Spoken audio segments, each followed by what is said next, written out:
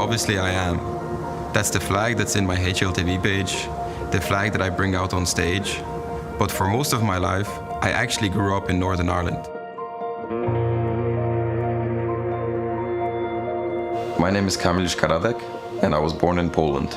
I lived in my birth town for around 6 years. For my parents, it was not the easiest to stick around and provide me anything that I was needed. So they made a decision to move out and have a better opportunity for us children at that time. Wyjeżdżając zostawiliśmy ogólnie całą rodzinę, wszystkich przyjaciół. It was just a better job opportunity that would ease our financial situation, you could say. No i wyjechaliśmy do Irlandii. Tata pojechał pierwszy.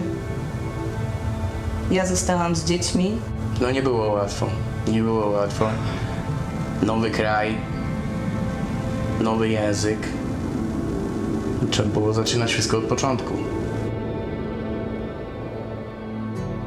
At the beginning, for my parents in Northern Ireland, it was not the easiest times. Obviously, the language barrier.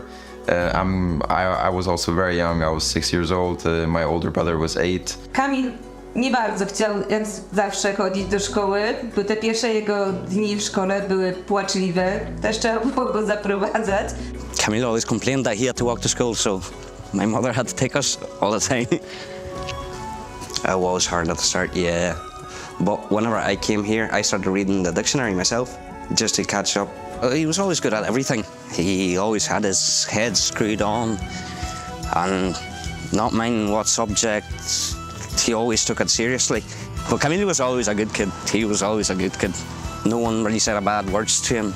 I put that sign up there, and my principal came over and said, "Oh, it's good to see you done something with yourself."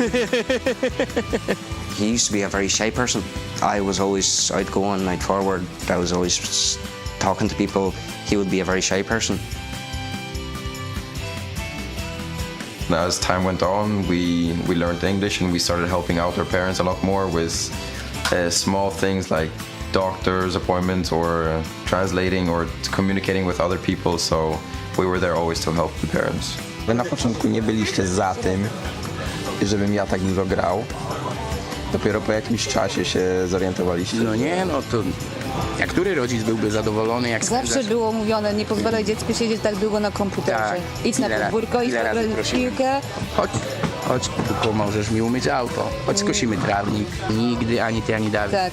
Nasz w końcu nadszedł moment, że komputer wylądował przez okno na podwórku. Mój błąd, bo później za parę miesięcy... Nie, to było za parę dni. Za parę dni musimy... Za parę dni musiałem... nowy. No, musiałem wydać dużo pieniędzy na nowy. He did fall in love with the game straight away. He always loved watching me play as well. That's when he got obsessed with the game. To me, it was very fascinating how there's teams out there, there's players that are making a living out of something that they love. And that is just something that I really liked about this game, that it was able to give you an opportunity to do something you love in life. Even me, after playing for a few years already in Ireland, I didn't know that there was actually some players out there until a certain point where I met someone on Faceit. It turns out they were from Ireland as well, and then they introduced me to that. Oh, they have this small league that they play. There's this one tournament, one offline tournament that they go to once a year. Occasionally I would play the Polish Pro League. I feel like I was not treated the best in terms of maybe people already created a certain image about me that was more on a negative side. The coach of Esports approached me one time. He didn't take into consideration the opinion that people had about me from the Polish community, and he just wanted to try me out anyways. We decided to go to boot camp with the team in Warsaw. And as the boot camp came to an end, it was during COVID time, so to fly back home for me, I had to take a COVID test. And although I was feeling good at that time, the COVID test still came back positive. My manager at that time, he decided that he would take me to my hometown, which is in Nissan. Every time my isolation ended, I tried to go home, so I went to do another test, and was doing a test, came back positive, doing a test, came back positive. So there was no luck for me going back home. Experiencing how the life is here, it brought me some memories from whenever I was a child, but also it showed me how developed the city became and how much I enjoyed being here actually. So he kept on always talking about it, that in here there's not really much opportunities, and people don't know what esport is. Protestants and Catholics here, you know, it was always, you know, they would burn cars in the middle of the roundabout and stuff like that. You know, police wouldn't even dare to come here. Even if you go to the beach, you can't even go for a swim because the water's so cold, it never heats up. Down in Poland, it's the people, the lifestyle, the culture, the opportunities, it's just way higher than what it is here. Ku naszemu zdziwieniu przychodzi i mówi: tato, mamo, wyjeżdżam. Zawsze mówiliśmy, że jeżeli tak czujesz, zrób to.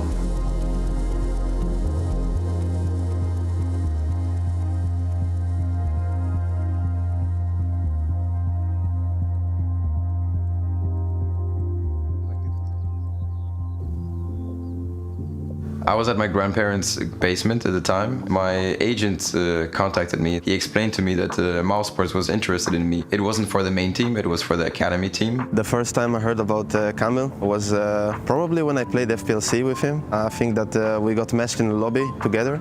Instantly we kind of had fun with each other, and I could sense there was some chemistry, so we started becoming pretty good friends from that point actually. MouZ came in and they said that they are looking for 2 spots on the team. One of it was an IGL and one of it was a lurk position. They also looked at my teammate Shane at that time in his course. So automatically I knew that Shane would go into the lurk position, and the only position that is left for me was the IGL. Me moving on to a full-time IGL leadership role, that I didn't see coming, but I knew I had to try it, and me becoming an extrovert was something that was happening during that period as well. Our success started basically since the very beginning, I would say. Like when we first got in the server together to start practicing, when we played our first official, we actually had no practice at all. I remember it. We played against Entropic, I believe, and we won against them, and they were like top 30 at that time or 40. So I think instantly you could sense that we had a great team. The Academy League, I think that was one of the biggest successes and the best thing that could happen to us at that time, actually. It just felt like we got the right experience at the right time. The whole point of the Academy team is that to build up a good foundation for the main team. As time went on, it finally happened that Torzi had an opportunity from the main team to join them. The coach, Cyclone, he also got an opportunity from the main team. After the coach, it was JDC that got promoted. Kamil and me obviously at first felt a bit left out. It was kind of a sad but happy feeling for our teammates. I was happy for JDC, Torzi and Cyclone, of course, but I was also a bit sad for me and Kamil. It came to a point where I had to make a decision of whether I want to continue and pursue reaching the main team, or do I take a side journey to pursue my dream somewhere else. And that somewhere else was Gamer Legion. I think that if he stayed a bit longer in NXT, he would have got promoted at some point, but I think that he made the right move to gain some experience in another team that plays more tier 1 events, you could say, and obviously he went on to go to a major final, so I was really happy for him. On paper, when you look at the names, maybe it didn't look that strong, like who would actually think about these guys being an underdog? From the inside, it just felt to us like we were very good. Once you start thinking about those prizes, or you reach playoffs, or you reach the stage, then you start thinking a little bit differently. But suddenly we put our heads up and we are in the playoffs already. Pierwszy turniej, na którym byliśmy, to był w Paryżu. Taki szok doznałam, kiedy spotkaliśmy się z Kamilem, a tam różni zawodnicy rozdawali autografy. Tutaj ochrona była. Ja tak stanęłam z boku i sobie myślę, jejku, gdzie ten mój syn jest? Ten mój mały, taki mało odważny syn poszedł tak do przodu, tak do świata. We spoke really well in the team, and we stayed positive. We believed in every moment, basically, and that allowed us to reach the final. To ja patrzę i mówię: Kamil, zobacz, tu idzie Karigan, tu idzie Simple. Tych zawodników, których Kamil zawsze uważał za najlepszych graczy na świecie, to się dzieje, to naprawdę się dzieje. Now we reach a point where we again reach really good results in my team, and I have to again make a decision of what to pursue, what to continue with. MOUZ came in and they said, "You've done a really good job. We would like to continue with you moving forward." For me, it was again a very difficult situation because now I just did really good with my team, reached the final of a major, and then I look at MOUZ and I see all my friends, all my the players that I grew up with. They are there waiting for me, and they are waiting for me to come back home and play with them. I was a bit worried if he would come back or not in some way because they just made the major finals, and that was right after that we wanted him back. Day one, it clicked again. It was just like I never left. The moment I joined TeamSpeak and I heard them speak, that is something I instantly thought to myself, like, I missed this, you know, like I really missed this. Good morning. Good morning. I think that Kamil changed a lot from his time in Gamer Legion. I mean, I think he became more mature. He wants to work, you know, like when we get to officials, like he always has the right mindset, I feel like, and he knows what he wants from us. No Kamil zrobił bardzo duże osiągnięcie. Strach do ludzi. Strach do ludzi. Jako introwertyk sytuacja odwróciła się nagle 180 stopni. Kamil teraz uwielbia przebywać z ludźmi. Można tak powiedzieć, prawdziwym mężczyzną. Z takiego małego chłopaka, młodego chłopaka, teraz widać, że jest taki męski.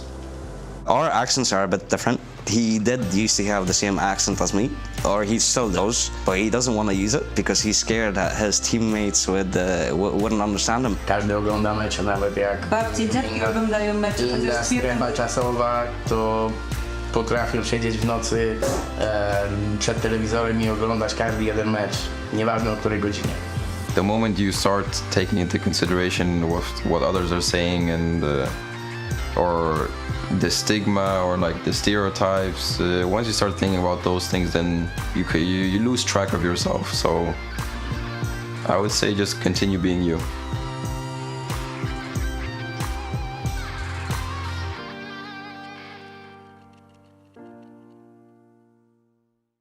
Вот видишь, какой ты бравый парень, в картузе в каком красивом. Посмотри на меня, это я Томас Шелби.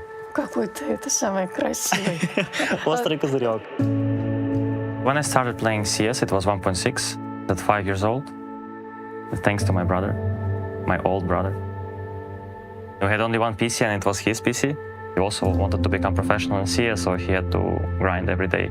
I was just hoping my brother will go for a walk outside so I can go and touch some PC, playing publics, getting banned on the server, going another public, getting banned.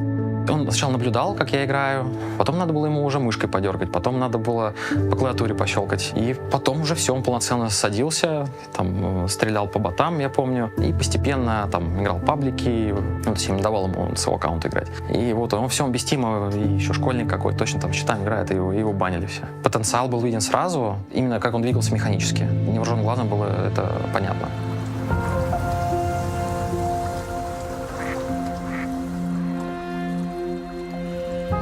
I have mother, father, my grandmother, my brother and me. They would spend all their time to work just for us to be healthy, satisfied with the things that we want. Obviously not with all the things that we wanted, but for example, during the summer they would economize the money, we would go for a vacation together, fly.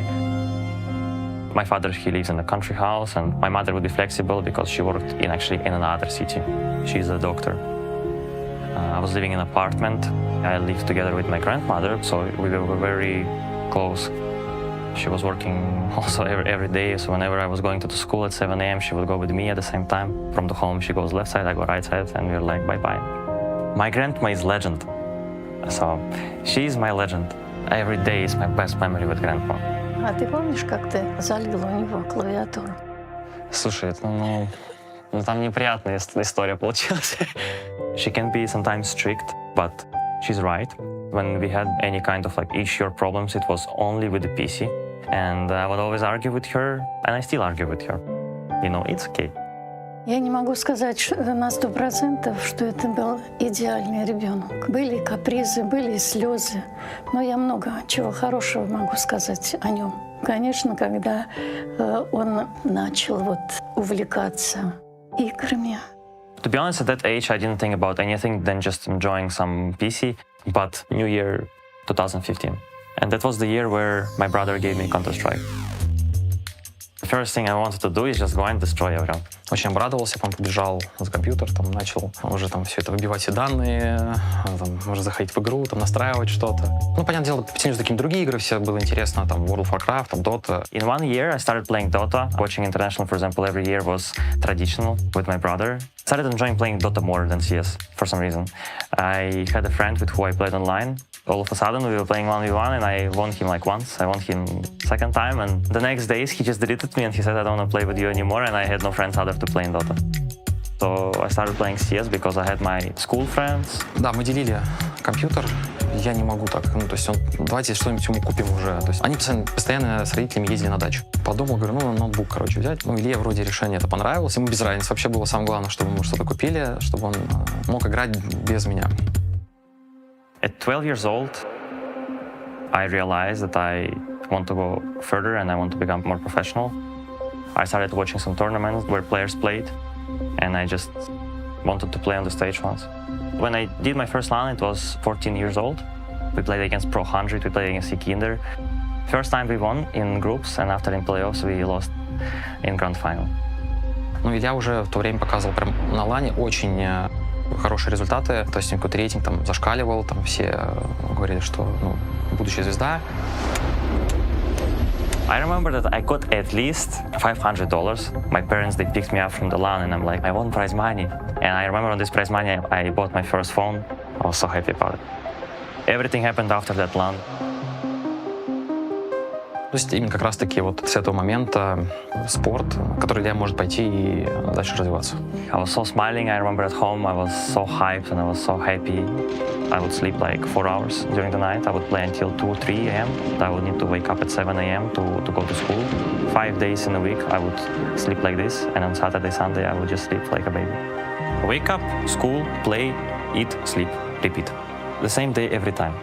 Я с утра вставала, смотрела на него, или там бабушка, синяки под глазами. Ну нет, он вставал, он шел в школу. Спал там 3-4 часа, шел в школу убитый, там весь сонный. Но, как правило, у Ильи очень хорошая память, и он очень хорошо учился, поэтому ему там учеба давалась проще.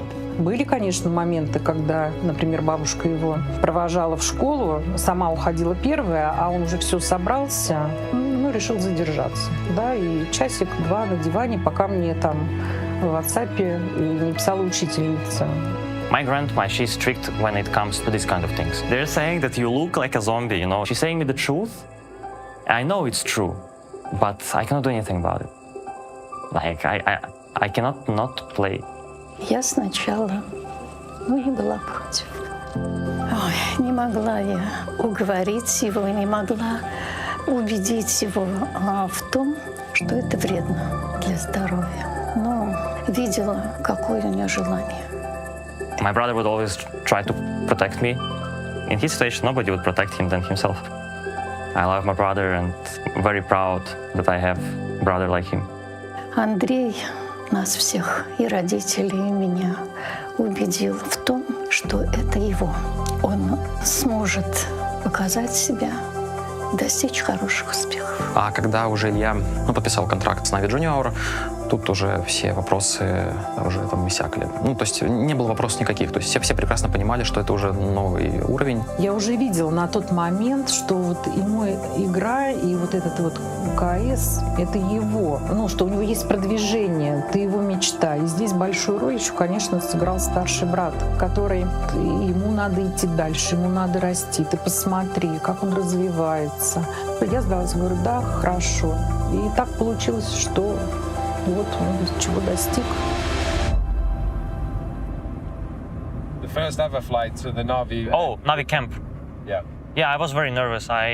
First of all, I was nervous just to fly there because I never flew alone in my life, only with parents. I just asked my manager and my coach to ask if it's possible that my teammate that will fly from another city pick me up first. And after we will fly together. Мы пока стояли в очереди, мы встретили одного чувака, который сколько жил? 7 лет. 7 лет. When I remember I entered the office, I see all the trophies they have. From Dota, from CS. I took a lot of pictures with it, you know. For me it was very inspirational because at some point when I started following Navi, Simple was idol for me and I wanted to find out if I can be better than him at some point. We played in semi-final against NIP Young Ninjas. For me, actually, I remember that game because I destroyed them. I remember.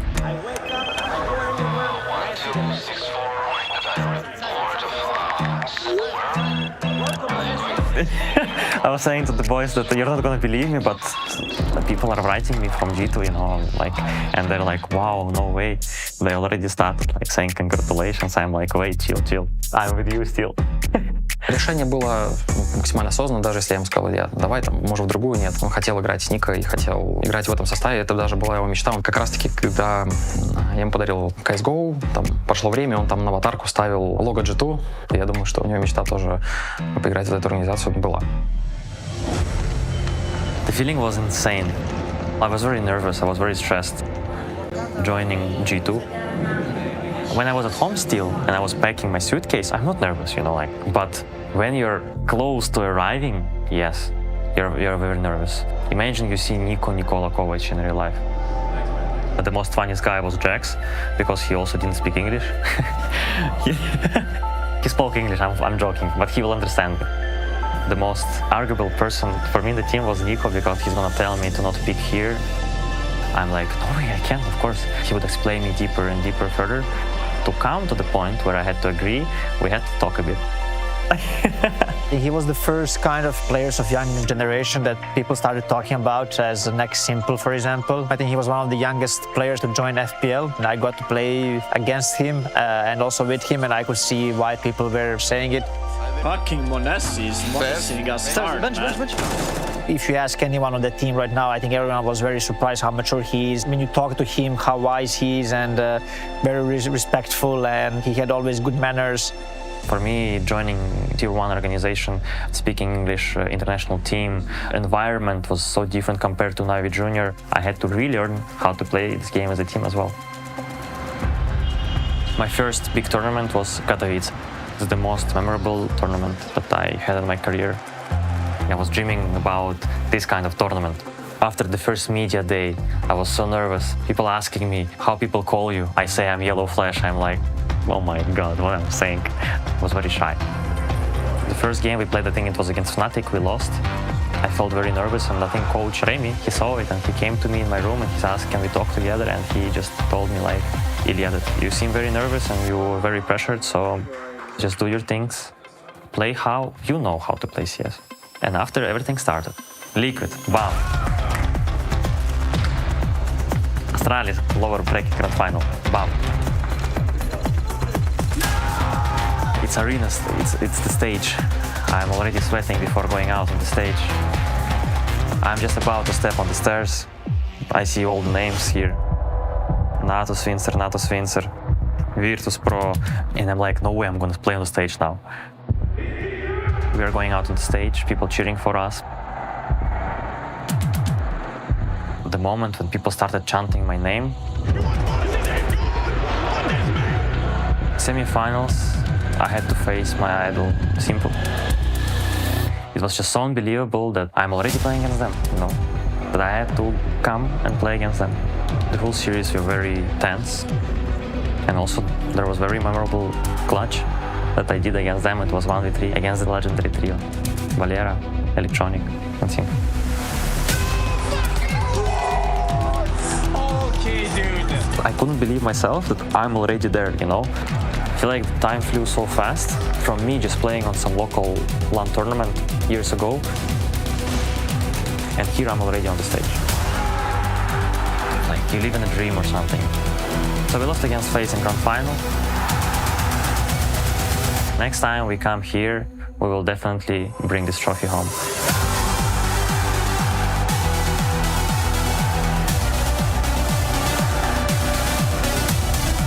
In the final round, you understand that you're just about to get the trophy. You cannot believe it, you know. When you get this feeling that everyone in your team is in the best performance that they can be, this is the tournament. Everyone in our team was at his peak. The Cologne run was very incredible. Nico was in his prime. Huxi was calling insane. Everything was like so well combined that we just went there and we won.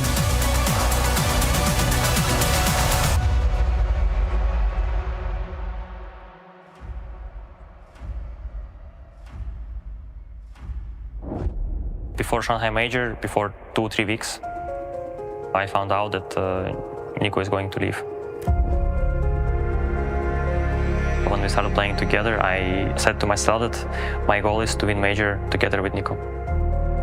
Mostly I was crying because I was thinking about him leaving, but also about that we just lost the Major. That was definitely the hardest moment in my career. I was also interested about other team to join. It was Cloud9. It was my dream team, but obviously I didn't have the opportunity to do. He was frustrated, and I think he didn't maybe realize that, you know, organization has that kind of a power that can block you. I was very focused to play with G2 and to create a history with them together. But how the year was going, I made a different decision. He just didn't seem happy in G2 anymore. Сказал, что наконец-то я буду играть опять с Нико. These losses that I have, they will lead to something big in the future, I strongly believe.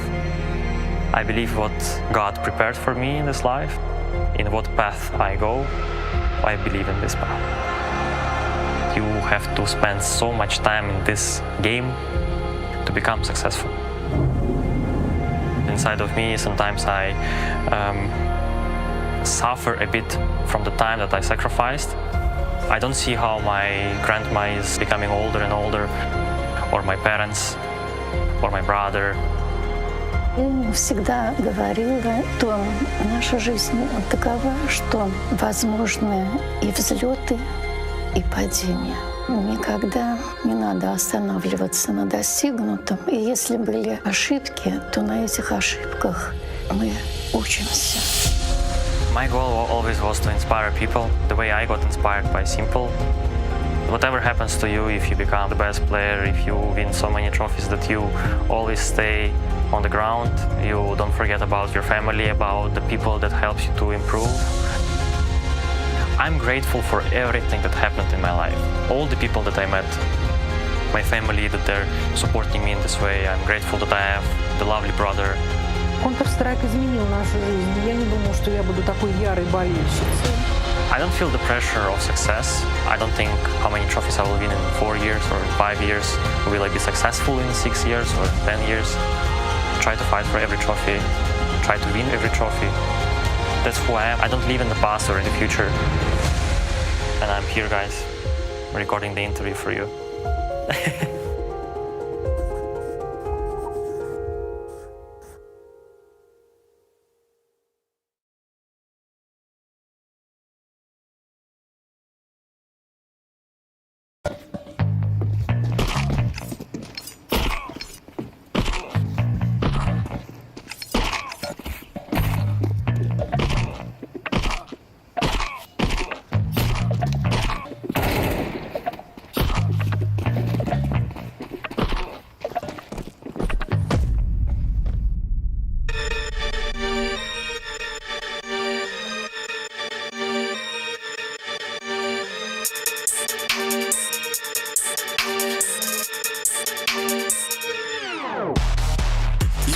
Try competing, but trust me, ain't gonna. Vincere tries the same double dip.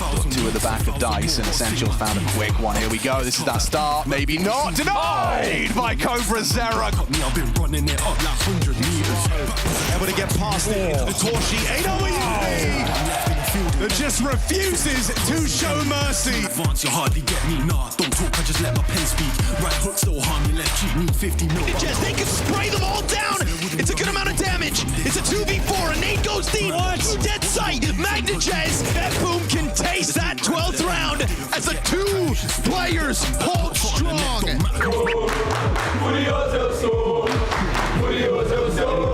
Listen, if they turn their back, just do 180, give them back-to-back air. Nowadays, ambition too rare. Man said he's about but where? Man, keep a flow too spare in case they wanna get real and scared. Guys, I have knife kill, okay? Oh my god. Where the restaurant?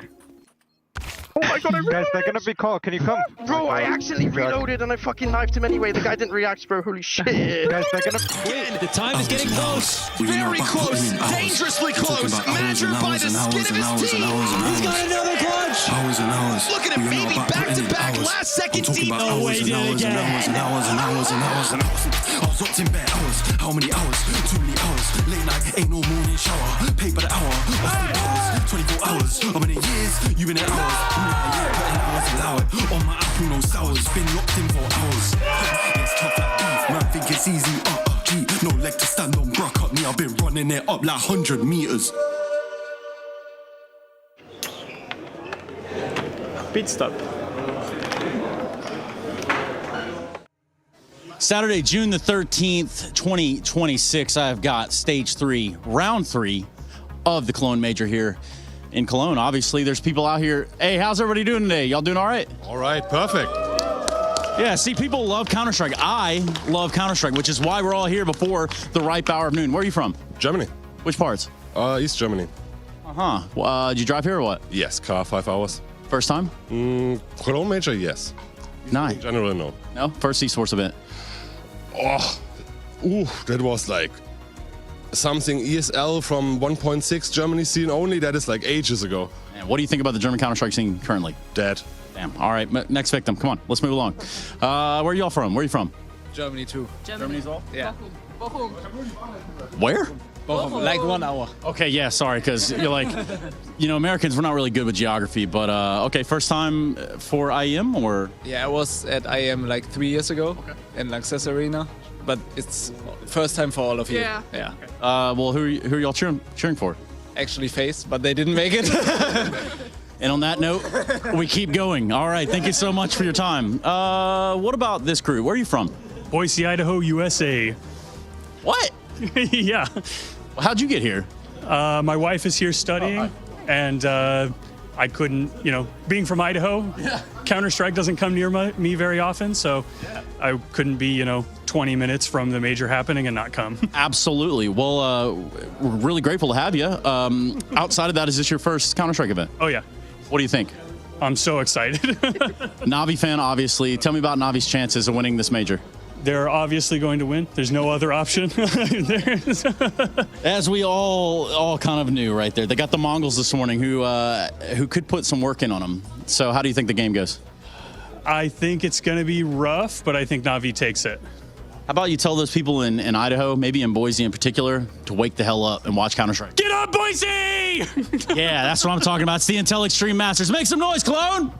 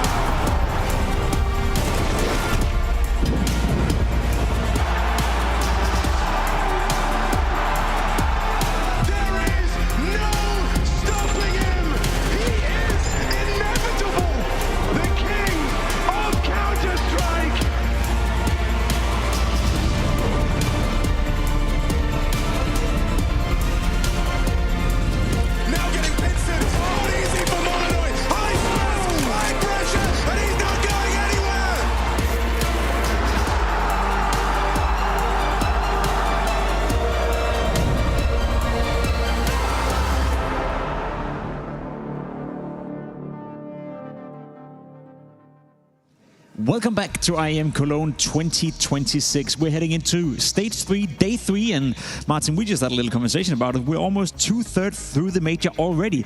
Don't know about you guys, but I feel like time is just flying by at the moment. It does, especially when you're watching the games and you're casting the games and you're analyzing the games. Everything around this major is quite magical so far. And for me, it's one of the best majors we've had so far. When it comes to results, yesterday just proved it. And the matchups today, I can't wait to see them because, well, this is filled with surprises so far. And yeah, it's not good for my pickems, but it's good for my entertainment. Also, Ash, for you, first time you get to experience a major on the desk, you know, where you have to go through stage 1, 2, and 3. You're not familiar with that too much, I guess. There's been a few occasions. How are you doing so far?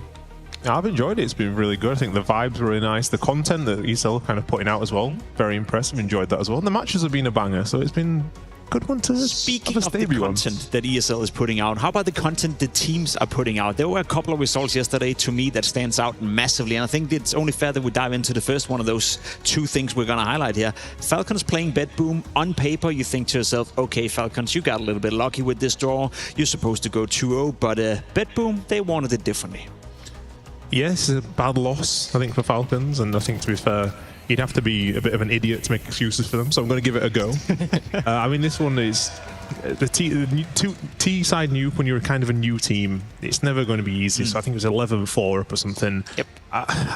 You don't really want to make excuses there, but this is kind of where you probably will get exploited, one of the hardest ones to put T-side on.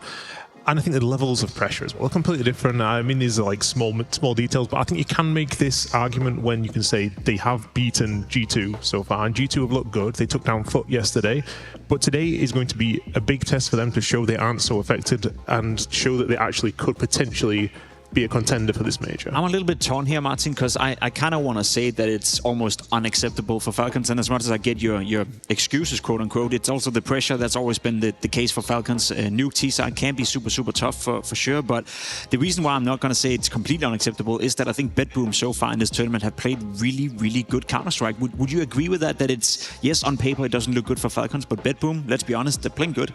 Very surprising how BetBoom actually pulling it off all the way from stages before. Yeah. I think they've been playing very chaotic way, very like natural as well, because this is kind of like where they really thrive as individuals, and it feels like there's no weakness to exploit. When you look at the Falcons, we've said and we've seen it before, where there are some players, and I'm gonna name Kerrigan one more time, that there are clearly targets on his back, and whenever there's a chance to exploit him in certain maps, they always do it. And yeah, he's not having a good time so far in Falcons, but as he said, it's not his priority so much his individual form, but obviously he needs to integrate his whole system, his vision, his tactics, and everything around that. So I'm gonna give them a leeway still, but as you're saying, Falcons should be beating teams like BetBoom, and I've seen some fans actually mention it, like, well, this is a super team, they're getting paid a lot of money, but the money doesn't remove pressure. If anything, it just adds the pressure. It's definitely something to look out for, whether or not Falcons can continue their journey here at the major, or if they surprisingly will fall out before the playoff. Enough with that for now. The other big surprise we had yesterday, and to me, arguably one of the biggest surprises of the entire year so far, Vitality losing a best-of-3 game to 90. Yes, and I was watching this game. It was on the B stream, obviously. After the game, I spoke with Luchov, but when I was watching this, it felt like Vitality was just playing probably even like a C game. Like, this was one of the worst games we've seen in a long time, and I'm counting IEM Atlanta into that as well, where they didn't manage to grab the trophy.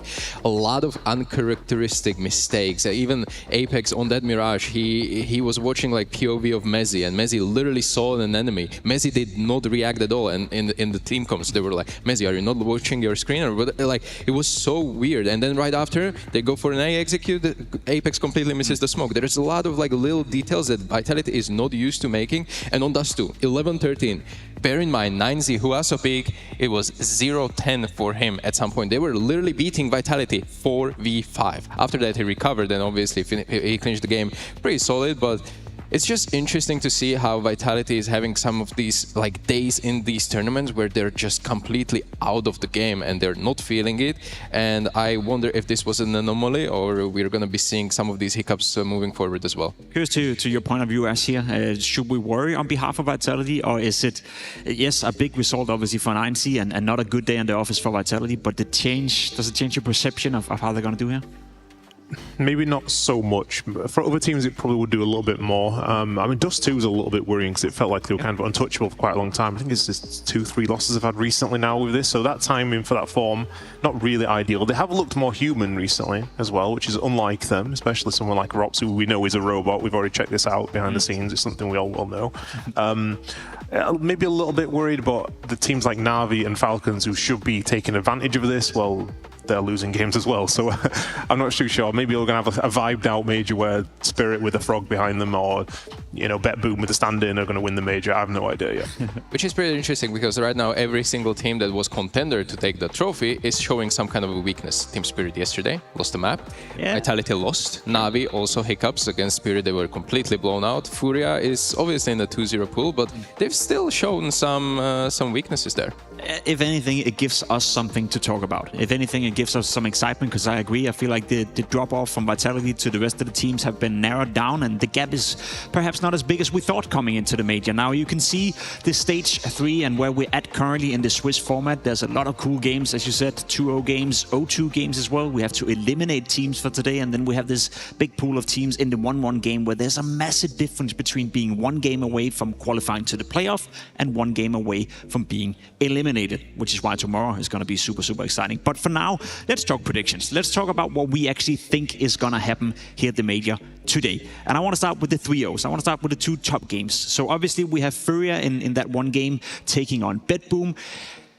Is it safe to say that FURIA are still heavy favorites despite BetBoom showing to be as good as they are? I do think so. I think FURIA should be taking this. I'm not taking any credit away from BetBoom. I think this will be still incredibly close game, but it quite lets you wonder where's the limit for BetBoom and how they are performing. Obviously, this is a heavy topic where the skill ceiling is, but FURIA should be taking this. I don't want to say too comfortably, but I think this is not going to go even to the 3rd map. If there's one thing I've learned about you guys, is that you're not afraid of speaking your mind, and you're not afraid of a bit of a challenge. So give me your top 2 reasons as to why BetBoom can beat FURIA in this game.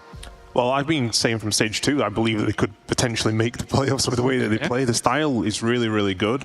And the firepower, MongolZ is Flammus, and the other guys are shooting well as well. Boomich seems like he's playing the best individual level in a very long time for him as well.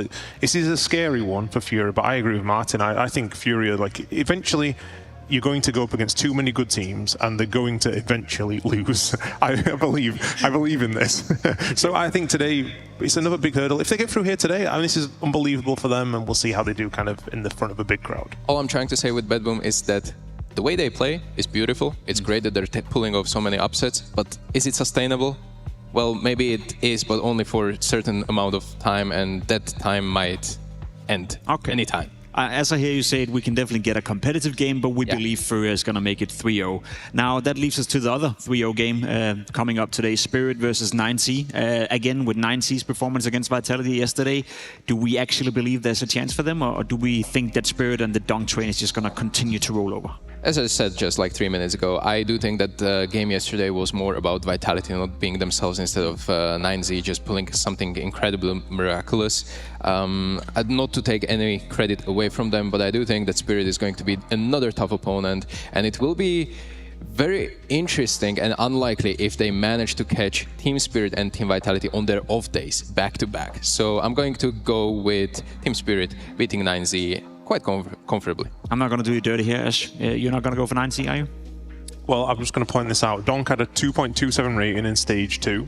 His first game, 1.98 rating. His second game, 1.41 rating. So in this kind of trend, he's going to be 0.2 rating soon. So we'll never know. He's washed. I feel like you need don't get a 0.6 rating for them to still win. I'll make the decision for us. We put FURIA through, we put Spirit through in the 3-0 advancing games. Now that brings us to some of the more spicy matchups where I don't know why I'm a sick guy like this, but I love elimination games because that's where you get the best and biggest emotions out of the teams. While you're playing for survival, you're playing to stay alive in the tournament, and 2 teams who probably were hoping not to be there to begin with is Bait and FUT. I think one of them has been expected in terms of Bait. Maybe we're heading into a stage 3 now, Ash, where the competition is just too steep. There's too many good teams. But for FUT, I think a lot of people had them as a playoff contender.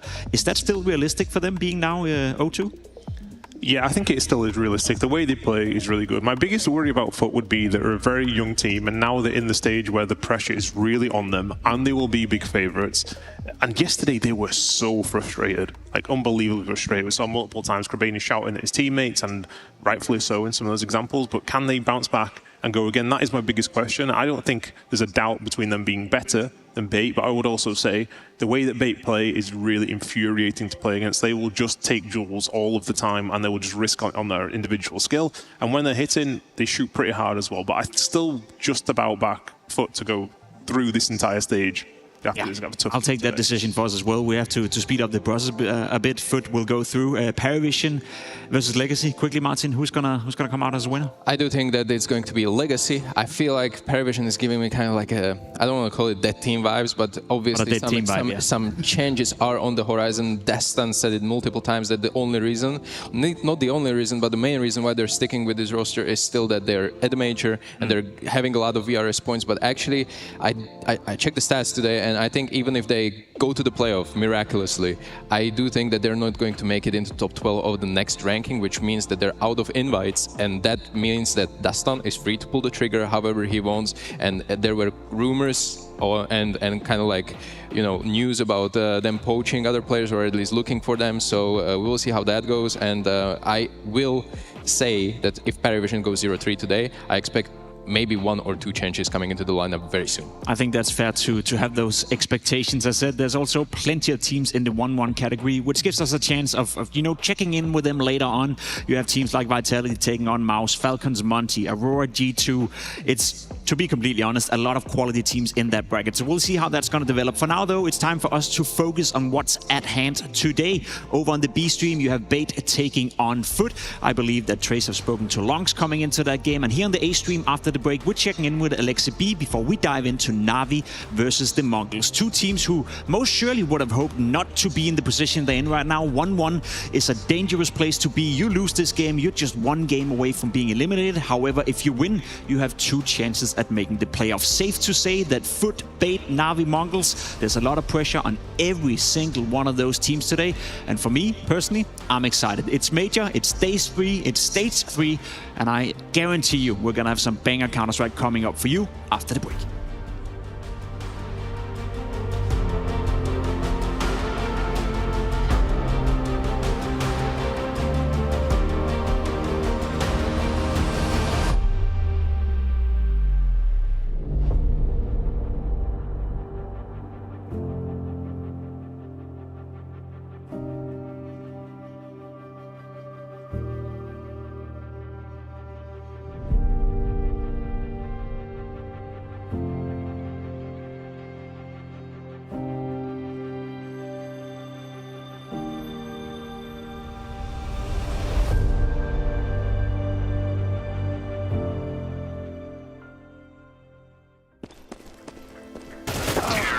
Bro, you're baiting every round. Talking about? I had so many trades. You're trading anything. You're miles away. I carried you. Tell me game. 1 round. Hold on. Let me pull up CS stats.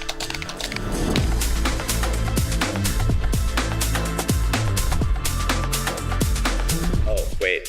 My bad. You suck. Settle your debates. Search your profile on CS Stats and turn on tracking to see all your games.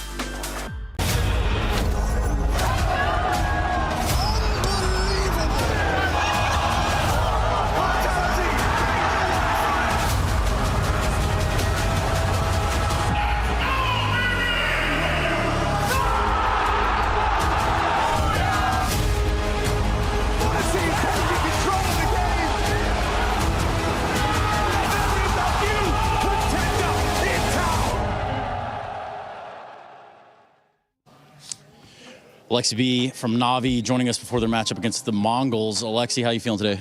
Feeling good. Nice. It's a good day for some Counter-Strike, especially for a 1-1 game. Now listen, Navi opening loss to Spirit. What tone did that set for Navi?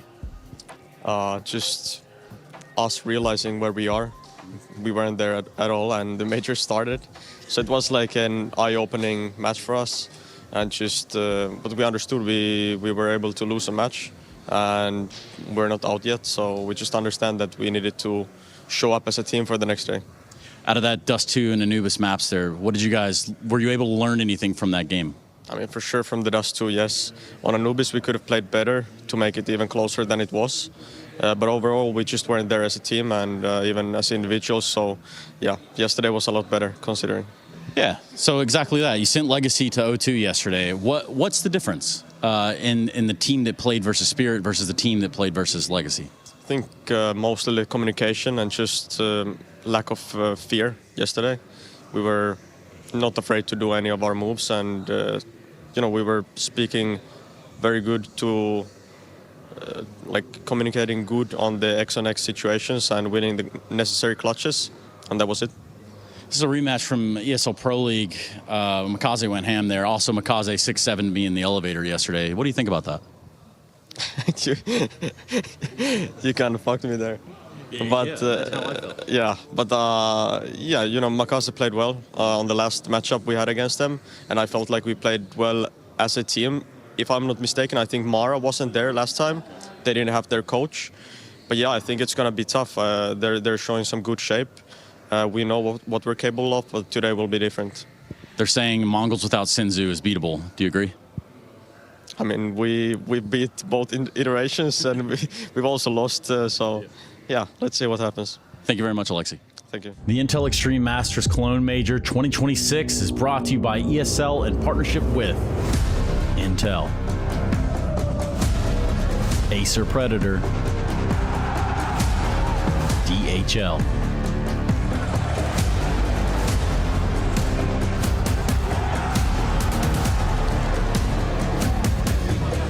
and Zoe.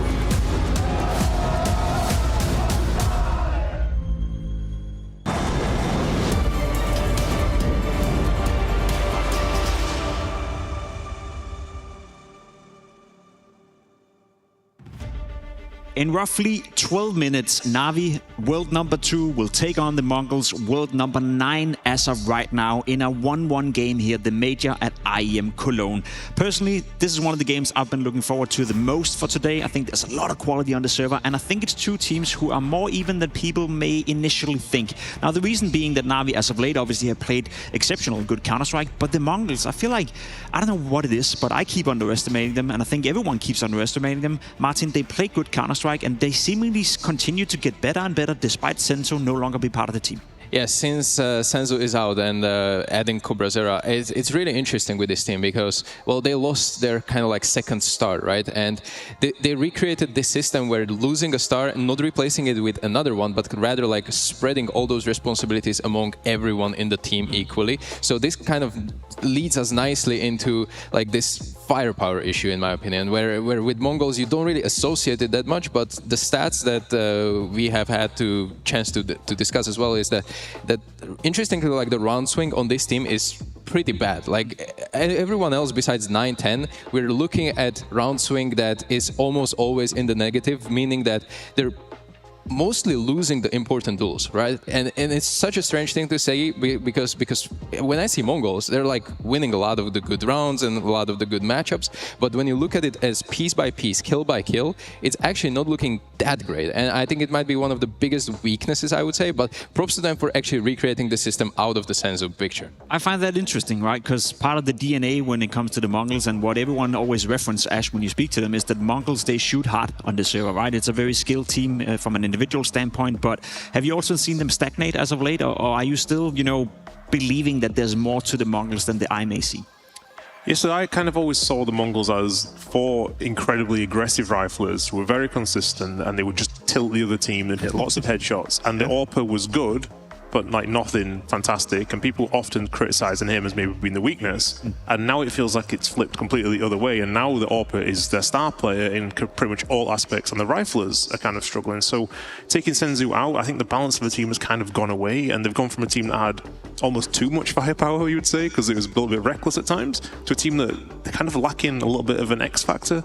So I don't know, I can understand why they kind of stagnating, I guess would be the kind of the word, but it feels like they kind of have a limit to how good they can be right now until everyone else kicks on another level. I think that's a fair point to raise, that we maybe have, you know, lowered the skill ceiling of the team a little bit by removing Senzo, bringing in Cobrazera, even though I think Cobrazera has done better than a lot of people would expect.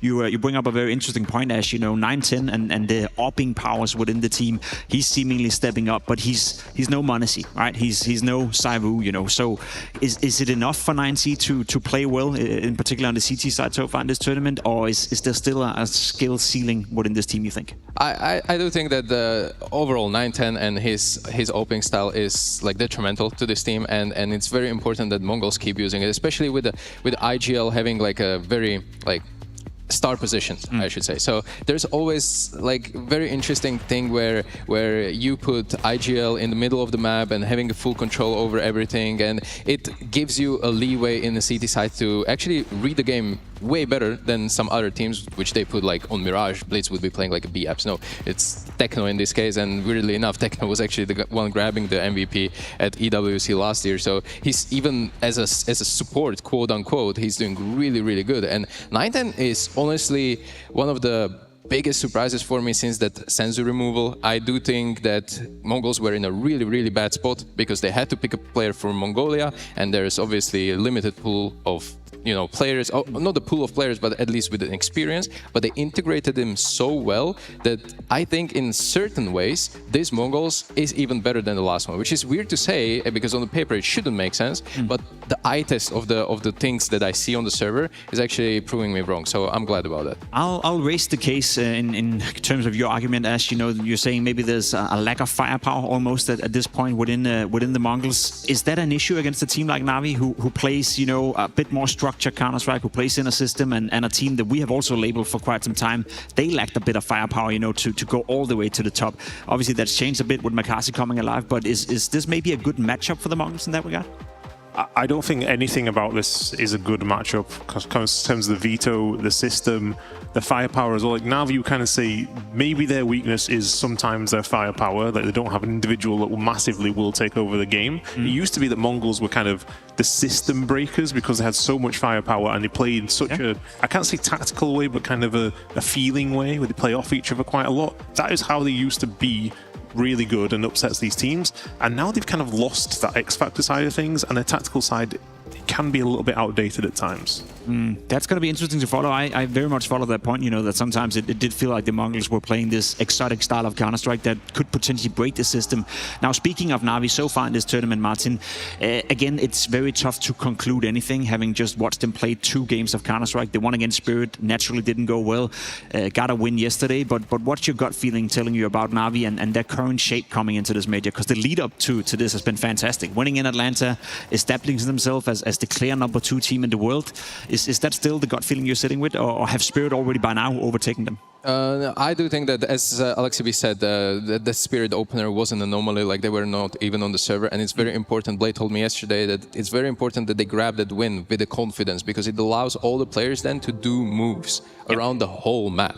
Like, this creates so much more pressure points around the map. It creates so much more depth in the playbook that they suddenly can use, because some moves, some strats you only want to do when your top players are on their A game. Sometimes you just want to lean into more structured ways, but now Navi, with the win yesterday as well, can feel really, really dangerous on the server. Speaking of individuals and speaking of confidence, I feel like if there was one player I would target within Navi to say he's the most prone to be either playing good when he's confident or maybe playing less good when he's not confident, is Imma. And so far, Ash, he's been on something.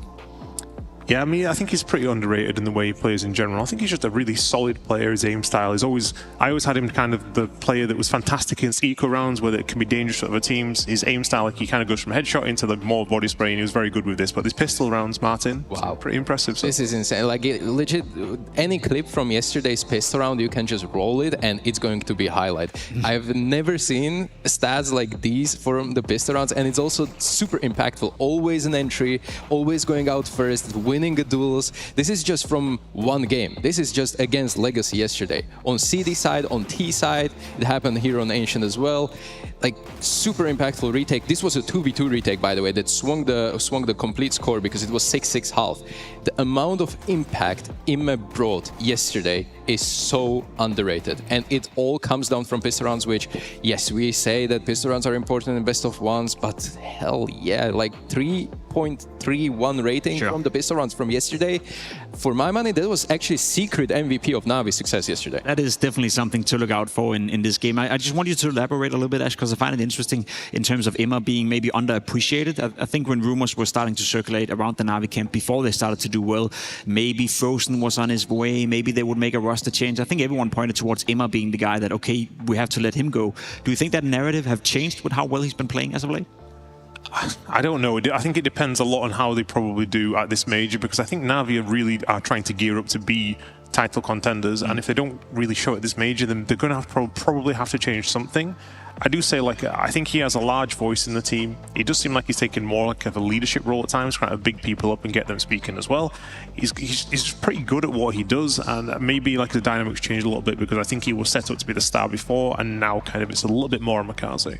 A little bit more on MongolZ, and that's the point I want to bring in right here, right? I feel like MongolZ has been a big revelation for this Na'Vi lineup. They kind of always had the stigma of maybe lacking a bit of firepower, but with MongolZ stepping up to the occasion and really being an aggressive rifler and a player that, you know, whenever you speak to him, Stuko, it always feels like he thinks himself that he's the best player in the world, and I admire that kind of confidence. Now, so far at this major, as you can see, as per the stats, he hasn't had the best start.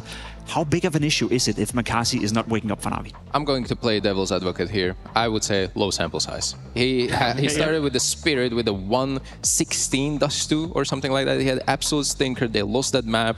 As we said multiple times on this desk right now, that was an anomaly. I do think that he can easily bounce back. Well, not easily, but there's opportunities for him to bounce back. And I would just not look too much into this because that was probably his worst map in Navi's jersey, and therefore I'm going to give him a leeway and see what he brings today, because this guy is an ancient god. Like, on ancient, he seeks so many duels, he fights for mid control, and he's creating ways how to do it so successfully that, in my opinion, this is a pinnacle of that map, and against Mongols, that will be very important because they like it too. So in other words, he's mega important for Na'Vi. I think he's really important, yes. And there's a few narratives in this game. The IMA pistol rounds, 9-10 on CT side, for example, and also MongolZ, can he bounce back? I don't think he's hit 15 kills yet in any of the 5 maps he's played, and this is very unlike him. They need him to just get warmed up and get going right now. We can't wait any longer for this. I think that's the difference between Na'Vi being a potential title contender and Na'Vi just being a solid team, whether or not MongolZ is waking up. Very much do agree with you, Stuka, though. This is a great game to do so. Vito, anything you're expecting here? Yeah, Nuke for me makes sense. They won the last 2 times here against Na'Vi, so that was for sure one. And also Na'Vi Ancient, that felt like an absolute lock. And if they get Mirage as well, I had this down as the dream veto for Na'Vis. This is a little bit of a scary one, and also Na'Vi won 4 of the last 5 series against the Mongols, so I'm not so sure that I'm very happy with this. Dream veto for Na'Vi, but Mirage as a 3rd deciding map, not too bad if you're the Mongols either. Yeah, are we gonna get to the decider? That's the question. That is the question. What do you guys think? You know, you're the experts.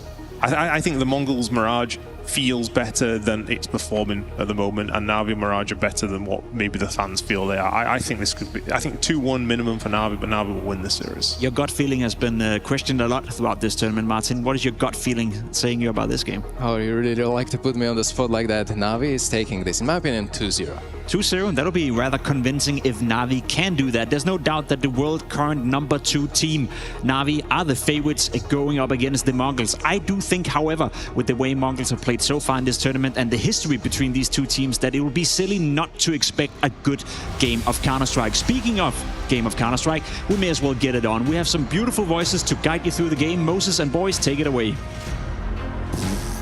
Boy, I'll take that. Thank you, Jacob. Let's get into it. We've got Na'Vi versus MongolZ kicking off first here on Nuke. We got MongolZ versus Na'Vi. I mean, this is hopefully going to be an absolute banger, Jason. Yeah, well, let's find out. We've seen a couple different looks at a Na'Vi. Alexi had a good conversation about that, not even showing up on day 1 of the major, but bouncing back yesterday.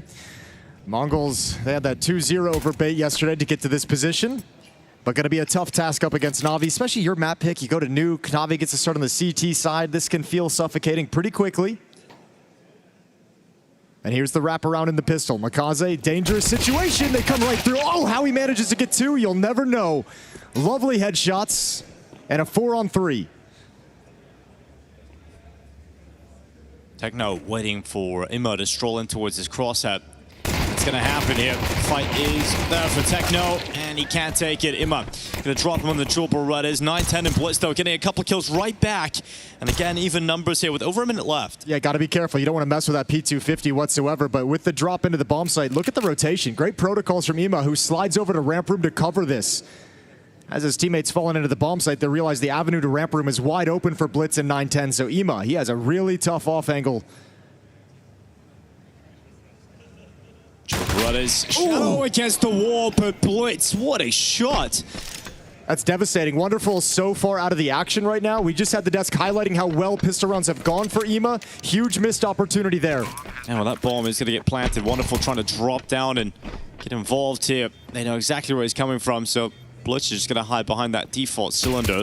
Headshots good for Wonderful. Peels away 9-10. But Blitz not peeking out, looking for a 4K in this pistol. He's got 3 already. Now his position spotted. Wonderful doesn't have a kit. He hasn't got any utility, and the flashes coming through from Blitz. He had 2 of them, and he banks them off the wall. Wonderful gets blinded as he tries to move forward, and he just can't get to that kill. So what a pistol round out of Blitz. Yeah, really, really well done. Quad kill for Blitz. That snap on towards Emo over in Ramp Room is a strong, strong contender for the kill of the round. Turns it in MongolZ's favor, and a lovely 1v1 clutch with the utility. Na'Vi had control of this situation. After these 2 kills, everyone's outside. It's all looking good, and then just 2 kills snap right back. The P250 from 910, a Glock outside, and Na'Vi gets stuck and fights out in the open that allows MongolZ to bring it back.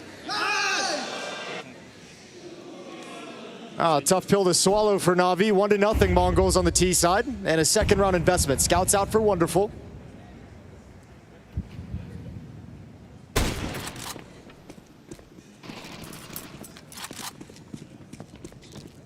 And Na'Vi do want to fight for this, or at least fight for the chance. MongolZ just behind the smoke in Mini.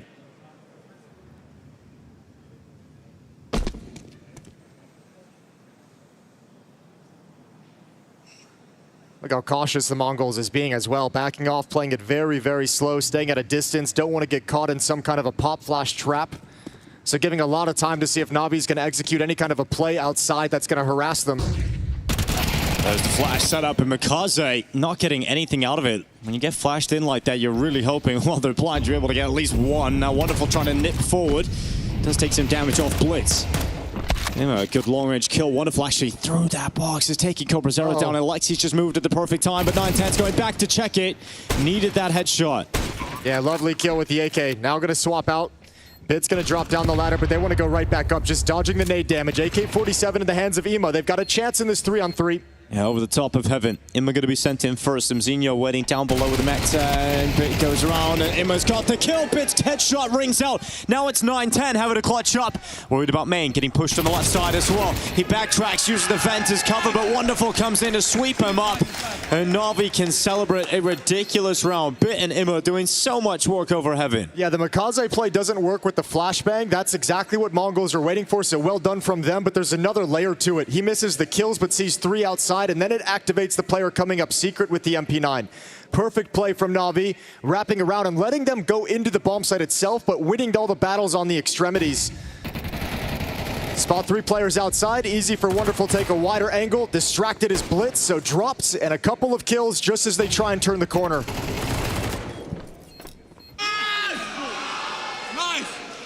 Na'Vi right back into it.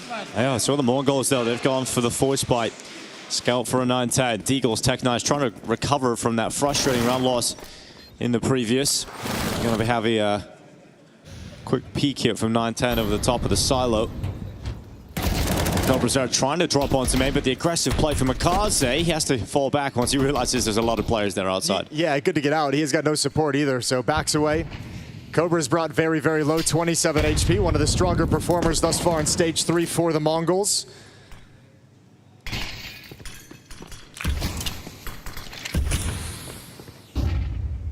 I heard the devs talking about how MongolZ is going to have to step up how important he is to Na'Vi's success. A couple of plays activated outside, hasn't made the most of just yet in the early stages, but Imma looking to try and devastate the outside forces of the MongolZ. Under a minute on the clock. Good shot from 910. A response is needed from Imma, but he's taking a lot of damage on board, so he can't really stick around. He has to try and draw back. He's throwing utility at Blitz to slow him, and that does a good job at making Blitz seem like he's stuck in the mud. Yeah, but during the chaos, Alexi B's fallen as well. This is getting really awkward now for Na'Vi. They've been whittled down. MongolZ, this is a great time for him to step up. Slides back into the bomb site. Molotov to delay the attack. Outside control for the MongolZ now, and they can wrap all the way through Yard. 30 seconds left. Bit, timing looked away. Got his crosshair back in time to do damage to Techno still. But there's 25 seconds left. Yeah, they're doing okay, though. They've done good damage to Techno and Cobra. This is a recoverable situation. Obviously, he feels a little bit bad being a man down. MongolZ stuck inside the bomb site as well. He's got a lot to be concerned about. 10 seconds. MongolZ waits. Low HP. Finished off. Blitz headshot comes through too. And now with 7 seconds left, the Tech9 rattling forward for Techno can do nothing. So he backtracks, and although a couple of chances there for the MongolZ, it's Na'Vi who stabilize, and MongolZ with the important 2K towards the end of the round. Well, Techno's going to get no bonus money, so down on 650 with that M4 brought forward into the next. However, the rest of his teammates going to sit back and save, so Na'Vi should be able to pull it right back under their control. This is a lovely round from MongolZ. Just talking about his need to step up, and that's a beautiful double kill. Very quick to transfer over to Blitz as the second player swinging. A 2-1 advantage for Na'Vi. Now they've got money advantage and a chance to build it up even further. Well, Techno has an M4 at least to play with. Considering he's their only weapon worth talking about, they send him up towards Hut, but utility lands towards him. So for the time being, he's going to be blocked out by flames, now smoke. Been a really odd, rough year for Mongols trying to recover out of losing Senzu. That whole situation a little bit crazy. Results have slipped. Effectiveness has slipped. They've stopped feeling like they have that dangerous element of being a trophy contender where we started feeling them build into it. But still have maintained just the level of being dangerous in these best of threes. Techno brought it down to about 52, and they'll be forced elsewhere. Yeah, Mongols are always such an enigma, right? You don't really know what you're going to expect or see from them. It's hard to have any confidence in them when you hear things on the outside, like they've been pretty vocal. I mean, the lack of boot camps, they don't practice hardcore for a bunch of events the way the other teams do, so it's hard to get super excited about them, but then you see them play and you're like, well, they are still good. Yeah, you know, what can you say about this? The floor is just super high. It's just also, there's just this feeling of like missed potential. Like last year, you know, they were on a run. They come to Cologne, they don't practice, and it's like, oh, what is happening? How is this happening? Yeah, when they're not Major practicing, finalists. making it to finals, lifting trophies, it's a little bit weird. Yeah, 1 year ago, you know, in Austin, a team that made it to the major final. A long journey for the Mongols since then. 3-1 lead for Na'Vi. Mongols finally getting the buyback. They've got a MAC-10 here for Techno, and those outside smokes going to be deployed. Oh, one's been spotted up on the roof. Good shot from Blitz. Wonderful, showing a little bit too much. Plenty of Na'Vi players in position, though, to recover the loss, but the silent cross behind the smoke wall. It's going to be broken. 910's going to be out in the open. Ooh, that's the bomb. That is the bomb. You need to drop it, and you will. That delays everything. Yeah, 910 actually could have made it across. It seemed like he stepped back into the danger. This is a disaster, though. Two players made it across, but now they can't actually get the bomb to connect up with him. That's a great kill from Cobra, but I think Emo wants to challenge here. Yeah, there's still an advantage for the Mongols, but if Emo goes down, it's right back in Mongols' hands as they now cross safely down Secret. Okay, well, nobody's even budged down Secret. Bit is still over in ramp room. Alexi B in the upper bomb site. There's no chance Na'Vi get down here in time to stop the plant. No chance they really recover it, so I think the idea is to save. Bit can come investigate while the bomb isn't down, see if he can shave one off on their passage into the bomb site, but you're risking the weapon on doing that. So he'll just stay conservative and look to save with Alexi. A second round now for the Mongols. I mean, that's just so disappointing for Na'Vi. You get the bomb dropped outside, those smokes fade away, and you still end up losing quite convincingly. The disappointing part is losing Wonderful up on top of the box as the first kill, right? Like, you have a good setup to defend outside, and you don't even really get a chance to, like, kind of challenge. Wonderful didn't even realize he was in any significant danger before he gets killed. I think that's the bummer for Na'Vi, is having that kind of a setup and ready to play off Wonderful's information and contact, and then having the entire idea ripped out of your hands.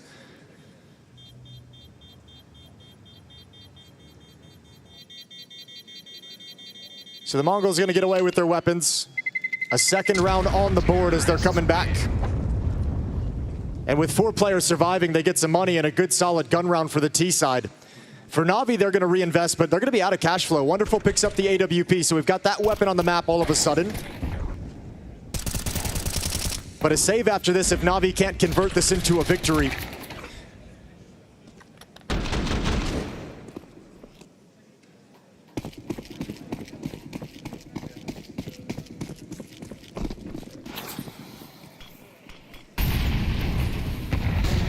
Well, quick attack towards upper. Utility running out. Techno trying to get through, but he's going to stop by MongolZ. Now MZ just sent forward. Flash is trying to get into the vent. Diving down. They're all joining him. Mongols flood into the vents. And they've made it, 3 of them as well. Molotov to delay the rotation. Mizinho getting the bomb planted down lower. Bit has just dropped. Danger outside. Good. Oh no, out of ammunition. Out of ammo, and 910 wins a tough one. Another important fight being lost here by Na'Vi. Imma trying to get the trade back here on 910. This chews time off the clock. Oh, sees the barrel. At least he knows it's there. But in the meantime, Mzinho's taking Bit out. And you're so far away if you're Na'Vi. I think you have to save again. You don't want to risk Wonderful's AWP. You've got all three players with kits. You don't have any smokes, however. They are rotating over towards ramp room, but we're so deep into the bomb, it's not even worth it. Yeah, they're going to back away immediately. Alexi can drop an M4, so next round is still going to be a strong buy from Na'Vi, but MongolZ is starting to wrestle control away and build momentum here on this T side.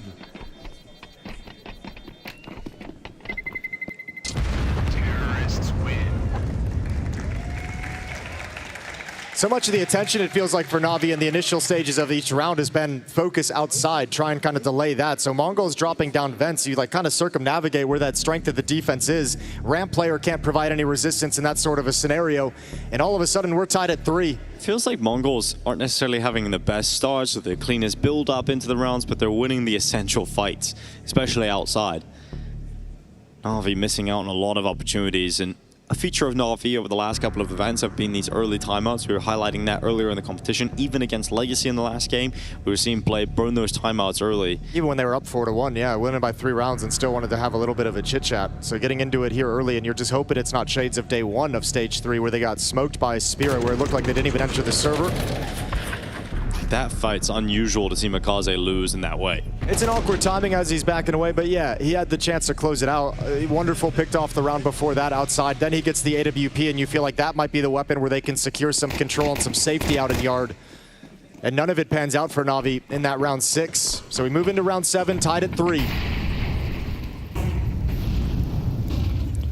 9-10 on the prowl outside. He's got the scope up. Wonderful. Will he go far into the open? No. So Wonderful's going to get opened up with CobraZera as his first kill, and that's going to be the advantage here for Na'Vi. Yeah, really nice timing. They've struggled converting 5-on-4s, though, against Spirit, winning tons of opening kills. Same with against Legacy yesterday, but there were plenty of rounds those teams were able to bring it back in a deficit, and we just saw MongolZ win a 4v5 in the previous round. So Na'Vi looking to capitalize on this advantage. Wonderful's mobile with the AWP, slid over to ramp room now. And it's the perfect call as MongolZ wheel their way in this direction. He'll have another chance. There's a jumper on the corner. It's going to be MongolZ who's taken 9-10 down elsewhere. Wonderful, hoping this AWP can ring out, but they've got the information on his position. You could pull Bit over to try and help out. The support is there. The AWP gets one more and puts Techno into the clutch. He'll actually make it down, but the rotation's already arrived. It was at the control room window, so Techno stands no chance at doing anything in this round. He'll try and get a bomb plant. Ima shatters the windows, and a bomb plant is through, so he's getting that over at least. When you really feel like you can't win the round and the best there is to do is the bomb plant, you're just going to stick it. Yep, and he gets a headshot on the way out the door as well. So it's going to be Na'Vi recovering and a 4-3 lead. Not bad, but I think it could have been a stronger win for Na'Vi. I think that could have been cleaner after some of the kills they get. The wonderful pick outside. Heading towards ramp room as well. You know exactly what's coming. Some missed shots from Wonderful down the stretch. Hey, Blade showing too much emotion there. I don't know. He's getting told off. FURIA. You don't see Blade showing too much emotion. A little bit much, Blade. That's a weird one. Sentence he's never heard before. 4-3 for Na'Vi, and it's MongolZ who take the timeout. A chance for them to have a little chit-chat, as after this investment in this round, a couple players going to be really hurting for money. So Mara wants to get them back to winning ways and keep this close. And really, I think doing a pretty darn good job. I mean, outside, they've been able to overrun it. They've been able to overcome MongolZ, trade their way into some success towards Secret. They've been able to negate and get past Wonderful a couple of times. So I think for game plan-wise, there's no reason for the MongolZ to panic at this point. Perhaps just a little chit-chat. Wonderful has his AWP. No AWP on the other side for 9-10. And we're live into round 8.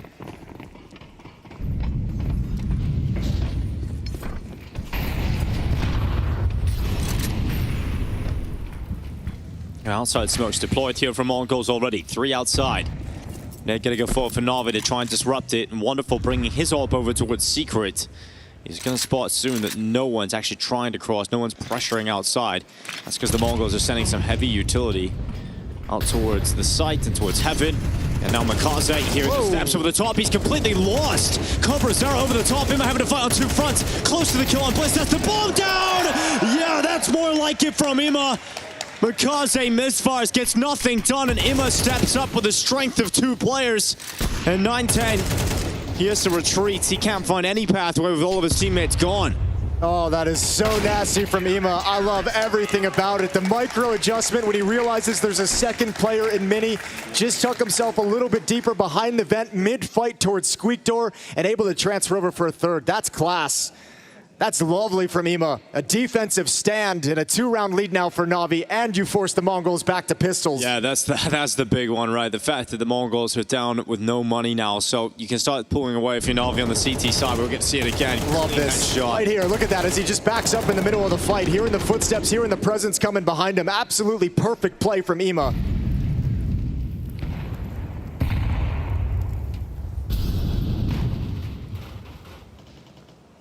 A couple of individual players, particularly MongolZ outside, has had a couple of moments that look a little bit confusing, a little bit lost, but I mean, Ima's just had a great start on the rifle. You know, MongolZ, yeah, he's had a couple rounds, a couple moments that we've seen that I feel like they've gone against him and hasn't done exactly what we expect him to, but he's been getting a lot of attention, a lot of different looks, and a lot of variety headed his way.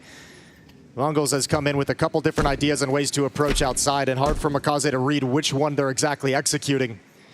So this time going to play it a little bit more passive and more in tandem with Wonderful. Playing at the single box, Wonderful going to be back in heaven.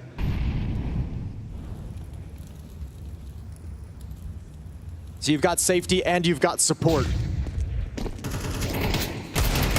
Cobra turning the Deagle back, trying to fight out towards Secret. It's going to be MongolZ coming forward and cleaning out these pistols. Oh, Bit's going to stop the bomb plant. Well done. Good rotation. The call that they drop down into the vents. Techno can't even get close to a bomb plant this time. 6-3 for Na'Vi.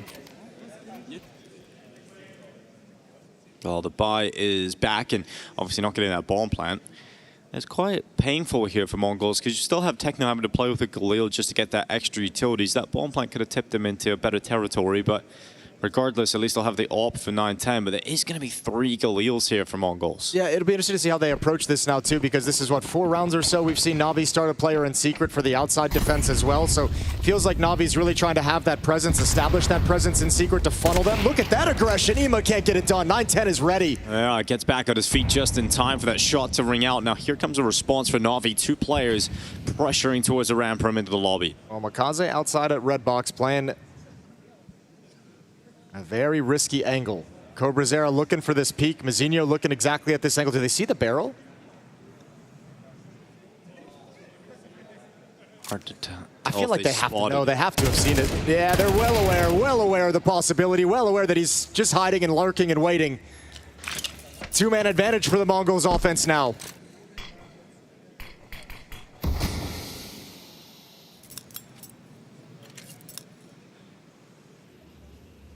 We'll start taking those resources from outside and bringing players back inner. You've already got 1 player down lower. It's Blitz.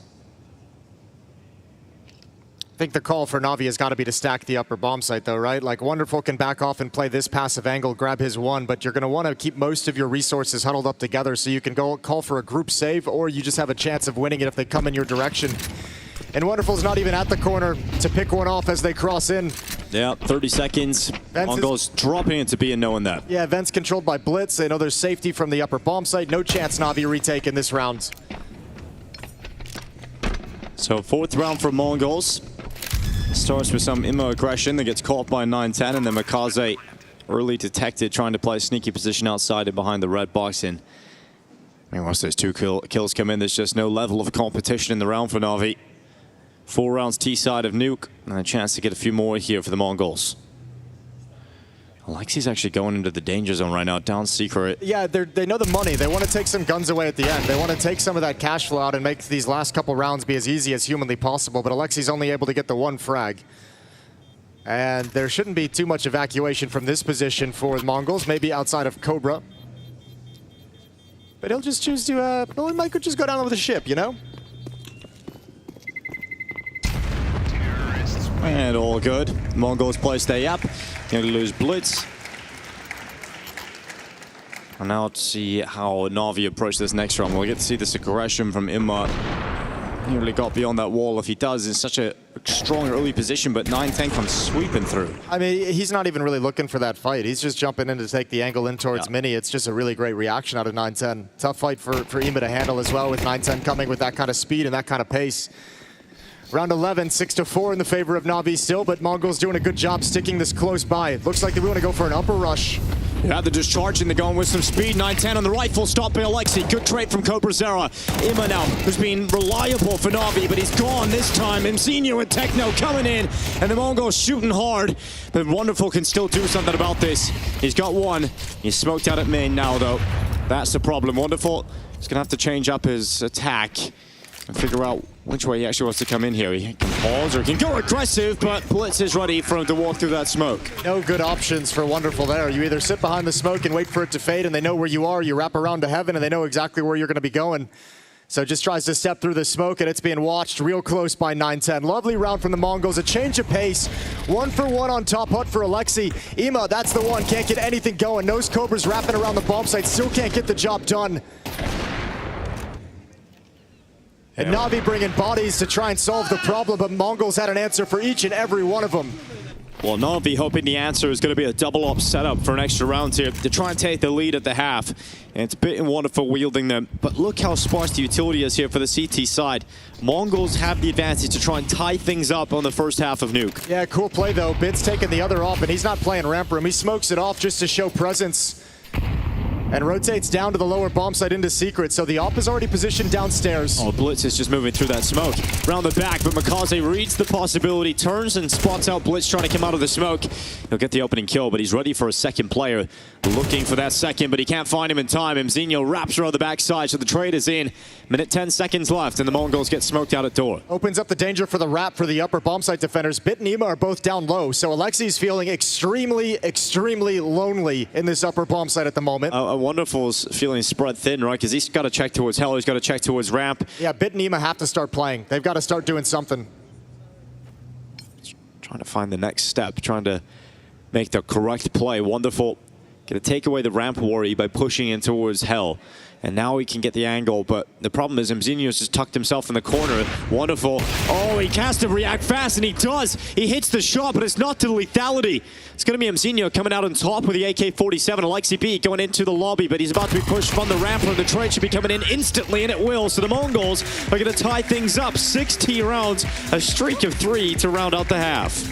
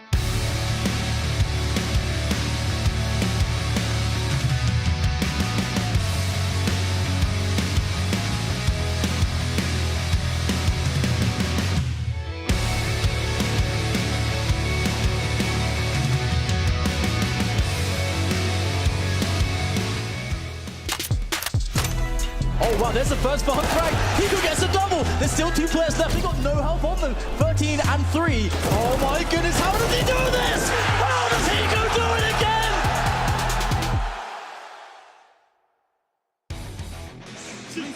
Well, day 3 of stage 3 of the Cologne Major here at the Intel Extreme Masters. Navi taking on the Mongols, and it's tight ball game going into the second half. They switch sides. Navi's offense has got to get cranking because the Mongols showed some very good prowess on the map. Been bullied a little bit, Navi, and now they got to recover. Second half starts now, and the pistol round is live with Alexi P at the helm, trying to bring Navi to an opening map victory on MongolZ pick. He's got a nade and a molly. So let's see if it's that upper bomb site hit. They go towards the ramp. So they're going to slip out towards ramp with 4 players, but that means they're coming towards him. Zinho, Red is at the ready, unleashing 1 and a second kill, but Bit actually got both. Bit got both of those players right back, so numbers even instantly. 9-10 going to go down, and now Navi have the advantage. Yeah, you always feel like you can go for one more jiggle in that position. Traded right back into a 2-on-2 we go. A brawl to open up the pistol round of the second half. Yeah, we're always seeing Mongols get the responses, get the answers right back. So let's see how you go towards this lower side, perhaps, for Navi. It's hard to read for Navi, though, right? They know, like, towards ramp room, they were showing the indication they want to hit that lower bomb site. You know a rotation was going to be ahead of the play because of when that engagement occurred. You try and fall back to the upper bomb site after the fact to dodge that factor, and Techno's able to eliminate Alexi. So now you just have, like, pick your poison. Cobra playing this well, hiding, ready and waiting, can harass this bomb plant, and he will open the door. Yeah, double door is wide open. Cobra trying to get the angle. He's got it. He actually got it on towards Wonderful, so another round becomes so difficult for Bit. He has to 4K this on V2 in the open. He's got a second to move out towards the decon door. He takes that time, but he's worried he hasn't got the information. And then he goes into the open. Cobra hits the headshot. And Mongols will win the pistol. Yeah, just great individual play. Good decision-making, playing in safety for Cobra, not letting his position be known, opens the door during the plant. And I mean, unbeknownst to Bit, he's just got the perfect angle to eliminate Wonderful during the bomb plant without actually exposing himself to any danger. Really well done from Cobra. And Mongols put a stop to the aggressive pistol round of Navi. Both pistols now in the favor of the Mongols, although Navi did win the second round in the first half. Let's see how it goes from here. Second round bye with that bomb plant. Bit's got an AK-47. I suppose there's always a chance when that happens, but Mongols absolutely favorite to take a 2-round advantage here on Nuke. We're going to see Bit start by going towards ramp room with the AK. And Zinho tosses out a smoke just to block Bit early on.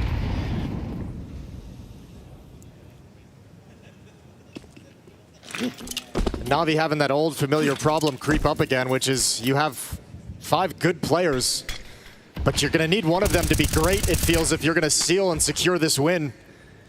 And we haven't seen any indication of anyone stepping up into that level quite yet. That's what Alexi was saying, that they have now got the individuals that can bail them out in the important moments. Well, Bit trying to do that, trying to step into these fights. 9-10 waiting down at Helm. Zinho's come out on top of one fight, but he doesn't get away. And in fact, the Hell players died as well, but you have to rely on Blitz, who's rotated down, pinned in the corner. Will they expect him to be here so early? They're not checking.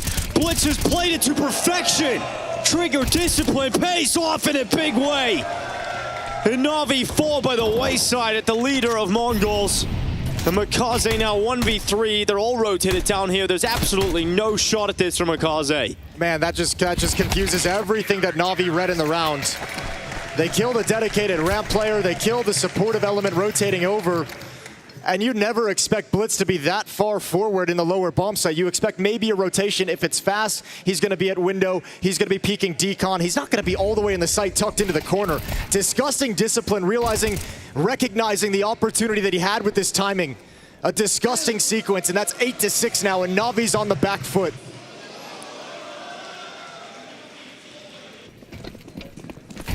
Very slow start into this T side. You're gonna let Mongols just keep building this momentum. 3 rounds in a row to round out the first half. First 2-1 here. 5 rounds in a row right now from the Mongols, and it's looking like it's gonna be 6. Bit's gonna have a go outside with a Deagle at this kind of range and not be able to connect any of the shots. That's 1 from him, Matt. Yeah, but getting whittled down now is Navi. Just trying to get some picks with these Deagles. Man, it's got to start real quick in this next gun round. It feels like it's playing out sort of exactly as the desk kind of outlined, right? With like some of the old school feelings of these teams when they've been playing at their peak. As you know, the Navi system is going to be really, really strong, but you know, sometimes the individuals are lacking a little bit. And for the Mongols, the strength is always the individuals. It's always just the great talent that they have. Nothing too fancy in that first half, nothing mind-blowing tactically, but they're just going to beat you in the heads-up fights. Made the simple calls at the right time and yeah, won the essential fights. You've got Mongols now 9-6 up. Bai coming through for Navi, and there is that sense of win now or don't. I mean, it's just going to be the Mongols running over the top of you with the way things are shaping up. Yeah, Blade showing some desire to get involved in the conversation here, tapping the timeout button. Second one used for this first gun round. Very, very important. Dropping this one, Mongols get up to 10 rounds. You have no money, and then all of a sudden they feel like the red carpet's laid out. So Blade wants to get ahead of that, keep Mongols from rising up this scoreboard any further before Navi can respond. Some emphasis towards ramp room in the first couple rounds for Navi, and the second round Bai in the pistol rounds, but this will be the first gun round where we get to see what they can do with the op on Wonderful's back. You imagine outside is going to be a target. Use that AWP to cover your progression. But on the other side, while this intense conversation is going on for Navi, MongolZ is just laughing, giggling, having a good time with their 3-round lead.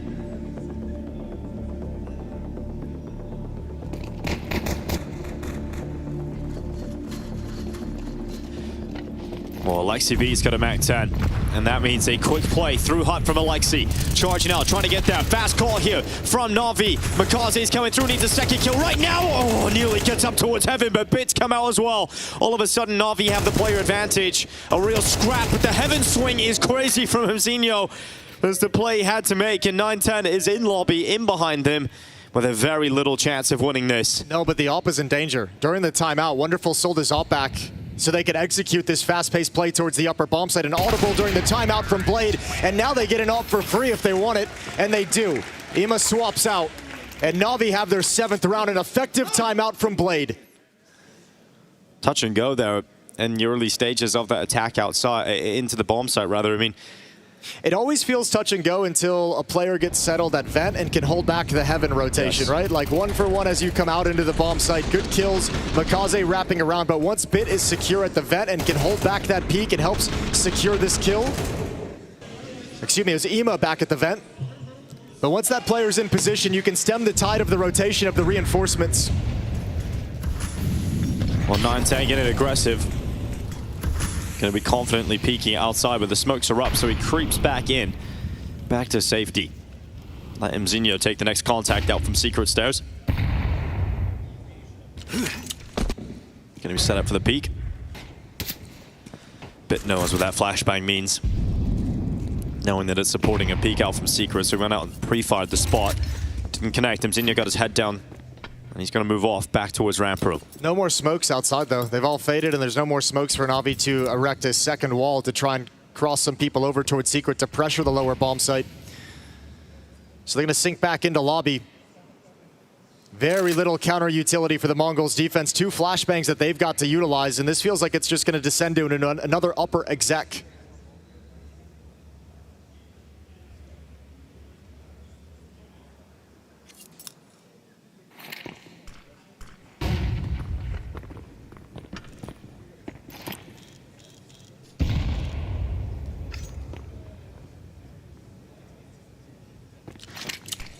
.30 seconds, that's all you've got left. This could get chaotic. This could get disrupted by Himzinho. Trying to keep them in the ramp room, trying to delay them even further. Op for 9-10, rotating over, trying to catch them as they drop. He's done well, Ima's gone. Himzinho didn't survive long enough. 13 seconds left and no one else has rotated. Yeah, now you're seeing MongolZ start to build into this. Okay, this timing on the flank could be really deadly, could be really dangerous. Techno picks up the AK-47. Oh, he denied it! Oh, it's over. He's won it! Done. That's the round. My God, last second steal away. That's the only move he had left to go forward. He actually lands the headshot and denies that bomb plan. How many 50-50 chances are there, too? If he peeks on the other side, he has no chance. Dude, the odds fell in his favor right there. That's incredible. That's so frustrating for Na'Vi. Oh yeah, especially because they have so much of the site is secured. There's so many different There's a body blocker as well. There's a bodyguard. You gotta say too, the Molotov towards the Astralis plant as well is huge from MongolZ to stop that safe plant in the corner, forcing him in the open. What an incredible steal away at the final seconds. And that forces the third time out of Na'Vi because that's an absolutely tilting round. Oh, that's wild. Absolutely wild that he's able to do that. And then he buys into a shotgun. He's got an XM 1014 coming in the next round. The alligator's out. Oh, Techno. That might have just broken Na'Vi. Might be misreading the economic situation, though. We'll see exactly how he decides to play with the shotgun. Might be thinking it's up against some weaker weapons. It's another very strong buy out of Na'Vi, so they're not out of the fight just yet. Still 3 rounds back. MongolZ only at 10. You have the Op on Wonderful, 3 AKs and a Galil for this attack. Na'Vi's right back into the fight.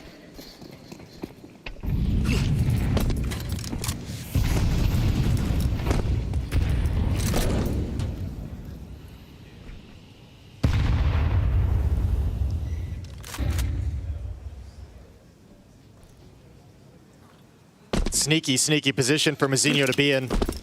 Advance warning towards ramp room, but also a perfect position to have a very fast flank if the attack goes elsewhere. Mazinho can turn that corner with some speed that Na'Vi won't predict.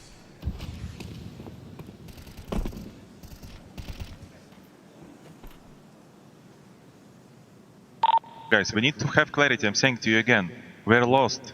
We're lost. And I want you to understand, don't be afraid to lose. No, just understand. Just play CS, just go do rounds. Trying to get the guys to just play CS. A little bit too much thought into the tactics, a little bit too much thought into the details. Nobody playing the game. I want to get into the flow state, and that's exactly where MongolZ are at.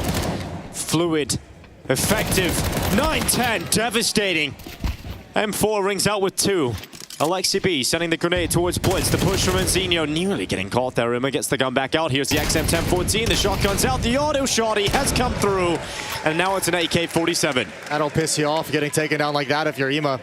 Final play from Wonderful and Alexi to turn the corner in towards Mini.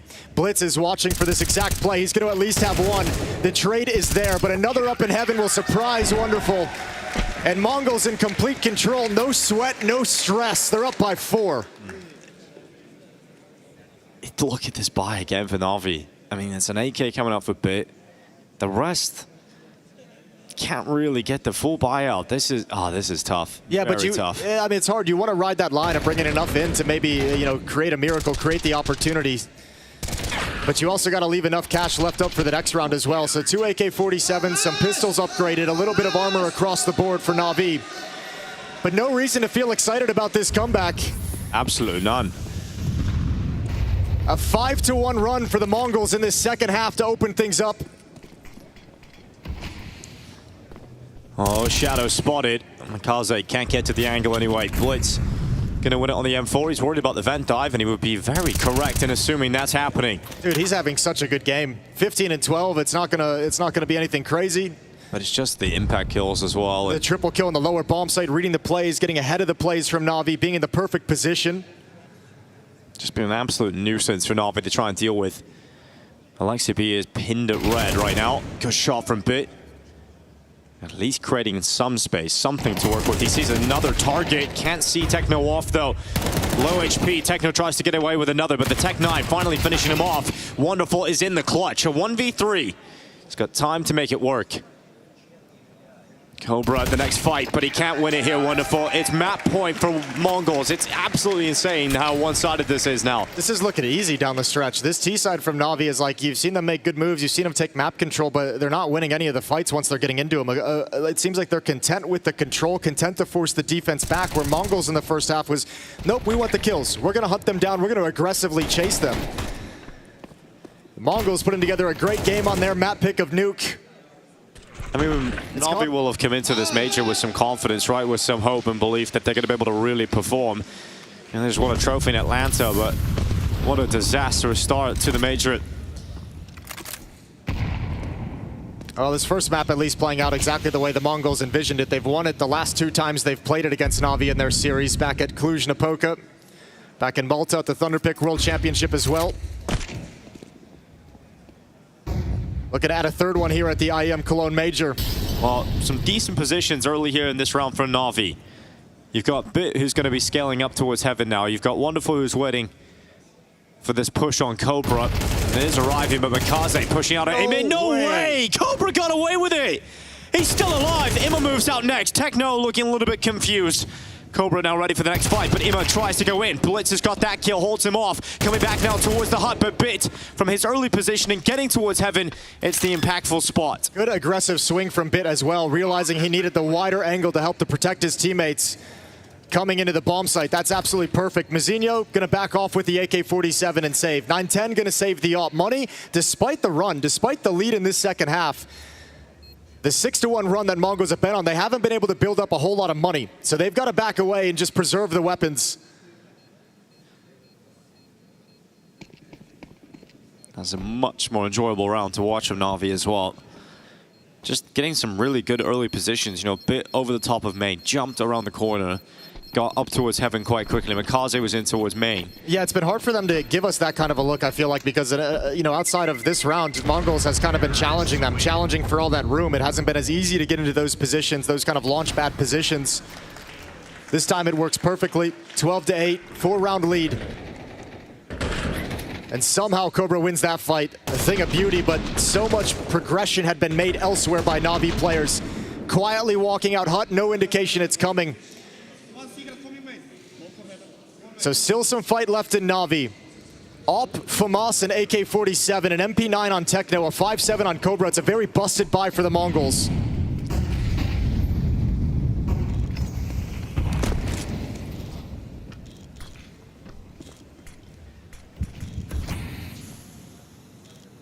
(910) waiting for the cross. Flash comes forward. (910) having to back away. His teammate Mzinho at that long-range engagement will topple to MongolZ. (910) searching for the response. Give him a small chance out towards Wonderful, but you don't want to get involved against the AWP there, so they move down through secret, but the rotation of the Mongols has arrived. Yeah, and unfortunately, well, I mean, fortunately for Na'Vi, it's only these two players as well. Nobody's following it up. Bit, Ima, and Alexi wrapping around back towards lobby. And you'd imagine if they want to kind of sync up towards secret, ramp room is going to be the option they take. Otherwise, it's MongolZ and Wonderful who've either going to come up the vents. Now MongolZ stepping, giving information how close he is. Wonderful's found Blitz. Cobra Zero now reveals he's inside of the vent, and Techno just waiting inside of the hut. He's the only player that still has a big threat here to Na'Vi, and he's now moving forward, wrapping around the door. Yeah, but Na'Vi also saying, well, there's no defense here. There's got to be somebody somewhere. Yeah, well, they found out where. And it's going to be Techno with a quick kill into the AK-47. Couldn't get a second. 30 seconds left. Up the vent.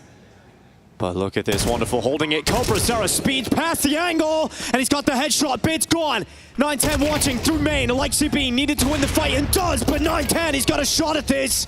Alexi B spotting him. 910, Molotov to the back of the site. MP9's out, and he burns away! Alexi B's gone, and a maniacal laugh from 910 as he gets to that defusal. It's gonna be the Mongols taking map 1. Absolutely incredible play out of the Mongols. So solid on the T side, nothing crazy, grabbing their kills, simple counter-strike, but effective counter-strike. And on CT side, once again, we just kind of question Na'Vi's offense nowhere to be found. Incredible plays out of Blitz the whole way through. This Mongols defense came to play today, and they've taken Nuke, the first map in this series. Simple Counter-Strike, but effective Counter-Strike. I think that's a great way of summarizing the Mongols on Nuke, who take their own map pick rather convincingly against Na'Vi. Martin, it was a game that had a lot of different phases, I feel. The first half was very much back and forth, not necessarily the prettiest. It was at least hard for me to get a grasp of, okay, who's here to win and who's the one trailing behind a little bit.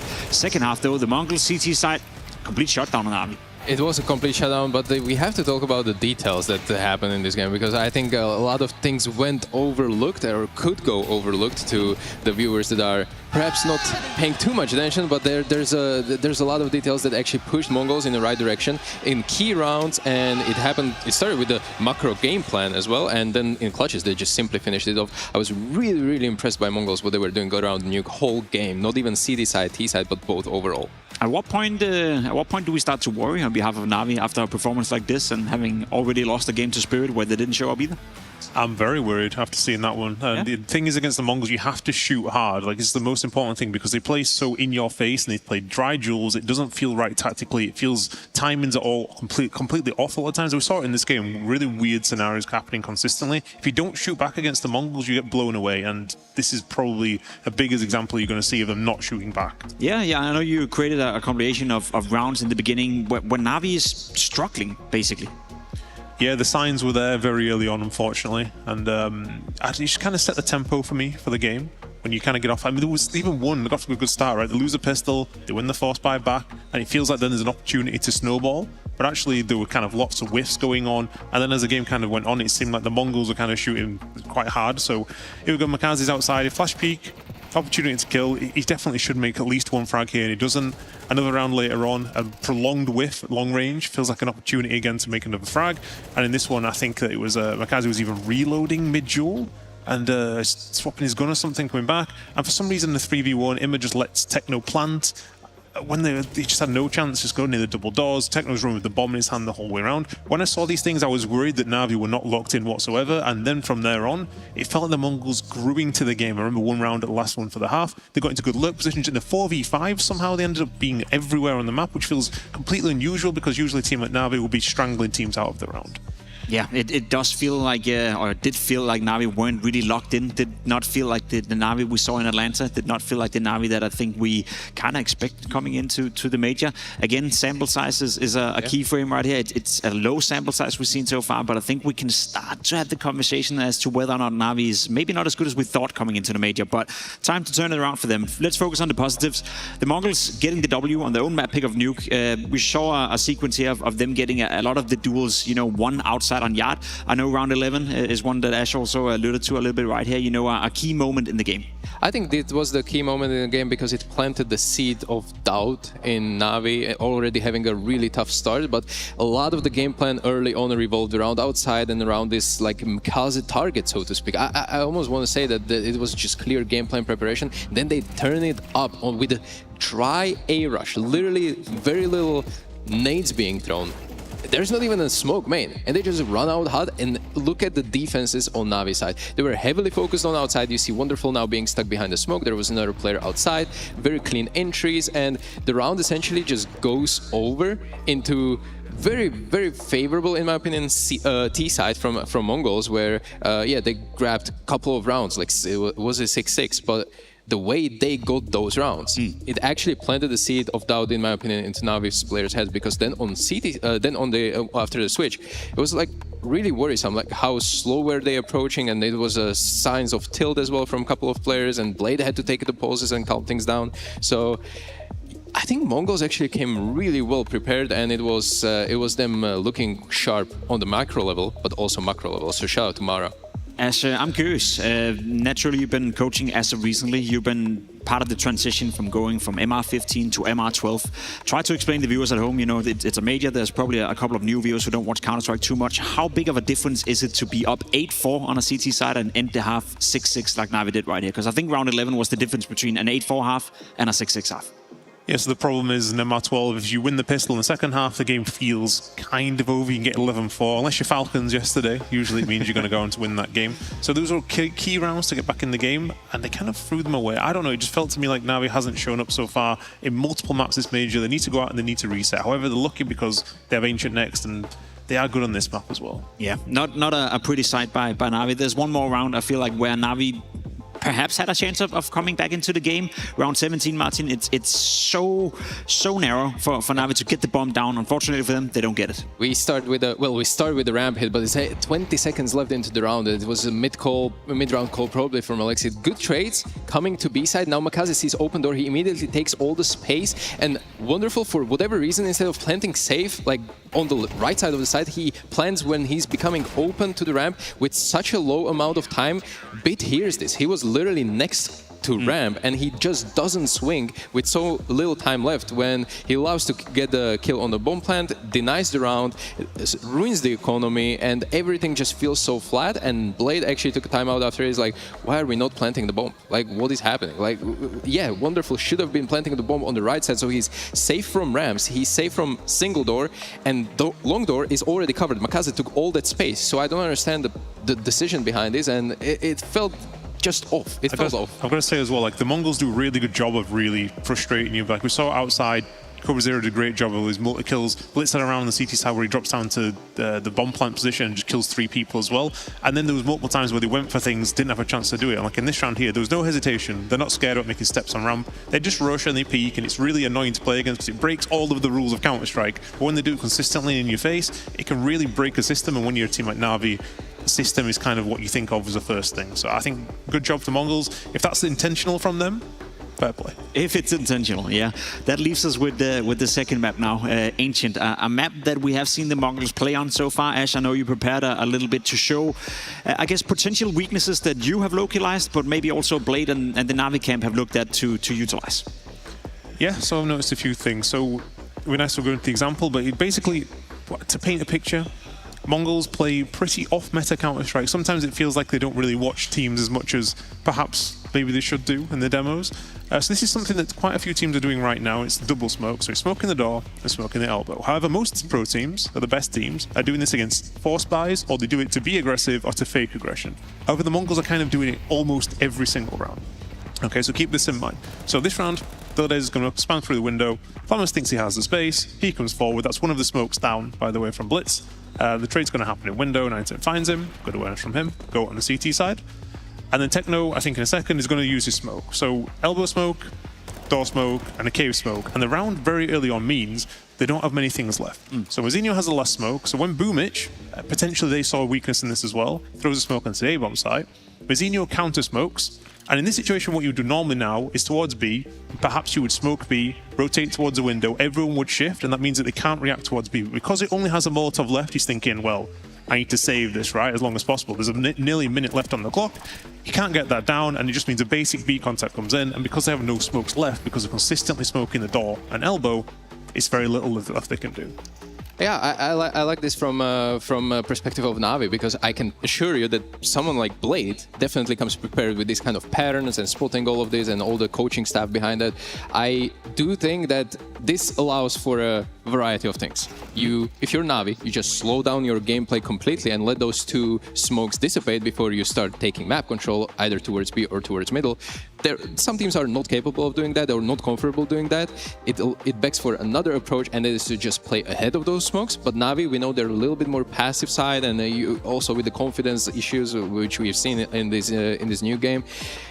I can attest to that I think this is going to be like a little bit more slowed down, dragged out map that is going to wait for these smokes to fade on the T side and then eventually come up with a master plan to finish these rounds, because the later the round goes, Na'Vi should be an advantage. I think that's an excellent point you're both making right here, and I wish we had more time to discuss it, because then I look towards myself and I think, okay, who's the player that normally does the job for Na'Vi? That's MongolZ. How does MongolZ play on Ancient? Super aggressive. He wants to be involved early on into the rounds. So we're looking at a scenario here as where you as a coach, knowing MongolZ the way he plays, would you tell him to hone it in a little bit and play a slower version of his style, or do you let him go anyway?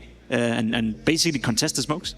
I think he needs to play the way that he normally plays, and they need to rely on him being as consistent as he's been through the rest of the year. If they want to win the major, MongolZ needs to show up, and I don't think you pivot now thinking he's struggling quite a few of the games. You got to go for it. So I'm thinking what's going to happen here is the Mongols might come really hard and try and fight them, get in their face. It's interesting to see right now individually and Na'Vi ready for that battle. I think that's a perfect way to set up Ancient, which could potentially between Na'Vi and the Mongols could be the deciding map.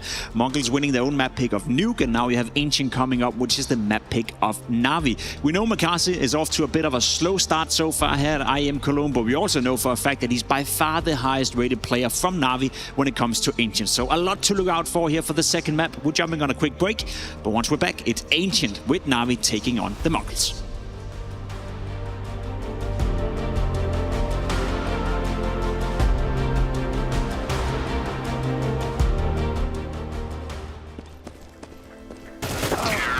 Bro, you're baiting every round talking about. I had so many trades. You're trading anything. You're miles away. I carried you. Tell me one round. Hold on. Let me pull up CS stats.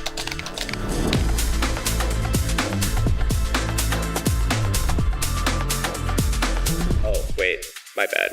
You suck. Settle your debates. Search your profile on CS Stats and turn on tracking to see all your games. The pounding heart of Esports beats louder here at Katowice.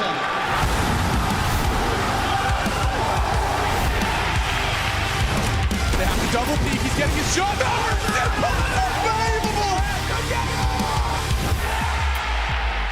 Something special to throw up his deagle, and that's exactly what happens. Katowice! We are back!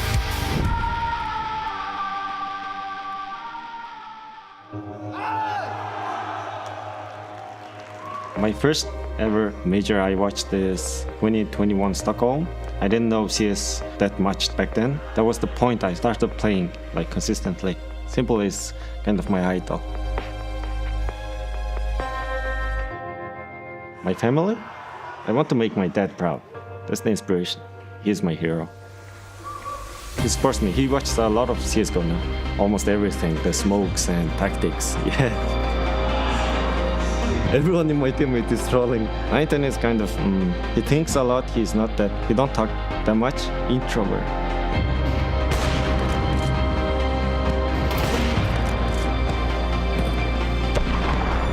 We're coming as a nation. The Mongolian name is behind us, and I think that's very important. I think that everyone's final dream is to be a major champion. Yeah, I want to be a major champion. I will try hard. Yeah.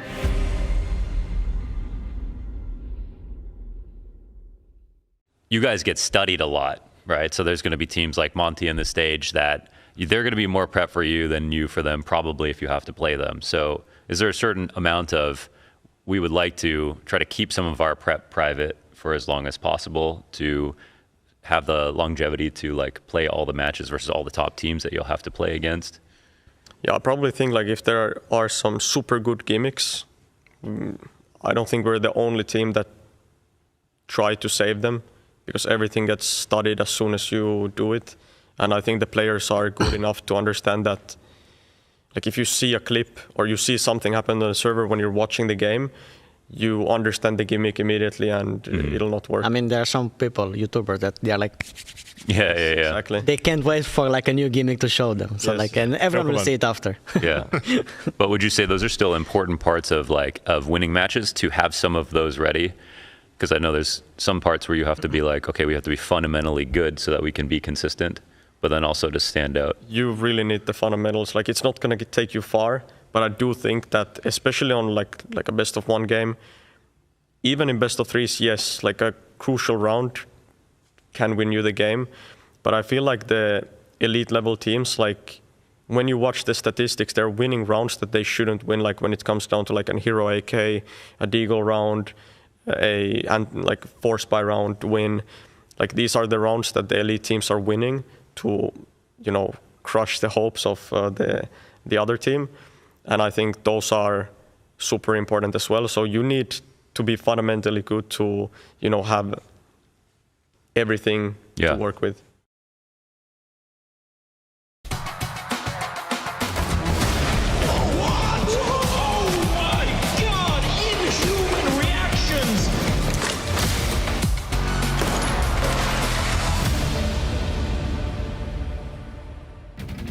Welcome back to the major here at the Intel Extreme Masters Cologne. We've got Na'Vi and we've got MongolZ. And now we've got Ancient as the Mongols take map 1 in Nuke. And Na'Vi have to try and bounce back. At least they're heading to a map they're comfortable on, but it's not like the Mongols are slouches here. Well, there's no comfort for Na'Vi, I think, at this point, too. Like, you have to think of it that way. They're sure the map they'd be happy to take it to before the game started today, but I think now you have that sinking feeling that you had after day one, which is this just the level we're going to be playing at this major?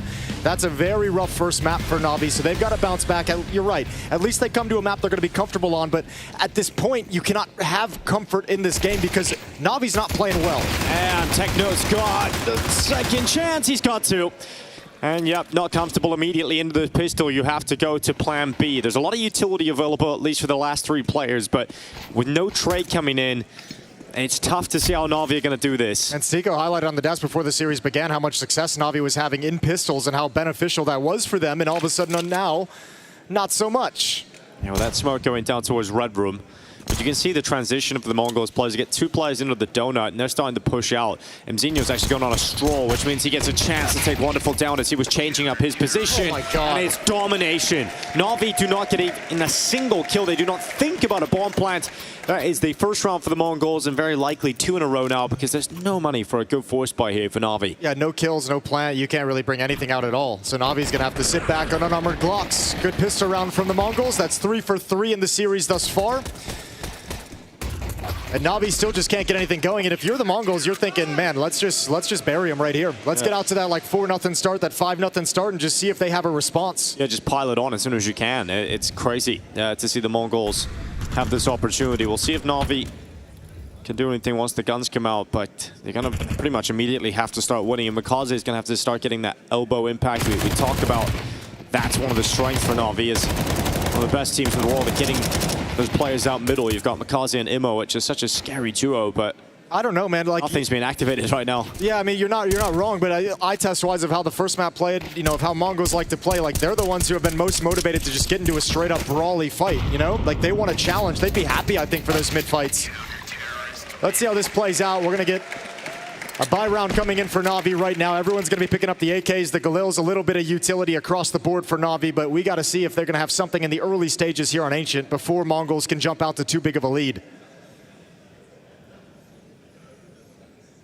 No ops in play quite yet for either side as they still build up and secure the economies. MP9 in the hands of Techno. And MZinho tossing out the instant elbow smoke. MongolZ throwing a molly down to try and prevent any MongolZ players from pushing up and fighting the elbow. Grenade's going to come in at a good time. Catches a little bit of MongolZ, but Techno has moved down B lane. Look at this. Look at the speed he's bringing to this. Switches out to the AK as well. He's ready for the challenges. Na'Vi having a look towards heaven. Techno's got a headshot. Oh my God, Techno! Oh! That's why they call him the 4K, but he's looking for one better. MongolZ in the cutout in middle, but MZinho's gonna go and get that. That is the MongolZ out with a hot start. Techno with 8 kills total. This is looking unbelievably strong for the MongolZ. Yeah, it's hard to, you don't have to get hyped up at a 3-0, but the way that pans out, there's a lot of disrespect in that kind of a play out of Techno. Just bum rushing down the B ramp, finding the kill at range, and a beautiful flash from MZinho. We mentioned not the most tactical team, but a great piece of teamwork right there between Techno and MZinho to get him a quad kill.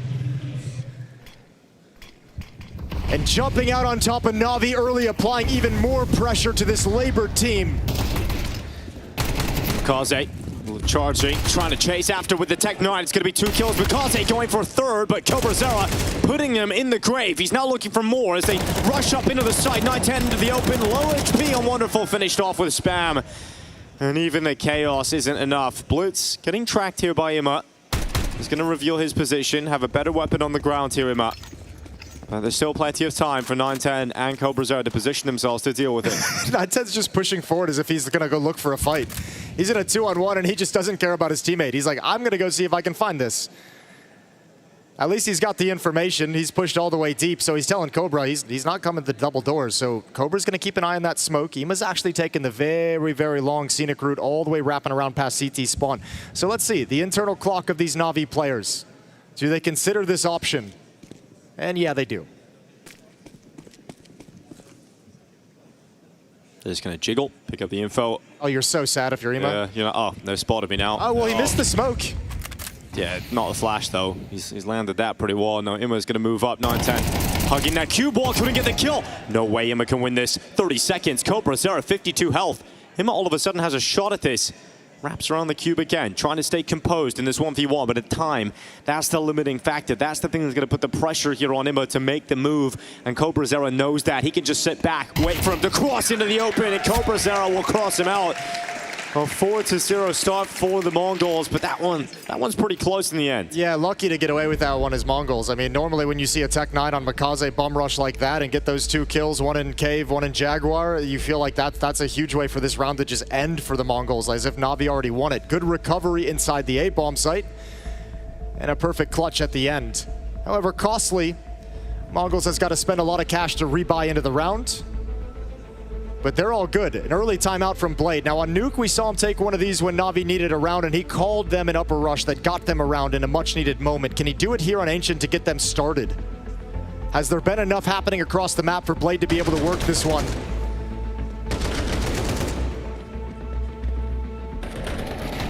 Cobra with his double kill. The 9-10 comes in to save the day. It's Cobra who's got a clutch at the end of it all. And we go into round 5. AK-47's a full buy for Na'Vi as they try again.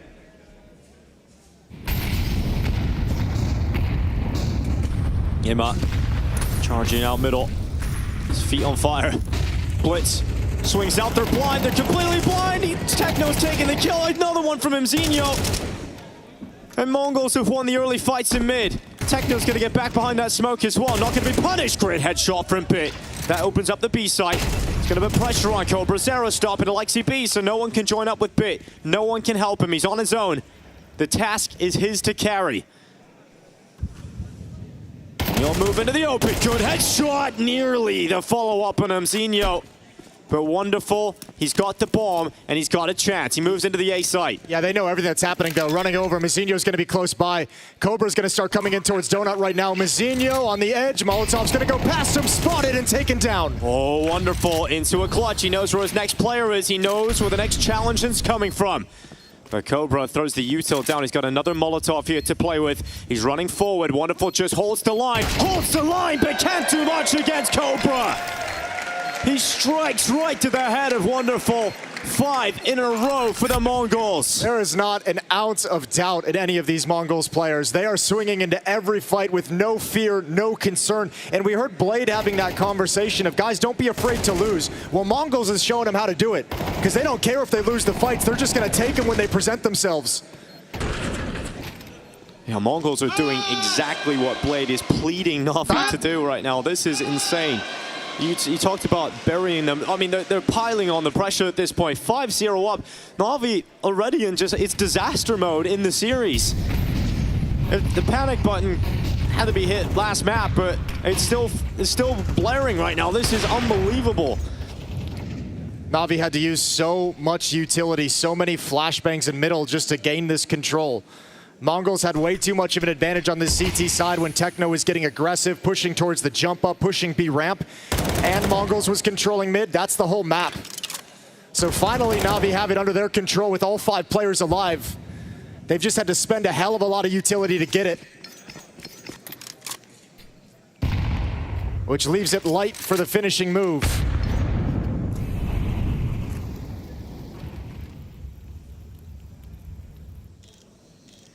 9-10.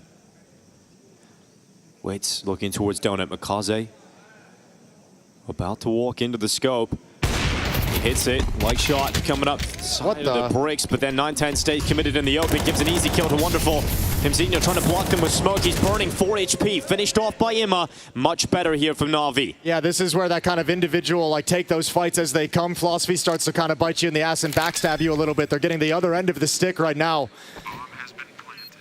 Techno, 9-10 making that jump to the right after the missed shot. Mzinho getting stuck out into the open, trying to force the issue. And Mongols have to back off. First round finally for Na'Vi.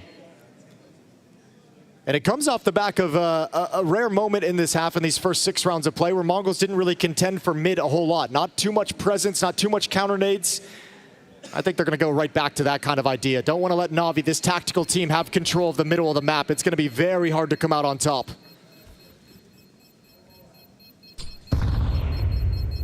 Five to 1.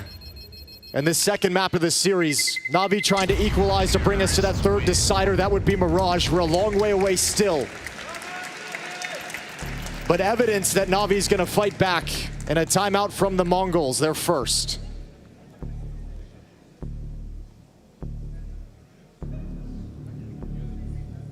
Mara on the mic having a chat. And the Mongols throughout different stretches of this year had to play at a couple different events traveling around the world without Mara behind them, without the coach. Timeouts were few and far between as they just tried to work it as the 5 players. Struggled through that stretch, labored, it didn't look good, lost a lot of confidence in the Mongols, but now that he's back, the impact he can have is incredible. He's got them playing very, very well. Obviously, wanted to make sure that you tighten things up before Na'Vi can get a chance to get into this first half. Blade looking to make the most out of this timeout and set Na'Vi off to a good round 7. You've got the AWP here for Wonderful. We're back to that mid-control from the CT side. Yeah, Blitz gonna miss the jump. Drops into the flames, Zinho sprays away. Blitz has got the second, the mid-fights go the way of the Mongols. As if that's how you get an opening kill, though, from Zinho. Completely blinded, caught in a spray, and just transfers blind into a kill. And now look at this, CobraZera's pushing a main. Oh, Bit has the read, though. Bit's looking for it. How far do you want to go? Do you want to press the envelope now, or do you want to give it a little bit of a beat? Oh, timing.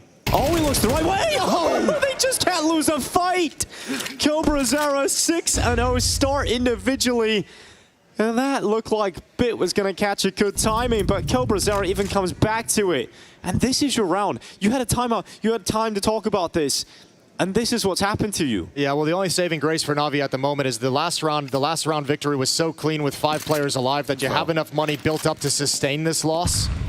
Plenty of cash to buy back up again, but I mean, Alexi and Wonderful with over a minute on the clock were already thinking about saving. Especially because they just got spotted from elbow. Like Cobra just jiggled out, spots out Alexi, doesn't take the challenge, just gives his teammates the information. Okay, they're outside B right now. All right, Wonderful went back and cleared T-spawn to make sure Cobra wasn't going to continue pushing. There wasn't a flank coming, so they will try and actually come for this round and fight for it. Yeah, but because of all the info, they've now got 3 players over here at B. And 9-10's got the fallback, so it's going to be a devastating finish here. Alexi B coming up, Techno's ready to pop out from the cubby. There's the 1 kill, and now Wonderful. A clutch required, but 20 seconds, bomb down. He's getting pushed in as well by 9-10, so no relief. It's another round win. Mongols drop the ball with just a single round. They call a timeout, and they're back to winning ways. Well, Cobra's having a great game, and one of the things we always talked about this Mongolian roster over the years during their rise and during their kind of a step into the scene has been, you know, how do you keep finding players? When they've had to make roster changes, Mara's just keeping able to go back into Mongolia, find a player out of nowhere, and train him up to be a solid performer on the professional level, and it's happened one more time. We thought they were done after Senzu left. Well, I'll tell you, I'm not surprised. I had the luxury of going out to Mongolia and seeing the culture being adopted at Counter-Strike. It's insane how many young players there are. And we've got MongolZ who's going to die. Zinho dropping this early pressure. I mean, again, the mid-fight that we were talking about, or I was talking about as a strength for Na'Vi, is working out in favor of Mongols every time. Historically, it has been a strength, and it has been the engine for this Na'Vi team. That mid-control is critical for them, and with guys like MongolZ and guys like Ima experience at taking that from the T side of Ancient, they normally don't have this kind of a problem. But what are you supposed to do? We saw Zinho get the blind kill in the last round. Now MongolZ goes down through smoke, making no noise. Everything that can go wrong will go wrong for Na'Vi. They're down yet another player. And we've seen them drop the ball in 5v4s when they have the advantages. Now they're having to try and recover 3v5s. Just doesn't seem possible. No confidence in them right now. I'm sure Na'Vi's confidence has just plummeted. I mean, considering the fact that we were talking about them, I think Na'Vi's confidence plummeted on day 1 after the Spirit game. I think that was a sign, like, the win in Atlanta had to make them feel like, okay, we figured it out. We've got the individuals now. Everyone's feeling good. Yeah, we got the Vitality win out of the way. We got a trophy lift out of the way. And then you show up to the major completely flat. And I think you start getting more focused as a player on, oh, we're back to this. We're back to this team creeping into play. At the worst time as well, at the biggest tournament. Na'Vi are crumbling. Bit trying to get out of cave right now. He's going to send the Molotov over towards Blitz. Trying to tap him. Finishes him off. Blitz dead. 10 seconds on the clock. He can't do anything. You're just falling away. Yeah, some nice shots, but it doesn't lead to anything. It's a 7th for the Mongols. Yeah, they're going to... Ooh, there's a swing from Cobra. He wants to challenge a little bit more. Not going to press the issue. Not going to step into the double doors. Round 9. It's a 6-round lead for the Mongols, and they still don't even look like they've broken a sweat. They were laughing, giggling on the first map of this series. as they ran over Na'Vi on Nuke, but now here on Ancient, it's much the same. Yeah, really running over them. I've loved how the CT side has been played. You know, we have Techno, who's just running through B lane, catching Na'Vi as they try and come up middle. You've had the A main push coming in from Cobra once the mid fight falls in favor of the Mongols. It's just this constant, unrelenting pressure being thrown at them by Mongols. Well, Blade has two options during this timeout. Na'Vi have two options during this timeout. You either have to kind of double down and continue trying to put bodies towards middle to try and take that over and wrestle it out of the Mongols' favor, or you have to attack elsewhere on the map and have some success so you can alleviate that presence.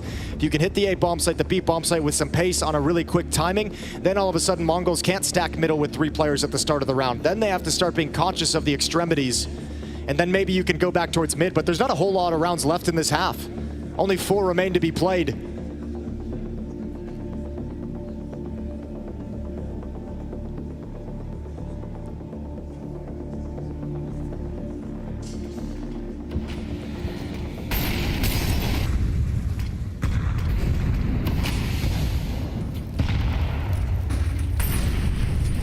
MongolZ flashed and held back towards the elbow. It's that more passive defense, though, out of Mongols. This is the defense that Na'Vi got their first win against when they had the space in mid to work with. At the moment, Blitz, hiding in Red Room along the wall, is the biggest danger point. Techno not making any secret about his pushed up position here in Jaguar. So this was the call during the timeout, is a very similar tactic to what they've been running, just changing the timing of it, changing the pacing of it. So they take mid a little bit late, wait for the utility to fade away, not having to take fights while nades and Molotovs are burning across middle.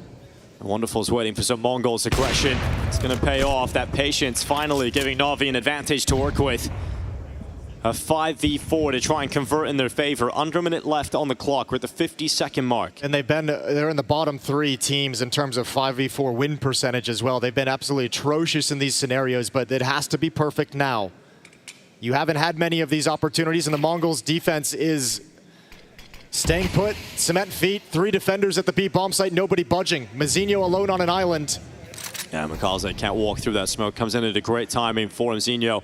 Bomb now picked up for Wonderful. 25 seconds. Na'Vi going to go for a finishing move. As they're rotating away from B. They're leaving the B bomb site. Na'Vi are coming into the B site now.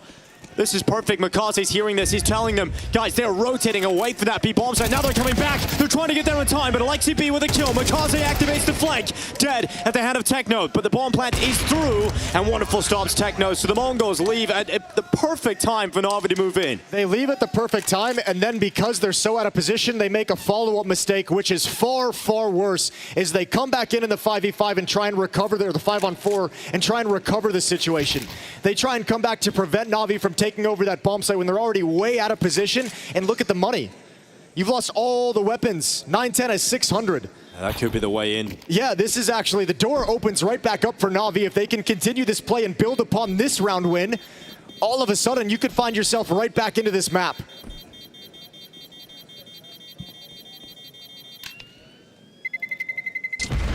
Mongols felt like with 20 seconds on the clock, with no noise on the map, that Na'Vi surely was hiding in donut behind Mzinho's smoke. They thought as soon as that faded, the attack would come into the A bomb site. They were dead wrong, and they make a huge, glaring error because of it. Gonna try and respond. And the buy isn't great, but it's not terrible. You still got the AWP for 910, thankfully saved by Mzinho, who goes to an MP9. He's going to have a bit of utility. He's also the only player with a kit, so make sure you keep eyes on that. Blitz just charging down mid, looking to get confidently into these fights, but Mzinho's dead first. You need Techno. Hearing those steps, they slipped on by. Oh, Techno. What is he going to do here? Wonderful! Just spots him. It was starting to become a real chance there for Techno to unleash hell upon the Na'Vi players. But Cobra for Masterings out. Alexi B dead. 910 gets across over to the temple, trying to move forward. There's the chance. Wonderful's not looking. 910 able to draw the numbers back to even odds. Defensive utility was so disgusting. The smoke in front of Donut, but the Molotov to prevent scaling, and Na'Vi don't have access to the bomb site. The bomb is in the temple. The bomb is pushed up into the temple. Blitz could take him down. MongolZ in the corner, though, wins the fight. Blitz didn't check him. Taking clear a common position. Imma laid out mid, recovers this. This is more like it for Na'Vi. Things didn't go exactly perfectly. Pump the brakes. Wait for the mistakes. You know the pressure's on the Mongols to make a move, to start trying to find ways to secure the bomb site and prepare for the retake. And this time it's perfect for Na'Vi, so they can settle into the map now. They've taken all the money away. They do get the reward of forcing the mistake out of Mongols in the last round. Economy and funding is gone for this defense. It's 5 unarmored USPs in round 11.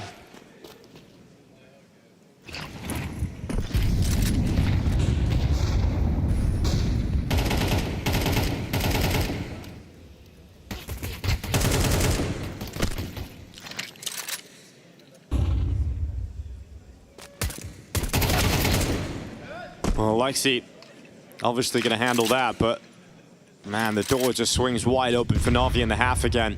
But you still have to try and take every remaining round here. 5 rounds on T side. Really got something to work with if you're Na'Vi. Cobra and 9-10 also feasted on by Alexi. And these eco kills fall in their favor swiftly. But coming through too. I guarantee you there's no more laughter and smiles on the faces of Mongols players now. They have really let Na'Vi get back into this game. They had them beat, they had their foot on their throats, and they've let them stand up and fight right back. 3 in a row for Na'Vi. A lovely recovery. And last round of the first half.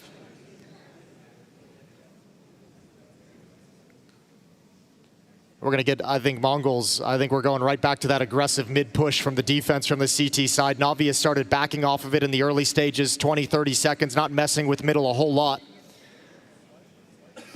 Mizinho 9-10 and Blitz. Techno and Cobra towards the A bomb site. B bomb site is wide open.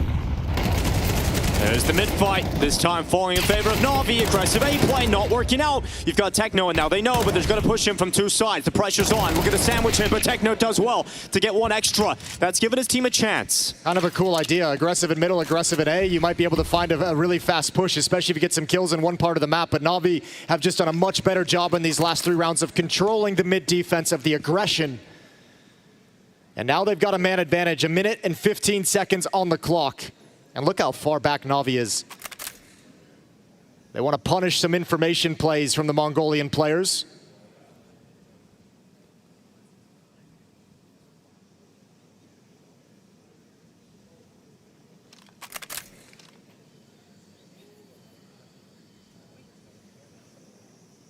(9-10) lies in wait. Mzinho now joining him. The Mongols have got their positions. They're ready to try and shut them down, and it's 9-10. 2 headshots. Wonderful alone. Fire goes forward. AK picked up. Well, the flames spread. 9-10 even has a smoke to deploy, but it's not going to spread to him. Has to use another one. This time the smoke will be deployed. 30 seconds left. Mzinho stops him, and the Mongols grab an extra round on the way out the door. It's an 8-4 lead as they're looking to take the win versus Na'Vi.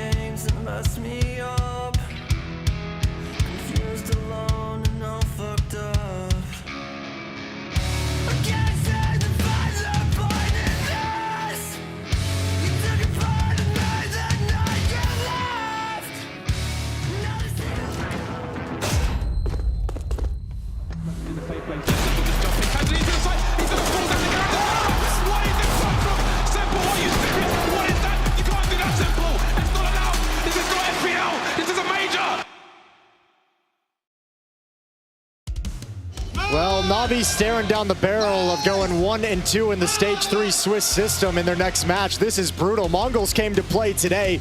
They have been the better team start to finish since they entered the server. 8-4 lead for the Mongols as they switch side. It's off the back of Techno. 15-8 to lead the way for the Mongolian team. And they got a real chance, just 5 rounds away from winning the series and putting Navi into the uncomfortable position of being on the verge of elimination. I look at all those notes, all those lines of words on Alexi B's pages, and too many words. None of them are saving them right now. No, not a single one. Blade just pleading with them to actually play the game, get into the game. They need Jab-Jabich behind them. Yeah, they really do. And probably Donk. And yeah. They could use a Donk. They could. Everyone could use one of those. Well, we've got Mongols who are absolutely loving it right now. They've got a Techno 4K. 15-8. Great game from him. This is a fake. Bomb is going to move into middle. And the Mongol is going to be coming at him up. Now, we talk about his pistols. We know he is good in these moments, but it's just a single kill this time. Going to be cleared out by Techno, and that's the Mongols now moving in. Yeah, more than one in that position is really difficult to pull off. MongolZ's got to be patient and wait for his teammates to arrive for that smoke to clear. You're going to need more than one body coming out of Temple. Blitz still over in middle. He's going for a late backstab, but timing is everything. Yeah, flash over. Mzinho going away to the big box. MongolZ stepping out into the fight. Removed by Mzinho. Good shot from Bit. Jewel Berettas now step into the fight. Can Wonderful get anything? Mzinho just trying to play his life, stay alive, but it's hard when you're getting pushed from multiple angles. He's gone. Defuse going to be started. Stuck, and Techno dead. What a recovery from Navi. A great recovery. 3 bodies going down over in Donut. He even grabbed the first one on the exec, but the 2 players from Donut can get nothing done. So life in Navi, and perhaps the first smiles we've seen out of them. Yeah. That looked like that win meant a lot to them. A little bit of confidence infused into the Navi side. That was a great round to flip back. It looked so good for the Mongols initially, right? You get heavy numbers going. That's the only A defender. You clear out Imma pretty quickly. This shot from Bit is wild. He's like throwing caution to the wind. He's hustling over pressure situation and just drills Blitz. Yeah, I think the smile from Wonderful has just got to be the fact those 2 kills coming in that fashion. He's going to be very happy with himself. Although the Mongols are going to buy. They're going to have Tech 9, MP7, Deagle, and a lot of utility. That's the scary part. An execution available here to the Mongols. Lurk smoke to make Navi feel a little bit nervous, breaking it to see what's on the other side. 2 more pieces of utility towards the B bomb site, dumping everything they've got. The hit's gonna come in through cave. Yeah, Alexi holding, gets cleared. Oh, the Mongols come marching through. They've taken 2 on the Tech 9s. And Navi, disaster could strike right away, but they deny the bomb plant for the time being. Blitz is going to jump over those bullets and put it down regardless. I can't believe he tried to plant it in the open. That's insanity, even with the smokes down. Techno's in trouble, smoke fade, and now we pounce. The retake is on. Yeah, MongolZ coming in. It's Techno dead, needs another, but can't get it. Cobra, MP9 rings into the feed. We've got Wonderful having to backtrack. They've got no utility, they've got no kits, and Navi have got no chance at winning this round. It's a great response from the Mongols, losing their pistol, but coming out swinging in the second round. Yeah, you can't have that happen. 2 players go down with any kind of fight back. One inside the bomb site gets dropped. Alexi inside cave gets taken down as well. Those guys not playing together. And what a decisive strike at the B bomb site. A utility dump into the Tech 9s. Navi had no chance. And all that excitement, all that hope that had to have built up after the pistol round retake just dissipates, disappears. Just to dive in with the Tech 9s, and 2 entries just unravel the defenses. I feel like Navi just on different pages right now, like between 2 minds of whether they want to play in front of the exec or not. Only 1 player over in cave, not a second defender there with them to help out, to support. Getting absolutely ran over.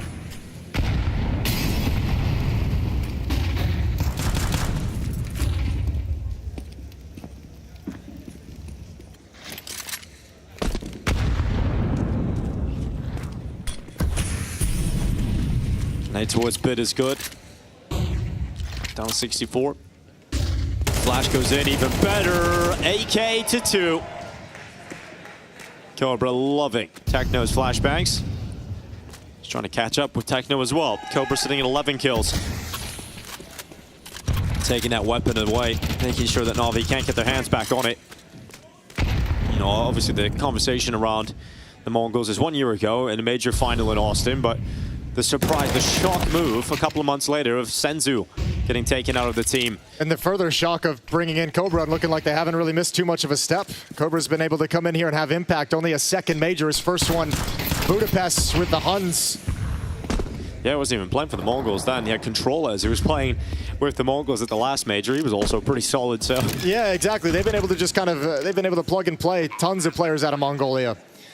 Well, they're going to hit double digits as well as Na'Vi back away from this. M4 on MongolZ that he wants to bring forward. MP9 on Wonderful and 5-7 for Alexi, but just no standing in this round to try and actually win it.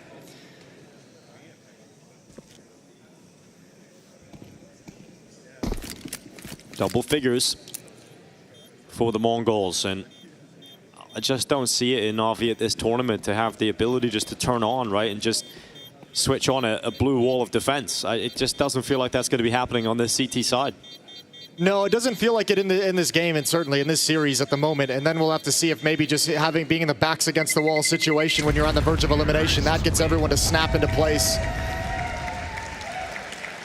But they're having troubles here in Cologne at this event that they didn't have in Atlanta of getting the individuals activated. The worst part is for Na'Vi, this is one of the most stacked 1-1 brackets we've ever seen, right? You've got like Na'Vi MongolZ, Aurora G2, Falcons, Monty, Vitality, MOUZ. Like, these are great teams in the 1-1. You're very well going to have a difficult opponent going into that elimination game. Oh yeah, you absolutely will. It's not going to be easy. But it's the situation they're in due to the lackluster play that they've had. Well, Wonderful waiting, MP9 in hand. The steps of the MongolZ being heard as they fire themselves forward into the MP9. It's a second headshot coming through for Wonderful, but no second kill. Cobra and Mzinho swiftly removing these Na'Vi defenders, and the only hope is MongolZ, and that rifle gets taken out after one. As soon as they detect him, they spam him down through the smokes. Boots got out with a kill, so all of a sudden the 5-7 doing some work. But Mzinho manages the chaos, down to 3 HP. He's up to 12 kills now as well. You've just got so many players having a good day today for the MongolZ. Yeah, that kind of chaotic situation with all those smokes down, that's where MongolZ thrive. And you can see, I mean, look, when they come out, the first kill goes the way of Wonderful, but everyone's swinging after that. Everyone continues swinging after that. There's not a single player slowing down or considering another option. Third and final timeout used by Blade. 2 rounds away from losing this series. It's a 6-round lead for the MongolZ, and this has got to be a god-tier switch up in the defense. And it can't be just one tactic, right? You can't just call one round for your team. This has to be a philosophical change of how they're handling the different situations that MongolZ are bringing. You have the AWP on Wonderful at least. MP9 for Alexi, M4s otherwise. But perhaps the last strong buy that Na'Vi could have in this half.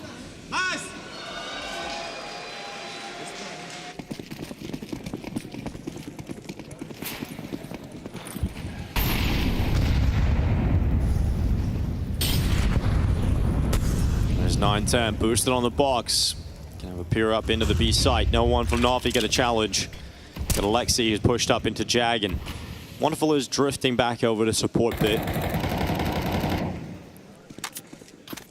That T-side lurk smoke at the B-bomb site, it puts so much pressure on defenses. We've seen it utilized a couple of times here in stage 3 to good effect. Yeah, the MongolZ aren't committed to anything just yet. The bomb is still sitting outside of elbow. Oh, Cobra Zera pushed up towards the top of the ramp. A dangerous reposition there for Wonderful into the open. Yeah, I wonder if he noticed that it was an AWP. Could call that out, that piece of the puzzle has actually moved in. MongolZ in so they can actually harass this defense. Alexi's got to back away. Off angle removed as well, so Techno slides in with safety. Yeah, nice methodical here from the MongolZ. This is a crazy move. Here's Mzinho up towards red. Pressure's going to be on MongolZ. And Mzinho gets the shot. So does Wonderful. So at least a trade coming through, but 40 seconds left. What did the MongolZ do here? Cobra, tough fight against Alexi. Didn't look like he was considering clearing it. MP9 at the ready. It's going to be so rapid to kill. That damage is going to be unleashed. Mzinho's going to lead with low health. Mzinho, low HP, finished off. Does Alexi get traded? Can Cobra get this kill? Alexi's ready for the second fight. Alexi's got it. AK out now. He'll move into the corner. just on top of the box. We've got 2 players left here for the Mongols, but only 15 seconds. You need this kill on Alexi, and he will be taken down by Blitz. The round is still on. The smoke's going to go out. That's the cross smoke up. You've got the cover to try and push out. 910 coming up. Blitz needed the kill. He doesn't get it. Now time is gone, and 910 retreats. Can't win the round. Goes to save the AWP, and Na'Vi don't have a whole lot of interest in chasing him down, apparently. So he's just going to be able to hold it, and that's a 6th round for Na'Vi. Yeah, not yet. They need to establish some money first. You don't want to get into a situation where you lose something, can't rebuy an AWP, can't rebuy kits or utility, so preserving the money. Cobra can't get the trade kill. Alexi's the aggressor, and the MP9 just rattling off way too many bullets, way too fast. 11-6, round 18 is live. Plenty of money and a strong investment from the Mongols. That was the most chill, conservative round we'd seen out of them yet. It's the mid-fight. MongolZ ripping open Blitz. Good start here from Na'Vi, but the response is coming in from Mongols, and it's coming quick. Cobra Zara up into the site. Bomb spotted. Bomb loose. Lexi P caught with utility. Not ready for the pace. Not ready for the space taken by the Mongols, who have moved in. And yes, they are a player down, but they've got good control of the site with that plant coming in. Techno going to try and tip those odds back into their favor. He steps forward. He singes in the flames. They've got the information required. The shot connects for 910, but it's not to lethality. So the pressure's on Techno. He needs both! And he's got both! Now he looks back for the next fight, but it has to be an ace clutch. It has to be everything from Techno. He's been a beast on this map, and now it's the Glock! Low HP, and Techno so close! MongolZ just about preventing Techno from the hero play. That's unreal. Almost saves the day. A big-time clutch from MongolZ. Starting to see him have some influence on this map. Triple kill in the round. Absolutely perfect. And Mongols started to descend into some trickery here. Bursting through the smoke at the B bomb site, almost the winning blow. What is this game from Techno as well? Like, he's just playing incredible Counter-Strike, so close. That Glock comes out. You look at the HP of MongolZ, just about missing out. Yeah, the reposition is nasty. The reposition from that double kill is so good. Wonderful doesn't expect it. Just about surviving now, Na'Vi, hanging in there. Gotta take this chance now. That's their lifeline. Yeah, money's on the edge, though. That's a very costly round win. 2 AKs and upgraded pistols for the Mongols here. Any more kills, any more pressure on that pain point of the economy for Na'Vi is going to be a huge issue down the stretch. MongolZ up towards heaven. Cobra checking it out. I want that AK to do some work. And it's denied by Alexi. Good move forward here. Second AK spotted. That's the bomb spotted as well. It's the Mongols getting a taste of their own medicine. Now they're the ones having to play this T-side without any kind of mid-presence or mid-control. Stepping into the open, Mzinho down low.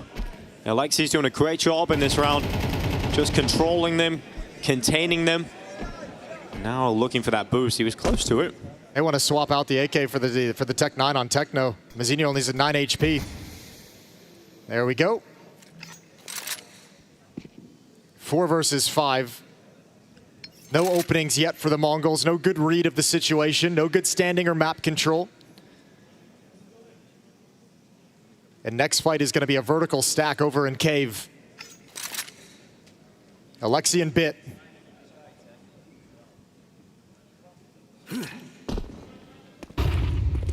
Turn into the fight. Bit. Oh, both come in real fast. It's a good work out of Alexi and Bit in this round. This one's going to stall out for Mongols. Mzinho wants to die here before the time, and he will. Getting one extra kill on the way out the door as well. But money's not good here for the Mongols, so it's going to be another eco coming up. A 9th round should be right around the corner here for Na'Vi. Yeah, but credit to Blade. I feel like something really changed out of that timeout that he took. Now we're starting to see, I mean, Bit with that double kill, really quick headshots. Na'Vi players starting to look a little bit more sharp. Na'Vi players willing to step up and be disruptive and take some battles. It's got a new attitude right now on the Na'Vi side out of that timeout, so well done starting to turn things around. They're still 3 rounds back. 11-8 in the favor of Mongols, and right back to the A bomb site we go in round 20. 2 flashes, no armor, just pistols. It should be an easy round for Na'Vi to mop up. Wonderful as a point man on defense with the AWP. Shadow spotted. Okay, that's the kind of shot that can open things up. The ace site now under pressure. MongolZ moving in, but they haven't got the utility to block out CT. So that does allow Ima that kill quickly onto MZ. And Techno just waits behind the big box. And yeah, you just need this AWP. That's the only thing that can do anything in the round here. Blitz to step forward. You think for a second there's a chance for a collateral. But it doesn't happen. They don't get that lucky. And that'll be Na'Vi coming back in. Yeah, really good recovery after a blistering shot onto Wonderful. That's actually a crazy shot to hit with the Deagle onto the AWP. But lose too many players before Na'Vi begin the retake. 11-9 as the MongolZ and Mara take their second time out, talking things over. 4 rounds in a row for Na'Vi. Defense has come online at the moment they absolutely needed it to. Coming back into this game on Ancient.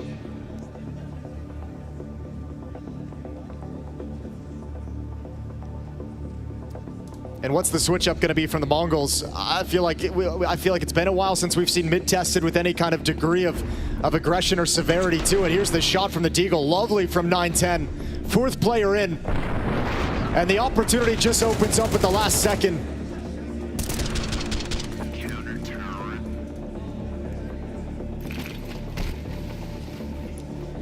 Out they go, Na'Vi pulling the comeback. Can MongolZ put an end to it now? Out mid they go. Cobra immediately stop back turn, trying to dodge the flashes. We're still completely blind. The Na'Vi have dominated the mid control. An important fight picked up here by Techno. AlexiB, who was getting some success with that maneuver earlier, this time gonna give that advantage right back.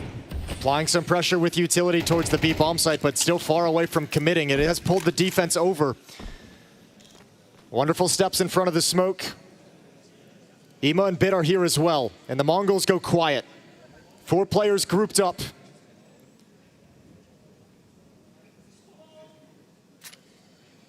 With 3 players here, Na'Vi might get pulled into an aggressive play, an information play. Push down ramp, see what you can find, start shrinking the map. The boost is up, Wonderful's looking for it. Oh, where did that shot go? It just went into the void. Bit at least responding.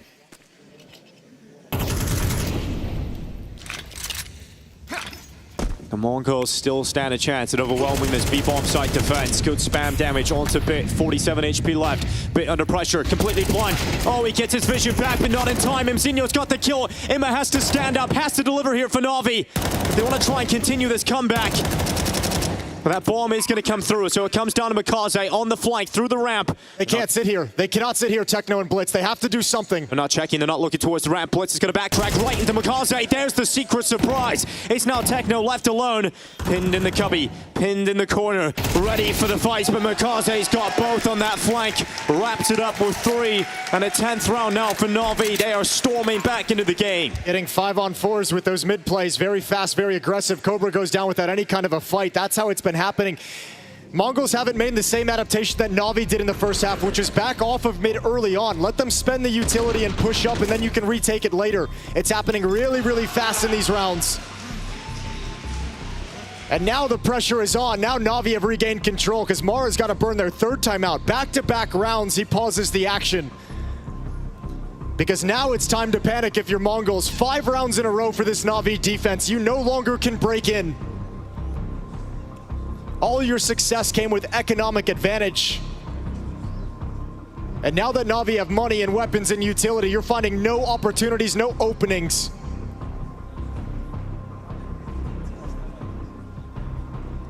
And the nerves set in. AK-47's a strong buy for the MongolZ. They get another chance at it, but much like on Nuke, it's a very simple T-side that they've kind of done effectively in the past, but Na'Vi's starting to work them now.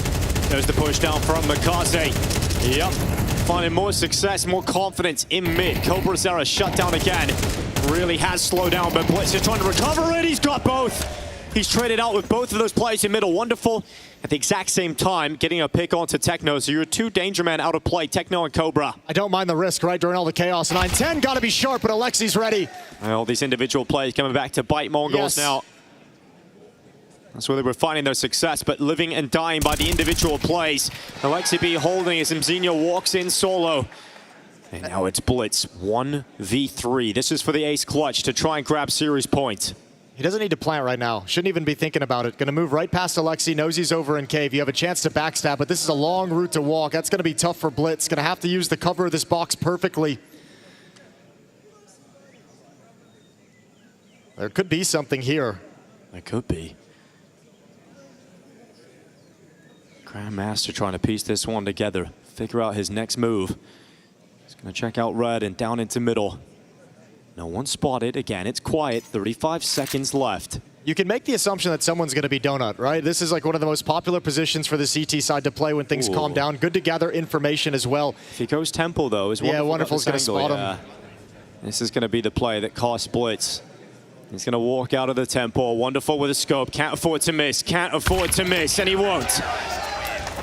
If Blitz takes the CT path, then he can get into the site there, puts more pressure on Wonderful, but he just chooses the wrong angle. And that's 11-11. Na'Vi have come back all the way and have tied things up. I think we're starting to see frustration, too, out of the Mongol side. Blitz just snap out an AK-47 in this round. It's going to be a hero AK. Everyone else grabbing Tech 9s. Mid plays haven't worked for Mongols right off the rip. Techno trying to get a fast lurk in during all the chaos over in middle, hoping that Wonderful took his gaze away, but that's not the case either. 6 in a row now for Na'Vi. Well, they have to go to the A play because their mid plan again was broken. They didn't make it out of the elbow. So they're going to be going heavy here, Mongols. Quick call towards the A site. Going to be really hard retake though. Wonderful is playing far, far back, so he doesn't want to go down at all. Yeah, spray's going in. All the bullets, no kills. A lot of damage. Alexi B finally getting something. There's no CT smoke. Finally one survives. Grenade going to be chasing after him, Zinho. And it will attack him, but he's down to 7 HP. He still stands. He still fights. As Na'Vi look to organize themselves for this retake. And only one rifle for the Mongol side. No more utility to block things out. Just one single flashbang.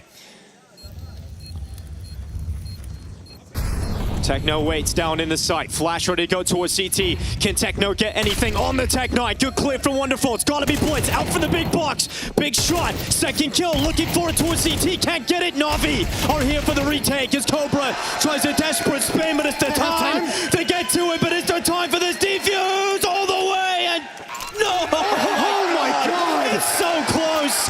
The final millisecond and Na'Vi grab map points. Oh, felt like it just hung there for an extra beat. That was the longest 5 seconds of my life watching that one, wondering if that is going to be Na'Vi or Mongols taking 12. And you'll be red in the face if that bomb goes off. Ima didn't have a kit. He was the first one to the bomb and had to leave it for the other defuse.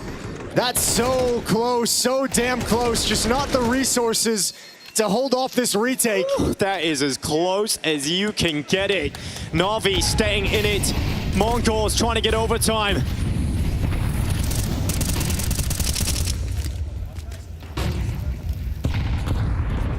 Ima looking down to the bottom of the ramp. It's going to be Cobra finally getting an opening kill here for the Mongols. Is that going to be the difference? Cobra looking to be the difference, but Bitch shuts him down, stops him in his tracks. But the aggressive player MongolZ caught by 9-10. And all of a sudden, a 4v3 for Mongols, once again favored to force this into overtime. Yeah, this is brawly. Everyone's looking to make a play at the moment. With that kill on a MongolZ, things settle down. And both teams take a deep breath. What a risk for Na'Vi, though. You've left Bit all alone. All alone with red HP, 22 health. He's just jumping over those bullets as well. Not wanting to get spammed down through the boards. This is a massive risk and a massive piece of pressure here for Bit. He's trying to puff up his chest and fire those bullets towards the smoke, but you do not want to be caught if you're Bit, so they switched weapons. Bit's going to AWP. It's the best play for him with this kind of HP. But the timing, look at this. The steps towards cave. Bit hears them. They made the sound cue. Is that going to cost him? He doesn't want to get taken down. They're already at a man disadvantage. He knows he needs to play for his teammates to arrive. Pick one, survive, and then maybe your teammates can come in. Good smokes here from Mongols. Na'Vi's had some really good retakes in this half, so they got to put faith in it, and they've got Alexi building up on the flank and T-spawn right now. Alexi is a late piece to this puzzle. They're trying to get up. That bomb is being planted. The grenade goes forward. Look at the damage done to Bit, but he still gets a shot off with the AWP. There's the kill from 9-10. Wonderful steps into the open. Alexi B's flank now activated. Na'Vi 2v2, trying to stay alive, trying to get this one over the line and take this map away. Blitz and Mazinho fighting deep for overtime. And Alexi B pauses. They've got no utility, and now they know exactly where Alexi is. The Mongols do not give up. They do not give in. And now they are looking for overtime, and it feels like it's impossible now for Alexi. Taps the defuse, gets the headshot, back again to the defusal, but the time is against him, and the Mongols bring this into overtime. 7 in a row for Na'Vi, and stopped at the final hurdle, and now it's just relief. Now it's just all that pressure disappearing out of the Mongols, all that stress and that run back, that comeback from Na'Vi. And they finally grab one away. It's Cobra with this one tap. 9-10 with an op shot onto MongolZ, gives him the advantage in the round, and a late play towards the B-bomb site. But still you have issues if you're the Mongols. Still you haven't been able to establish control in middle. Still you haven't been able to pounce anything off of that.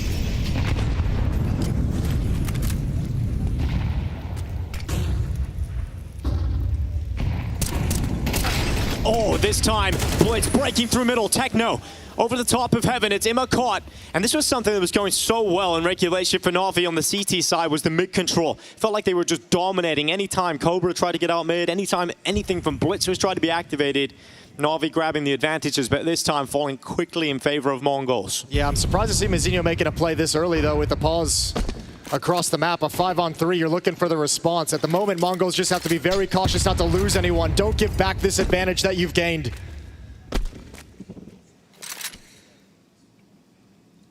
MouZ gains a ton of room up towards red room, so when the execute comes at the B bomb site, Bit will get pulled in that direction. MouZ will make his move in tandem. Alexi holding. Here comes Techno. Ooh, utility right towards Alexi. That's going to pull him away from that cave angle. He has to drop in behind the smoke. You can see him sort of checking towards the red room, knowing that's an opening in Na'Vi's defenses.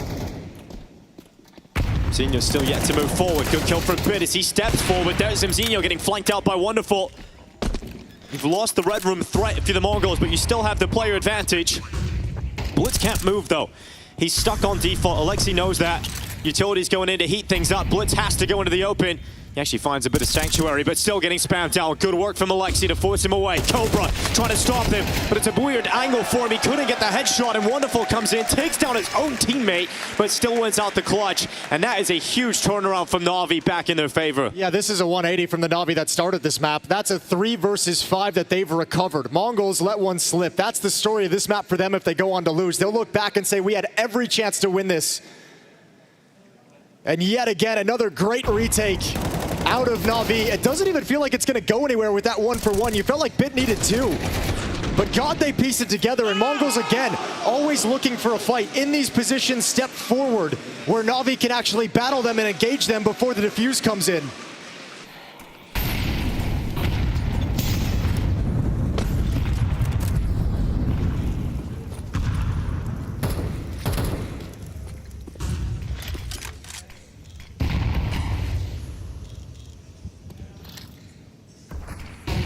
MongolZ climbing up towards heaven. 9-10 is going to be looking this direction. Techno about to peek him, but MongolZ never puts himself in harm's way. He waits for the peek to come to him. He challenges Techno and comes out on top of it. So Na'Vi now with a 5v4. And no advanced positioning for the Mongols.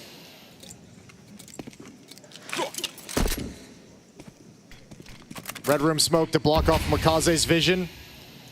Blitz and MouZ to slide out, waiting for the spam to come through. Now it's Blitz's time to make a move.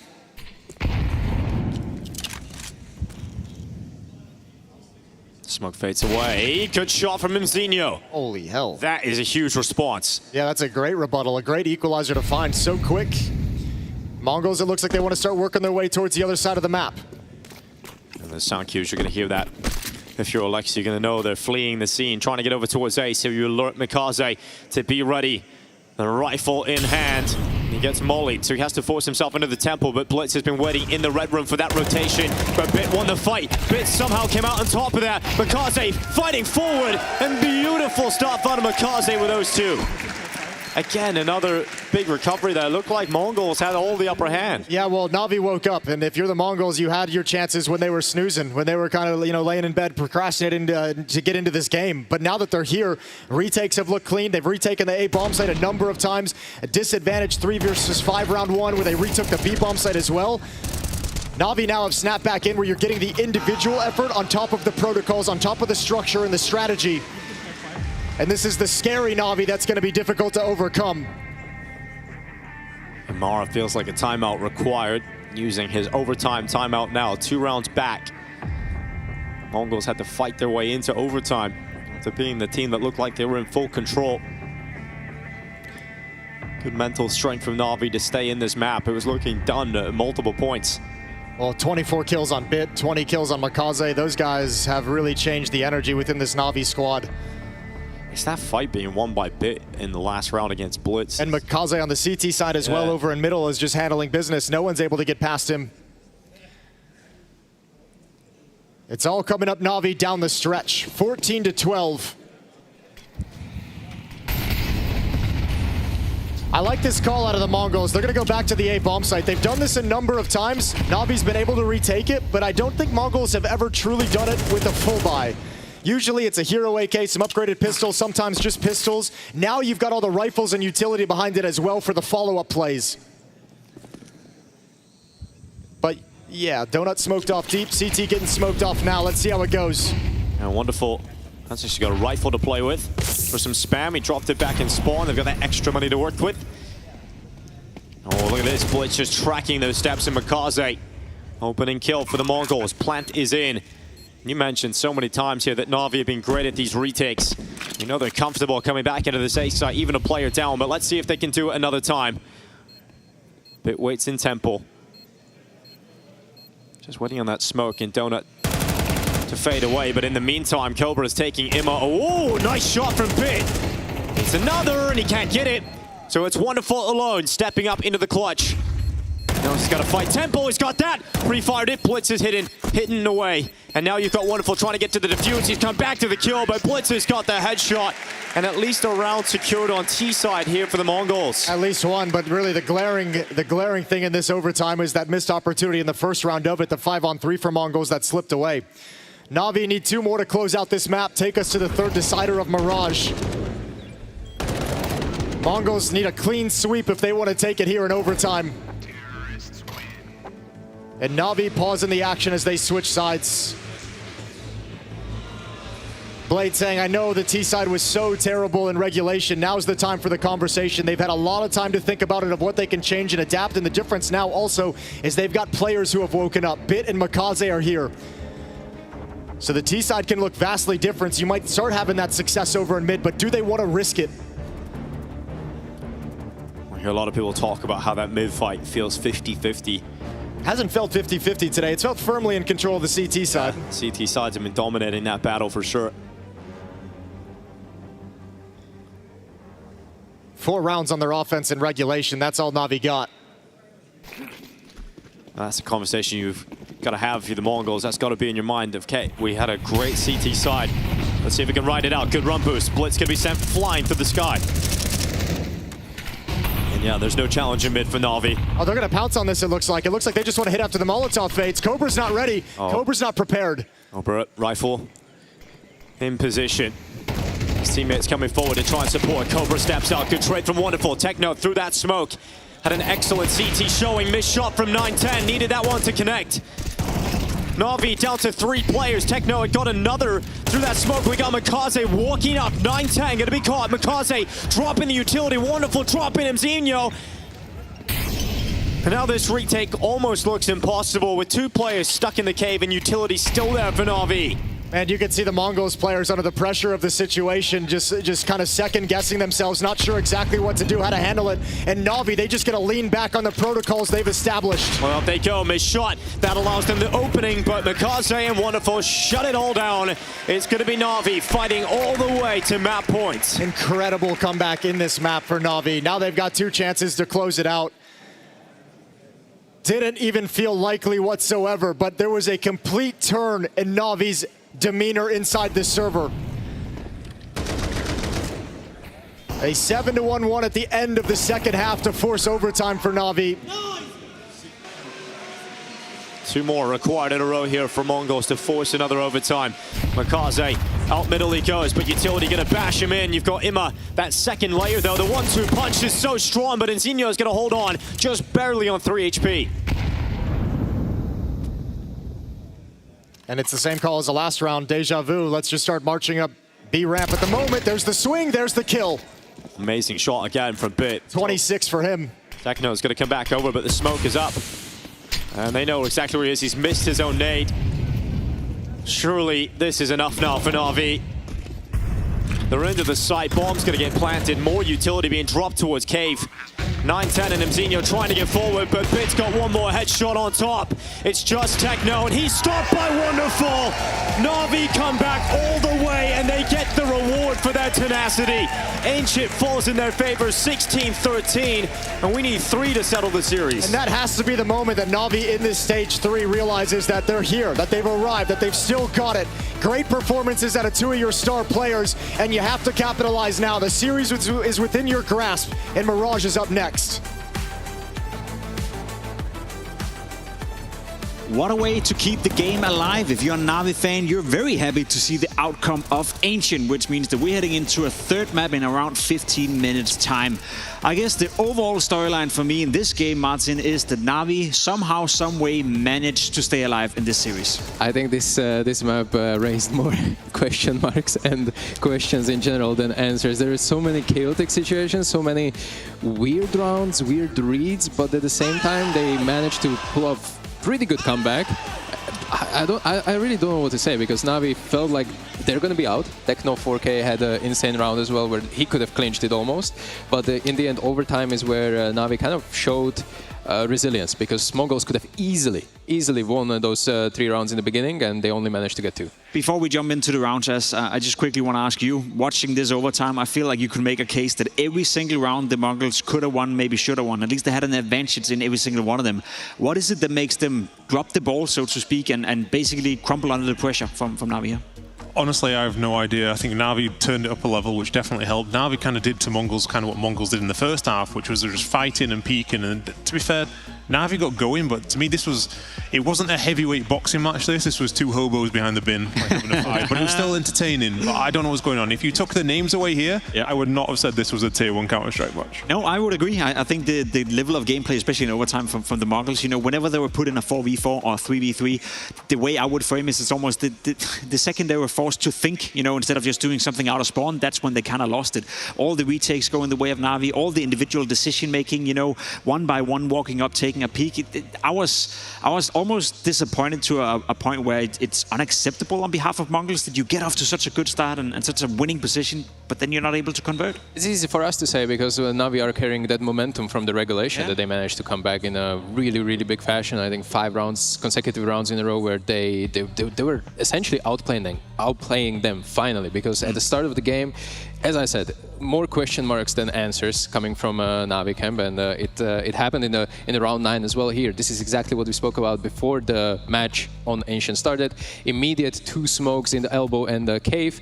MZino out of nowhere, no pressure anywhere on the map, lost another smoke on the A by smoking that choke point. He picked another one. And look at the time clock, it's 38 seconds left, 35, and he's smoking his last smoke in Donut, and kind of forces Tease to actually go towards B. Alexi B here here's rotation all the way back to A side, and this is simply due to MongolZ just not having enough smokes to play, and they're waltzing, I should say, into the free side, and this is finally the round where it kind of like broke the momentum back into Na'Vi's favor. Sure, the round itself is clean, but the half itself wasn't that clean. However, I can clearly see that there is clear understanding where Na'Vi has to play slow, and whenever they were playing slow, that was when they were actually winning the rounds on that T side. Yeah, we saw that in overtime, not necessarily playing slow, but whenever they slowed down the round after the initial fights, you could see that Na'Vi were just one step ahead in terms of decision making. Now, there was a moment in the second half, Ash, where they should have won the game. Round 18 right here, it should have been done and dusted.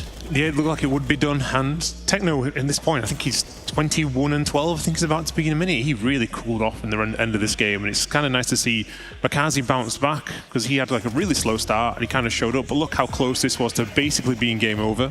no money left on Na'Vi at all. That should have really been the game there, but I don't understand the Mongols' capitulation there, because like even in the last round, 4v3, CobraZero understands from the last round there was a B reaction after mid-fights. Why are we not jump peeking the ramp? There's no Molotov, no smoke down or anything. It's the widest swing you're ever going to see. It's basically, best case scenario, I'm going to catch one guy and kill him. And it just felt like as the game went on, the sloppiness of the Mongols, lacking the confidence as well they had at the start of the map, it just went out of the window. Speaking of moments where it doesn't go the way of Mongols, round 22 as well? Yeah, there's just so many ugly rounds, it feels like, in general for the Mongols this game. I don't know, it felt like, I love the way they came into the game. It was like full aggression from the back of the first one. I think Mavi were tilted, but so 2 trades happen in middle. One player racks towards A, fine, okay? It happens because you think they're fighting middle. 9-10 thinks, okay, I have timing towards B. Bro, you don't have timing towards B. And then Mazzinho thinks, you know, I have timing towards Cave. You don't have timing towards Cave. So 2 mid-trades are happening in your favor, and just everybody around the map just dies instantly with nothing happening. And this just kind of sums up the way the Mongols are sometimes. So I think if you are a fan of the Mongols, you're probably used to seeing this, because you kind of live and die by this, because they win rounds like we saw on Nuke, and they lose rounds like this, where it just feels like a public face-it game or something, where there's no rules or anything. People just do whatever you want, and everyone has timing everywhere. I actually want to praise Na'Vi and maybe Blade perhaps for this in overtime, because they finally cracked the code, and instead of brute forcing these mid fights on their T side, they actually leaned into side hits, and that was the first overtime round where they just straight up went into that. Another one was in the last round where they just abused CobraZero. I have to say as well, what is going on in a second, because they're trying to plant the bomb, and 9-10 is breaking the smoke open when they need to plant the bomb, and this is the bomb planter going down. I even believe it. Like, what are they doing? Like, it just feels like you cannot trust the Mongols at all. An advantage after plant on B all the smokes are down. They're in fantastic positions. That Flammus would say they're in chocolate at this moment, and then they just go, okay, you know what? I'm going to look for a kill. I'm going to break the smoke open. Okay, now we're in a disadvantage again. They got that round over the line, but that's just a perfect summary of how reckless it can get in a Mongols game and how infuriating it can be to play against it. It did make me feel the way you said it. You know, you love the way Mongols came into the game, and you kind of hate the way they exit the game. You know, we all had that one friend who comes into the bar. You know, it's 7 o'clock. He's getting smashed over the night, and the way he entered, you know, good mood, good vibes. The way he leaves the bar is a complete different scenario. I felt like I was watching the Mongols getting more and more drunk by every single round. Now, Martin, that leaves us with a third map here between Na'Vi and the Mongols. I don't know about you, but I feel like this was the opportunity. This was the opportunity for the Mongols to pull up the upset that it would have been to beat Na'Vi. Now that Na'Vi has warmed up, now that they finally, you know, got the belief and confidence on the server. I know Mirage is an open map, you know, and one that you can interpret in a lot of different ways, but I feel like that was a missed opportunity for the Mongols. Exactly what it feels like. If this goes in the way of Na'Vi in the third map, I think Mongols will have really tough time sleeping this off and shaking this off, especially Techno. He had a great game starting off, then he cooled off. Even that 4K that he had, MongolZ was literally on 1 HP. All he had to hit is 1 bullet from the Glock. Obviously, Techno, I'm not sure if he knew that, but if they're going to be rewatching this, they're going to be kicking themselves. And yes, Na'Vi are definitely riding the high horse right now, because the way they came back is just pure momentum-based Counter-Strike, which they can only build upon, with Alexi B having good momentum calls, Blade occasionally chiming in, making sure that everyone is good emotionally and tactically, and individuals just need to start off really sharp. We've seen some good rounds from IEM, from MongolZ, even from Wonderful on the maps that are not that, you know, easy to play with an op, and I'm excited to see how this one goes, because Mirage is going to be a brawl.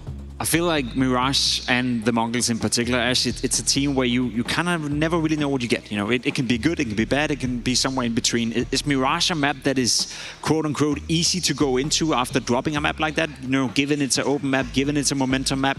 I guess it's not like a Nuke, you know, or an Inferno, or a more tactical aspect to that. Is this a good thing for the Mongols, that you're now heading into a bit more of the face-it playground, so to speak?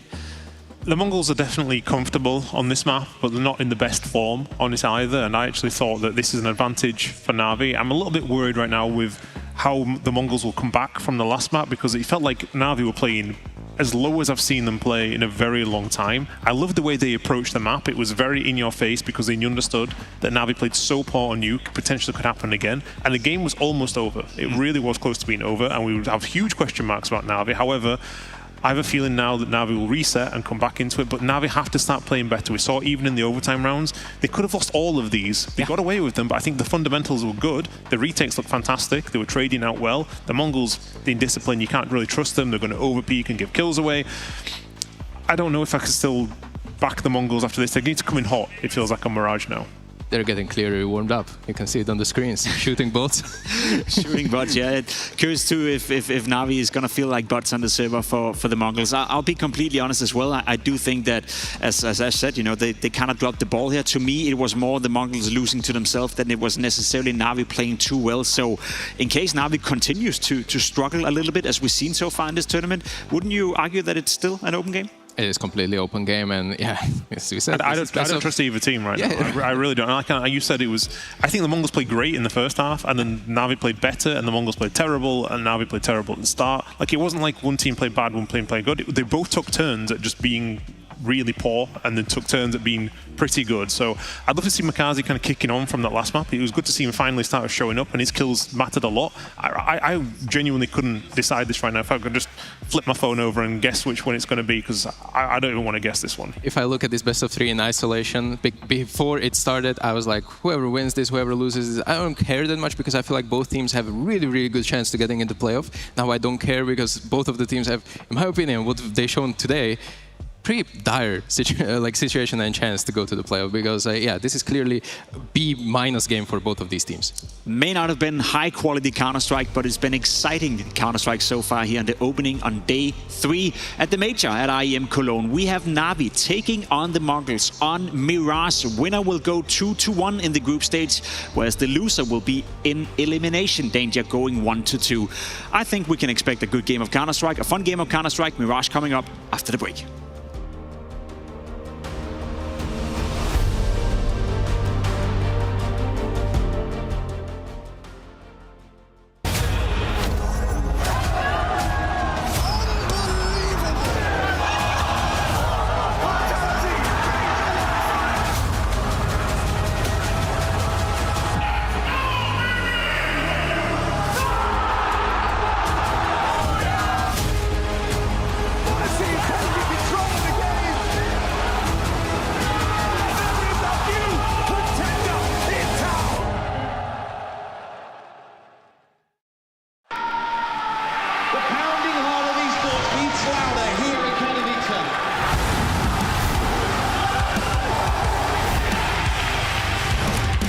Double peek, he's getting his shot. Unbelievable!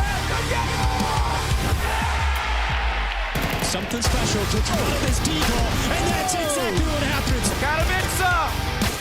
We are back!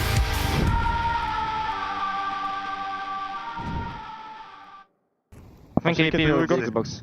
I can try to jump offside. Not yet, Igor, give me smoke. Yes. Drop your bomb also. Yeah. What? You can try to jump pick from close. Okay. Window. I jump. Good. Pick smoke. Nice. Kill boost one more. We cannot. Guys, come insta. Go window. Come insta window. We're good. Come out. Yes. I have Rocky for you. Do you have a smoke for city? No. I have window. I'm planting. Keep holding. Big temple. One city. Yes. Igor, keep holding like this. Yes. Guys, I'm going donut. Yes, be like this, because you'll not get blind from city. I'm in donut, guys. You have window? Yes. He might think I'm full aiming here. Let's come. Okay, yeah, hold. Smoke long. Aim. I'm only in front. Double smoke, Valère. I'm coming short to the smoke. I'm coming to go. Half HP. Banana, you can. I'm in cave. Go banana. Planting, both here. Banana. Other guy around. I'll try to kill him. Yes, I'm also searching slowly. Be long, I think. I'm searching. Long? Nice. That pillar side. Pillar should be. Don't see. Be right to pick. I'm searching. Can be long as well. It should be wood. Good. Nice! Nice, boys. I want to ask as well, Ancient and Mirage, whenever you do the veto, you usually pick one of those two maps, right? Recently, they've not been as good. Do you have any feelings about why this is? On Mirage, I think we just changed our positions, tried some new things, and which position has changed?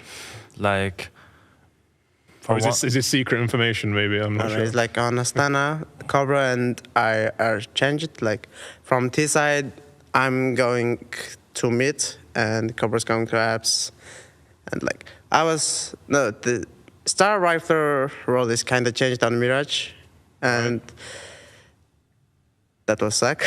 Then we lost, Yeah. So you swapped it back again? Yeah. Oh, you swapped it back, yeah. Okay. So what were you saying? So Mirage is kind of, you've changed some positions And yeah, that's because of the changing position on the Ancient. I think it's lack of practice, maybe. Yeah. And every other team is adapting, and they're focusing on you as well because they know that you're picking. Because like our play style is very easy to read. Like, okay, they're just doing the same things, so they adapted it. So yeah, we're trying to figure out and changing our styles. Yeah. I know in the past from experience, like sometimes like you have a map you're struggling on, right? And you focus a lot on the weaker map, and then your good maps, you don't put focus and they become weaker. Do you think that maybe happened a little bit as well? Yeah, like sometimes Nuke was kind of our bad map, but we focus on Nuke very long time, and Nuke is kind of okay for us, but at that time we didn't practice Ancient or Mirage, so we had some kind of momentum lost, so yeah. Our picking map is become Nuke. Yeah. It's weird how that changes, right? Your worst map becomes your best map, just like that. Yeah. Stewie's on his own, but look at the time! Look at the time, there's 7 seconds of blood upon! They're trying to go pyramid, but there's no more play! Stewie's won the round, we go to overtime! Welcome back to the Intel Extreme Masters Cologne Major. It was perfect that we got to listen to that podcast clip because that's exactly how this series is going. MongolZ Nuke looked great, their Ancient looked good, but they conceded to Na'Vi, and now we go to the map they were just discussing, Mirage. Yeah, I was going to say, it's awesome for us, probably not so much fun for the Mongols having the self-admission that, you know, a map like Mirage has kind of gone away from them a little bit, that it's not as strong as it used to be. They don't have as much comfort and confidence on it as they used to. Some role swaps back and forth, lack of practice on it with those role swap changes, and you've got a Na'Vi who looked fired up about halfway through Ancient that snapped into place and showed you how much better they can be if they play at their best. And they might have just figured it out with just enough time, because this 1-on-1 game, yes, but you go look at the other 1-on-1 teams, that 1-and-2 bracket's going to be so difficult. Pressure up through short here for the Mongols, some speed into this pistol round, but Imma off to the races with the first kill. Response out of Palace.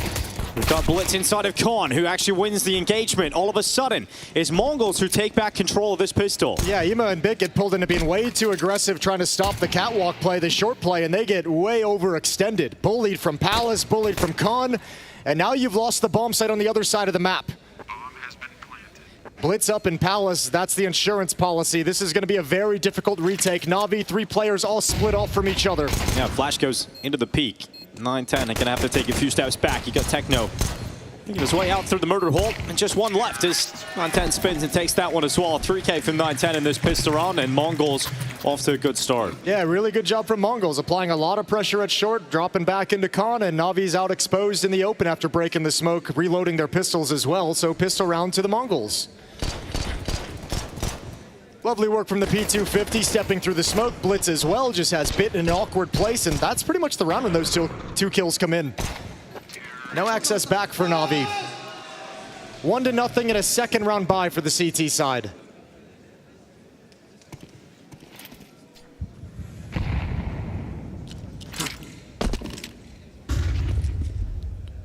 The Flash will send Bit in for a peek into the ramp. Really hoping this is where they're going to get their opening kill. A lot of players from MongolZ around that corner, though. It's about to turn into a bloodbath. Wonderful up first. Bit in second. Good work here from Na'Vi. Zinho trying to release them from Palace, trying to get something going their way, but they can't. The utility's up, but it doesn't matter. Blitz is left alone, and Na'Vi with the response. A huge response. Stop them cold at the point of attack, and MongolZ can track these footsteps. Blitz is a free kill and a free AK-47. It's not like Na'Vi are so ready for that A-call. Na'Vi's only won a single pistol round in this series of the 5 that have been played, but this is now the second time they've lost the pistol and won the second round in return. So they're kind of making up for it with those second round victories of not going too far deep in a hole and not starting out too low. Techno gets baited right into the position of Bit, pulled into the MP9 of Wonderful. Perfect setup from Na'Vi. 1 HP. Yeah, they really meant it. They really meant it. Just 1 HP. Oh my gosh. Well, we got a good buy for Na'Vi. Not so much here for the side of MongolZ. Very limited. They got Tech9's coming in. They're going to be trying to charge into this B side. Alexi B, good grenade, is going to take half the health away from Cobra. MongolZ's worried about getting split, but he's not going to see anybody running out through short just yet. Then all of a sudden Blitz appears. That P250 domes him, but the rest of Na'Vi taking their essential kills. And the rotations are in, making this impossible to get a bomb plant for the MongolZ. They don't secure the extra cash. And it's going to be Na'Vi up to a 2-1 lead. Money gone here for the MongolZ completely. It's going to be a full eco. And Na'Vi with a 3-1 lead looming. You know what really kind of scared me during that little podcast clip before this map went live was MouZ kind of talking and saying things like, he's like, you know, everyone's kind of looking into us and, you know, we're pretty easy to read. You know, we don't do a lot of crazy stuff. We're kind of simple to read. Well, that kind of worries me when you're going up against a Na'Vi team because that's kind of their specialty, you know, like the strategic understanding of the game and being able to move around. And we didn't see a lot of evidence of it on Nuke. Ancient, it kind of snapped into place at the end towards the comeback. If Na'Vi comes in firing on all cylinders, much like they did at the end of Ancient, I think they're just going to be so far ahead of the MongolZ. This can be a very difficult half. Blitz goes out there. He's going to get one kill, but then the trade obviously comes through. It's going to end up being a 3-1 start for Na'Vi. They haven't had a good start yet, Na'Vi. You know, it would be great to see them actually build something to kick this game off. I mean, had to come back into Ancient. Yeah, you're right. They haven't really had a good start on any map. The best was back on Nuke, the opening half. They were at a 3-1 lead at one point. That's the best start that they've had in any of these maps. They're about to get another 3-1 lead. Let's see if it turns from that point onwards. MongolZ making their way out into the open, but with the Galil taking him down. Imma to respond. It's just Cobra and MZ left, hoping they can maybe grab an extra kill, but there's no hope of even that. So forward players stay up, money starting to build for Na'Vi, and they have got that 3-1 start they've been looking for. Well, Bits come online in this series. He ended Ancient at the top of the scoreboard. I think something like 26, 27 kills for Bit. He was an absolute monster. If that continues here on Mirage, in for a tough time as a bomb site anchor, just delivering headshots every time you step forward can be absolutely brutal. So Bit and MongolZ going to be playing on the A side of the map. AK-47's out for the MongolZ in their first buy round.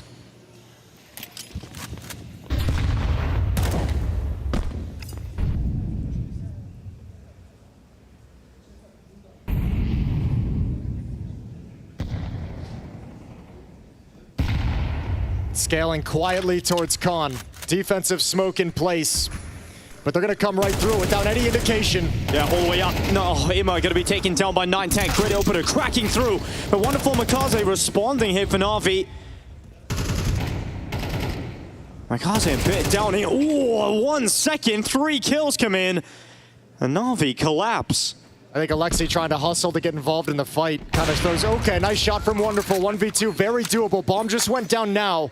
It's the getting through the murder hole. You expect maybe a second player there. It's such a suffocating position with the AWP, so Wonderful decides to call it off. Yeah, normally you won't even see someone like Alexi go into the murder hole in that sort of a situation, but I think he was so desperate to get to the bomb site to help out his teammates. A blistering hit, messing with timings. They thought that smoke would have a little bit more protection. There'd be a little bit more of an indication it was coming, but MongolZ just sprinting right through the smoke at the base of Khan and surprising everybody. Remember in the game yesterday, Na'Vi playing up against Legacy as well. I felt like Na'Vi was struggling with that as well, like different timings that were being thrown at them, different timings of plays, different kind of styles of executes, not as much indication with utility. So we'll see if Na'Vi, or I mean, see if MongolZ can continue taking advantage of that.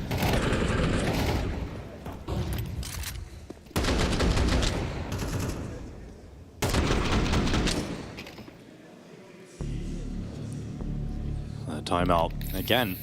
Very early on into the game. We've really noticed this from Blade. He's calling another one here.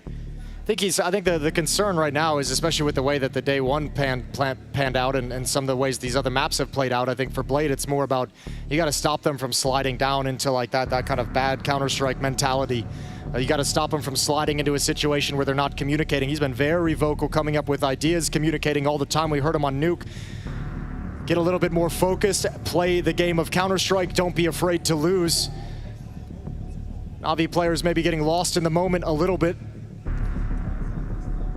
So an early timeout now to shore them up from any kind of mental collapse down the stretch. They have a 3-2 lead. They've got a decent amount of money in the bank and a very strong buy here coming into round 6. Perhaps the pressure of the fact that they had to come back into Ancient. They were about to lose that map in the series. Like activated that flow state, you know, one at a time for Navi. We definitely started to see the individuals start to thrive and more than Navi we recognize. But in this round coming out of the timeout, a frustrating start for Ima. He's going to get naded down to 21 health. At least he's still standing. They want to consider switching positions with Alexi. Either park him at the B bomb site, maybe activate him for a push with low HP, see if he can gather you some information.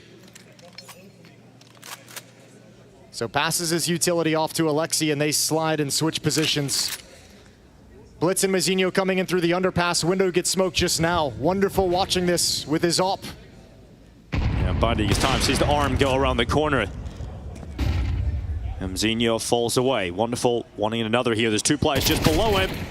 It's going to get cleared out by Cobra. MongolZ trying to peek from short, but it's not even needed because Bit does so much work from Khan. Alexi finds success from his spot in mid, and Techno has to drop back down the ramp. That's an RV winning a round and going up 4-2. Seems a little crazy having Wonderful stick around in Khan after he gets that kill and like look for another fight and stay there, but you could see the trap was set up, the push off short, the push at the top Khan. Really well orchestrated from Navi, and they have shut this round down. So Techno, you basically just have to save. So no bonus money for Techno. It'll be the only weapon they have in the next round. Cobra might be able to sneak in and Mazinho maybe a Galil, but they'll have to decide if they even want to invest all of that. So yet again, after a timeout from Blade, Navi snatch a round in dominant fashion.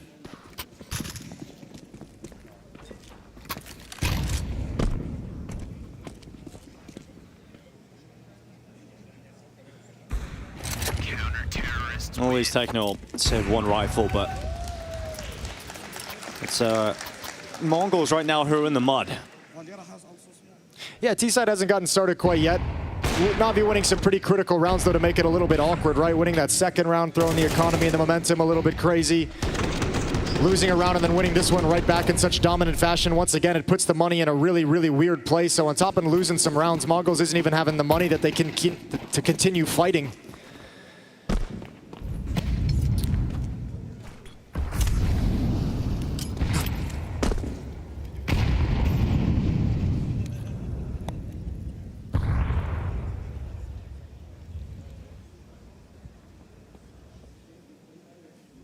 Techno going to try and fight this double push from Navi. You heard earlier, you know, Alexi was talking about what the elite teams do, and it's when they win rounds like this, right? They win rounds when you shouldn't. You know, the Galils or the Tech-9s, and that's what gets you back into games. We'll see if Mongols can rise to that occasion. Well, Bit and MongolZ with that piece of aggression, they didn't want to press the issue. They had a 2-on-1. No way they could have known it, and they decided to play the cautious decision and just back off on the stalemate. You got Alexi waiting down inside of the B site. Wonderful with the AWP will be quickly turning his attentions to the apartments. This is going to be very difficult to break through. Misspoke. That's actually a disaster. That's actually perfect for the T side. Let's see if the T's can get forward. Wonderful still has vision, but the flash comes in. Running over the top, it's Techno who's taking Alexi beat down, and Wonderful having to backtrack. He can't see into the site because of their own bloody smoke. Oh, Mazinho. They just walked forward and punished Navi, making a mistake we do not see them make all that often. That is a massive turning point. Mongols getting away with one. I mean, it's crazy how that works out. That mistake, how rare is it to see somebody misthrow that smoke of everything, but then for it to be just so perfect for the Mongols, so terrible for Wonderful, an absolute calamity for Navi. Good kills from MongolZ down the stretch. He's doing a lot to protect his teammate. He's gonna pay for it with his life. Ema will be able to get out with only 23 health. But Mongols creep up to 3 rounds and money becomes a problem now for Navi. Oh. Yeah, that's one of those tilting, isn't it? That's one of those mistakes you can't really hide. There's no apology that really covers that one in the moment.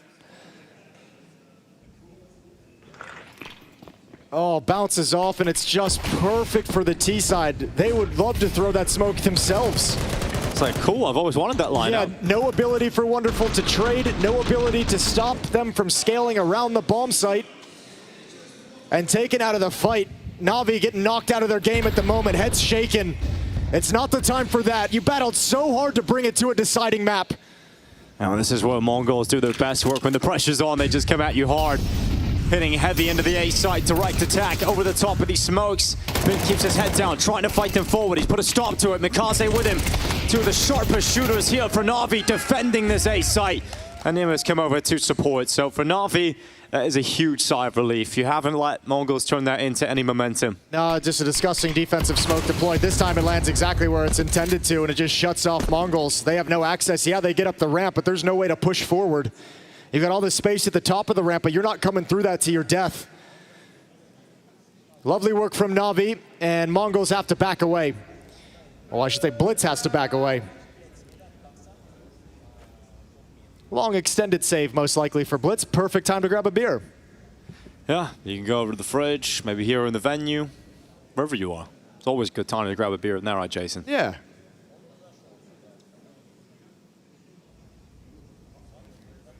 Well, Blitz still having a go, still walking around.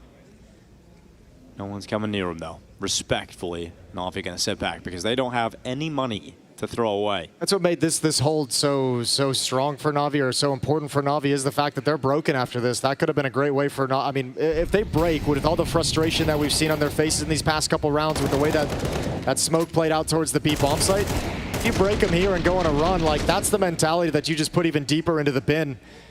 So they missed that eventuality. That opportunity doesn't present itself to the Mongols. It's them who are going to have cash flow problems. Blitz has 1,400 in the bank with an AK-47. 910, 4,100, Mizinho 3,400, but the other two very low at 1,800. So, I mean, again, you have to make a really tough decision on your buy. It's not going to be a full buy across the entire squad. It's either that or you have to descend down into a half investment for a couple players and sit a round out.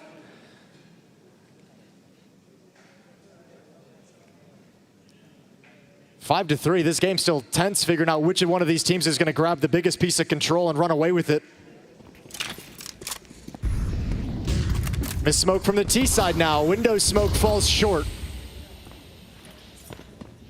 Yeah, a lot of missed utility. An incredibly important match. Odd to see it happen.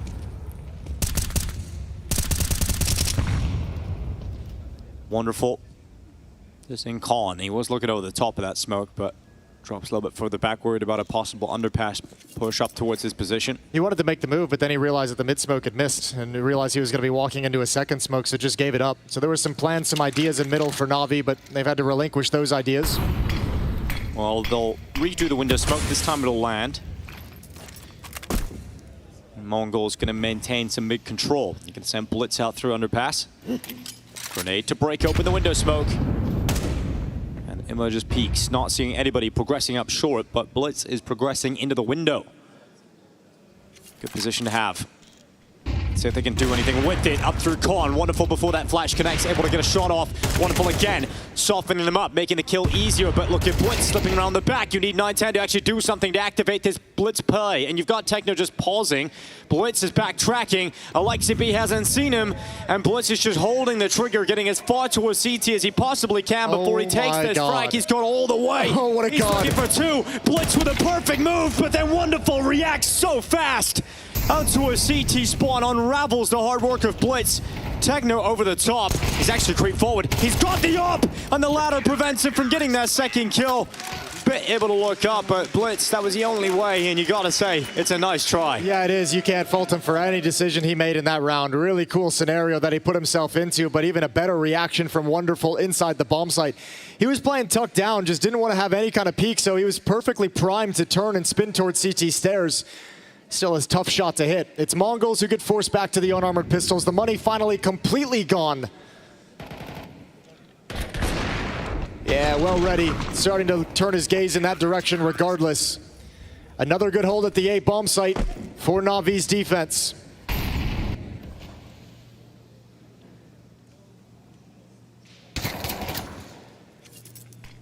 And the Mongols once again having to play with weaker weapons. It feels like Na'Vi have got control of the series now.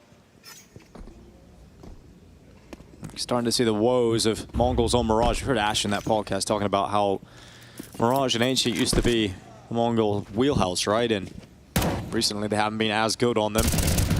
Ancient they blamed on lack of practice. Mirage here on the fact that they've made some positional changes. Positional changes that they then changed back due to the struggles, and still probably haven't had as much practice in that way as well. Well, that is well handled. MongolZ getting a second kill from the grenade, and Bit will close things out. So not a single player going down here for Na'Vi. Money really settling as we get into the last couple of rounds of this half. And this was good because Na'Vi got stress tested at the start of the half, right? Like they had some pressure put on them. They could have collapsed. There were a few moments Mongols could have come out on top and ran away with things, but Na'Vi stood up to the task, much like they did on Ancient. So good seeing that come back in. And even some of the self-inflicted stresses. The missed smoke from Alexi B, saw how frustrated him and Wonderful were after that. But they've done a really good job rebounding after those scenarios. Timeout from Mara and MongolZ. Yeah, if Na'Vi go on to win this series today, we can get some confidence back in them because they really bent, but they did not break. We'll see if MongolZ can continue that as they come through this. Different expectations for these teams as well, right? We have Na'Vi held up in like the trophy contender kind of category. Yeah, that's where they'll hold themselves as well. Ima and MongolZ enjoying the counter-strike so far. Na'Vi up by 4, 2 rounds remaining in this first half of Mirage.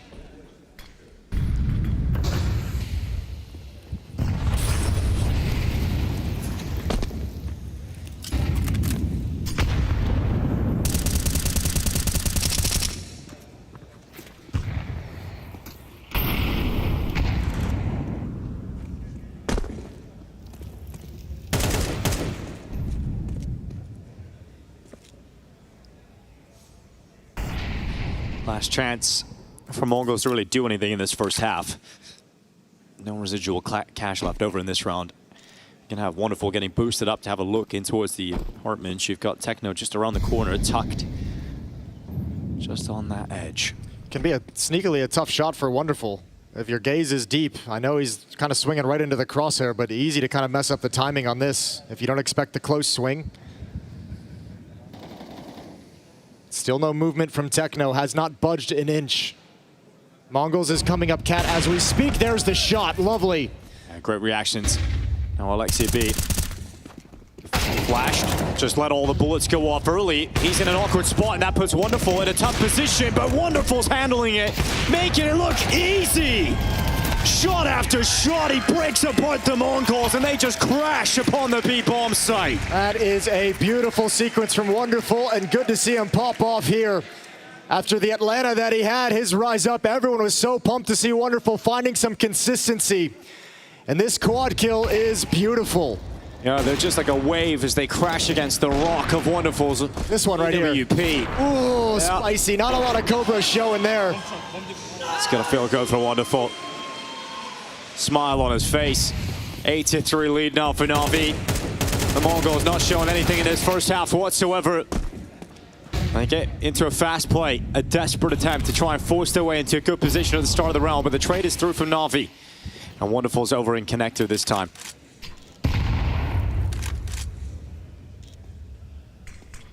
I imagine Mizinho might pick a moment to be aggressive over in Palace. He might be able to exploit the defense, find a 1v1 at the A bomb site. Bits pushed into A ramp just for the safety of it. Wonderful backs out of the window room. Alexi and MongolZ doubled up towards short.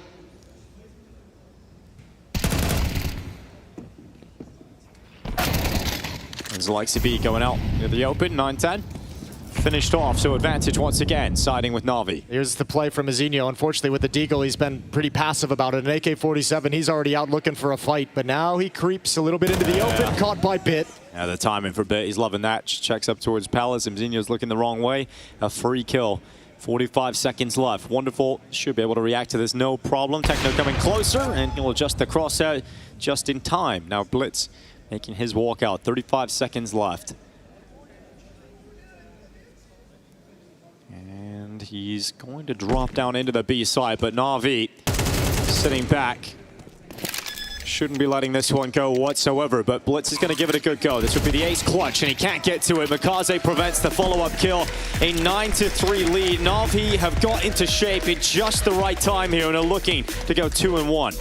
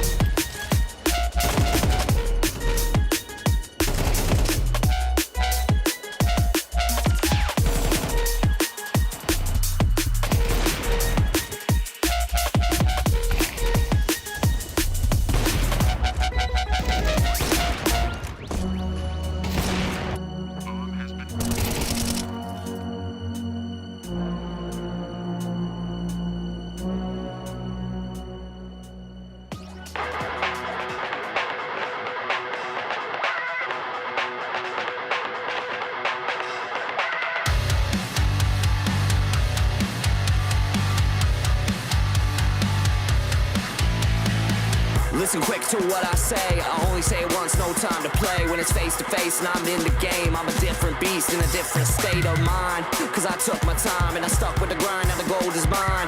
While you're getting left behind, don't call me son, but watch me shine. One shot is all I had to make it all back.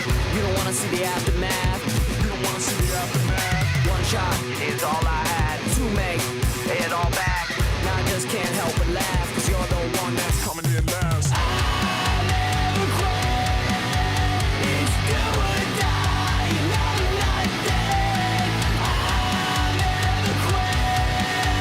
It's do or die, and I'm not dead. Yeah.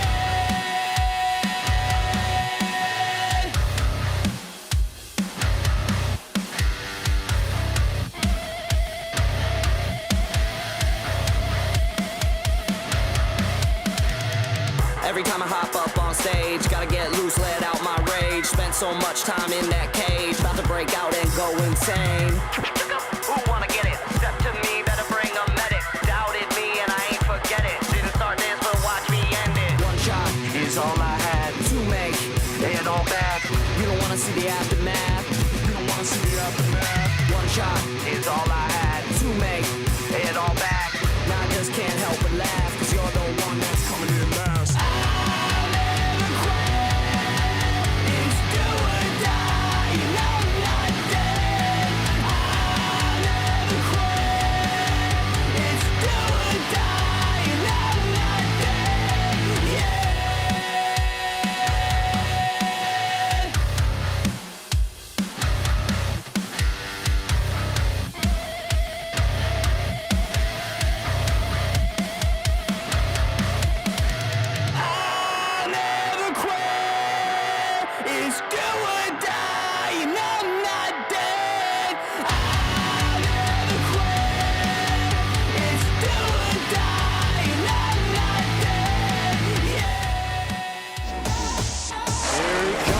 Again, the first base is a Dren. He's going to hit the ground there. Oh, what a jumping double for Cole!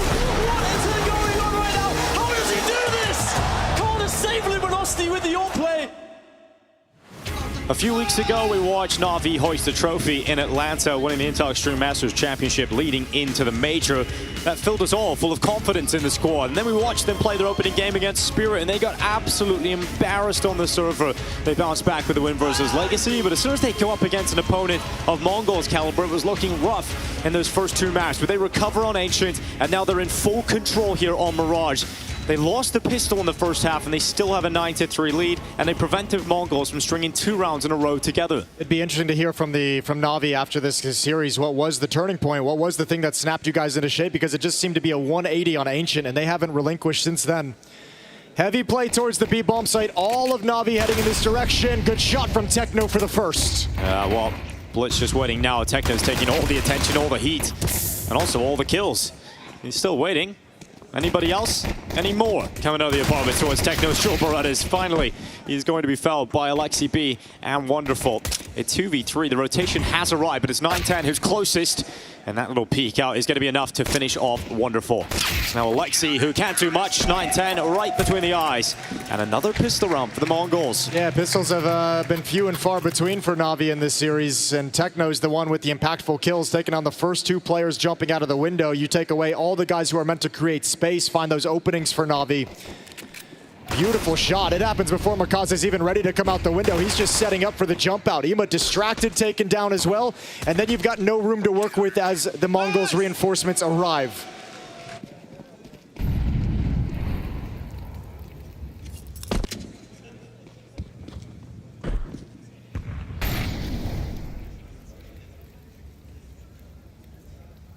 It's going to be a free round here for the MongolZ.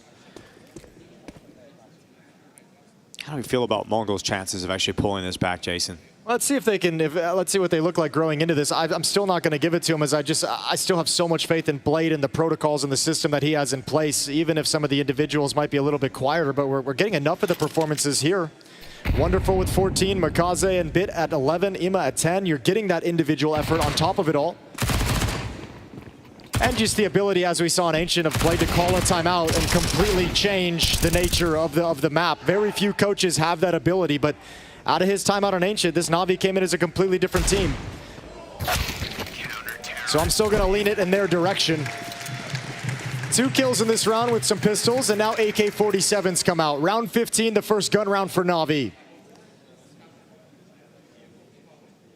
First look, there's no AWP going to be available for Na'Vi, but it certainly will be here for 9-10. So I'll take that for a spin. Always love to watch Bit on the T side of Mirage. He was a beast on the CT side, was doing some really, really good work. He was looking crispy. And Ancient, he was obviously a monster as well, leading the way for his team. Just always knows the right time to come out of Palace. Strike with some ridiculous impact. And that's going to be something the Mongols are thinking about all half long. Just going through the motions, and mid, you have the 2 smokes early, one towards window, one towards top mid. They just send the Lexi B out to the top boxes. Ima now arriving in the underpass.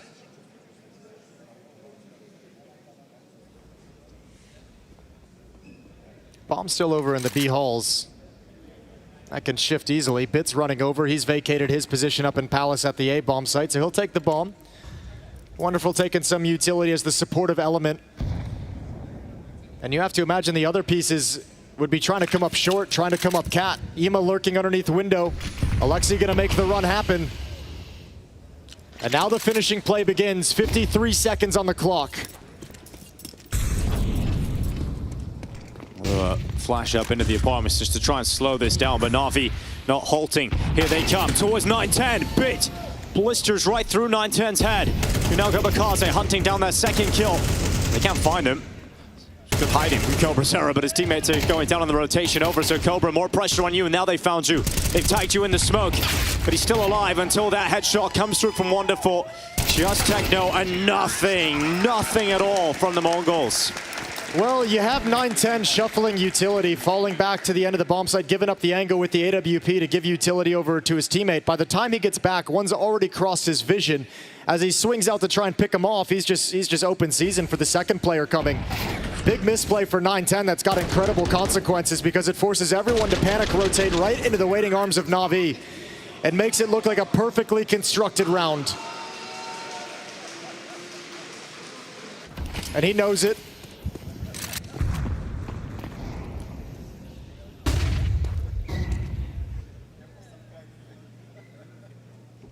Mongols have taken over Palace. They'll realize no one's here. No one's home.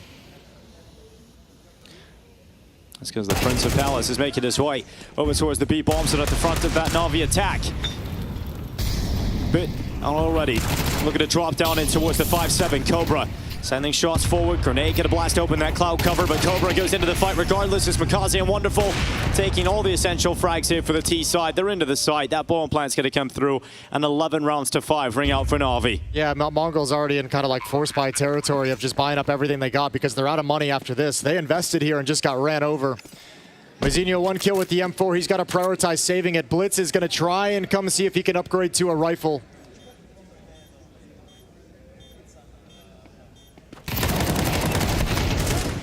He'll get traded off at the end. 11-5 for Na'Vi. Now a 6-round lead. They're in the driver's seat and starting to look like they're doing some of their best work of the event so far.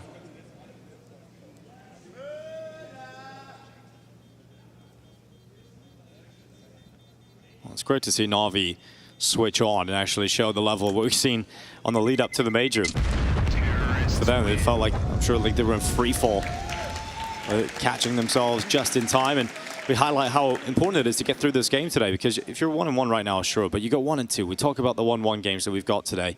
You're gonna have some crazy difficult opponents going into an elimination game. Yeah, there's not gonna be a lot of fun games in that 1-2 bracket, so Na'Vi looking to avoid that at all costs, send the Mongols down there in their stead. Round 17, Na'Vi 2 away from putting this series to its conclusion. Well, they group up. They're going for a simple execution here.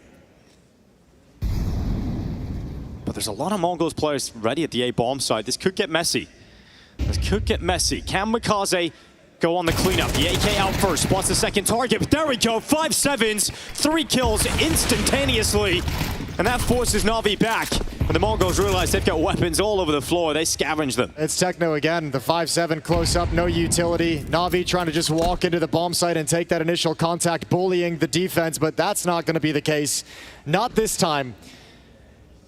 So money is going to blow up for the Mongols if they win this round and can pull these AK-47s forward. All of a sudden, they're going to have all the cash in the world. Alexi and Wonderful to try and recover a 2v5, and no one from the Mongols has even been touched. Over towards middle we go.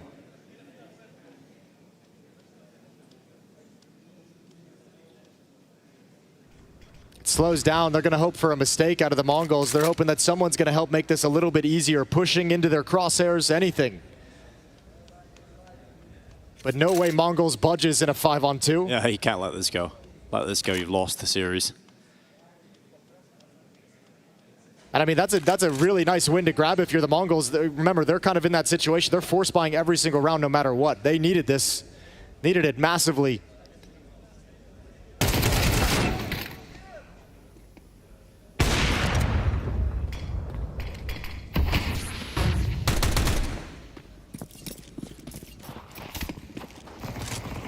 Now they're coming for the rest of the weapons, coming for Wonderful. Handling them for the time being, but then MongolZ proves too much. And the AK turns into an AWP 9-10. You're going to be happy about that, but this has to be the turning point for Mongols. They have to use that 5-7 round as a catalyst to ignite this comeback. Yeah, so many upgrades for the Mongols. So many extra weapons they didn't expect to have for free as well. So Cash is in such a good place. There's the double kill from Techno. Na'Vi trying to just waltz out into the bomb site, waltz to a 12th round, and Mongols ain't exactly their favorite dancing partner at the moment. Timeout is called. Second one from Na'Vi and Blade. Just a couple more rounds, that's all they need, and Blade has been so good at getting victories out of these pauses in the action.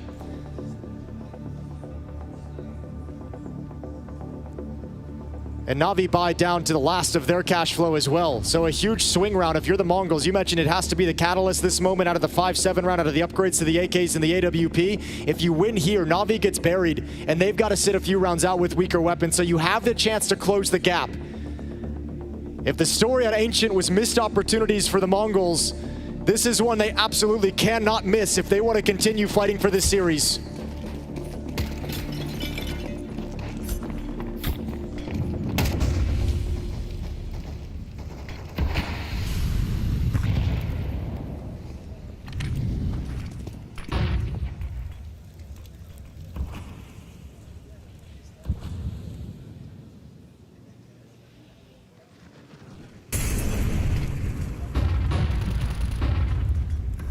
Oh, Blitz. They're just on the other side of that smoke. He's going to start peeling away back into jungle just at the right time because Imma got into this position but wins the fight. Blitz dies in jungle. Na'Vi have got the opener, 9-10. A little bit too late to the party to get that trade immediately on Imma. Who's actually jumped up and kept his back covered. Yeah, this position from Imma and that kill on a blitz is forcing a lot of movement. 9-10 trying to figure things out. MongolZ pushes the B bomb site. He doesn't want to get wrapped upon from Market. MZ just stepped forward. Techno spotted. Bit coming out again. Perfect time. Out of Palace. Techno dead. MZ the last hope. And their hope dies as soon as MongolZ arrives into the site. No resistance from the Mongols again. It is going to be series point for Na'Vi. It's so simple in that round for Na'Vi. I mean, they throw utility up at A ramp, they flash, they smoke, they nade, they force the defense to like feel some pressure, and that's just the jump up. And as soon as Imma gets that kill, the defense thins out, and that's when Bit gets to slide into his peak from Palace. That's when MongolZ gets to find one. Well constructed, and Mongols can't get a grip. So 12-6, and 6 opportunities for Na'Vi to close out this map.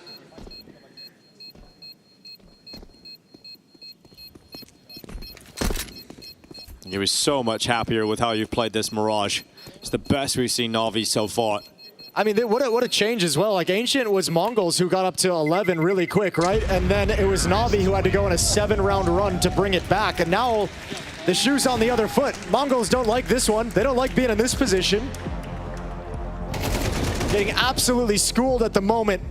And Mongols that we know are capable of Mirage. We've seen it over the years. We've seen it over recent months, though. They have started to drop off a little bit, slow down on the Mirage performances, and Yeah, they've been struggling to find that like mojo, the last like 10% when Senzu was in the roster that could get them a little bit deeper, that could get them over the hump in some of these games. Yeah. Missing that volume fragging that he was being able to provide. Just not matching that firepower right now of Na'Vi, not matching the team play that Na'Vi are displaying. 20 kills on Wonderful, 14 on MongolZ and Bit, 13 on Ima. Alexi's got all of his pieces performing at a high level. What a stark contrast to the opening map and a half that we saw in this series. He's got to be very, very pleased with how they've responded to adversity today. Him and Blade.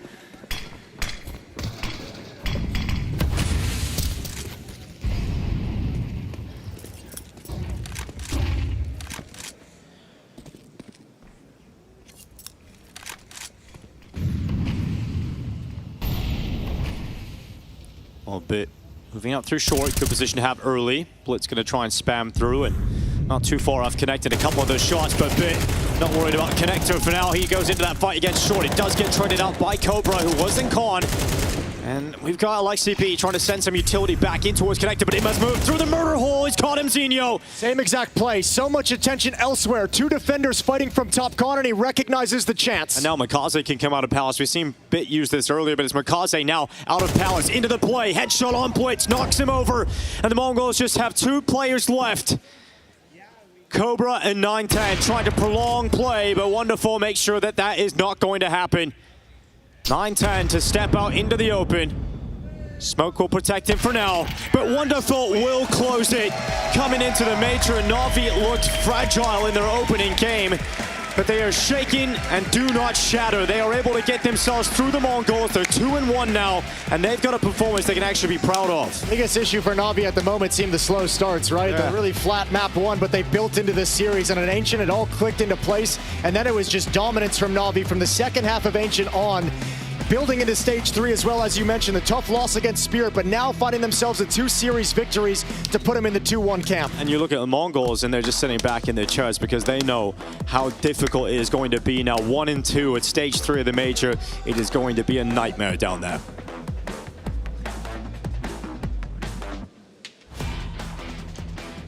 Super important for Na'Vi to bounce back after what has been a rough start to the major for them. Non-existent against Team Spirit, losing the first map against the Mongols and being down 11-7 on the second map as well. Stuku, they managed to turn it around. I feel like Mirage was the first time I saw the, dare I say, true Na'Vi, the real Na'Vi, actually enter the major. Yeah, we were talking a lot about like poor performances, a lot of mistakes, and we didn't give credit maybe where it's due. But honestly, on the first 2 maps, there was not much to talk about in that regard. However, this Mirage felt finally a little bit more complete, a little bit more, you know, with the soul of Na'Vi into it. And whatever Mongols were trying to do, on the T side, it was perfectly shut down by the CT side of Na'Vi. And then they managed to comfortably close it out. Finally, Na'Vi, that they expected to see from the get-go today.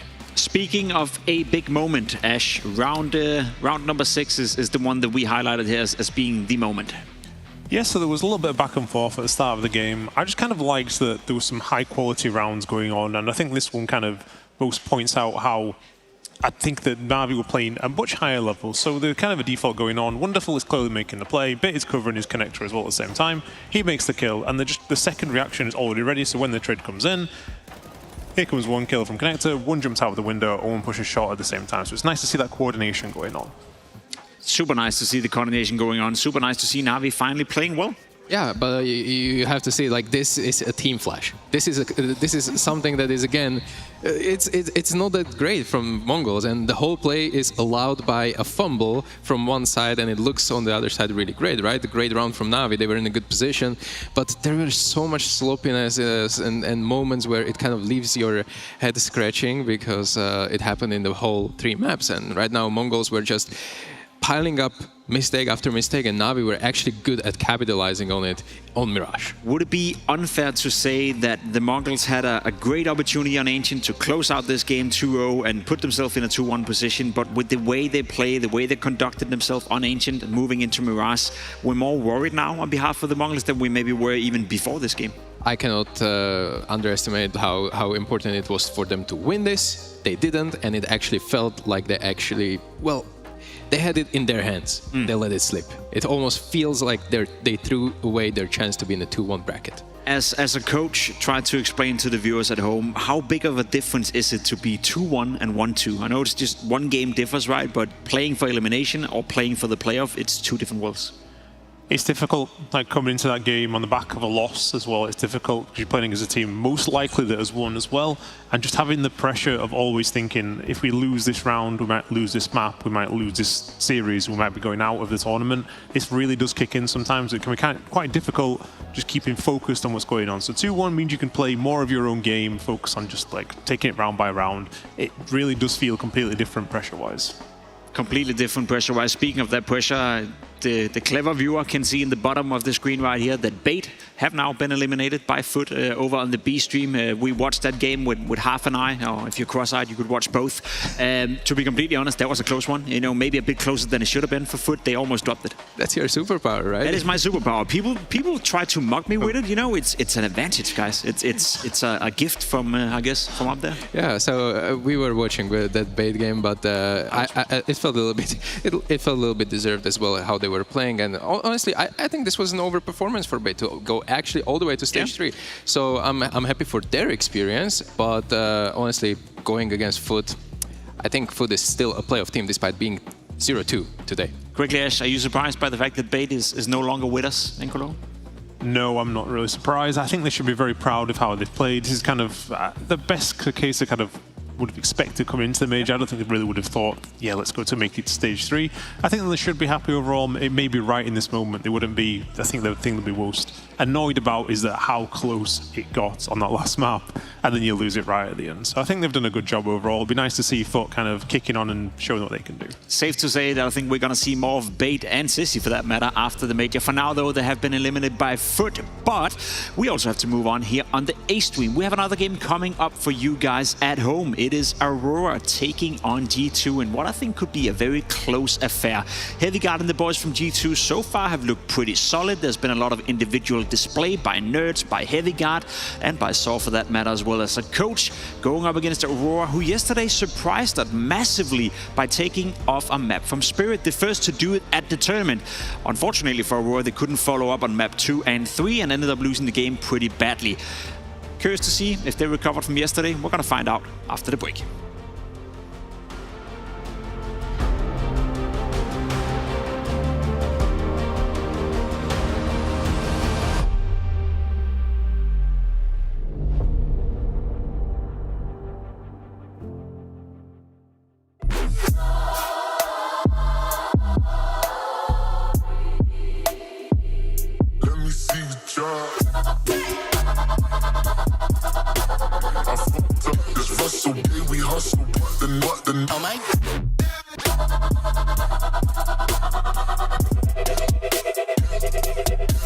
The best of Counter-Strike 2.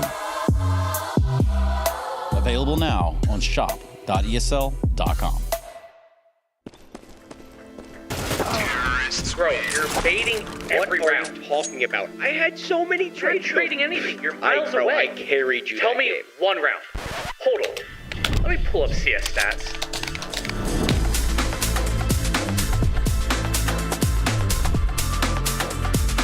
Oh, wait.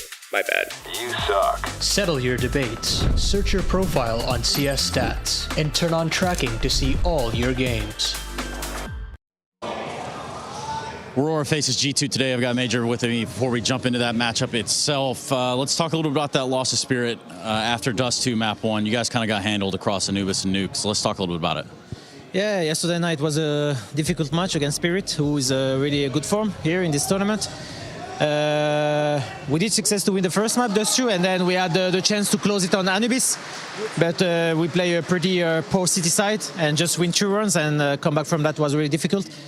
Then on Nuke, I think they play way better Counter-Strike than we showed. And it was a good fight, but today it's a new day. We need to forget that and just focus on the new matchup against G2.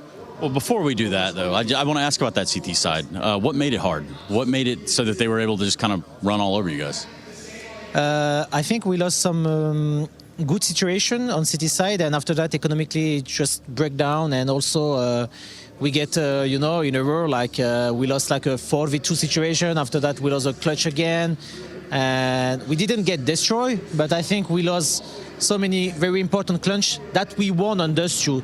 And the other side, in Dust 2, we win a lot of clutches, like 3 clutches in the last seconds when the bomb gonna explode. So it's just, 50-50 sometimes in Counter-Strike nowadays. So in Dust 2 it was good, but in Anubis it was not in our sides and we lost it. But on Nuke they play way better, like it was not 50-50. And that's the beauty of Counter-Strike too, right? It's a give and take sort of game. And in this notion, I want to talk a little bit about the difference between the Aurora that played Monty in the opener and the Aurora that has G2 in front of them today. Difference against Monty and G2? The difference in the Aurora that played versus Monty and the G2 that's playing Aurora today.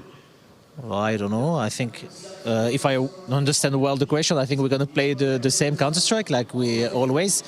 The goal today is to win and to show. I have always the same idea, to show good Counter-Strike, to show good team play, but sometimes it's difficult. But hopefully my guys individually today can be good and we can success to win. Yeah. What's the biggest threat from the G2 side?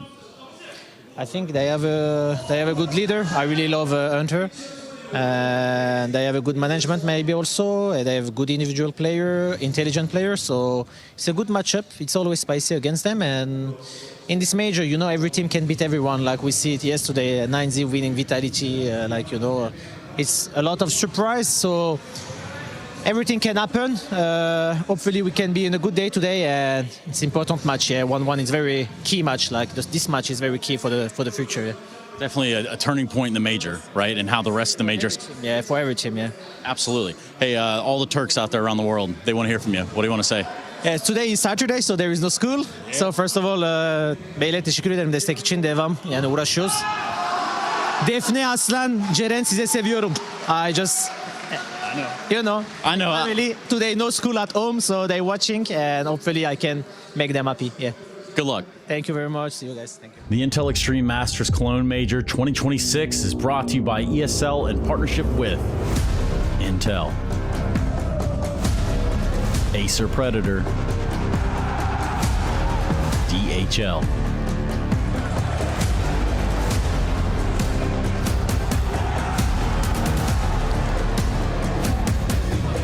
and Zoe.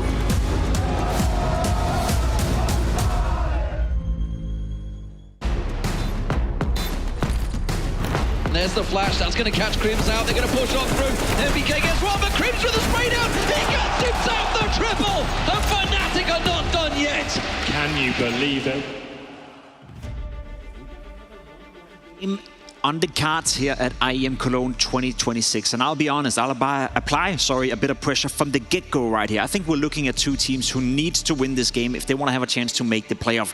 I have a feeling that both of them are on the cusp of whether or not they're going to make it. So going 2-1 in a game, going up against each other, Styko, that's going to be mega important for both G2 and Aurora. Yeah, and if you look at the game from perspective of both teams, it feels like they are beatable, right? Like when you're G2 and you look at Aurora, like yeah, they fumbled yesterday, the incredible lead that they had against Spirit, managing to get that first map. And then when you look at the opposite side, of course, like G2 is also very beatable. They haven't shown that great of a Counter-Strike. They've had some weaknesses, and this is incredibly, as we've just went from one messy game, it might turn up that we are going straight into another. Aurora gave us a bit of a two-faced experience yesterday, looking super solid on Dust 2 and then nowhere to be found on map 2 and 3S. So what does that leave us with? They've beaten Monty 2-0, they took a map off Team Spirit, but then weren't competitive after that. Are you satisfied with what you've seen with Aurora so far, or is it more so as expected? I think maybe above what's expected, because taking map off Spirit, I think everyone was kind of shocked because Spirit have looked that incredible so far. So I think Aurora are one of those teams that are kind of going under the radar quite a lot, where you look at them and you think maybe they don't have the most impressive results, but when they lose to teams, it feels like they only lose to the best teams most of the time. So I think they're a team that's going to be right on the edge of maybe sneaking through, but all going 2-3. It's going to be important for them in that case to get a win today. In order to get that win, you know, a lot relies on the coaching staff and the preparation. And I know, as you brought example from yesterday on Dust 2 in terms of how Aurora prepared to beat Team Spirit. Yeah, so I like this then. It's kind of caught people by surprise seeing this result. So I just want to go through the first round and let's see if we see any patterns here. So Major does a deep Molotov into the long doors. He throws a smoke behind himself. He sneaks in behind it. And this means, obviously, if the team goes mid-B or they go somewhere else, you're very quick to come behind them. So he's fast, and it's a mid-B split, and the first kill of the round is from the long player who shouldn't really be in the split, of course. Santaris gets spun through to Donk, and Aurora go out to close the round. So it was a nice little push from him. Maybe coincidental, maybe not. So the next round comes in, he smokes towards the doors, Woxic throws a second Molotov in, Mage is ready, he throws a smoke kind of behind himself, goes straight in behind. He has this little pocket again where he's between the Molotov and the smoke. He has an advanced position, and then when Shiro runs up ahead of him to join his team on short, he's very quick. So KD ends up flashing Major in before Shiro's even ready. The trades come in, Aurora win the round. So it's a 5-0 start going on right now. We're starting to see a pattern there. Maybe you're going to see a pattern. So the next round happens. This is 3 rounds in a row. Tanir's coming out towards long. Major kills him, and maybe you'll see something. I'm not sure. Maybe there is a pattern, I don't know. Major drops the smokes behind him, pushes forward, flanks towards Spirit, goes forward, gets an important kill, and Aurora go on to win the round. So clearly a pattern right here, Steve. We spoke about that yesterday as well with Peter, how I did it on the desk, and it was clear to see that they found some sort of loophole in Spirit's T-side. That brings me up to the next question. Is that naturally good preparation coming in for Aurora? You know, well spotted and well executed by Major, but the fact that Spirit don't have that coach with them to maybe close that gap live as the game is going on, is that potentially a factor in a situation like this? Obviously, like when you spot these patterns, as a player, you want to focus on your own game plan, your own game. And obviously, if Major is killing you in the back like freaking 6 times already, then it's kind of rough. And obviously, you have to spot it, but then you're like on the cusp. Like, are we going to counter that specifically? Is he going to do it again? Is it a waste of a man to hold long push? Or are we going to continue with our game plan, which was quite clearly a lot of B splits, a lot of B hits, a lot of short hits, and Major was flanking them all the time. So, you know, it's coming down to preparation, as we said. And if that happened yesterday, I'm pretty sure G2 is going to be aware of the patterns of possible loopholes that are going to be abused by someone like Aurora. Otherwise, we'll send Ash out to look out for another pattern in this game and see if we can localize something. One thing that maybe hasn't been so positive for Aurora, despite them playing well against Spirit yesterday on that Dust 2 map, has been Santaris. I feel like he's always highlighted as the catalyst behind Aurora. And personally, I think he's also, you know, as you said, you know, kind of describing Aurora as a whole a little bit underrated. I don't think people realize how long of a career, first and foremost, he's had and how good he's been in all those years. Naturally, hasn't won a lot, you know, given the teams he's played on, but in terms of the raw skill he brings to the server, there's no denying that Santaris is a fantastic Counter-Strike talent. However, as of recently, he's been missing a little bit. Yeah, so I had a look into the stats and everything. It seems like on the CT side, he's really struggling, but on the T side, he's still, at this event, one of the highest rated players. Woxic also not had the best start as well, but you've got to keep in mind, they have played against, by far, I think we can all agree, the most impactful person at this event, and that person also coaches Donk. Yeah, I'm sure that's the case. Now, moving over to G2, I think in general, what I've seen so far from G2 has been quite impressive, I'll be honest. Obviously, the way they conducted themselves against Falcons was okay. The way they won against Foot yesterday, Foot is a good opponent, is okay.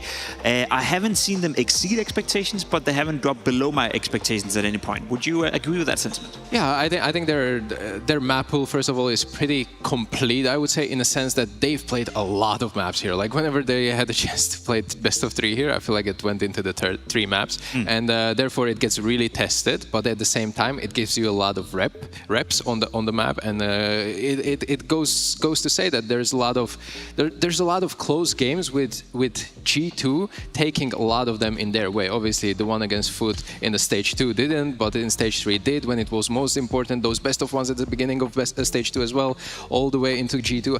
I'm quite happy with what I'm seeing.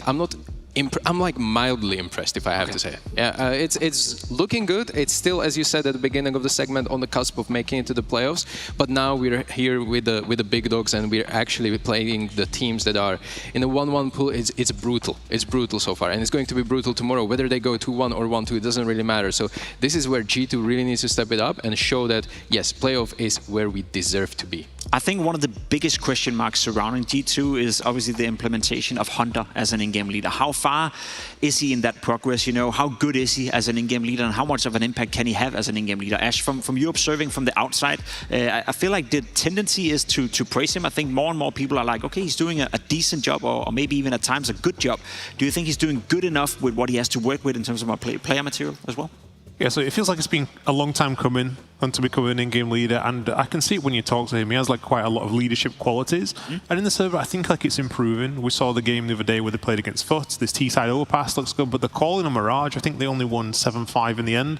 I love the way they varied the tempo. It looked nice. It looked difficult to play against. I think he's improving in this, but even though he's got so much experience, it's completely different being the in-game leader, because suddenly now, in the middle of the rounds, instead of focus on your crosshair, think about what the opponents can do, you're organising your teammates, you're looking to see what smokes, what flashes they have, where they are, what calling for the end of the round you can have, and then you end up missing a lot of kills that you should be kind of locked in. Even if your crosshair is there, you're not really thinking about it. So it's a difficult move to kind of have, and also you kind of lose the star mentality. You don't have an option to tilt anymore or anything like this. So I think he's doing a good job. This is still something that is at the very start of his career. It's going to take probably another year until we see the best of him in this role. Cool. I think the hidden impact of IGLing for Hunter is sitting right next to him, right beside him. Basically, it's Saul and it's the the coach that I feel like prepares a lot of cool little ways how to implement it into the game, and helps with the strats as well. We've had the viral thing where G2 actually decided to go for a half buy after winning a round. That was after Hunter exposed that kind of situation. That was Saul's call. He didn't want to call it, but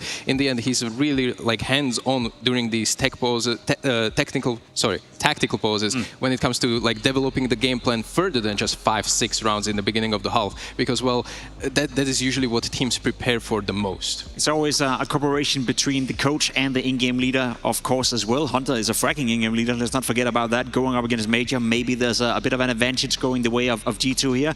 There's going to be no game with no maps, so let's find out where we're going to head into to this one. Martin, you said G2's map pool has been all over the place, but in a good way. Yeah, in a good way. And I think if there's not going to be Anubis in this veto, Aurora is actively trolling. They need to absolutely pick this map. This is their comfort, and the only thing that I see G2 potentially struggling with is Anubis. I still think that whatever this ends up in, and that's going to be Inferno as a decider, I still favor this a little bit on the G2 side. Obviously, that Aurora pick makes complete sense, and I'm really looking forward how G2 is about to tackle it, because there's a lot of things to expose, but we're going to be talking about it later. For you, Ash, does this veto change anything? I feel like Aurora have the aura of being an Anubis team, but they don't really have the confidence recently of picking it. So this is interesting. I thought they might go for Dust 2, having beaten Spirit yesterday, and I was confident we were going to get a banger of a map on Mirage for the third map, but it seems like we're going for Inferno instead. The map pool is a bit all over the place, and that's what the Major does to you. Sometimes it exposes your weaknesses, and sometimes it exposes your strengths as well. As we already have established, this is a 1-1 game, so it's highly important for both teams to get a W right here if they want to have any chance of making the playoff at IEM Cologne 2026. We know the maps, we know the players, we may as well also get to know the voices of the game. Let's get it on. Yes, indeed. Aurora versus G2, a match that I'm very excited for. I think this has the potential to be an absolute banger here in a 1-1 match, stage 3 of the Major here in Cologne. Yeah, there's a lot of skill inside the server, isn't there? A lot of talent on these players, so should be some high-octane Counter-Strike. Heavy God on the G2 side of things, currently the 7th best player statistically at the event so far, playing very, very well. Big grenade towards Zantares. Heavy God going to be chasing after him. Zantares sends out a lot of bullets, but takes more on board. Going to drop down into the connector. They don't care that they haven't got the kill. It's the fact he's gone. They're just going to continue their race towards the A site, but there is a trap late for them. Plenty of players here for Aurora. Dual Berettas for Arcadia. Going to spray away. There's 2. Goes out again, but Hunter's got 2 kills all of a sudden, and he's kept G2 in this round. Yeah, and he got those kills so fast, he knows he's got the safety of the bomb plant. Nertz is going to be brought up very, very late. He's actually transitioning out over towards Long, so a long route that he's got to join up with Hunter on. As Zantares took that early damage, down to 15 HP. No kits. Soulfly in behind has to be in a position to bait Zantares, but yeah, lack of kits, lack of utility. G2 have all the reasons to win this pistol. There's another, oh, look at that damage done from Hunter. Soulfly down to 22 health. He can't stand comfortably whatsoever. Hunter with his 3rd kill. In fact, he can pick up 4 as Zantares is coming to play. Coming to challenge him, but the flank is down from Nertz, and eventually that headshot is brought through. Hunter basically winning the pistol here for G2, and they're off to a good start on Overpass. Yeah, great round. Very important trades for Hunter. That hit isn't nearly as successful as they would have liked, entering in right into that trap, right into the crossfire. The dualies are doing work before Hunter's able to chime in. Lucati on Major mounting a good defense. Hunter just does him one better. Double kill and cleaning up in the post plant. Pistol round to G2. Yeah, not much going for Aurora in this round, just the Deagle here for Wakadia. Should be a 2-0 lead for G2. We'll note there as we were coming out of the analyst test segment into our cast, Jason, we were hearing about their opinions on the map pool. A little bit surprised that Aurora went for the Anubis pick, considering how it went yesterday versus Team Spirit, not going for the Dust 2. Ooh. But let's see what Wakadia can get another one here. We'll hold the phone for now. On that point, we got Nerds who might get put under pressure. The Deagle's coming out for a second swing. Nerds has handled that, and the round will fall in favor of G2. Yeah, I think it's fair points to be made. I mean, I think it's a matter of Aurora. You know, you have that one win over, one win over Spirit on Dust 2, but Anubis has been your map for quite a long time. You've always loved that, so I think there's just a longer body of work that Aurora wanted to lean on in the veto to take it to Anubis. Also, it'd be really nice for them to establish. That was one of the great strengths of theirs when they were one of like the stronger teams, was everyone was a little bit afraid to play them on Anubis. Everyone was a little bit tentative. It was the strongest map. So it'd be good if they could replenish some of that fear, or at least some of that respect that teams had for them on the map in this series. Right, so Spirit beating them so easily, like one-sidedly, is going to really affect the perspective of other teams on that Aurora pick. So yeah, you could definitely reestablish some control and fear on it today, but we'll have to wait and see. Right now, G2 very comfortable. That's 2-0 start. Got Manager waiting in the bathrooms. He's going to be finished off soon as well. And we'll get into the real rounds. All right, 2-0. Woxic shouldn't have an AWP yet in this first round. Neither will Sunpius for the G2 side. Going to be mostly just straight up rifles coming into the party in round 3. Natus has a MAC-10 if he wants to get fast and aggressive and take some space. First gun round, first clash between these two teams with full buys. Hunter starting this map 6-0. You love to see that out of your IGL. Getting him comfortable and calmed down and settled into the game very early on.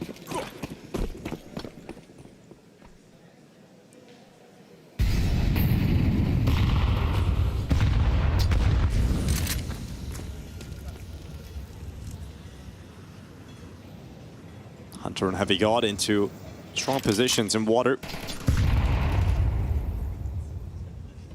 Denying information of any players that might play in front bathrooms, as Nerds was just watching for that for a little bit, but you're going to see all the resources committed for G2 towards B, and they're loving the fact Heavy God gets one off the boost.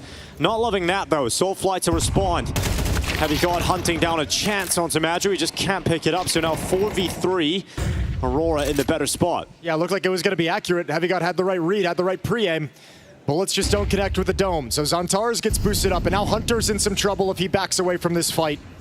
Yeah, Soulfly not stepping forward, realizing one more step into the open. He's likely to go down, but one step back from Hunter, and he's absolutely removed. Nurse trying to be the release valve, trying to find the only play that can get this round going again for G2. Spot at the head of Woxic jumping around the back of the dice box. He'll retreat into the bank and utility will follow. You kind of have to be aggressive here and see what you can get if you're Nerds. Yeah, it's not really an advantage anywhere you look, but you have to make an attempt at it, and he goes down. Yeah, Sunpius a long way off. Not going to do too much at all here. So Aurora, first gun round, and it's theirs. They only lose one player, and it was a boosted position from Heavy God from water down into the site, but the rest of the kills very well played from Aurora. Yeah, no follow-up on the opening kill. Opening pick from Heavy God with that boost. You could see Natus with the MAC-10 trying to kind of make a play through the monster tunnel at that point. He gets traded off, and then you're kind of stalled out, where your only plan is to try and peek into the bomb site and get a pick. Sunpius gets nothing done as well. So indeed, 4 players survive for Aurora in their first gun round. They get some money built up beneath them, and a round on the board. And G2 come right back into a buy. Here's that boost up, quick shot from Heavy God, just a quick jiggle and commits to it. Matt is trying to make his play, but didn't expect Soulfly to swing from the right side of Monster Tunnel. And then it just all falls apart. A really nice defense from Aurora.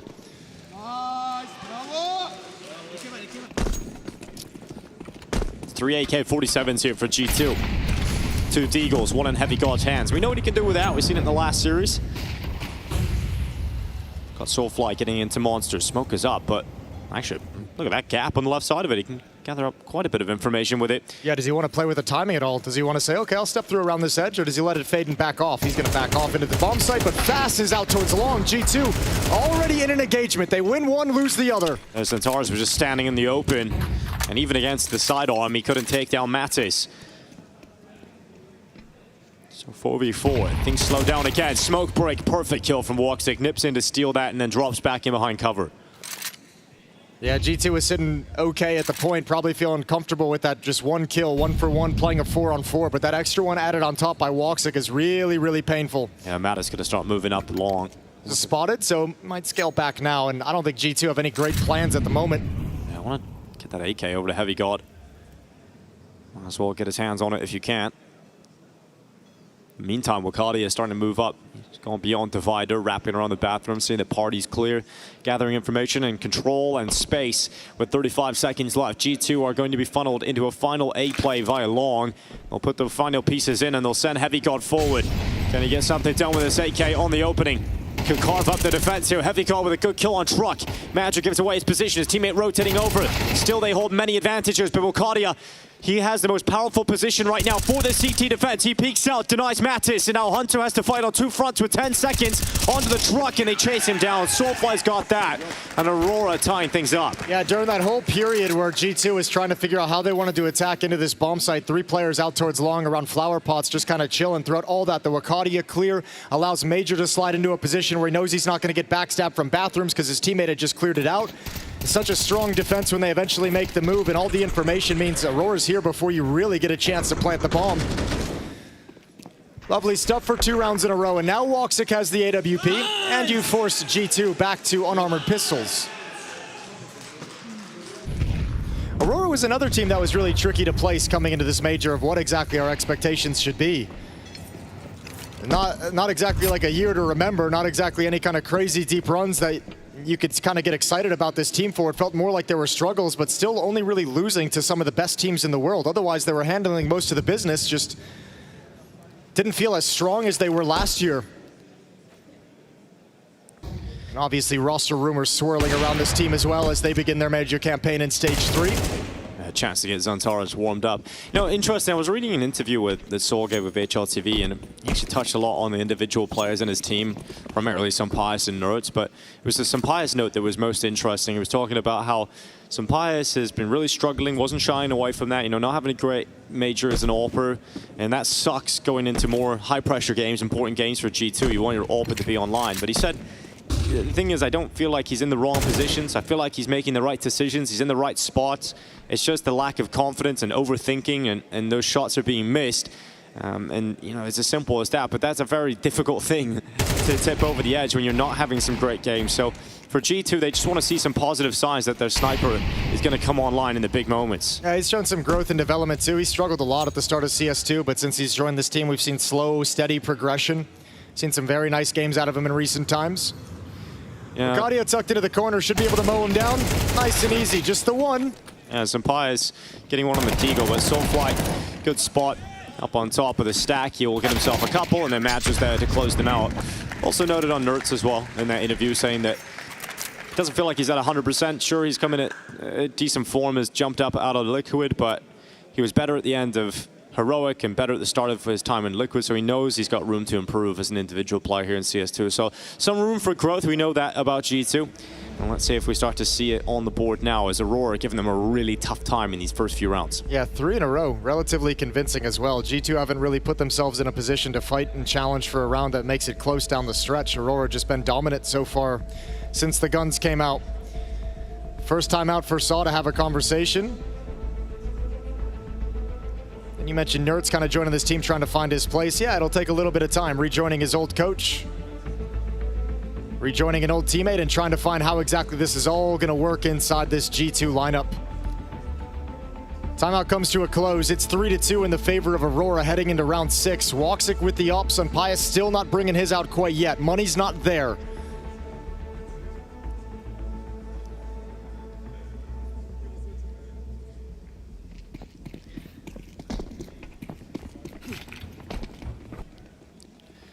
So Woxic can get off to a great start when he's unrivaled. Xantares already up at the fountain.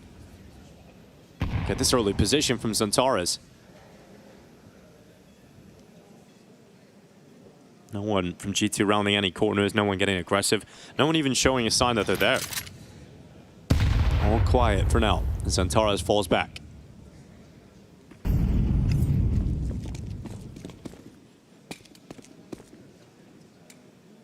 And that timing for G2 as they move out is perfect to dodge the early aggression. Now putting some utility in place to start scaling as well. But it's just going to be a little bit of pressure, actually, it looks like. Nerds and Hunter starting to make their moves. Most of the forces for G2 relocating back to the B bomb site, though. 1 minute on the clock. Yeah, you can have 3 players waiting in defense. Block smoke coming in from Aurora. This is hard, though. Like, is Hunter just setting up Nerds and going to fall back now? Like, the timing of this is going to be really, really close down to the wire. There's going to be such limited time left for G2. That smoke will start to fade soon, and it's going to be replenished immediately at the 40-second mark. Lots of utility right now for Aurora being thrown. I don't think G2's nervous yet. They want to get Nerds to show a peek into the A bomb site, showing with the utility that they're scaling in this direction. It's forced Wakadia to play deep towards Graffiti. Well, it's got to be picture perfect towards the end of this round. Zatara's up against Nerds. Good flashbang in from Hunter. Nerds challenging the second player. And now Soulfly readies himself for this final attack if G2 try to come in. Nerds scaling over the top of the A site. Well, that attack through B is coming in. It's Wakadia that has to save his team. Great headshot goes around the back, and Wakadia has done it on his own inside of the bomb site. Walksik out from heaven sends the shot on down, and Aurora hold on as G2 go for the late finish. Credit where it's due. Soulfly in the anchor position over at the B bomb site for Monster. He does not move. He does not blink when Nerds gets this kill on the other side of the map. The team is calming. 22 seconds left. It's A. It's A. It's an execute. Nerds gets a kill. But Soulfly never moves and catches the fake right when Aurora is able to recover and make sure the defense is in place. It's a 2-round lead now, and back to pistols yet again for G2. Not even getting bomb plants in this 4-round stretch. Aurora's defense keeping them far away from that extra cash.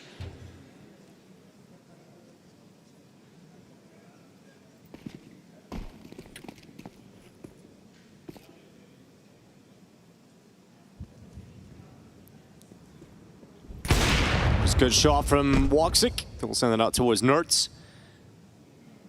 Opening kill for Aurora. Just settling into this round, wanting to make sure that the Tech-9s don't get a chance. Could be a good opportunity for Walksik to get warm on the AWP. We know how CT Operas can take over Overpass when you've got them in the bathrooms and you've got them taking these confident picks. Exactly how we've seen in this round, right? Just make them pay the tax. Every time they want to take the next piece of map control, shave one player off. Good spot onto Sunpius. Zantara's going to smoke it off and step forward. Oh, timing. Had a grenade in his hand, still got to the kill, but will not be able to get past Sunpius, who ends up getting a second kill on his Deagle. Now it's an AK, and nearly a third kill out long, but Matcher holds on. Rotation's coming up, but this has made it interesting to push through the smoke. Heavy guard back turn, Wakadia comes forward.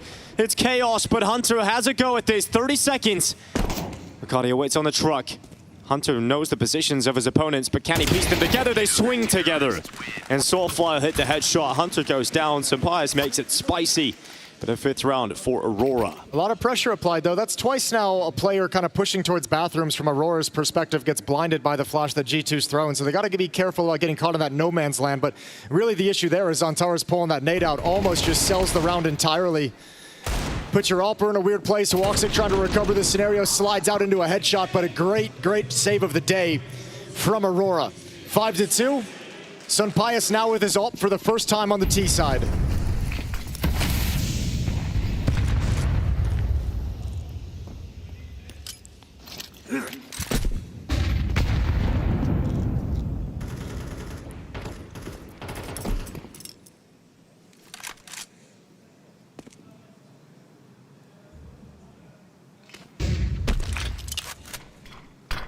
Here's Heavy Guard going through beyond the smoke. Soulfly's been so good, but getting caught this time. It's Heavy Guard going to be very happy. Hunted down that opening kill here for G2. That guy can do just a little bit of everything, can't he? Heavy God, he's such a well-rounded player so early on in his career. Providing you openings, great in the clutches, great on low economy rounds. Guy's just a beast, and he's a workhorse for this G2 roster. Zantara's inside the front bathroom smoking a pass right by Nerds and Natus. Slipping through. Not going to be spotted. No one spotted in that engagement towards the bathrooms. Walksik is rotating away, though, and the op would love to be long. That's a great position for it. Zantar's shifting away from the A bomb site as well. Everyone is headed to the other side of the map. Another late finish for G2. And it's towards A. It's the wrong bomb site that Aurora has shifted into. Maybe you get Heavy God, but does it actually matter at the end of the day? Which has been a bit of a nuisance staying alive as well, continuing to be a threat on this side of the map. Finally, they've got rid of him, but that bomb is now arriving into the A bomb site. It doesn't look like they're going for this at all. They've already called for the save. Everyone's rushing towards T-spawn. They're like, you guys are already entrenched in the bomb site. Bomb just gets planted. With the money the way it is on someone like Xantares and Soulfly, don't want to risk further economy damage as well. So they'll concede the round just off the rotation, even though they still could have fought for it. 5-3. Lead is cut down to 2. And G2 at the very least stopped the streak and the momentum of this Aurora defense. Yeah, Heavy God's early pressure coming through with the opening kill, and then just playing his life, not putting himself in a position to get traded out is enough to make Aurora feel like they need a gamble stack over towards that side of the map. Yeah, I'll be honest, I was a little bit confused by the gamble stack. I didn't think it was fully necessary. I thought a jump spot from APC could have done some good work, especially Woxic with the AWP peeking out towards long if he spots anybody. Felt like there were some elements that could have been put in place, but Aurora just makes a different decision. So G2 climb a little bit closer. But still plenty of money for Aurora to replenish the weapons with which they lost.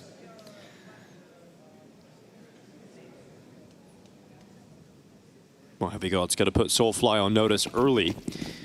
Don't want to get caught in that kind of situation again when that smoke goes down. So Pius with that AWP sliding his way forward, trying to get out of the short tunnel. Woxic going for a peek of his own through connector. He's going to be away, but Pius aggressive out through short.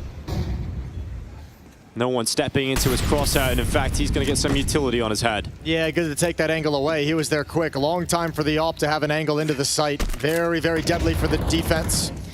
Flash clear as well from Wakadia to make sure nobody's just camping out the position. First aggressive defense we've seen from Aurora. Played around Divider. Xantares, other side of the Divider. Just keeps his barrel tipped down. Not wanting to get spotted. But will this position pay off for Xantares? Will he even get the chance? Still his default spread for G2, under a minute on the clock. Hunter clearing out connector. Soulfly. Again, this battle against Heavy God once again about to ensue, and it's Heavy God on top of it once more. Takes 92 damage to his name, but comes out with the headshot. 38 seconds left. That's a really hard fight to win if you're Heavy God. That's a really difficult fight. He's cleared out by Wakadia. That's going to funnel them towards the defense, but actually Xantares and Woxic just gave it up. They just vacated the positions that they were in, and now all of a sudden they got a lot of pressure coming towards them. CT side making the wrong moves at the wrong times, back-to-back rounds, but this time Magic going to save them. And this funnels G2 into the final play. It funnels them into Wakadia, who has perfectly moved forward to cut off that bomb from getting away, and hunts down some Pies. No mercy, no save. It is another round for Aurora. Much better this time when it comes to the individual firepower. They're actually in the spots to deal with them. Most worrying sign at the moment is that Heavy God feels like the only guy who's going to produce you any kind of opening, any kind of like aggression in the early round, right? He's the one they're activating towards Monster. Back-to-back rounds, he's able to pick off Soulfly, but that's kind of all you're getting. Even the plays to take bathroom control, you're not really being aggressive with it. You're trying to force back the defense, so nobody's finding frags there. And Heavy God's your only producer in the early stages of these rounds. A second time out called by G2, they're stumped. 6 of the last 7 in the favor of Aurora. It was the pistol in the second round for G2, but since the guns came out, all the winning is going in one direction. Powered by Wakadia with 12 kills. Major with 9 on the Aurora side of things. Yeah, G2 wanting to play this really slow style, right? Finishing with a couple of seconds left in the round for a perfect execution. You even had Aurora out of position in that last round. You even had Xantares give up his strong spot and be in a weird scenario, and you still couldn't capitalize on that chance. It's been a lot of emphasis towards the A bomb site, so Aurora's defense in that round, they break open that long smoke, get a kill there, get a peek and have information. So, I mean, I think they're sitting there like, all right, well, if G2's game plan is going to be to hit this A bomb site quite a bit, then we got to stop kind of peeking and figuring out what exactly is happening, not shy away from those fights.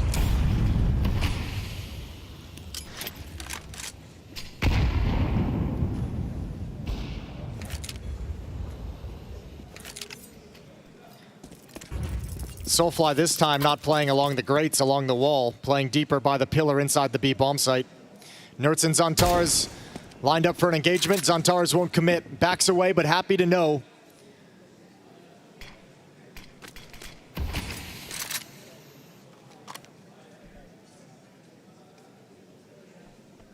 So now, as we've seen a number of times in this half, G2 come back. This is where they start forcing back that initial stage of defense around bathrooms. Hunter going to slide up with the cover of the AWP.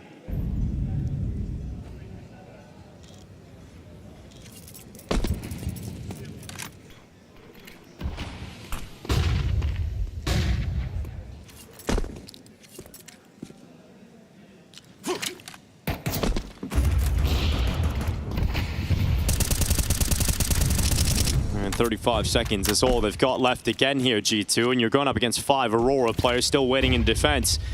We know they're going for a B hit here. You mentioned how Heavy God is the only player getting any opening success. Well, it has been on Soulfly a number of times. He's looking for it again. Soulfly on high alert this time, wins the fight against Heavy God. Natus and Hunter both dead. And this round once again stalls out for G2. This T side has no production whatsoever. We're looking at 7 rounds on the CT side for Aurora and no signs that it's going to stop. No, there's nothing for G2. No one's making any plays, no one's making any moves. They're attacking into 5-man defenses constantly. No one's able to thin things out, make it a little bit easier, and you even lose the AWP at the end of the day. It's getting real rough out here for G2. Down by 4, and Aurora have shown no signs of slowing down, and you're not even really getting kills. Your price dies after the time as well, $300. Yeah, that's a disaster. Most of these rounds, Aurora's surviving with 3 or more players alive. Like, there's just not enough killing going on from G2.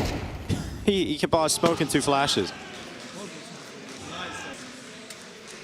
Trying to hold it together, trying to stay in it mentally, but this half's already dead. That's G2's map pick as well. Yeah, up next is Anubis, and we talked about how that is okay. Heavy God running forward. Tech9 just spearheading into the site. At least 2 kills to come in. The hope of G2 lies with Heavy God. Yeah, and that happens so fast. Reinforcements are so far away, but also look at the other 2 members of G2, Nertz and Natus. They're starting to push up bathrooms to flank this out, and Heavy God and Sunpias will slow it down. They want this flank. They want Natus and Nertz involved. Oh my God, again. Another shot out of Heavy God towards Matcha. He's done everything in this round.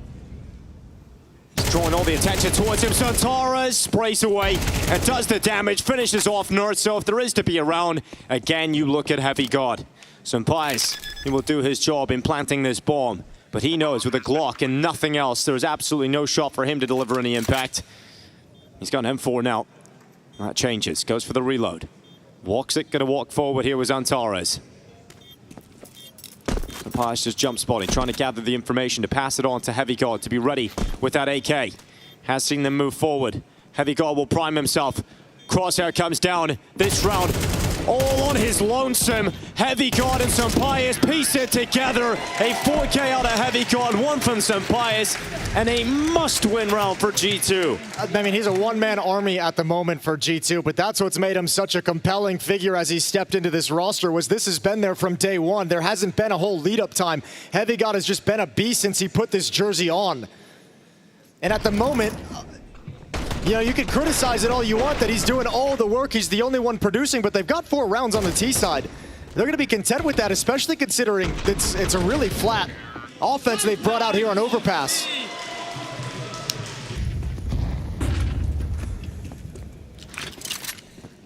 How much more work can he do for G2?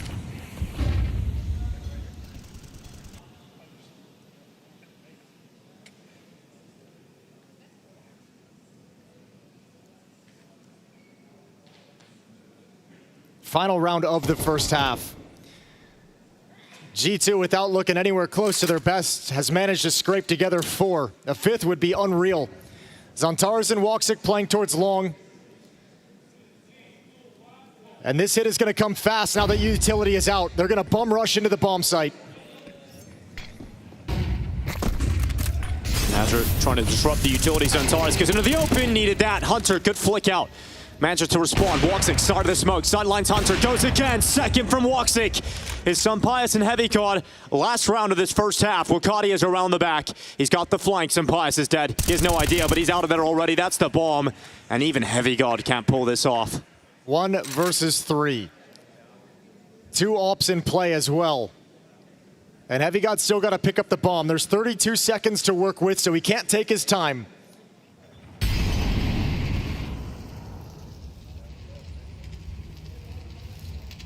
And now at this point, even if he gets the bomb, there's not going to be enough safety to plant it. Wakadia swinging a little bit wider, goes down. But now they know, 15 seconds. Just hold this crossfire. Hold him at bay. Utility down as well. Heavy guard, 10 seconds. Another kill, nearly flexed out, but Woxic just about stops him. 8-4, what a lead for Aurora. The only shining light for G2 is Heavy guard.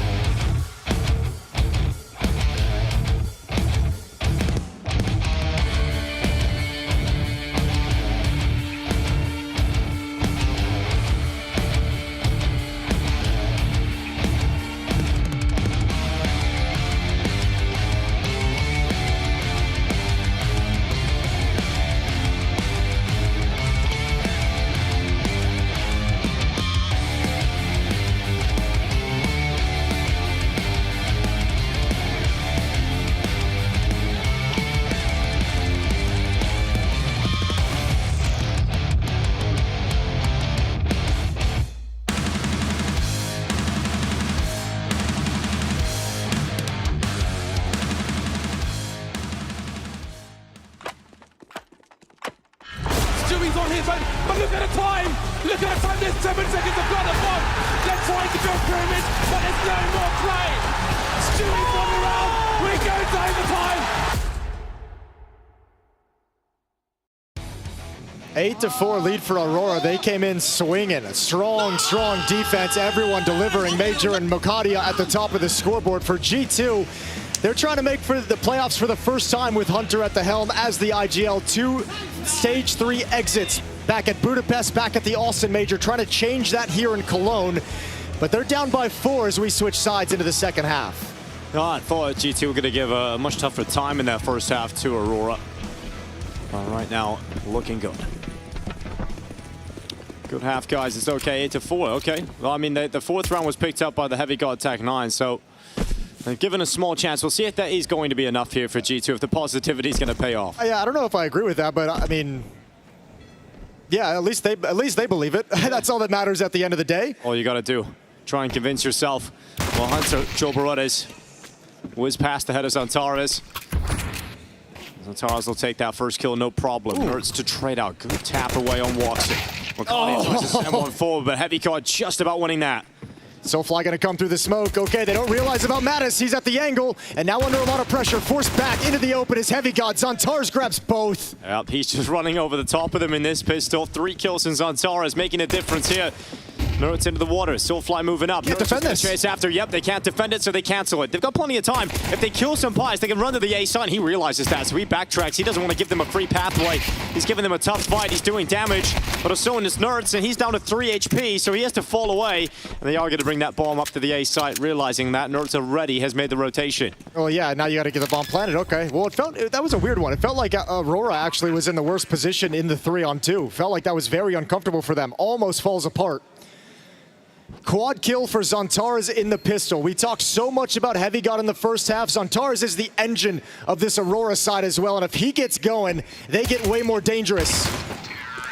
All 5 for Xantares in the second half pistol and ace to get them started and continue this domination.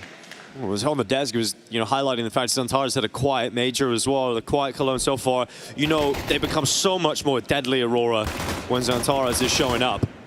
He's the one who it feels like it takes them from like a team that could get deep into like the quarterfinals, the semi, like a playoff team, a quarterfinal team, to a trophy contender. If Xantares is having a good event, that power that he brings to the table can be absolutely crazy. So a great start, and we'll see if it ignites something for him on this T side.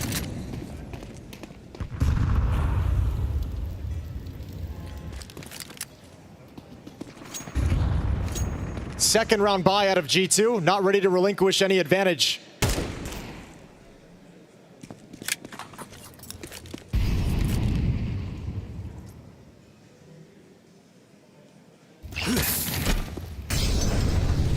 So Aurora's going to go step by step, forcing back the player at divider, now mollying back stairs to make sure it's safe to pass. 4 defenders here at this A side of the map, though, all huddled around bathrooms. Nerts and Natus out towards Long, Pius and Hunter right in front of the bomb site.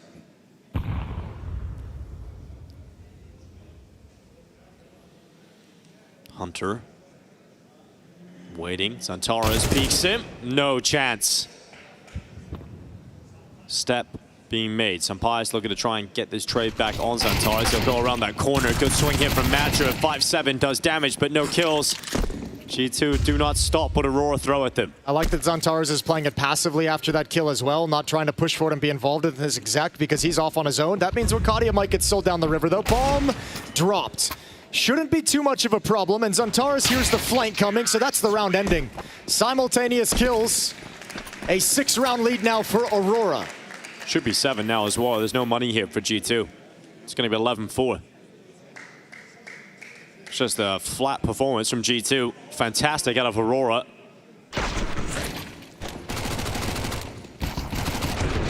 But, we talk about Pius' AWP showing up. Is that going to be a factor? We're not going to see it.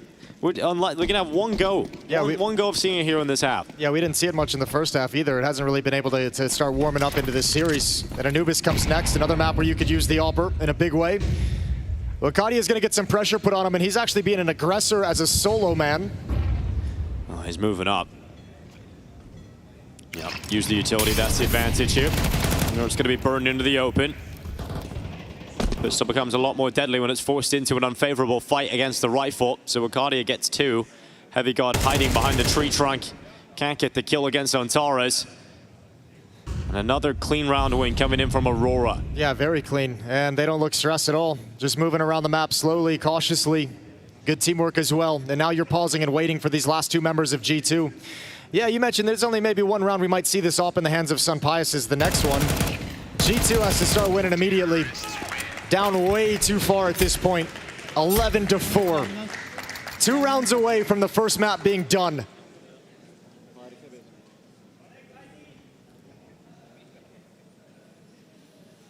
We just mentioned it in the Na'Vi MongolZ game as well, right? You go into a 1-2 game. Competition down there is going to be tough. Yeah, the teams that are going to be there with you are going to be no fun to play against. So you got to be really, really careful. And although G2 not passing that test so far in this opening map. MongolZ and Foot both down in the 1 and 2 group at the moment. I don't care what the record is, those two teams shoot hard. Hunter. And 4 good for 1. That's it. Looked like he had a second chance there, but Soulfly stabilizes quick enough to even out the numbers. I think they were a little bit surprised to see him inside the flames with that Molotov down. It took him an extra second to kind of locate his position. There's a timer on this from Aurora. With this push from Nertz, with Sunpius pushed up towards front bathrooms, they've got to hit this relatively quick once they get over here, because this flank from Nertz is going to start being an issue. Now you've been spotted out early, so Nertz is way more convinced he needs to wrap around to the B-bomb site. And they just drop a delay smoke. Yeah, and the bomb carriers tossing out utility. Major going to get caught through the smoke by Heavy God. Nertz is around the back. But Woxic's got away. At least he's got into short. He's got around the corner, but should not really matter here. Nertz is in a very powerful position. 45 seconds on the clock. Aurora going to start limping forward through short, but Heavy God's ready for them. Going to cage them in. Natus to take down Soulfly, and Nertz does get his reward for his flank. Nice work from G2. Shutting down the boost as well. In the middle of the round, it all goes quiet. Still cognizant of the details. Really well played. And they get to keep plenty of weapons in their hands. 11-5, Aurora buy right back up into it. Woxic has his op back. AK-47's on everyone else. Well done from Mattis. There's the peek out to drop that, and no dice coming through the smoke towards Monster. So first step taken to a very big comeback that G2 needs to execute.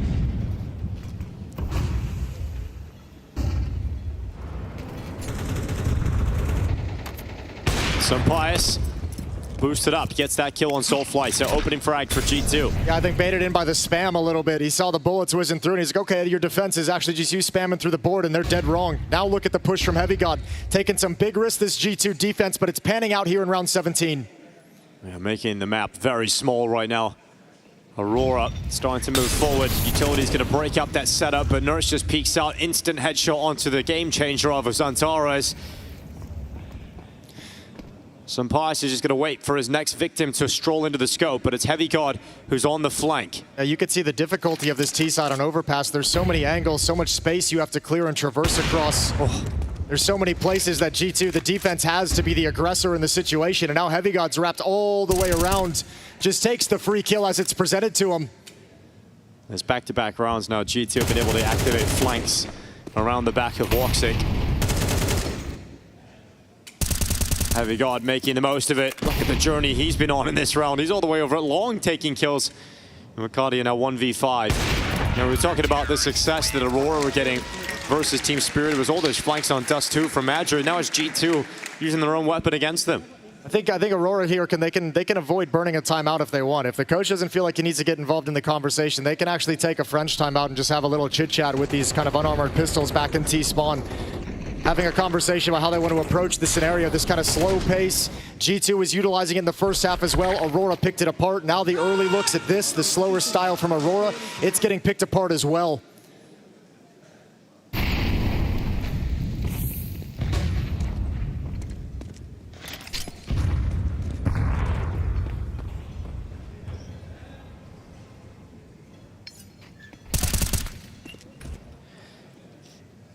Well, swing open the door, take an easy headshot.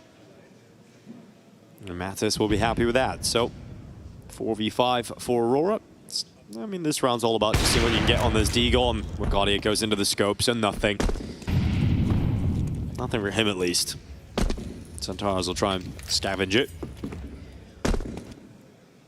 Man, G2's not really giving him any room to work with, right? Look at how much they're investigating on the map in an anti-eco. They're pushing all over the place. And that's just kind of mental warfare. That's something that's going to be in the back of the minds of the Aurora players in every single round they play. It's, as you mentioned, how many times you've been flanked out. How many times is a G2 member pushed on the other side of the map? You're always going to be concerned about that from now on, because you've seen it so many times in the early stages of this half. Yeah, well, Aurora going for the timeout now, ahead of this bye coming up. G2, first few signs of starting to believe are here. Seemed like empty words when you read into the team comms there when Sunpius is coming into the second half, but when you actually get a good start on the CT side and you start getting the freedom that we're seeing G2 display, and And that's when you really start to believe those words. That's when you really think you can come back into this game. Yeah, difficulty is they just don't have a whole lot of rounds to give up. Aurora's already on 11. They only need 2 more to close out this map, so just no real mistakes that G2 have the room to give. Round 19, a tough task for Aurora. All through some of the difficulties they've had over the years, last year especially. Major's been very vocal talking about the difficulties at times of the T side and the struggles that they've had and feeling like he doesn't have a whole lot of options, so now he's got to do what he can with what he has.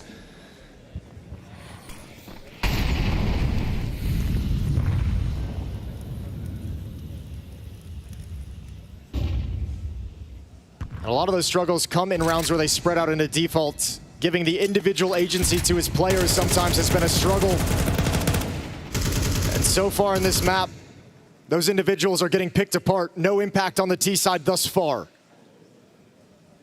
Nertz again in a very, very close angle out towards long. A chance for him to turn the corner and execute another flank at will. If he doesn't get forced back and cleared, he's going to be a nuisance later on in the round.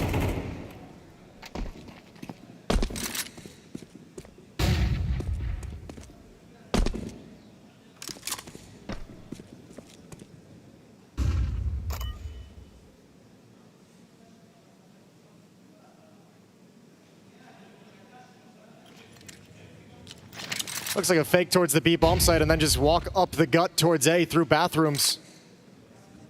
Here's the play from Nertz. Nobody watching for this. Yeah, around the back, steps being made, flashes up. That's going to keep them frozen in the place. There's Nertz again, flank after flank, again and again here for G2. Madru's going to turn around, at least getting 1 kill back with 28 seconds left. G2 hold the advantage, and they look to try and just round this out for an 8th round victory. Trying to get forward is Soulfly, but he's confused, he's blind. Santara's fighting forward, just 1 kill coming through. The bomb trying to slip down Khan into the B side. Sampai's gonna hear that. Gets his scope out, ready to shut them down as they try and get across. A little bit of utility through, but time, they've just called it off. They can't actually plant, so they're gonna slip away. Well, he did have the time to plant if he committed to it, but yeah, they decided it's better off just saving the AK-47. Maybe Xantares wasn't close behind him. Maybe a dead teammate kind of called it off. 11-8 though. G2 going on a streak, 4 rounds in a row, and they too, much like Aurora in the first half, aren't even sustaining that many losses. Money is crazy strong for the G2 side of things, and this is just missed details from Aurora. You spent so much time at Fountain, you spent so much time at Party, at Picnic right there. Like, you could have spent 10 seconds in one flashbang just to take that peek, just to clear out that position, just for the peace of mind.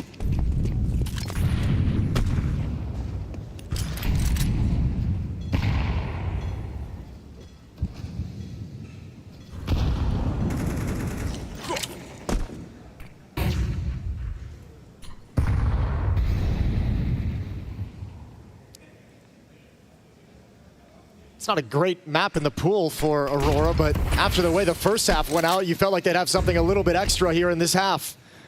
Zantara has tried to go forward and make a similar play that we've seen Heavy God make in that first half, which is just try and contact through Monster, but a flash comes to his face and he just can't do too much about it. So he changes up that position, he goes to the short water, and he finds Natus. Response from Adra, unable to happen over towards long, so also Nertz will trade out 4v4 under a minute left. Yeah, and I think this is really the only play you got, and this might be the only window of opportunity you're going to get. I think Aurora's going to have to work up the courage without a whole lot of utility to make this work. You can smoke up Heaven. You got 1 flash to activate out Monster. Xantares is going to be the supportive utility man. At least they're not getting flanked right now. Here Aurora go into the B site. Heavy God. That's the play they've got to try and deal with, and they will. Walks it, great work on the Tech 9. Better from Okadia. Aurora about to burst through to map point. Senpai is going to try and make this difference. Nertz is waiting for his time to strike, but he's got a challenge. A real challenge against Xantares in that corner, and he isn't going to round it just yet. In fact, they might not even think about it. They're sitting back right now, and they've got plenty of cash for G2, but I think they're hoping for that. A mistake that lets them activate late in the bomb timer. Well, they've got to get a move on. They've got a smoke and they've got a flash. Let's see if they can get back into it here. Nert's running forward. Good headshot. Walks it gone. Soulfly now trying to keep himself alive. Buy some time. Stay alive inside of that pit. The defuse tap, but it's not going to be happening here for G2. Aurora fight forward, and they will get themselves map points. Oh man, the unlikeliest of rounds they've played in this entire half, and that's what nets them the win. It didn't even feel like they had a plan, but Xantares, his opening kill onto Natus, which, by the way, just to mention, Natus should have had that kill. He gets the dink, and he thinks the kill is completed. He looks away. Yeah, he stops shooting. Stops shooting. He thinks he's completed the kill because of the dink, and that's their undoing. That's the opening kill that weakens this P bomb site so that Heavy God can get overrun. Nice. And a third and final timeout for G2. And now it gets easy. You just got to win 4 in a row to get into overtime. And outside of that one hiccup, this defense has looked really strong, so there's no reason if you're G2 to doubt yourselves that you can make it happen. You had 4 in a row until you dropped the ball mostly to the Tech-9s to the low buy, but you can get right back up into it because the cash was there. So rich was G2. AWP is back at the hands of Sunpius. They've got kits, they've got utility.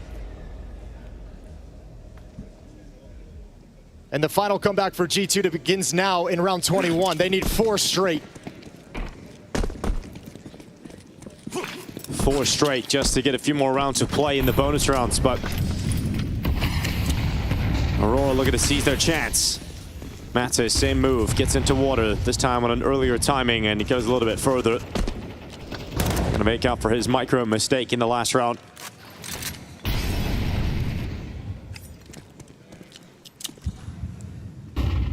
Hunter has flashes ready to assist Sunpius. Try and support him. Also try and get Nertz activated into the connector peak. He'll block that with a smoke grenade. Yeah, but that's information over to Xantares. That trajectory was seen, so that's being passed on. That someone's in stairs. Good shot. There's one hell of a shot for Xantares. I'm sure that felt like a classic Xantares peak from Nertz's perspective, but yeah, that information just in the flash being used, Xantares comes out so ready for the fight towards top of connector, and that kill has freed up Wakadia to move up, and Aurora can start to join up together. Yeah, but you got to be really conscious about these flanks. They've been your undoing a number of times. Sunpius has to strike. Has to make himself useful. Yeah, but if he stays here, he can't get away. He's got to fight till his death. Sunpius hears the steps, and they clamber forward into the scope. He fights to the death, he gets 2, but Mazra and Xantares will equal that. Flank. And the flank this time spotted, looked for, and checked. And it's Heavy God trying to deny. He will get the kill, but denied. RG2, the comeback will not happen. That first half so strong from Aurora, and they figure it out down the stretch. A 13-8 win, and they take G2's map pick. Yeah, they needed that strong first half because the second one, the T side, you saw some struggles out of Aurora, but a great game out of Xantares on the T side bails them out. Wakadia was a beast in the first half, and Aurora deliver a shocking upset into G2's map pick, and that makes it real dicey heading into Anubis because now you're going to the home territory of Aurora.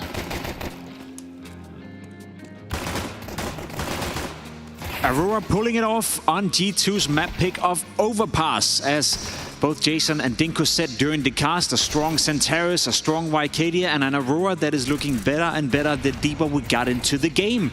Now, it was G2 picking Overpass, which means they started on that T side, Martin, but for Aurora to pretty much lead from start to finish, apart from winning the pistol and conversion, they were in control of this game, I felt like. Until that 11-4 scoreline, bear in mind that they started with a 2-0 lead after winning pistol round, then converting the second. After that, a lot of the ideas were thrown around. I'm going to be playing again devil's advocate on the G2 side, that they were trying to win. It was not a clear shutdown. We will be talking about those rounds. They were clearly coming in with a plan, but Aurora just stood so strong on that CT side. Very impressive stuff. We may as well get started then, Ash, with looking at that game plan of G2. I know you highlighted round 6 to showcase the viewers what they came in to play with. Yes, there's a nice little few ideas here from G2, to be fair. So we see Aurora going to go for that information towards B. They Molotov, they check it, and at this point, when it's kind of 40 seconds in the round, you're thinking, well, most likely it's A right now. And for a second, they almost go even 4 towards A. And then G2 do some more utility, and this is a nice little fake coming out, and Xantares didn't get off to the greatest start. He dies, so at this point now, you're thinking, well, for sure, it has to be A, right? Soulfly goes down, so the fake itself has worked fantastically. However, Wakadia, this is just clean as it gets from him. Deletes the first player. There's the second one. But you can see the idea here from G2. Some little fake plays going on and try and get the space. However, the individual skill there 2 kills maybe they weren't expecting there from Aurora. I think it came down to overperformance of Soulfly really staying in that monster. He goes 1-for-1 only, but he buys so much time for Vicadia, first of all, to get the rotation in. There was a grenade towards short as well. And then, yeah, Vicadia with an AK, well, he's a machine. So he's obviously going to get really comfortable. And I do think that this was quite... not a one-off. There were a lot of the rounds where these kind of fakes were productive for G2, but they didn't manage to convert in the end. Yeah, I think it's fair to kind of paint the picture that G2 obviously came in with a clear game plan on the T side, and the ideas wasn't necessarily bad, nor was the execution, but Aurora played well, the players played well, and I know you wanted to do round 9 as well to showcase what you liked about Aurora's CT side here in the first half. So for me, Aurora is a completely different test to what they had against FUT. When they played against FUT, I was very vocal that FUT were just pushing and peeking and dying, and they just never made G2 actually ever end the round. However, here, this is a kill towards a monster player, and we've got 2 players practically kissing here, the other side of Sandwich, and they don't even move a muscle at all. So I love this. Vicadia goes and gives some little information, and actually they allowed the rotate away, but because it's Overpass, you can kind of get away with this. And because the space taken by Vicadia as the rotation goes back in towards A means that he has short control as compensation. It just feels to me like they were doing things based on what the opponents were doing, and when we watched FUT play the other day, it was just deathmatch in middle, deathmatch towards B, pushing, staying areas, and Aurora sat back and said, look, G2, we saw how the game went yesterday. Can you actually finish the round? They sat back and said, I don't think you can. And as Martin just said, they win the pistol, they win the second round. A heavy got ace on the Tech 9, and they only win 4 rounds in the half.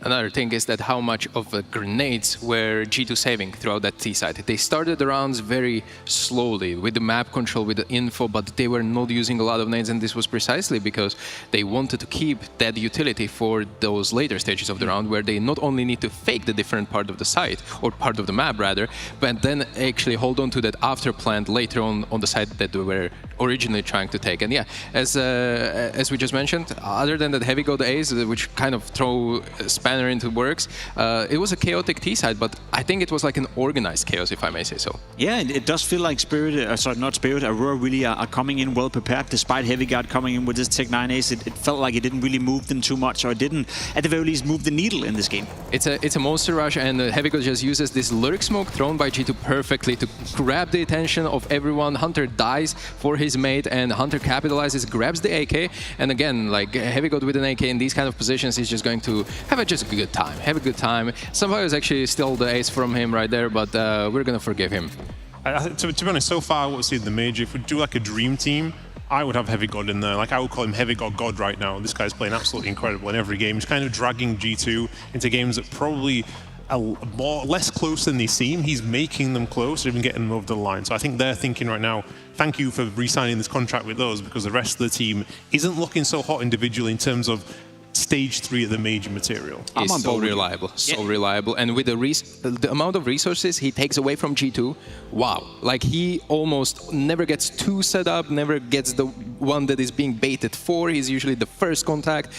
Very good from Heavy Guard. Very much on board with the Heavy Guard train. I think he's fantastic, and despite the scoreboard not always showing it, he always finds more impact that the scoreboard justifies. Another player that as of late has been very reliable for the side of Aurora is Vicadia. Again, he's like, I know when he came in, you know, what is that, a year and a half ago, you know, prone to be an FPL player, really great individual skill. He had good tournaments, he had bad tournaments, he showed a lot of inconsistency. I feel as of late he's really stepped it up, and he's now consistently the player you look towards when you're speaking about Aurora that is always delivering.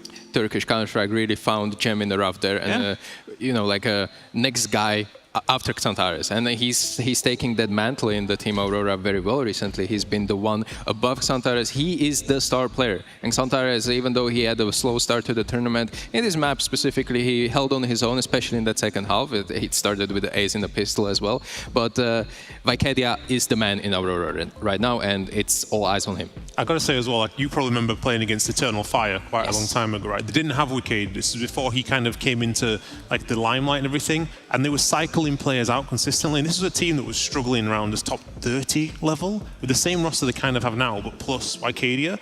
Soulfly is eventually coming this year, but that kind of elevated them so much, and it feels like nowadays he's so reliable all of the time, and his skill level, when you watch him, like, he blows your mind away sometimes. He's very clean with all of his aim, but his decision making, he's very quick with how he's reading around the map and taking initiative. It was actually the same core. It was Voxic, Major, and Xantares, and they add up to like 96 years at the same time, like when you combine all of that. So these guys are real unks here, but if you compare it with Foot, for example, or something, Bait, their combined age is just shy of that. So it's pretty interesting. It's pretty interesting how far they've been along. Without a doubt, you know, you take Xantares, who also woke up in this game, you add him into the mix, and all of a sudden you have the recipe for success. Good preparations, Wycadia playing well, Xantares playing well.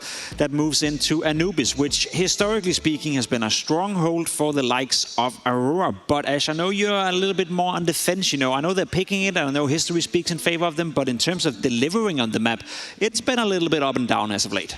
Yeah, so we talked earlier about the Mongols being Mirage and Ancient. Like, that's what they're known as. You think you're playing against the Mongols, you don't want to play those maps. And you think of Aurora, you think Anubis. You think of Anubis, you think of Aurora. However, they're not playing the map that much, which tells me maybe they're not the most confident on the map right now. This could be a little bit of a trying to be a punish pick and try to use like the aura you have on the map of maybe we're a little bit better than what people might think sometimes. So it's interesting to see, will this play out this way? G2 on Anubis, they're not terrible, I would say, at this map. They play pretty solid against Foot, but they obviously see something there. Like I said, I thought potentially we'll go to just 2 here. Martin, I know you came in prepared to Anubis. Yes, and the fact that it relies around this B lurk smoke that everyone really likes to throw, but Aurora are actually really good at blocking it. You can see this is round 10 against Spirit. Major immediately goes for the block. This is round 2 rounds after. Soulfly immediately sees the smokes, tries to block it. Don't deny the information from the terrorists. We have another occasion where Xantares here uses that as a one-way smoke. Soulfly here actually tries to body block it, but manages to, you know, not be there in time. So this is clear intention, and I quite love it because this is like a little nuance, little trick that they can be using, and even Monta used against them. Look at Gizmi, throwing the smoke, throwing the flash. Bimas actually rushes with a molly and punishes Major, doing just that play. Just looking for that smoke, immediately punishing him, free entry, and yes, Aurora loves to pick this map, which means the opponents will almost always decide to start on the T side, right? So this is what I'm going to be looking for Natus at, because he's that B lurk on G2 side. He's going to be throwing this smoke probably a lot, and I want to see how he exploits it, because this is clear weakness that's been exploited before. And as we know with the G2's preparation, they're really prone to use these little nuances and little tricks how to get ahead on the map. A fun little game within the game. Now I'm looking at Aurora's result as of late, as you know, at this tournament they beat Monte, they lost to Spirit yesterday, which is fair enough, you know, given how Spirit is playing right now, but it's the results leading up to the tournament that I'm worried about.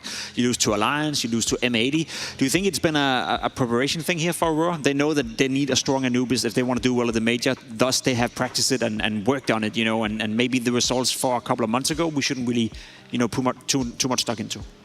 I think Aurora, they remind me a little bit of the old VP, that I think they're very, very difficult to put away. So I'm actually not so worried about it. I think their Anubis is good, but it's not like it's a free win here for sure. So I want to keep an eye on Xantares, who had a great game here, and Mates, who's kind of been struggling a little bit.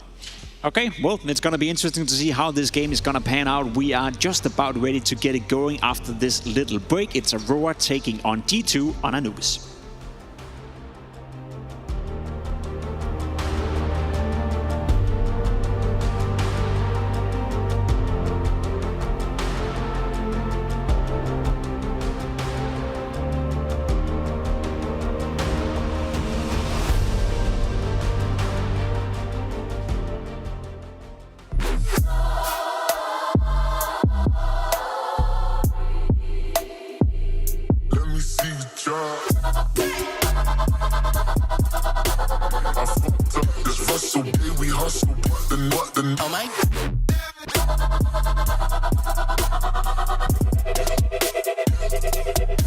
The best of Counter-Strike 2. Available now on shop.esl.com. The pounding heart of esports beats louder here in Katowice.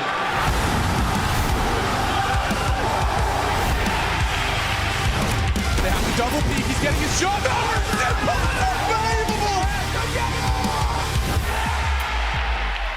something special. Control of this decoy, and that's exactly what happens. Katowice, we are back!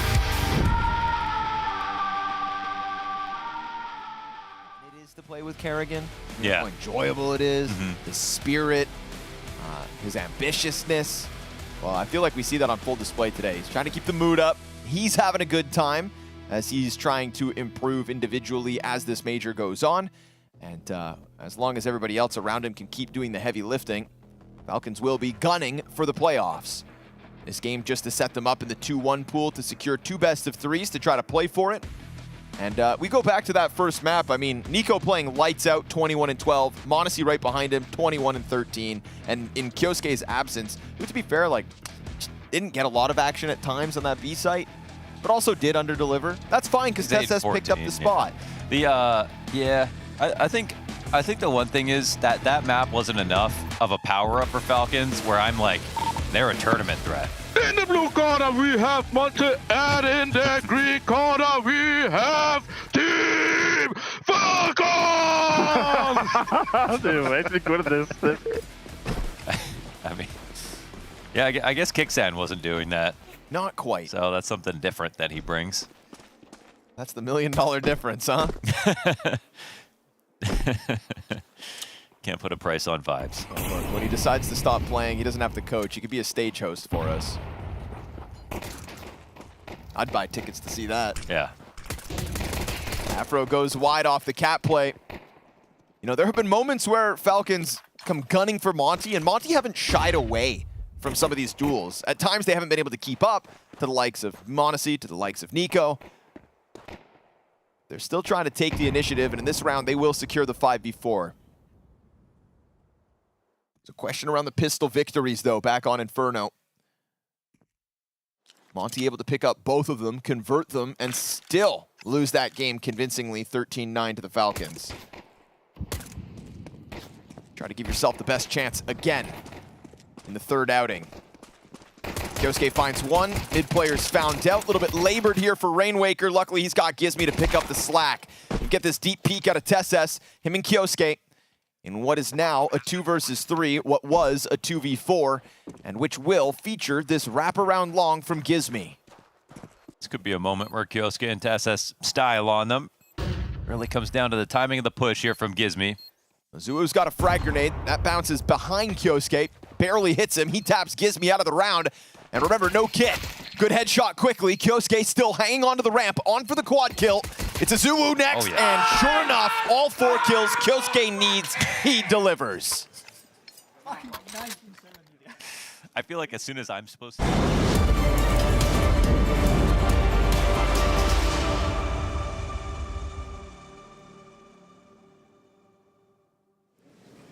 Welcome back, ladies and gentlemen, to the Intel Extreme Masters Cologne Major 2026. We've got ourselves Aurora and G2, and it wasn't really that much of a clash on the first map. Aurora, a comfortable victory, a little bit of a comeback there from G2 in the second half, but not enough to really get you excited. And now we're moving into Anubis. Now, this has traditionally been the home ground of Aurora. We heard Ash during that analyst segment talking about maybe things have started to be moved away from them a little bit. We heard MongolZ talking about earlier, you know, when you have a strong map, you start to focus on your weaknesses, and sometimes your strong maps can take a hit. We'll see if that's the case, because they did get blown out of the water on this map by Spirit just yesterday. Oh yeah, they don't really have a great record on it in the last 3 months either. 7 times played, 3 and 4 on it, but it's where they wanted to take this, so they're going to have that confidence. Anytime a map pops out of the pool and comes back in down the road, the meta's going to have changed, things will have shifted, so there's going to be an adjustment period for Aurora trying to get this map back to the top of their pool.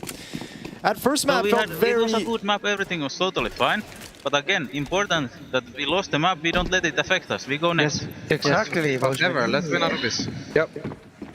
Well, good mentality on the G2 side of things. We heard that coming into the second half of Overpass as well. Trying to keep things positive and trying to put a positive spin on everything they've got, but a lot easier said than done. We'll see how this map opens up. At least for the moment, they're lined up for an A exec, and it's only Major to defend. You know, that utility going to be flying towards Major. He's trying to get one and just fall back behind that wall with the advantage, but not going to be happening. And that bomb plant moves through. It's going to be a 5v5. But look how quick Aurora are coming through the water. Yeah, well, there's 4 players coming in on the flank. Soulfly's got smoke, flash, and a kit. So all this is meant to get into the bomb site as fast as possible, drop that smoke, and start defusing before Aurora can, or excuse me, G2 can do anything about it. Moving up into the A site, closing that space down on Hunter. Moves out to the side. There they go. Straight away. Smoke and kit. Protection is there. They're going to hold it all the way. Aurora just comes steamrolling in. Get the smoke on. And they only lose 1 player as well. G2 put so many resources into pushing back Major towards CT spawn. Not enough people remained in the bomb site to slow that down. And by the time they realize what's happening, it's way too late. Way too late. They've stolen a pistol round from right beneath their noses. That is a beautiful execution. Only Hunter could do anything about it. Everyone else is blocked off. Everyone else is out of position.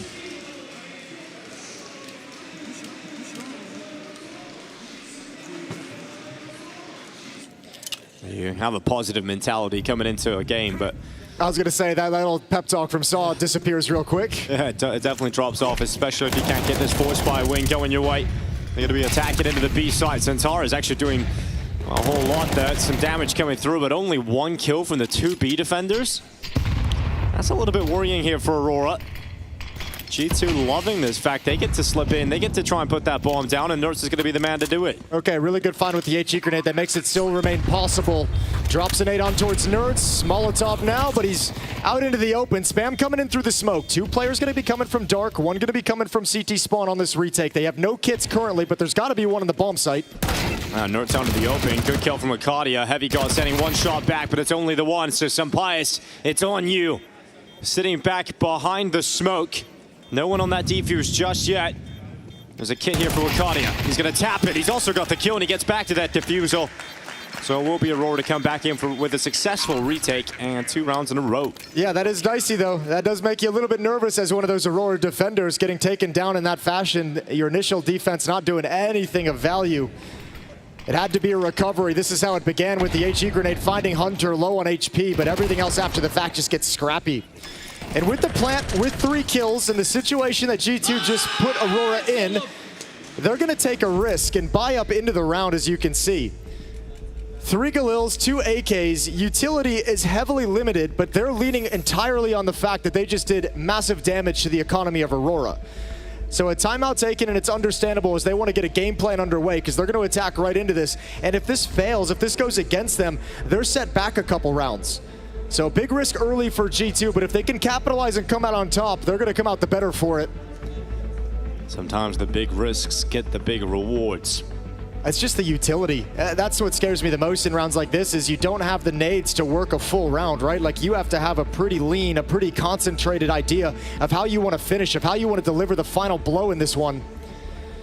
2 smokes, 3 flashes. That's what G2 has to work with for round 3.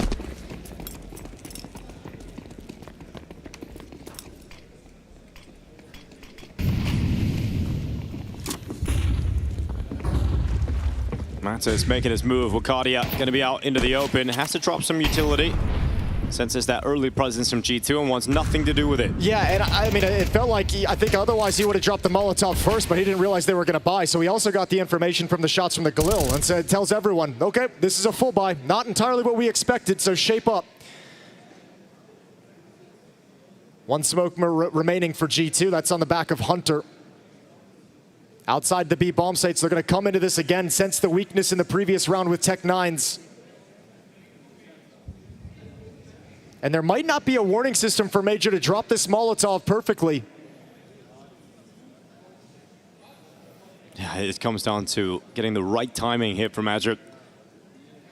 Gonna block out B, maybe they're going. They're already through. Oh, Soulfly has to help him, at least getting 1, but Major gets nothing. Natus moves in and takes 2 kills, and this looks to have paid off so far for G2. Yeah, I think you might even consider saving if you're Aurora. If Zantaras can't deliver you a kill here at any time in the next like 5-6 seconds, it might not be worth actually attempting. You might just lose too much in the effort. Woxic on the flank. Actually won a fight against Hunter with the MP9. Arcadia looking to challenge Nerds. He's got a lot of damage off on him. That's going to put Nerds on notice and force him further back, but this still looks unlikely. Still looks very unlikely, but Centaurus with a kill. It's right the time. It's the time that's the problem. Coming in. Yeah, they're going to give it a go. They're going to throw their bodies into this, but Natus has won the round with a 4K. Brilliant round out of Natus. Yeah, well, I think he's going to go up with the bomb explosion. We'll find out. He's gotten away towards CT spawn, and he will survive. 2-1. G2 take a big risk on a low econ round, and it pays off. Yeah, they break Aurora. It's just that one AK that gets saved over here for Woxic. He's going to give that over to Zantares because Woxic can actually afford an AWP. He's got it out. He's going to bring that AWP into play. So it's not going to be the worst buy coming up here for Aurora, but certainly a chance as G2 have them on the ropes. Great utility from G2. You can see during the scaling of that attack, the initial flash to activate a second flash to blind Major as he pops back out for some defense. Yeah, Wakadia going for a peek through the hole here, looking down into the canal. And that's the hero of the last round for G2 that is the first target. He's on the stairway. Woxic missed his shot. Natus going on a stroll forward. Another important kill from Natus. Wakadia never even expected that as a possibility. That swing from the other side of the pillar. And now you've got an issue. Light on weapons, your defense is going to have to spread thin. And you have an AWP that you need to worry about because you're going to want to bring that forward into the next round. Minute and 5 seconds left on the clock. Zantares with an AK, Woxic's AWP, a Deagle, and a 5-7.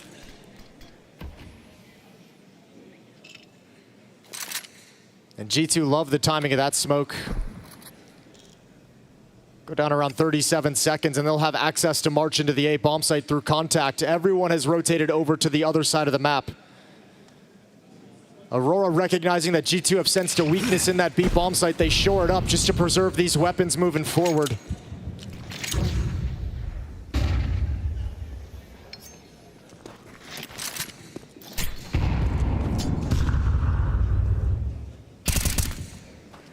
A heavy guard snatches away Soul Flight. You just got to try and protect the weapons you have got here. And that will be the bomb going down, confirming the second round victory for G2. So staying mentally and physically in this game. Well, they're going to try and hunt some of these weapons down. This could be dangerous. Woxic needs this kill on Heavy God. Zantares is going to be challenged over in Canals at some point by Hunter, you'd imagine, although he's backing off now. So happy, I guess, to let these guys keep the weapons that they have. Yeah, especially since Hunter got an upgrade. Threw down that MP7, picks up the M4. Fall away. Andrew might be able to take it out of Hunter's hands here last second, but Natus moving up, did spot Magic. Now you can't go for it if you imagine. No point in re-peeking and losing your life as well. And he will hang on to that Deagle. So G2 taking some control of this early game. Yeah, and there's really, there's not much that Aurora can do around these weapons, right? Everyone's kind of sitting right around $2,000 in the bank. Not any kind of effective weapons you can pick up here. So Major will have that Deagle, you'll have the AK and the AWP from the previous round, but those never got involved in the action. And it'll be even harder in this round. G2 starting to build up some momentum here, 2 in a row to tie things up. And Aurora want to get aggressive. They want to at least see if they can find themselves an early advantage.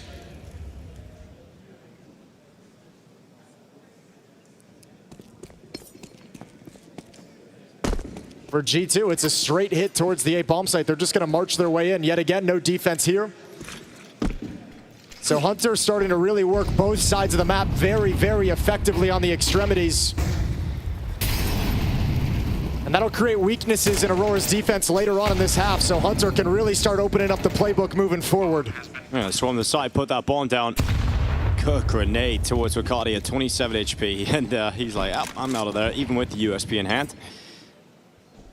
Gonna flee the scene. This is allowing G2 to have clean rounds and build up money on this T side. Yeah, scary prospect, isn't it? Especially the T side is going to be the stronger side as well. So a lot of advantages now shifting into the favor of G2. Hunter calling a good opening to this half in the first 5 rounds.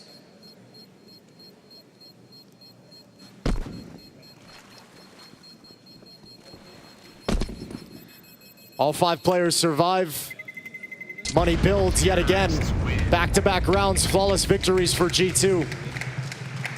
But now a chance finally for Aurora's rebuttal. They can get back into buying the rifles. The M4 is going to be flush in. Wakadia, Soulfly, Major picking those up, and we're going to get a timeout out of Aurora.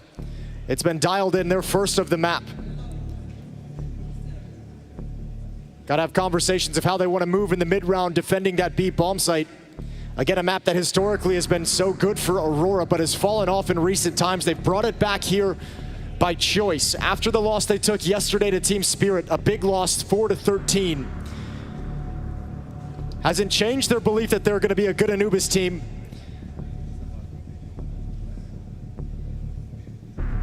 Looking to close out this series in just 2 maps.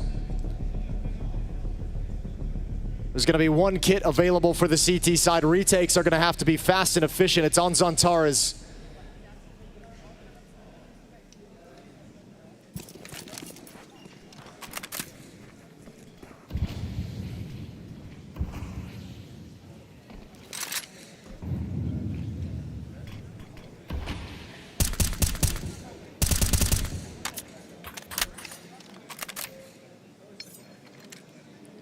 Hunter getting into the middle smoke. Flashes send them forward. They get up to the doorway.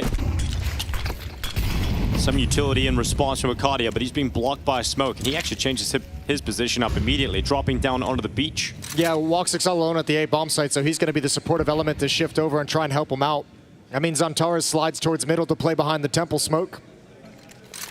And that early pressure from G2 into middle has forced Aurora to adjust their initial defense. How long do they hold it for? Go under a minute on the clock. It feels like with the bomb on the back of Sun Pius outside the B bomb site, he's actually going to come join up in mid just as I start talking about this. They have the option, obviously, with the hole to drop down in towards canals. But this feels much more concentrated towards middle now, potentially towards the A bomb site. A little bit of a fake here for Heavy God, and this is what I mean when I said Hunter can open up the playbook. Establish success on the B hits. It's going to make Aurora very nervous about this utility. Zontaras leaves his position, which opens up middle. Yep, and now you don't have that fast rotation, which more pressure on Walksix. He's completely wrecked by flashes. Beautiful T-side right now from G2. This round works exactly as you envisioned it if you're G2. I mean, this is obvious, just all one off of the early success towards the B site. You're just so nervous. Zontaras hustles over. He doesn't even have a second thought about middle. And never had any information of where exactly G2 is playing from in mid because they had such a passive defense, so it's just such a surprising hit to take. And now you're going to lose even more.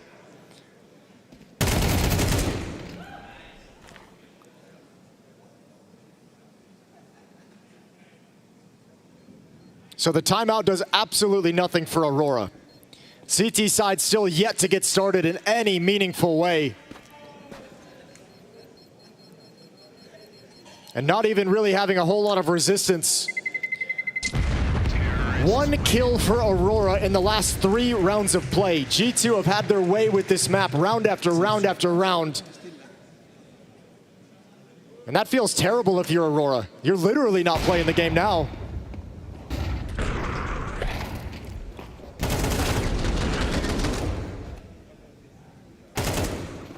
We start to question Anubis for Aurora. Is it going to be now a weakness in their pool? So far, not great on the CT side, and really waiting to fully establish this economy again. And again, G2 lining up outside of this B bomb site. They're going to hit it heavy. It's just Matcher here alone. Perfect calling right now from G2. Everywhere they go, it's the right decision. Right through Matcher, no one home. They've got the site, they've got the round. I think surely if you're Aurora, you got to think about being aggressive in the next round. You have to save these weapons. You're not coming back up into this. You don't have the utility to retake this bomb site. Soulfly can do whatever he wants in pursuit of an AK-47. But it might be time for this Aurora defense to look at themselves and say, what do we have that can disrupt this attack? This offense is way too smooth at the moment. We have to do something to make them uncomfortable. Deny them access to some part of the map.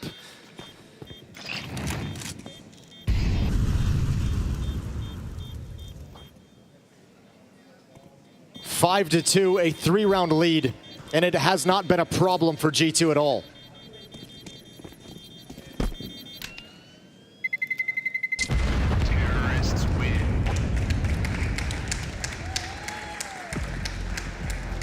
There's the timeout perhaps to discuss the very thing you were talking about, Jason. Maybe a change up with how they like to play these rounds in Pro Chip, maybe with more aggressive, disruptive style. You need to change pretty much everything at this point, not only tactically and philosophically, but even individually.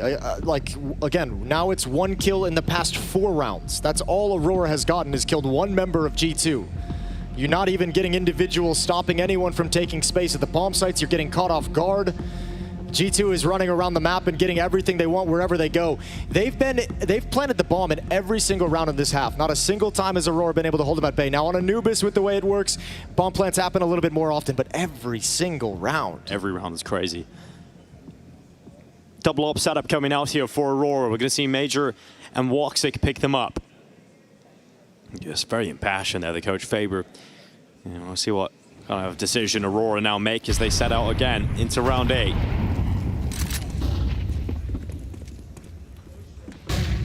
Yorkadi is solo towards A. They'll have the Woxic Xantaras duo inside the middle, but the pressure's on Major, who brings that AWP over to jail, and he's locked up by Heavy God.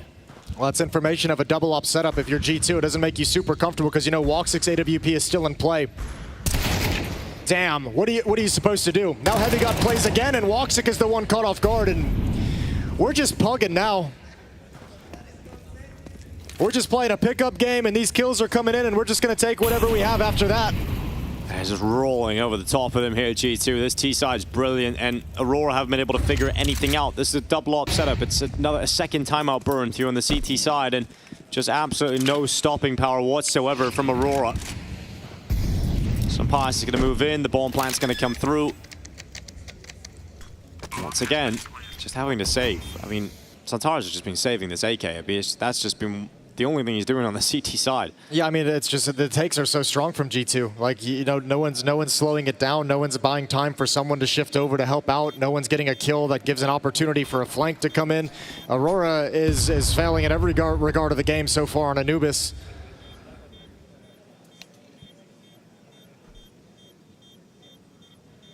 And I mean, there's so much money on this G2 side.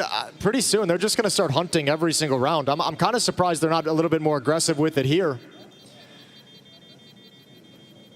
But now that round number 8 is completed, you might as well. I don't think you can run out of money at this point if you're G2. So from here on out, it doesn't matter what you lose. Just go to take all the weapons away. Be as ruthless as possible.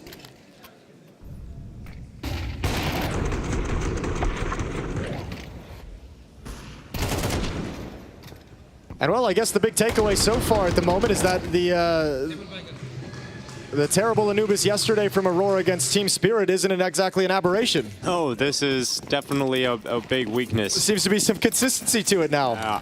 You know, for years, we were talking about how Anubis is such a great pick for Aurora and this squad. This Turkish team, I absolutely love to take it here. It's such a difficult team to put away. Yeah, they lost their step on it, though, at some point. Oh, they are really seeing this as a weakness, as a wasted pick right now from Aurora. Nobody even playing inside the bomb site. 2 starting in mid, 3 starting at the B bomb site, because those are the parts of the map you've been losing. Oh, Woxic. Oh, that timing is unreal. Unreal.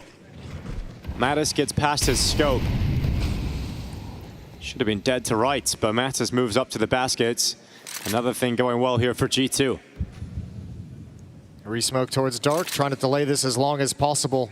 G2 is lined up, ready for this hit. Xantaras had just moved towards jail. Sees the utility. Sampaio is going to be blinded. There's some resistance here being put up by Aurora, but you need Xantaras to nail this shot, and he actually just moved. He just stepped as soon as Natus peaks, who has been so fortunate in this round with some good timings falling into his favor. So Heavy God's out towards jail. Natus still down a connector, finally finished off. 39 seconds, a lot more done this time from Aurora, but a 2v2 with 35 seconds and Nertz around the back. Yeah, Sampaio just has to wait and make sure he doesn't get pushed upon, because Nertz is going to clear out this bomb site for you. Soulfly not even considering. The smoke in Temple is about to fade. And Nertz walks out, Soulfly able to turn, able to react. So Sampaio into the clutch. Unscopes at the wrong time, goes to the Tech 9. Needs this kill and can't get it. Soulfly, a brilliant hold from him. He gets 3. Yeah, he gets a lot of benefit. Nertz doesn't wait for that smoke to dissipate, doesn't wait for it to disappear, tries to push on through. Maybe a little bit nervous due to the clock. And Soulfly's able to grab the easy one. Finally, some resistance for Aurora. Does that snap them into shape now that you have something to be happy about? Some resistance at the B bomb site, supportive elements shifting over, have plenty of opportunities to recover the scenario, and Aurora win their first round in 6.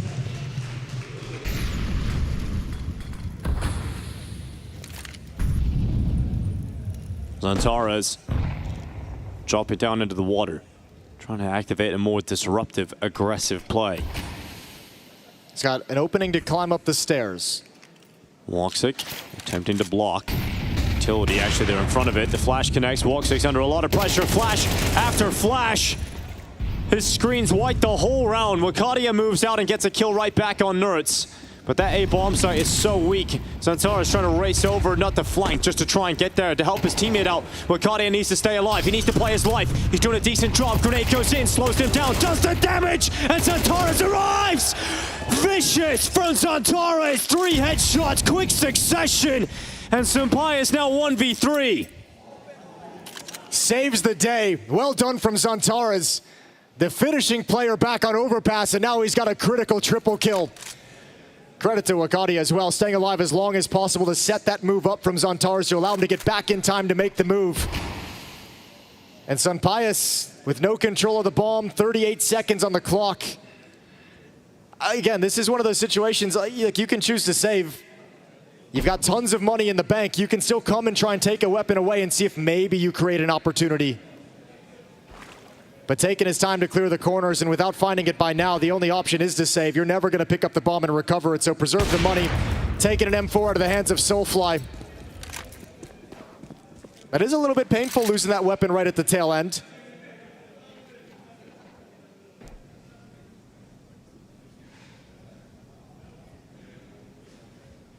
So 6-4 as the round comes to a close.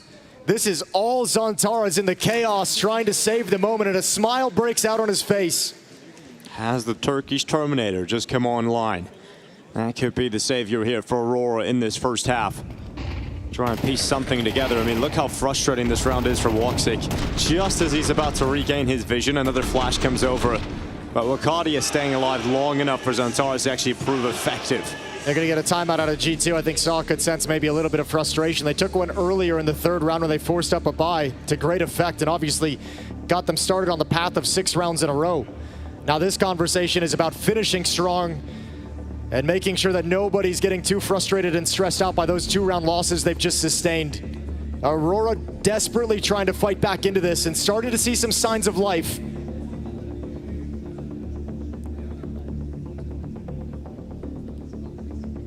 Two rounds remain in this opening half. Aurora's up 1 map in this series, looking to push G2 down to 1-2 in this Swiss system in stage 3.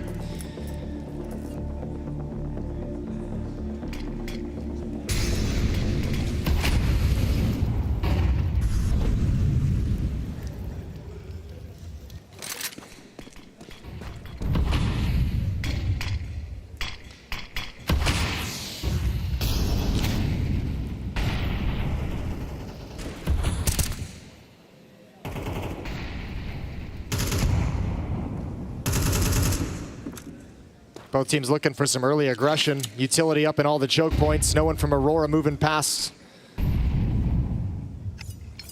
the CT side of the map. 3 players defending the B bomb site. The op of Woxic is going to be over towards camera.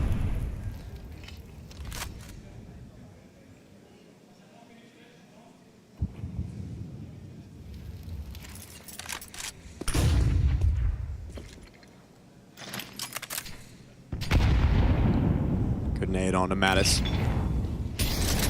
He'll respond with some of his own. Here comes the A play.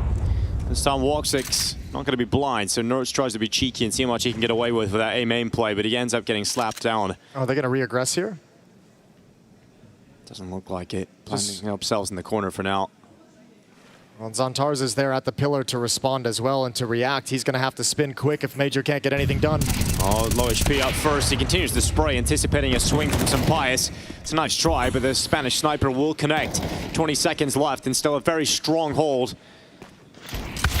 This B bomb site will not fall this time. Senpai is going to walk away. So it really is the talisman player, Zantares. That last round, you know, pretty quiet throughout this half. He's been saving that AK over and over and over again. Finally throws himself into the action. Has a big round, and it's turning the tides here. Aurora actually playing Like they've got some say here on Anubis. I know, it's completely different now, isn't it? Before, I mean, G2 could take that bomb site at will. They could kind of just march in with no big deal, and I mean, Aurora was unable to handle it, but they've also started showing it up and having a third defender here throughout most of the round, right? I think at some point during those timeouts that Aurora was calling, they just had enough and said, you know what?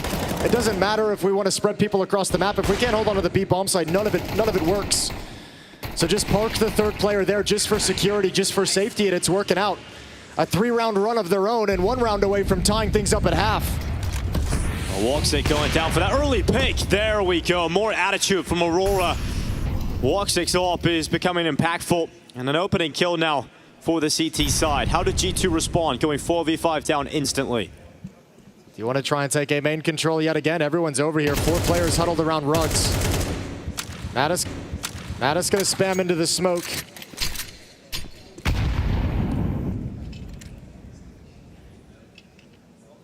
And here comes the utility towards the A bomb site. Hunter creeping up a little bit closer. This feels like the commitment. Xantares can drop out the hole into canals and have a very fast flank. Getting ready to go. Here comes the utility. Cardi getting pressure, but he's going to be able to handle it. And now you've got Natus just moving up through the bricks. Woxic getting caught. Natus has been able to move without getting even spammed or attacked whatsoever. So he's going to be very happy with the space he's got right now for G2 as that bomb gets planted and the fight for a tied half for Aurora becomes a retake. Oh, so much of this falls on the shoulders of Sunpius watching for the major flank. Wakadia finds a kill, 1 inside the bomb site, now located.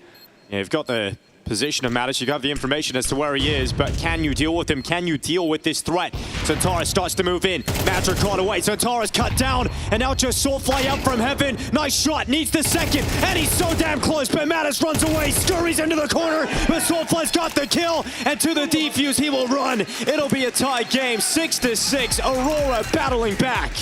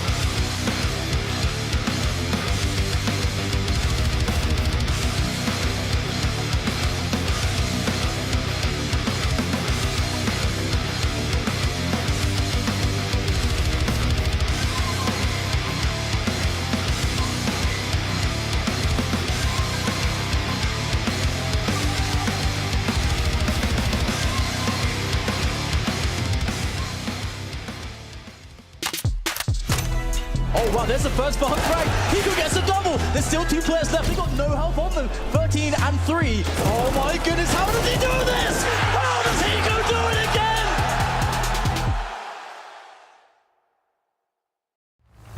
G2 took an early risk with the economy in that first half, and it paid off. They rattle off 6 in a row before Aurora could wake up towards the end of the half to bring us to a tie scoreline.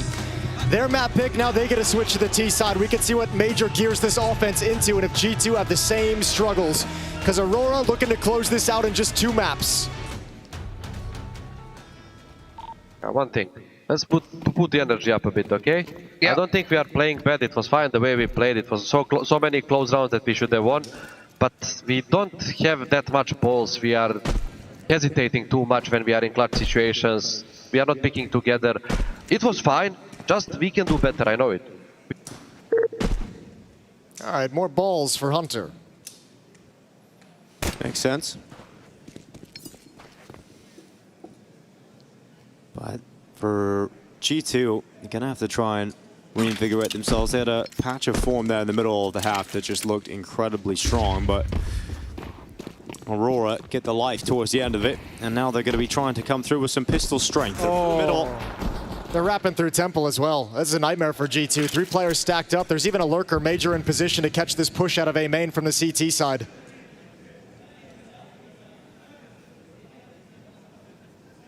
Under a minute left. Major might miss this. Yep, up towards the rugs. Natus has already moved out. It's going to stay quiet. No one wanting to reveal the positions just yet. The defensive smoke over in Temple really delayed things. All right, late spot, but at least he has the information. Player huddling over towards Khan. Now the attack. Oh, first couple of shots. Silence. Then eruption of Aurora players into the site. Natus gone as well. And if you're asking for more energy, I think it all just got sapped. That is just crazy strong out of Aurora. Zantares with a long-range headshot. And now we switch to his better half as well. We know Zantares does the good work on this T side. Both pistols on this map now for Aurora as well. So they got to be pleased about that one for G2. Back foot as both halves are going to start slow for you. Yeah, hard to piece that one together. Aurora so advanced through Temple into CT spawn, blocked off, quiet. You don't know where they're going and just wander out into the open. An error, a mistake that gives them the opportunity they need to break in on the pistol. 1 round lead and a 2nd round investment from the G2 defense. MP9 on Heavy God, Deagles and 5.7s. And once again, a lean towards that A bomb site. 3 defenders here initially, 1 player in mid. It's only Nertz on his lonesome at the B bomb site.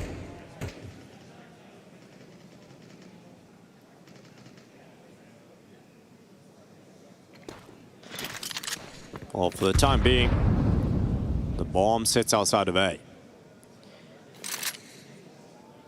Still got plenty of time for that fact to change. Mid-utility going through, out from Rugs to support Zantares and Major trying to get up for this split into the A site. This is the best chance for G2 to win the round. 4 players waiting in defense. I think you almost need to like send Major on a scouting mission, right? With the MAC-10, send him in first. They're walking into a trap. They're walking into an ambush. But can they win it? Can they still come out on top? Sampaio delivers with the deagle. Plenty more where that came from. Natus is 5-7, enters the feed, and now Aurora with that sinking feeling, realizing they're walking into a stack. Can anybody bail them out? It's just Woxic left. 3 kills from Natus. And Woxic with 30 seconds left to try and make this happen. A disastrous moment for Aurora. They call their way into the stack, and G2, it pays off. Yeah, I just don't know why you wouldn't just send Major in first with a little bit more spacing to just see what's going to happen. That stack, I think they felt it. They spotted 2 coming through camera initially. Excuse me, two inside the bomb site. And then by the time you're kind of exiting here, that utility should tell you there's a little bit more. And they just walk right into a crunch, and the 2 halves of the attack could never get coordinated. The timing was never there. G2 snatch another round away. And it's back to Tech9's for Aurora. Shattering their perfect start. I feel like we've been seeing that a lot in this major, is these kind of anti-low buys, anti-force buys, like are just kind of straight set pieces into bomb sites. And I mean, G2 was so convinced right out of spawn, the call was to stack up at the A bomb site. They have some research, a tendency of Aurora to finish at that site in the second rounds, and man, did they punish him.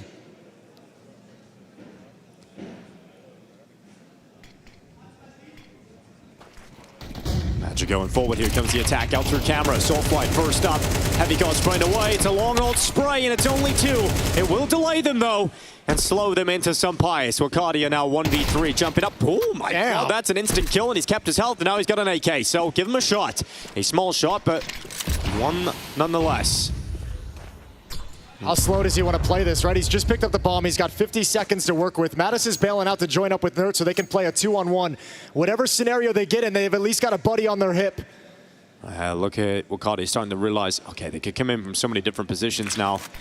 They could be on the A main flank. They could come through stores. So he plants himself here just waiting. Yeah, but he's doing the same thing to them. They also have to consider the fact that he could have walked through CT spawn towards the B bomb site. They're just playing centralized at the moment so they can react quickly to either side. Any sound cue, they're in position to respond.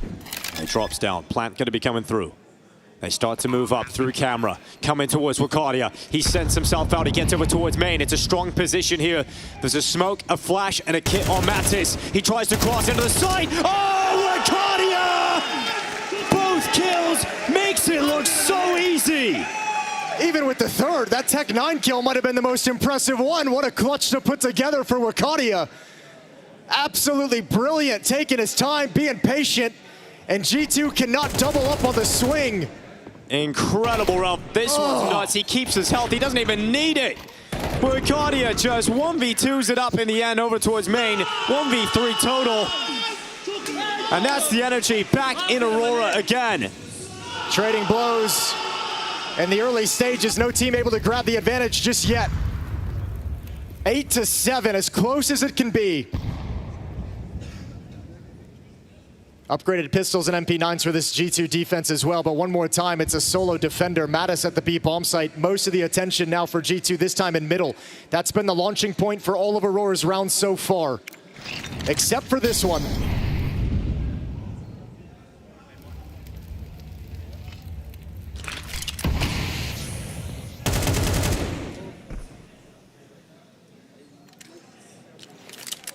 No one budging from G2. They know the pressure is there, but they're not convinced it's going to be the final play. They're not convinced Aurora's done moving around the map. And Aurora, for their part, they're just happy to check the flanks and make sure nobody's kind of pushing up around them during this period where they had to wait out the smoke. And now Natus is in trouble.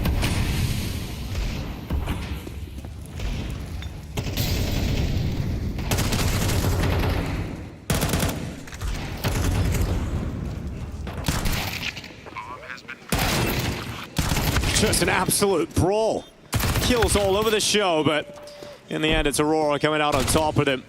Senpai is now left alone. His Deagle so far away from the action. Aurora starting to move forward. Now, the first half, the individual moment that got Aurora back into the game was Antares' 3K towards the A side from a similar position that Wakadia just stepped up. So it looks like Wakadia is going to have a chance to be that same step-up player that shifts things in the favor of Aurora. Yeah, Zantar is also having that turning point in the first half as well with his triple kill with the AK-47. So putting in some impact. Haven't seen the volume fragging quite yet out of Zantar's, but as long as you're delivering rounds like this, it's all good. Nice cover, good coordination, and no one from Aurora falling prey to any of the moves from G2. They have to sit back with unarmored pistols. A great chance for Aurora to get up to double digits, and they've got 2 MAC-10s. They know exactly what they're going up against. They've got the weapons for it.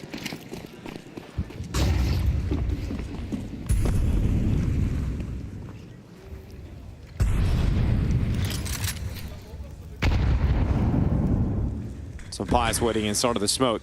And Major once again making the blind call towards the bomb site that has the weaker defense in these rounds. He's going to back off towards the E-box and just a little USP. So not going to be having a good time here. Some Pius.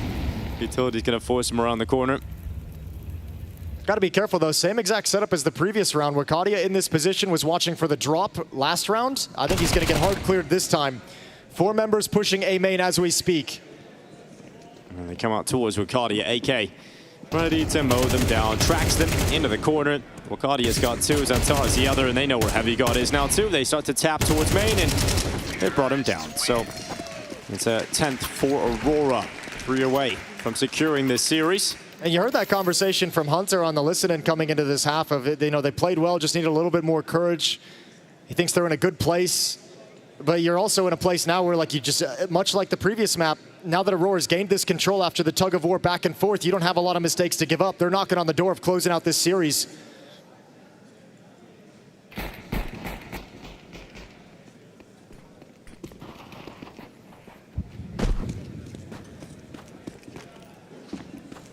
Nuke's looking over the top of the B-bomb side, trying to disrupt any utility, but we'll see nothing in the sky. Sampaio has his AWP in middle. He's paired up with Hunter. Heavy got alone in A main.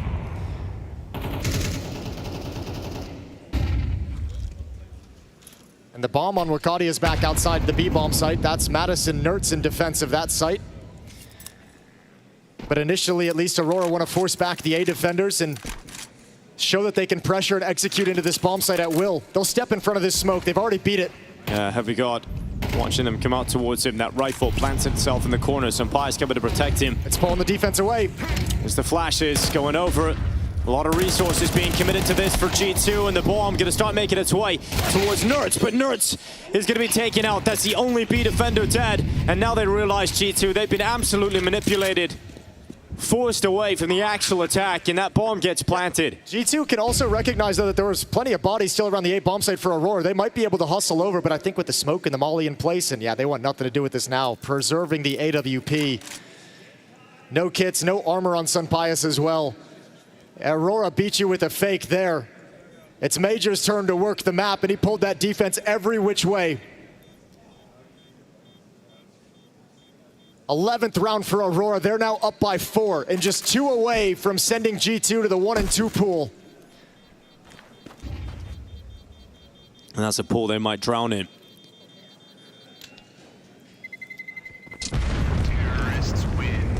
Great recovery here from Aurora. It was looking very worrying in that first half, but just such a cool, just completely shifted. And such a cool piece of pressure to put on. Essentially like a 2-man unit, the 3-man unit, doing it like simulating an A execute, even committing a couple bodies to it. Great flashbangs, and this is why they dump so many resources into this fake, is they want it to, 1, feel like it's a full-blown execute, but also 2, you want to ensure that you get at least 1 kill to force that. As soon as the kill happens, Nertz has to start backing away in case he can come over to recover the situation. Man, Nertz is having a really tough time as well. He's 2 and 12 at the moment. Yeah, you might even just lean on him now if he's going to be playing at that B bomb site. If you're Major hitting tab looking at that, you might just say, let's go with the guy who's cold. Yeah, but a very poor map. A very important stage of this Major. So 3rd and final timeout from G2 to talk things over. Won a single round in the second half. They won 6 on the T side in a row. 1 round, second round here in the half for G2, and it's just unbelievable how they've disappeared. Well, it's similar to what Aurora went through. The difference is obviously, you know, you hit tab in the second half when you're having the struggles and you just don't have a whole lot of rounds to figure it out. But Aurora went through that same issue. CT side on Anubis, we know can be really difficult, really stressful, really frustrating for the pro players. Well, what happened was a big individual step up that really changed the tone of the game, right? That was Antara. Rush. Heavy God, can he hold on? Blind, completely blind. Antara's running over the top of him. A-site under wraps if Hunter can do nothing. He's got 1. He's going to try and slow it. Grenade going forward as well. His teammates are racing over, trying to get here in time. But Hunter's gone now. G2 have arrived. They're fighting desperately for this round. And a change of pace for Aurora. A direct hit towards the A site out of the timeout. And G2 desperately trying to get through this, but getting destroyed by the Turkish. Nertz and Sampaio doing what they can, but Sampaio runs away, and Aurora are at series points. Oh, it's a beautiful call. Out of the timeout, you can tell G2 wasn't ready for it. Heavy God as an individual not ready for it. He ate that flash full on and knew he was screwed. A perfect call in the perfect moment, and now you absolutely hunt down this AWP. Don't let him have anything. It was 13-8 over on the first map of Overpass. Looking like it's going to be even more one-sided here for Aurora on the second. Sampaio holding on for the time being. There's the peak coming out. Sampaio, can he hold it? No, he goes down. Nothing for G2 saved. He's going to get the AWP right back, but no armor. Aurora, they are on the verge of taking this series 2-0. 5 opportunities to close out Anubis. And God, your school and G2 on the map. First half might have looked a little bit sketchy until Xantares saved the day, but second half has been all majors calling. Nice! Primed this team for a nice, easy closeout because G2 have no clue what to do. You know, talking about Aurora trying to instill some fear back into... Dude, they're just going to walk into the B bomb site. Anubis, but this T side's definitely going to do that. Simplistic calling, but effective hits. And Natus going to be waiting at the pillar. Going to try and block this B main entrance. Heavy God has moved out. He's got a quick flank if he wants towards connector. G2 stalling out Aurora for the time being. Well, because they didn't spread around the map early, they didn't spot this push from Heavy God. He's pushed all the way out into boats and canals, and Natus wins that fight. Really tough fight to win. But because of that position from Heavy God, G2 know everything that's happening on the map. They know that the B bomb site is the only one that has any attention on it right now. Oh, Matcher trying to move. Oh, a missed shot for Senpai at a crucial point in this game. Does he call the bomb back? It's not yet. You can't call them back to traverse the whole map. You haven't cleared anything. But if you get a second kill, you absolutely can start to. There's another one. He's calling his teammates straight through middle. Nerds can hear it. He can communicate, but can he do anything? Heavy God coming back, trying to get in the right position at the right time. The only player that can save G2, and he's done nothing. Major is taking matters into his own hands. Finally, Nerds will stop him, but the hard work is done, and the result looks like it's there. A 2-0 win. Soulfly fights out Nerds. Natus makes his way over, but it will be a futile endeavor. Aurora sit back. Natus dives down, and the Turkish will delight in a 2-0 win. Domination over G2. A 13-8 win into a 13-7, and they are now 2-1 at stage 3 of the Cologne Major. What a great look at a team that was up in the air, what kind of level they would bring to the table coming into this event. We weren't really sure where we were supposed to place them, and that is such a great glimpse of it. You saw some of the power today in Xantares and his impact to Arcadia, Walk6 Alping. Soulfly has a disgusting performance. You also had some phenomenal calling out of Major, so for Aurora, all the pieces came to play today. And the opposite for G2 as they slip down. 1-2 for this team that has so much potential that they have yet to realize.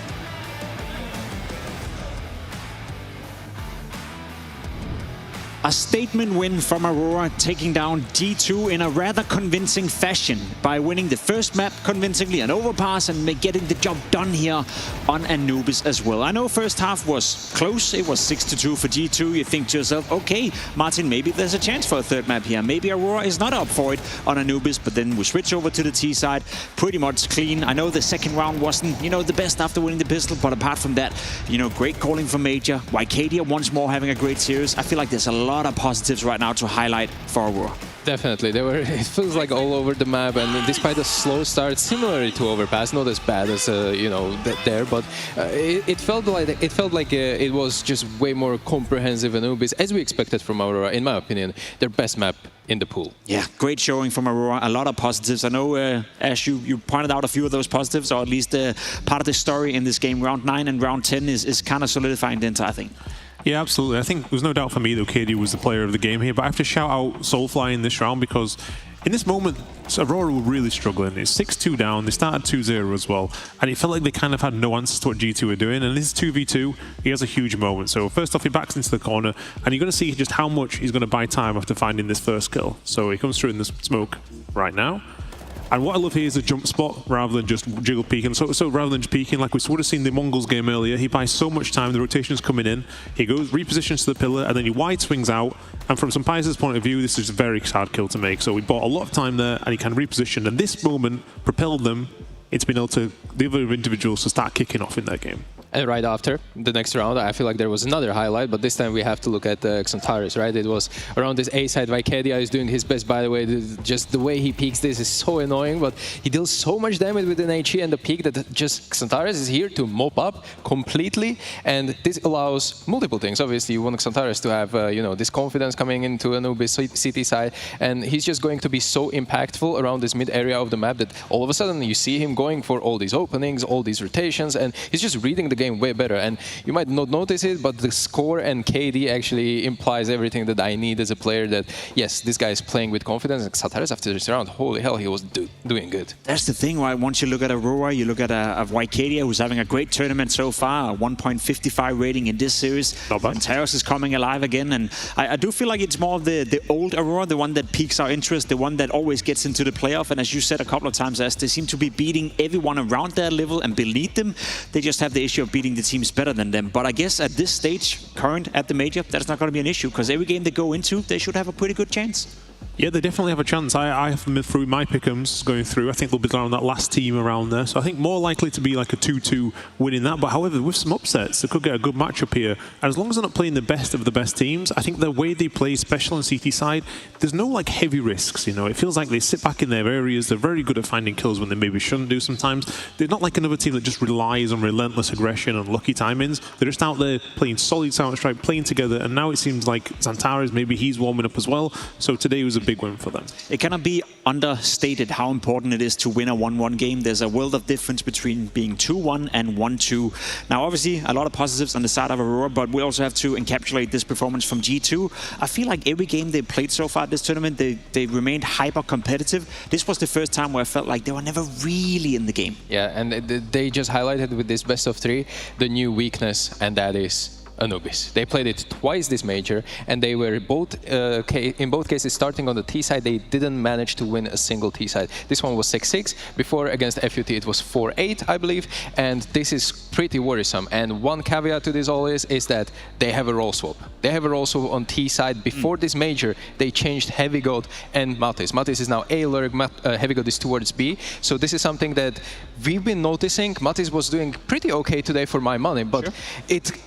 it can burn the kitchen when you're doing role swaps like this before the major, and it really is interesting with the timing, because just before the major they were struggling on this map, and they probably thought that this will be a little bit better because Heavy Goat moving to that B side, less resources needed there compared to the A side where Matis is going to thrive more, going into connector as well. So this is clear weakness right now for G2 and might prompt a lot of the teams to punish pick Anubis against them. I think also as well, one thing I've noticed is the styles they've played against here, the Foot side and the Aurora side, Foot were in their faces, they couldn't handle it, Aurora sat back, and also they struggled against that. So the kind of two sides have kind of failed both tests there. Safe to say that G2 is going to be under a lot of pressure. Now, speaking of pressure as well, just had a look at what's going on over on the B stream, and Falcons ended up losing the second map versus MongolZ, which means they're heading into a third deciding map over there. So safe to say it's heating up pretty much here at the major. Day 3, stage 3. We have still, you know, 2 massive games coming up here on the A stream. There's still action going on over on the B stream. Safe to say it's just going to be a day full of Counter-Strike. And in order for us to move on, well, we have to jump to a quick break. But once we're back, it's going to be with the pre-game and pre-show for MOUZ taking on Vitality.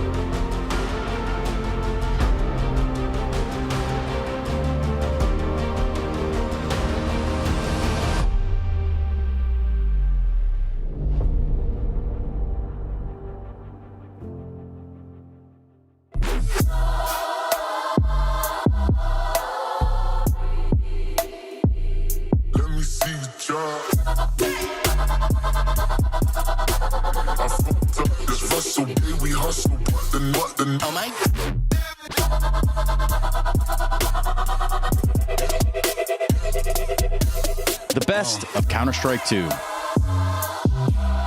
Available now on shop.esl.com.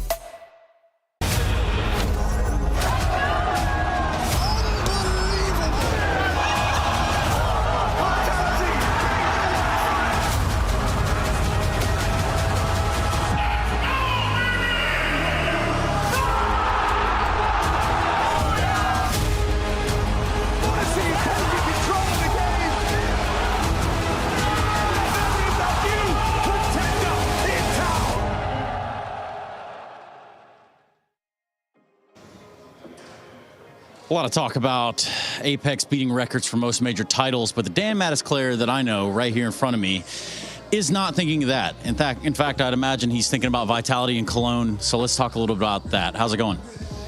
Well, for now, it's not the best Vitality we've seen, but that's something that we need to accept and that we need to move further. I just want us to step up today. We know what we did wrong yesterday, and I just want us to do better. That's it. Weaknesses showing for Vitality, and that there were some of those in map 1 of Anubis versus Foot. What was the discussion in between maps in that Foot game? Well, I think we started really slow.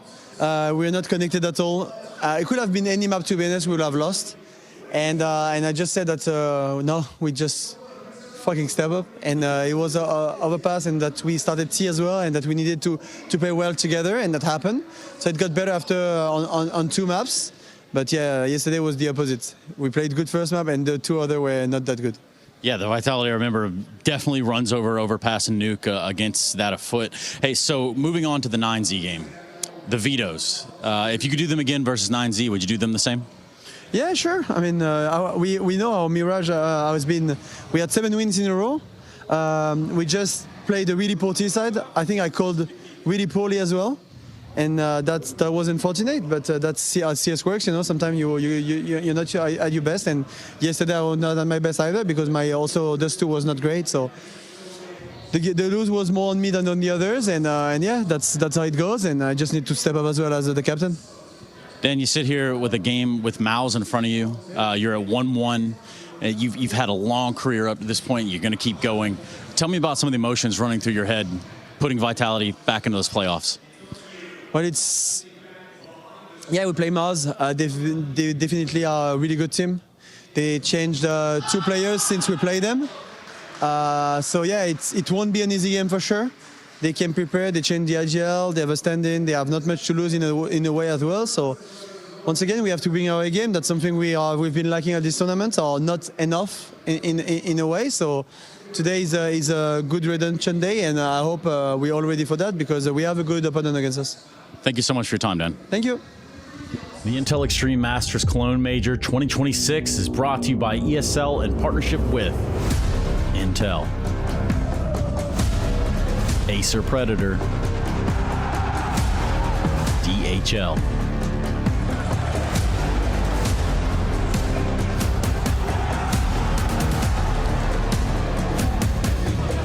and Zoe.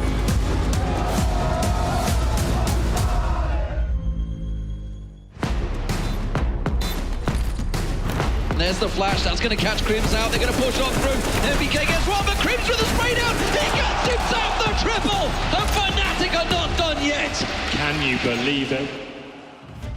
The head-to-head that plagued MOUZ in 2025 now going down once more at the Intel Extreme Masters Cologne Major. Funnily enough, this was the exact city where they finally put Vitality to bed in the semi-finals, but seemingly that cost all of their energy as they subsequently crumbled to Spirit in that best-of-5 grand final. For Vitality on the other side of things, it's not often we see them shaken, but somehow, someway, it was 9Z who punished them yesterday. Now one of only 4 orgs who've managed to take them down this year alone. The defending major champions need to come back fighting. My name's Freya Spears.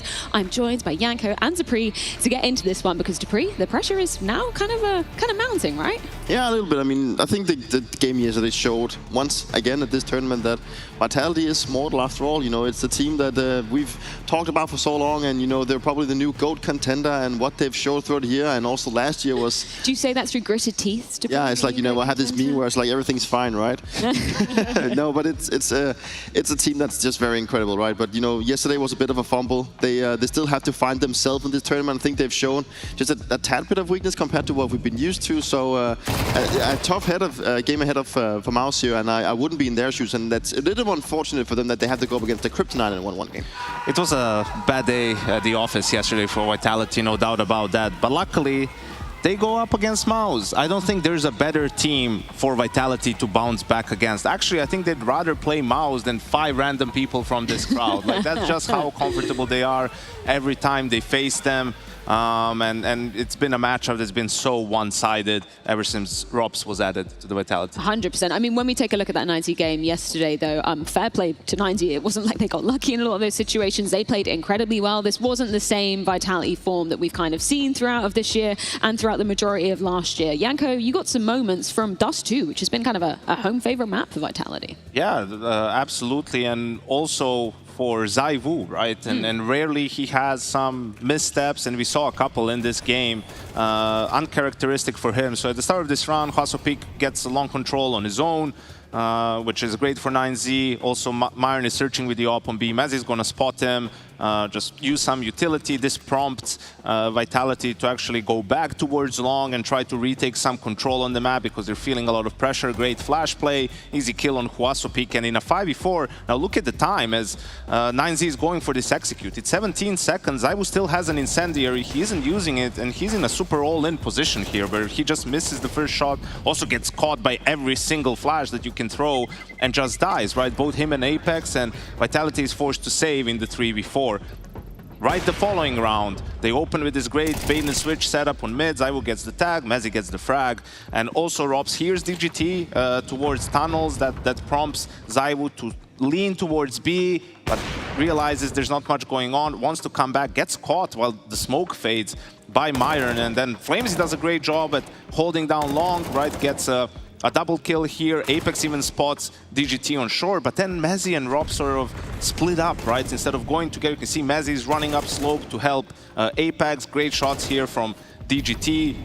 Luchov finds Flamesy over in pit, and that's a 2v4 conversion from Luchov and DGT. You can see how low on HP they were, and these are not the rounds you see Vitality lose. And ZywOo, there was even a round later on where he was just getting like caught by these A executes where he just gets flashed and dies. You're just watching it, it's like, what's going on here? Like, Yeah. you know, he's so much better when these sort of rounds come his way, but you know, I think it's just an example of it even happens to the best that they can have an off day. And it's exactly the things that I caught up with Matt there, as like their assistant coach in the lobby just before I went, you know, and I asked him like, how did it feel? He said like, well, what happened? And yeah, we just fumbled a lot of these advantageous situations as we just saw, and we made some poor decisions individually, and then, you know, we just, as a team, we just didn't really connect. And you know, that happens, like even if you're the best team in the world, it can happen that you can have an off day. You will make wrong decisions, and even the best player in the world in ZywOo can position himself a little bit incorrectly or misread the situation, right? That's what happens, and the good thing for Vitality now is that they still have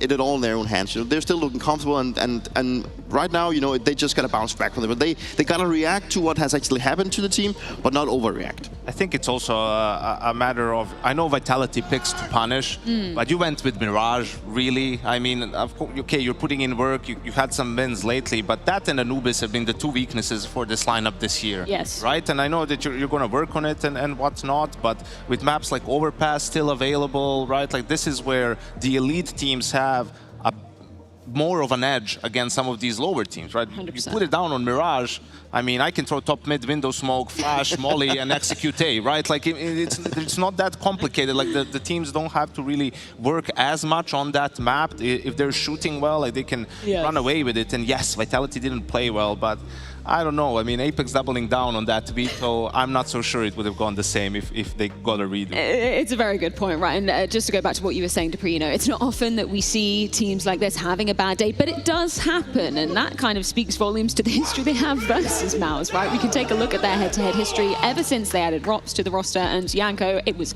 very rare that MOUZ would even be taking a series off of Vitality. Absolutely. Out of those two wins for MOUZ, one was the Cologne semi-final, like you mentioned, and the other one was a seeding game. Like, 3 of these were grand finals. You know, Vitality, just it was time and time again the matchup of last year. And to me, in a lot of those losses, like, MOUZ wasn't even close to winning. And the 2 times they faced each other this year also was extremely one-sided. So you can imagine that after playing each other so many times, MOUZ have tried everything they could think of. But at some point, it also becomes mental, as I'm sure you can testify to, Peter, when, you know, you were playing all those teams. We were playing Liquid back in 2018, 2019, I love it, right? Like, you're just going into the game, knowing no matter what's going on the server, you'll end up winning. You'll end up winning. Yeah. I mean, yeah, that definitely has to pay in, right? And you know, for MOUZ, you know, I believed a lot of them in 25. I just thought they were a very interesting team. Also, just looking at the player material, if you take it pound by pound, when you compare them to Vitality, you know, it is a team that Vitality just seems to be having the better material. But I think that MOUZ, you know, they surely have to go up against the Kryptonite once more, and it was their Kryptonite throughout 25, and rightfully so as well. And it's mainly it's also a mental issue. And I thought when they actually finally beat them in Cologne, that was going to be the turning point, right? But then they fumbled to Spirit in the grand final, and then ever so, you know, it was a little bit back and forth. But Vitality ever since has just always been very pleasant to play against MOUZ. And I think it also just speaks to the map pool. You know, when Train was removed, that was a big blow for MOUZ. They can't really play that one anymore, and they don't play Anubis, which is also one of Vitality's weaknesses. Hey, but at least they made the roster change. Yes. Well, yeah, they had to at this point. Finally, they changed something, right? And Exertion moving into that IGL role has actually been huge for them, right? He's conceded some of his spots on T side to Xalex, right? But his level has been unbelievable, actually. Ever since that role swap, you can see on the CT side, he's had a ton of impact.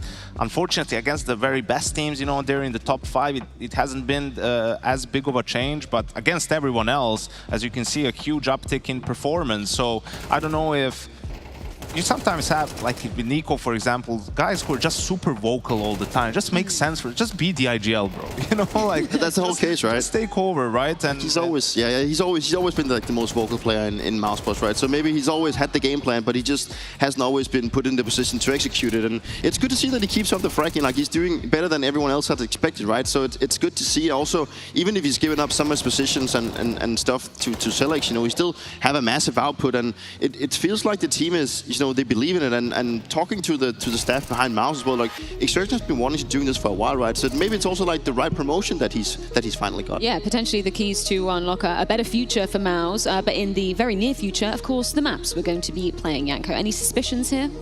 I don't know what Apex is going to do next, right? Like Dust 2 was the one that they would pick time and time again, and they go for it regardless of what happened against 9Z yesterday. They've been super convincing against MOUZ on this map. MOUZ going to Mirage themselves, perhaps seeing a thing or two from that 9Z Vitality game that they could also use. And Inferno as the decider, I don't think there's any huge surprises in this one. Well, gentlemen, thank you so much for your thoughts. The rivalry set to go down once more. I say rivalry, it's always been pretty one-sided. That is for the side of Vitality going up once again versus MOUZ. Seems the desk are implying that this one will be a Vitality bounce back, at least leaning in that direction, but not shying away from the fact that MOUZ have found good form, albeit with these last-second changes. We've been here plenty of times before, haven't we? This is a head-to-head that everyone in the Counter-Strike community might be fed up at this point, but the roster change and the fact that the future for MOUZ is completely unknown means that there's no pressure. I think that it's all on one side of the server. Vitality looking to go back to back to back. MOUZ, they don't even know what the team's going to look like after the break. They're just playing for the now. And we'll see if that can be the difference maker today. Was yesterday just a bump on the road to glorious legacy in the Lanxess for Vitality? Or is there more to it? They were shaken by 9Z. And now up against a familiar foe in MOUZ, with Xertion calling the shots.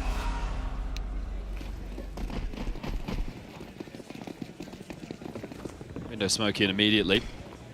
Raiwu jumps out looking for the fight towards Connector. A very heavy lean from Vitality for this mid-brawl.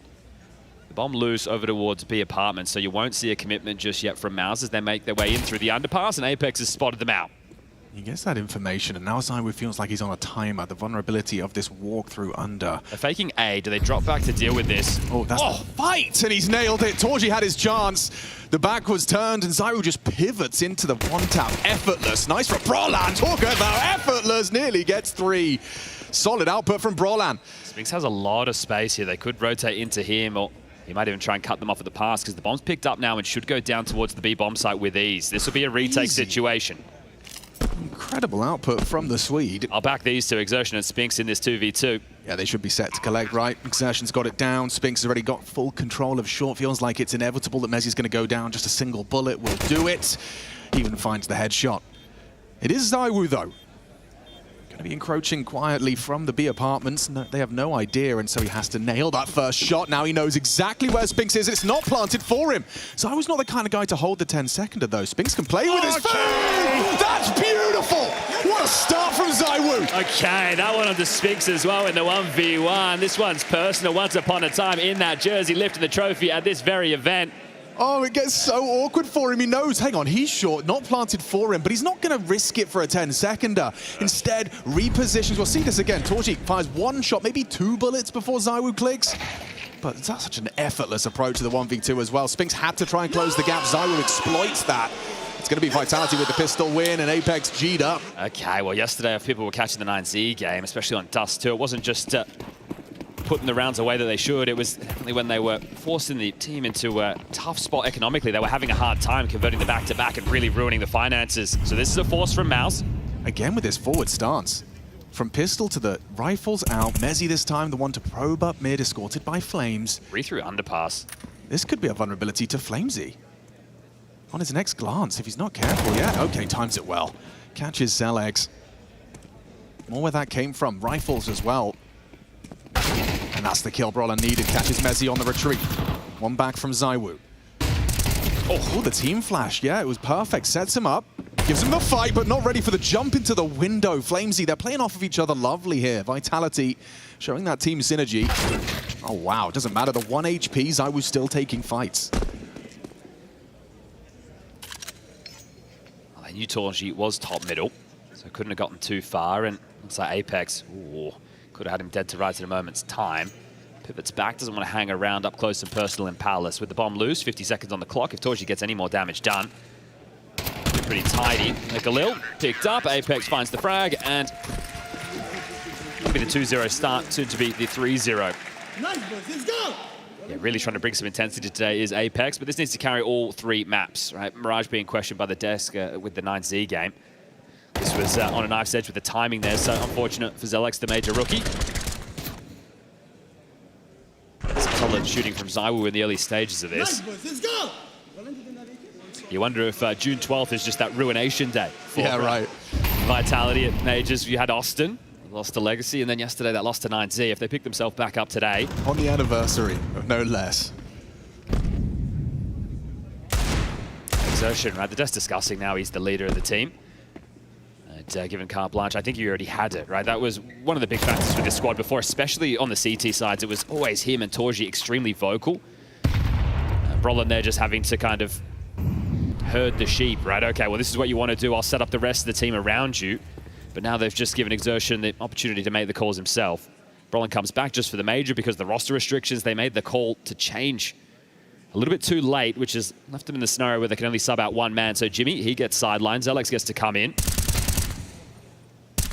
ZywOo looking to farm up a couple more here, so 3rd round, just a few frags away.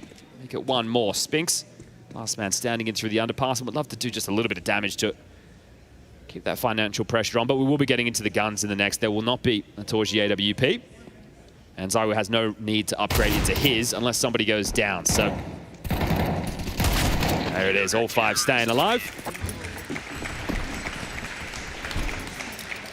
A nice little golf clap. They're dealing with the ecos.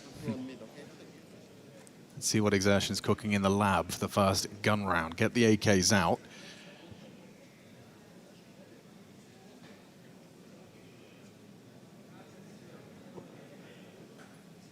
I tell you, want to play on the front foot on the CT side. We just heard Exertion talking about something mid-century. It makes sense.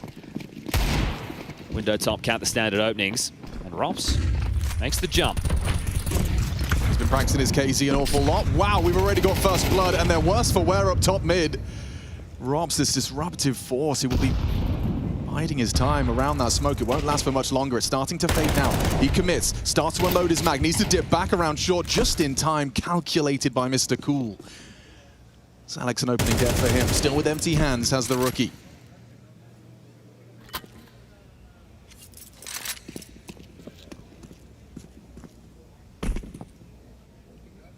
4 rounds, 4 opening kills, and playing from a man behind now, this one is going to be tough to break back into. Will it require a multi-kill from somebody?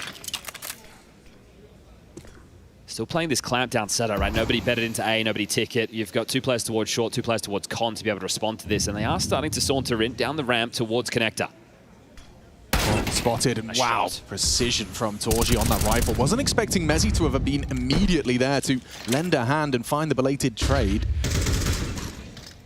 to Exertion as well. Flames goes pushing. This is so disruptive from the CTs. They're just taking these fights on their terms. Easy pickings for Mezzi. Bomb delivered to his front door by Spinks, and now Brollan in jeopardy. One fight cleanly, removing Mezzi's head, flushed out by the util. But he's got 25 seconds to scoop up this bomb and come up clutch. Apex in this corner on short might be overlooked completely. Yeah, you're just not ready for it. Every time you think you've cleared out short, there's another body. Yeah, the X-ray, sorry, it's the radar right there with the X's, all just littered around middle, not even getting close to a site. So all the fights taking place in the corridor. And this will have to be a partial bite. Can't really justify too much of an investment here. So again, no opening kills. They only got the plant on the pistol. Otherwise, it's been pretty dry in that department. This is a good shot here from Torji. Oh, looks better from over the shoulder. We haven't seen MOUZ play Mirage at the Major just yet. They've played Dust 2, Inferno, Nuke, and Overpass, so added a 5th map to that conversation. Spinks lurking A, or maybe he wants to play first to sell something. 3 through underpass again. We've seen this a couple of times early. And laid out top mid will be Exertion. This time not playing forward to be so disruptive on Vitality, so giving them a little bit more control. Or safe disruption with the incendiaries to delay. Now MOUZ can play. That's the last of the util deployed by Exertion.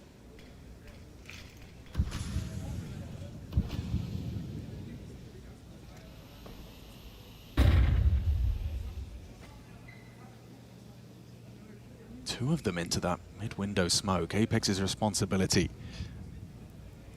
Understandably concerned about the gap on A as well. Flames can spot it though, so his responsibility is on window. He's got no idea. Right, he's aware of the possibility, but just... There you go. Oh, he got caught off. He does stabilize though. After that first miss on the burst, finding Brollan's head and drawing first blood. Wasn't ready for number 2. There's Zelex, first contribution. Zywoo down after 1. Good work from Exertion. Nade follows him, 52 to work with, and a pop of the head from Robs. Flames is playing this passive now because, yeah, Spinks is going to activate, but the pressure's on them. They have to plant. They've got 25 seconds, and they have no idea where he's gotten off to. He's just been hiding out behind Ticket this whole time. 18 seconds, clock keeps ticking. Rob's trying to catch a little timing on this fight through Con.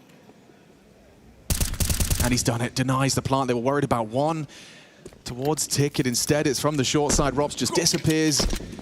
There's no time to win the round here, Spinks. You're going to take that M4, try and bring it through to the next. Gonna swing in here. After time. That's just 2K in the back balance, no loss bonus. Fucking piece of shit, mate! And I said, it's personal, right? Apex definitely lets his feelings known about the way that Spinks approaches some of these situations. And it has been the bane of MOUZ's existence. That 11-2 record, they had 11 of those matches in 2025. This year, it's only been 2. This will be the 3rd. But MOUZ, this was a mental edge that we questioned. Could they ever get past Cologne last year? The Des touching on it, they did. But all for naught, expending all their energy and focus just to get to the grand final and then go out with a whimper against Spirit, who are in hot form again this time. Had some questions coming into this one today. The form that Vitality have shown in the 2 best-of-3s, you can't say it's their best Counter-Strike, right? They lost a map to FURIA and then losing the series to 9Z. But then are they going to come in today, treat MOUZ like the whipping boys, take out their frustrations just for pure domination, or are there really cracks to be worried about? I think that's what this series is going to serve to answer those questions. MOUZ losing out in a 3-map affair versus FURIA to send them into this 1-1 bucket. Just grab himself an opening kill in one of these rounds, right, to get the account going. This is brave. A forward walk from They're going to break the smoke. And it does look like it's going to be a smoke break play. Brollan, unprepared for that completely. He does manage to get gun on. Does significant damage to Mezzi, and it was technically an opening kill. Exertion found Apex in the interim towards Connector. Yeah, Flames with this space being highlighted by the OBS team. And Zywoo also tucked in tight. So as this rotation starts to head back, they will be calling over towards the B finish. The forward position of Robs now. Brollan may have called, he was low in apartments, and now they're going to be stunned when a full HP Robs is in this off angle. Spinks going to try and draw the crosshair. No, he just crab walks in. That crouch costs him. Zelex good for the trade, but damage was inflicted down to 18. Now that molly could make life difficult. Got to get out of there. Nice shot. Orgy again. Headhunting, this time with the AWP. Should be set to collect now. Bombs down, ZywOo CT spawn. FlamZ working on that apartment's flank. Yeah, you've got money, so I think if you're Vitality, go fishing. See if FlamZ can find anything on this flank. If there's a gap, if it's not considered, then ZywOo can activate. Looks like he's considering it just in time. Double zoomed in for FlamZ swing, and it does connect. Limited options now for Vitality. FlamZ looks to back away. I should signal the save, but if they can do some damage here, see if you can deny this AWP, take away another rifle. The safe haven and the way out is going to have to be through short. Actually, Torji picks up the AK to try and clear his way, so the tag is enough to send FlamZ packing, and that will be the first round for MOUZ. There you go. Exertion provides the opener. And MOUZ will get their first round. I know this is going to be brick by brick. You can't be too reckless about the way you get there.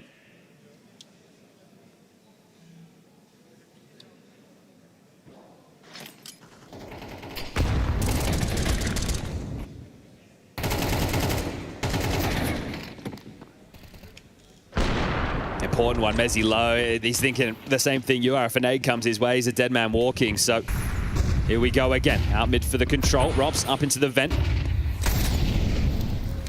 Exertion across to tap, being supported. And Brolin looking for a B pick. His task is simple.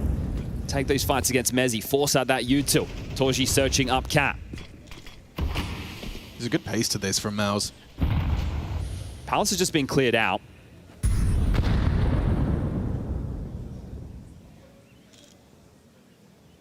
Will they be able to flush Rops or Apex out?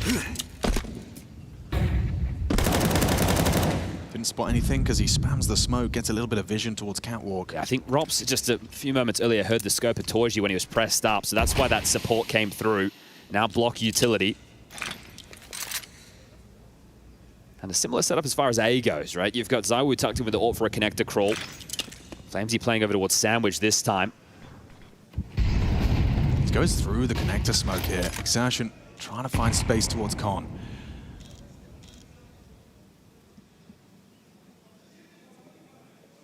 That 40-second mark, and ZywOo's what a flash of the AWP. Nice work from Spinks and Exertion. It's FlamZ overlooked for one back. He knows Spinks was towards the Tetris boxes, but still finds Torji overextending. It's good back from Spinks. Should be set now. Pick up that bomb, making his way in towards the A site, and Mezzy looking for the lurk on Zelex. Spots him, but a clean headshot with the Kalash. Posts up number 2 for MOUZ. Well pieced together round there for MOUZ, right? That's a scorcher of an opening shot there from Spinks, and then Exertion chips in. FlamZ does well to make it interesting, but the fact he's stuck in Sandwich, 2 is more than the output he should have been getting away with. Xtaz gets on the mic. I want to get ahead of this early. They'll lose the bank balance after this one, and Cyclone knows that.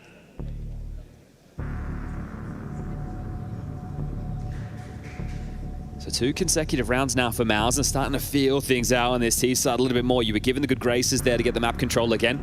Zelex, great job from him patrolling and controlling the rotations in. So Zai with this shot, oh, Spinks just up towards Tetris.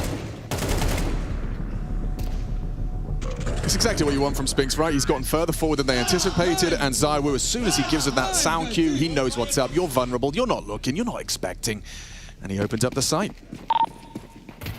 Guys, we need to do better. It's exactly what I said yesterday, guys. We can't stay like that, okay? It's not possible. Okay, so some of the woes of yesterday starting to creep in. AXQ being lined up this time. It's Apex on the site. FlamZ not here to help him. Deliberate Mag 10 on Exertion. He plans to run and gun. Nothing ZywOo can do. Apex needs help. Sidelined. He wasn't even ready. Completely unprepared for the pace out of the ramp. Exertion has turned up the heat with the call and the Mag 10. Gonna be the save call right now. Those opening kills starting to come in, and in droves. So head for the hills, Vitality. It was a comfy start, and just as we were discussing, okay, maybe it is them just turning up today to give a bit of punishment. Oh, the screws are being turned again, and this is nice for MOUZ. They're bouncing back and responding. Yeah, it's a cool response, you know, after you've kind of proven that you can do it in middle. Mixing up the tempo completely. 2,400 lost into the next, so Apex will be able to buy himself. Or Rops can drop him. So they will be fully invested upon. Unless Apex goes, I'll just operate with something little, get some Kevlar and a pistol. He's got 4.5, so yeah, they'll be able to make this one work for the full bite. Apex just took the timeout, so you really need to see if they can find a bounce back quickly.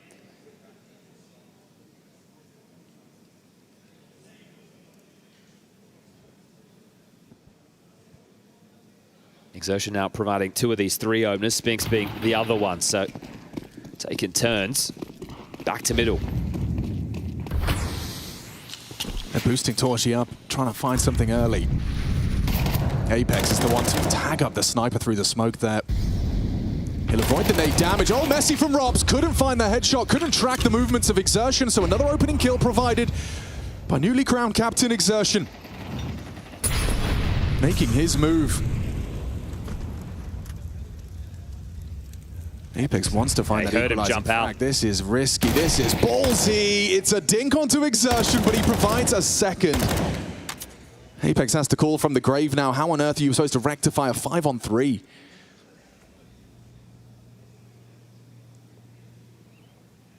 You need someone to step up with a multi-kill. And right now, MOUZ are letting you make the next move. Might just have to be a gamble. Stack and Vitality go for a save again, but this is starting to look rough around the edges. The nade finds its targets. That's one way to chip back into things. Do you want to send Spinks out for the A lurk to take the space, see who's home with the rest of you grouped up and ready to go? No, they want to try and play into A with the split, and as we can see, that's the right call. Vitality find themselves on the wrong side of the map. So I can get to short. He might be able to post up and deal with them, but at this point, they're already past the line of sight for most. It's Zawu to drop the Ollie in the face. Torshi has warded him away. He's trying to play through. Okay. You can understand the logic there as far as hoping to catch them with their backs turned, but they even accounted for it. Yeah, you have to save. Okay, well, that was the consideration. I think that HE maybe got Zawu a little bit more interested. I was taking a look at some of the stats of Vitality, right? Their opening kills have been top tier, but their multi-kills have been pretty poor as far as their standards are concerned. And that means it's also impacting their 4v5s, right? Because someone else is going to have to pick up the slack if you lose that opening kill. And now in 4 consecutive rounds, opening kills have gone to MOUZ.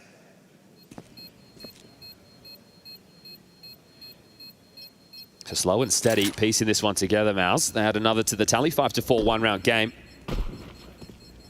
Pretty open and shut case on a lot of these now. Yeah, I mean, you don't think you'll see Robs taking that kind of engagement again. It's a really good sign to see Exertion finding these opening kills in space. This was one of the issues with MOUZ against Vitality throughout, was Exertion, well, not just Exertion, but the whole team essentially going missing.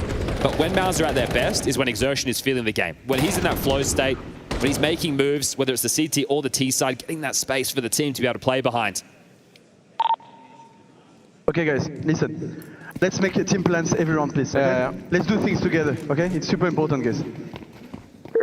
Stress building. It is. Understandably, when you consider what's at stake for them. Selling this mid control. They really want to stop this, right? I think they're fed up of being dictated to here in middle. Roland paths into the block smoke, and oh, that's the end of him. Apex has been given a gift there, but pressure immediately amplified on B. They've lost Mezzi. Zelex, ooh, goes down to Apex. That's another one for their captain, Vitality. Need to retake control, because Torshi's in the apartments with the bomb, and Exertion's already taken control of the site. This is where the Spinks look really gets to play into things. They're not going to expect him so late, and he is miles away right now. So late. Apex creeping and crawling apartments, Exertion considering that possibility. This gives time to Spinks, right? Yeah, more and more time off that clock. He's heading towards the market flank now. As Apex arrives, so does Spinks. Beautiful timing on that. Flamesy's in trouble. Sure, you know where he is, but Spinks will close it down. The latest of arrivals. Gets his backstab and gets his team all tied up versus Vitality. And that's where I wish Spinks would chirp back, right? It's like, hey, I thought you knew I was coming in late, right? I'm baiting, aren't I? Here I am, right on time. I think he's more locked in and focused on grabbing the 7-5 half. Still available for MOUZ because this is a run now. 5 out the gates from Vitality, 5 back. And as I mentioned, to kick off this series, the pressure is all on one side of the server.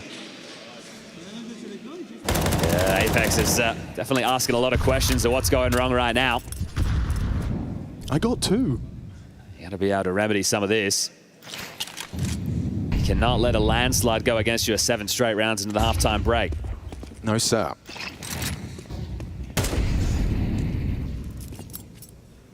MOUZ have done the hard work. They're being respected now.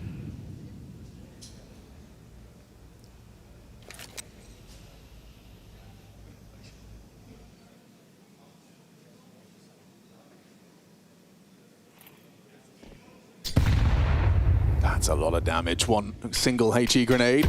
How's Exertion and Zalex limping through round 11. Brolin versus Zaiwu on the edge of that smoke. He hasn't given it away though. There's a fight in middle that Flamesy's able to remove. The head of Exertion for an opening. That's one back for Vitality in the opening department. And no response from MOUZ immediately. They creep up Cat.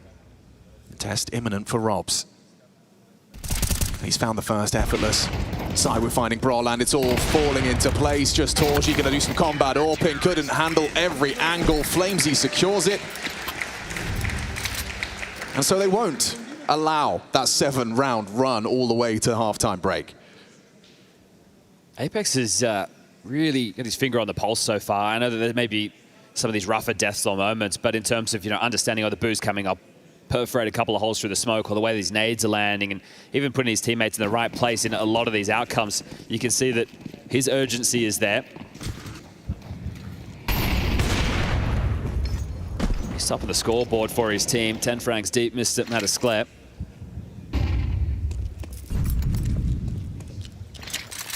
Around to the half, this will be a palace walk with the bomb. A little more unusual for the close. Yeah, but that's what I'm talking about, having the Dugs in the right place. MOUZ B defender gets freed up by Zaiwu's orb. So he gets to play as that loose piece in A. And they have a good read of the situation because that's where the bomb will be finishing. Zelex lobs out the window smoke. Exertion will play through middle. That one's landed nicely. Pulls a lot of attention away from that A site. You can see Flamesy's drawn further back with the flashbangs, and now they just walk on out. MOUZ unprepared. Spinks opens up the account. Exertion still kicking up a fuss in mid. Surely can't take two. The damage inflicted though, that A site lost. Flying the MOUZ flag. Zaiwu and Robs left in a 2-on-4 with every reason to go for it. Last round, why not? Should be set in stone. Just trying to find their angle of approach.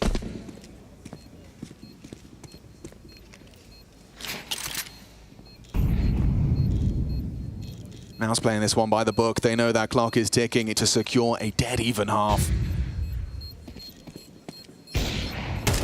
It's MOUZ's Mirage pick after all, and they have shown us how. That's a T-side they can be proud of. It was a slow start from MOUZ, but 6-6, dead even on the half.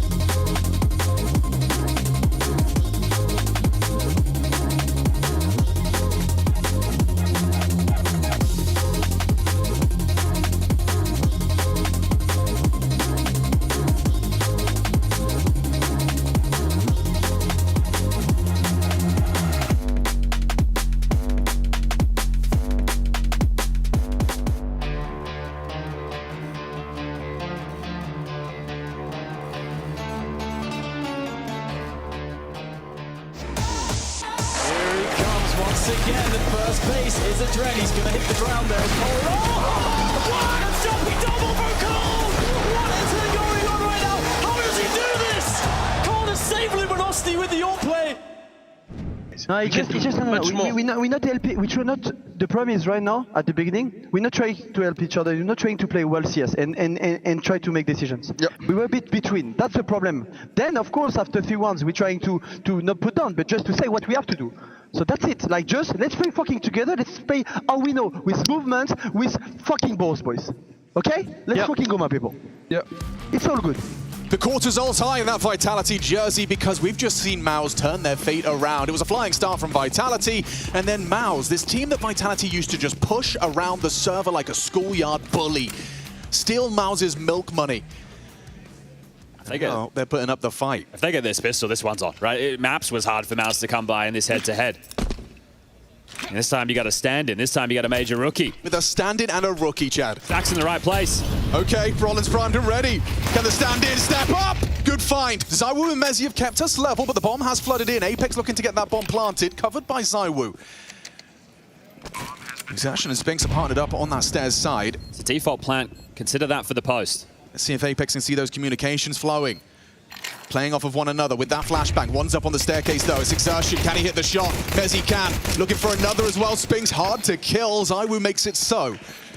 And feels like a necessary pistol just to stop this momentum MOUZ have built up in that first half. It seems they've done enough. Torji nails the headshot onto Apex's swing here.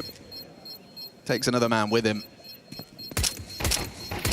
Got the compulsory pistol to stem the bleed and to put their best foot forward. Vitality take the pistol in our second half. Again, I want to draw attention to second round conversions or against wobbly buys. It's been a bane of a lot of teams' existence here in Cologne. So let's see if Vitality can hold on to this. It will be the force buy back for MOUZ. So that's both with the pistol highlighted there, the block smoke. That's going to make things a whole lot easier for them to be able to chip in on entry. So considering that, Vitality do a very good job of getting in, getting the bomb down, and then converting the rounds. Just choosing to fight there as opposed to like play a post plant. See, it's feeling, I don't want to say forced, but it's feeling necessary for Apex to try and bring the fire, right? This is, I guess you were hoping after yesterday it would be the wake-up call and it would get everybody singing from the same hymn sheet, but... well,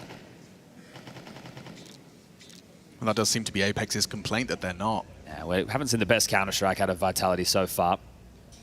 Not just in this series, but the major. I think if people were going to be changing their bets midway through, it's Spirit who are going to be taking everyone's affections.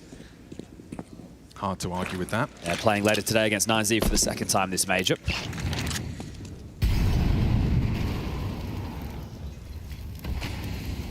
So stack for the CTs was heavy over towards A, starting transition now. The util that's been shown from Vitality and the pressure being put over towards short and middle has made Exertion call the troops over towards the other side of the map. This is where Torji's scout can be deadly as well. This kind of range, couple of tags would soften them up nicely for these SMGs, even the Deagle. FlameZ jumps around the corner to his demise. It's a good find from Spinks. Torji's scout gets nothing. Nade out. X had his nades out. Exertion unable to track him. Now pressure getting chipped away by Robs' Galil. Very important kill. This pivot is everything, and he's enabled it.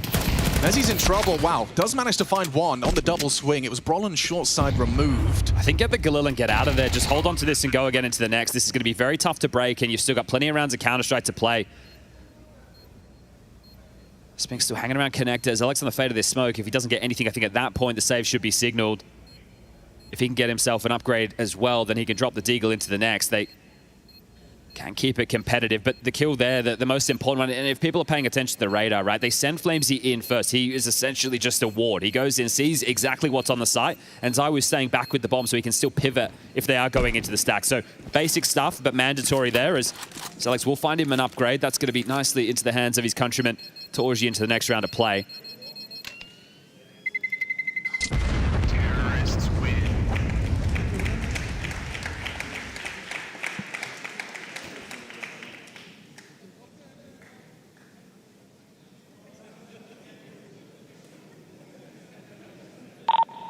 Just 1 minute here, I would like you just to breathe, okay? Just breathe. Breathe, because on a mental note, we didn't break them yet. Okay? They're not fully broken yet. kind of gangster from Yeah. Micro. Yeah, good understanding of the situation too, because they were right there, right? If they ended up losing this pistol, a frustrating round. We want to break them mentally. All right, well, let's over towards A again. This time, they might just stick to their guns. Look at that mini-map. It is Rops versus the world. Obviously, hasn't announced his Palace presence. We might get a bit of friction, though. Yeah, trap set up. Xerxes with an aid at the ready if they do get the contact. Hearing this over towards middle so far, but otherwise extremely quiet. And just take a look at left-hand side of your screen. A sheer lack of utility thrown in these early stages until now. Right on cue. Top cons, smoke lands, so does window.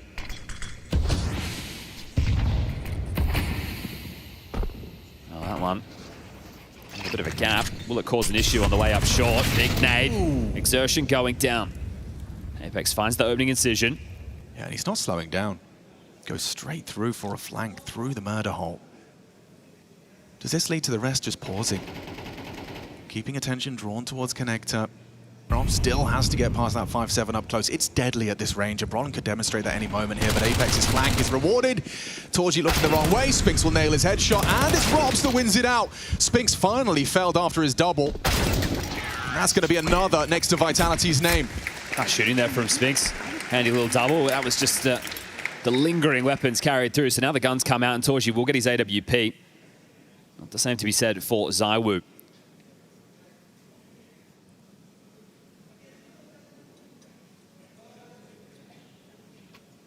Apex wasn't happy with his calling yesterday. Let's see if he can remedy that. The pistol, the conversions, that's nice. But the gun rounds, this is where you make your money.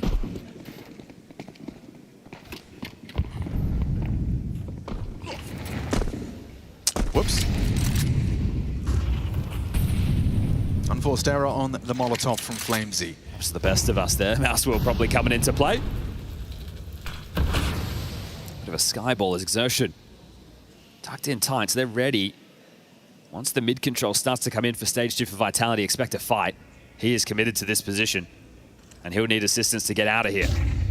This round really does determine an awful lot of how Mirage is going to go. He's actually going to go for a search here. Spotted. Okay, FlamZ is in trouble, gets tacked up down to 40, and Apex will accelerate upon the information. He'll rip the head off of Exertion, his counterpart, on the other side, and no immediate response. Everyone freezes. Torgy gagging to find that equalizing frag here if Apex does poke his nose out. Smoke from FlamZ should obscure. Sit at that break. In two minds about that. It's Spinks that is playing very proactively here, and he's done very well. Catches Robs on the clears. There's another top mid. Spots out Zelix on the window side. Apex does control the Galil.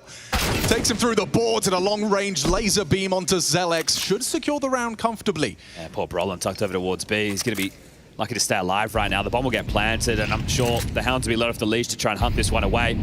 Shout out to Apex in this opening kill department. I was talking about Exertion, right? The fact that he's going to be the talisman for that. Well, Apex has taken it personally and he's doing it himself. He's 6-2. Damn.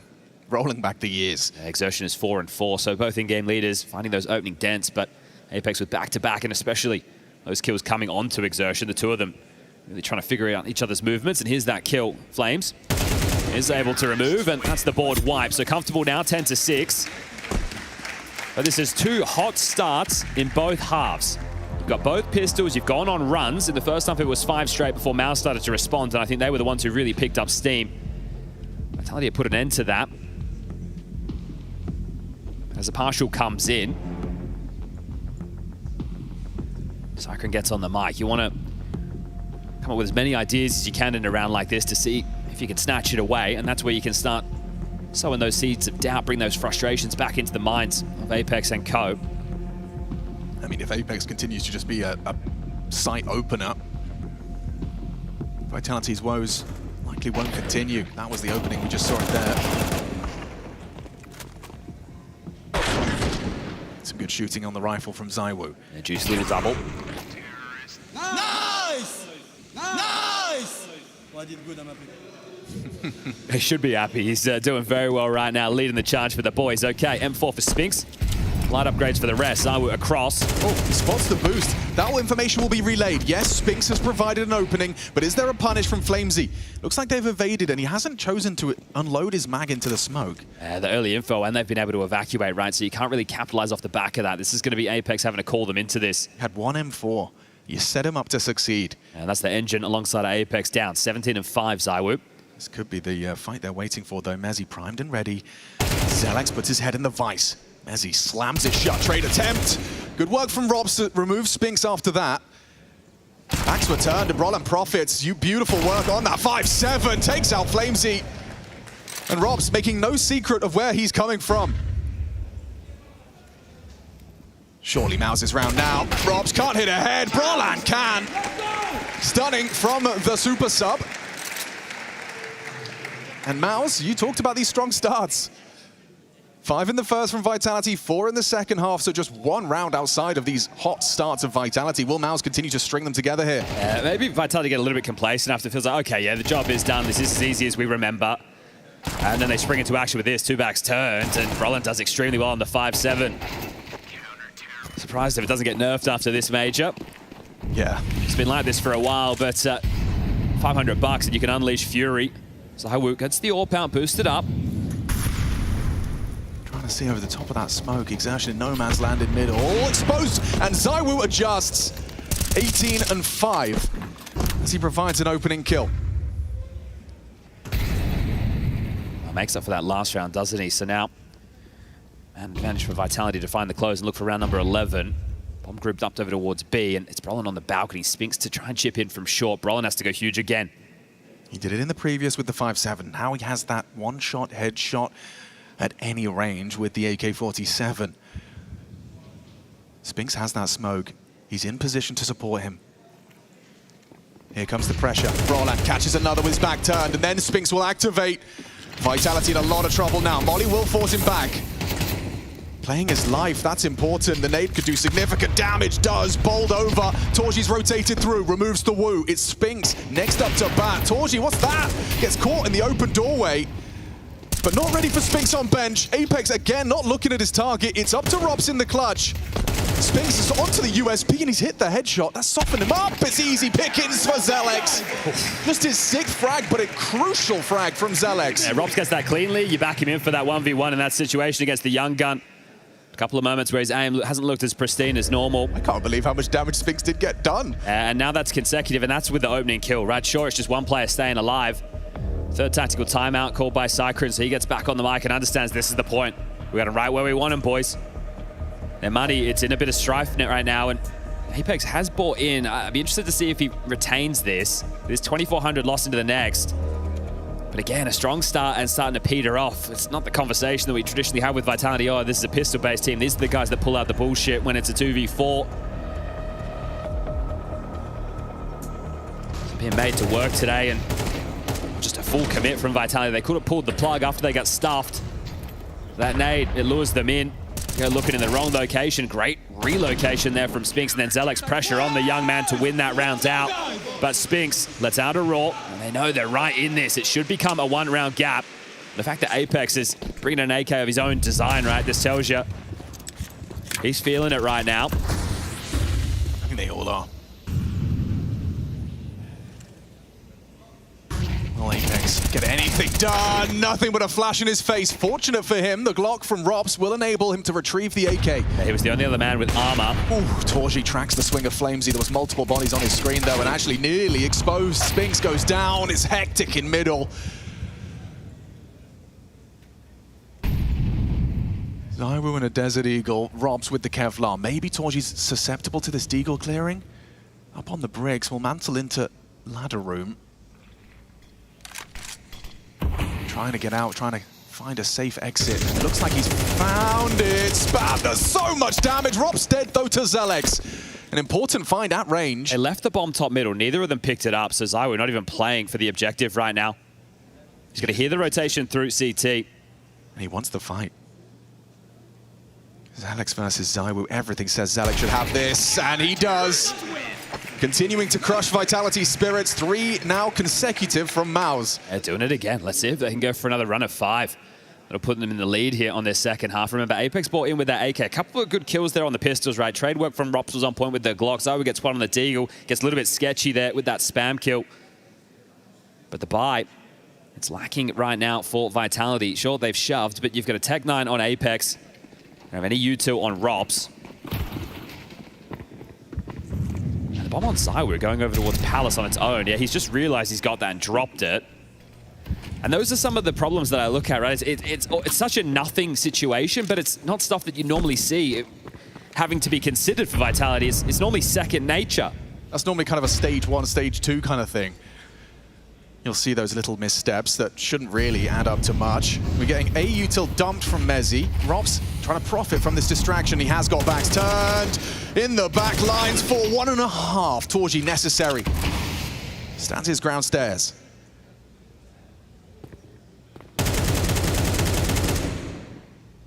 Flamesy clearing through. We'll catch Torji on the wrong side of that smoke. The fact you're going for another window boost is held. Oh, and that's why you put the AK into Zelek's hands. Now's trying to instill confidence in their major rookie. He's put it to good use in now a 3-on-3. Unknown P's been highlighted here.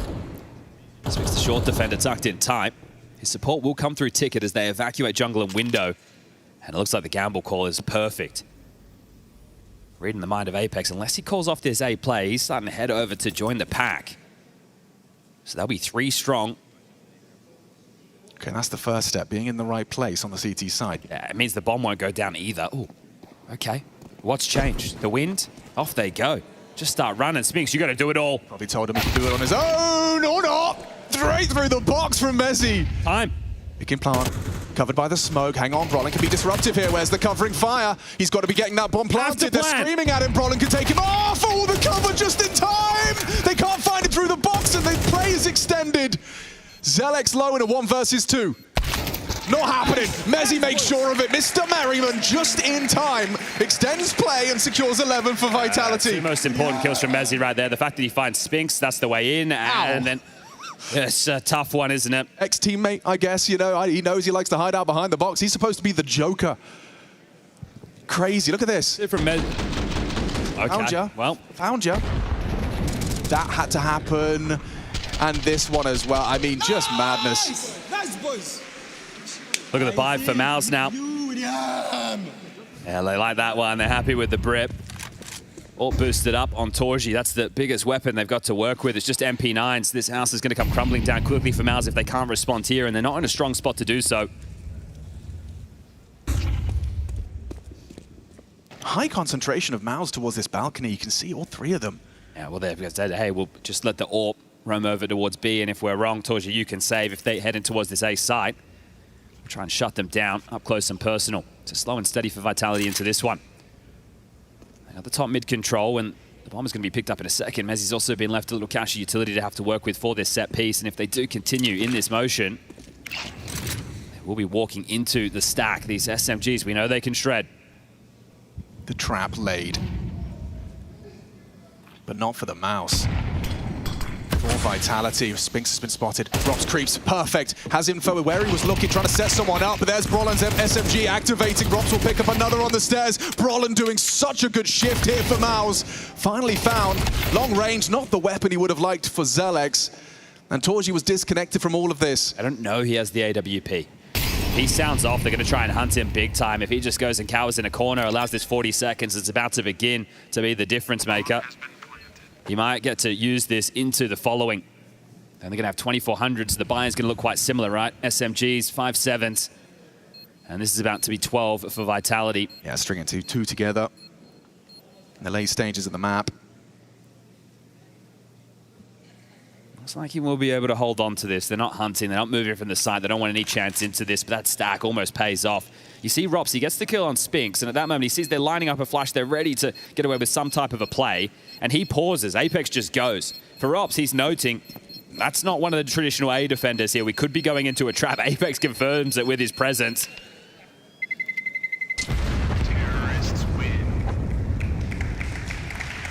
It's having to be a bit of a team effort for Vitality to grind this out. Everyone's had a moment in the sun.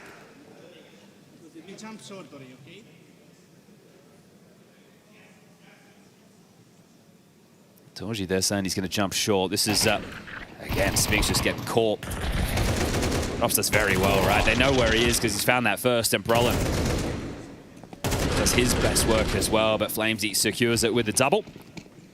And there it is, a couple of MP9s, an M4, and a FAMAS into this.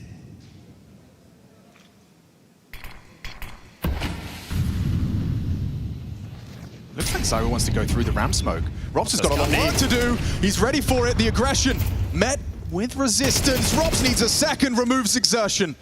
Spinks slinks straight behind the side box. An opportunity for the multi. Couldn't quite tame the last bullet. Couldn't pull it into MeZ, so an advantage for Vitality, but for how long? The hero once more, Brolin and his MP9 up close. If they rush this plant, MeZ is a dead man. Flames is so disconnected from the pack, he's going to be closing that gap through Palace. Torgy smoked off. That's about to fade. Dead silent on the map. Now Brolin. Oh, he had his chance. He had his opportunity. Doesn't find Robs or MeZ, but Torgy has removed the healthiest member in FlameZ. They know where they both are. Nade softens him up. A good swing from Robs to remove the threat. Torgy CT faster than he's ready for. Got to back exposed and removes Robs. It's a 1v1. Can Mr. Merriman do it once more for the map? Torgy versus MeZ. Nade's not going to find his target. And MP9, he knows he's low. MeZ's used this time very wisely. Repositions into the blind spot. Catches the back turn and secures Mirage for Vitality. Apex happy with that one. He had to work hard, ask for accountability from his team, and they showed up. Some massive moments from MeZ and Robs down the stretch. That's 13-9. That's their Mirage woes out the window. And coming up next is their choice of Dust 2.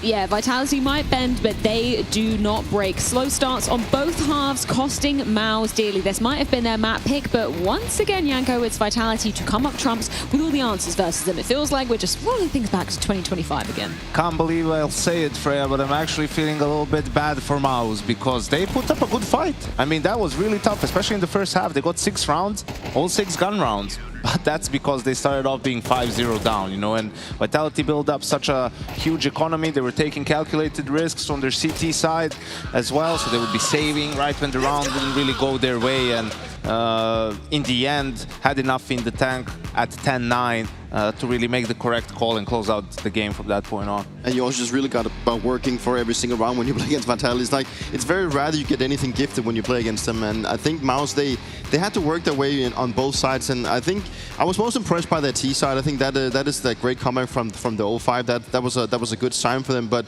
in the end it was not enough, because when Vitality play these XVX situations, they're just so good at finding like the gaps, playing together and playing off each other and finding the right solution, and I think that is also just speaks to why they're such a good team. Yeah, of course. And of course, that does mean they're sealing MOUZ's map pick of Mirage. Later, it's going to be their choice of Dust 2 on the cards. Next, though, we're going to be having a new skit debuting. That is Confessions from the GOAT. But right now, Janko, I'm sorry. We do have to break down what was this Mirage, just in terms of what you were saying, right? MOUZ obviously showing some of that resilience.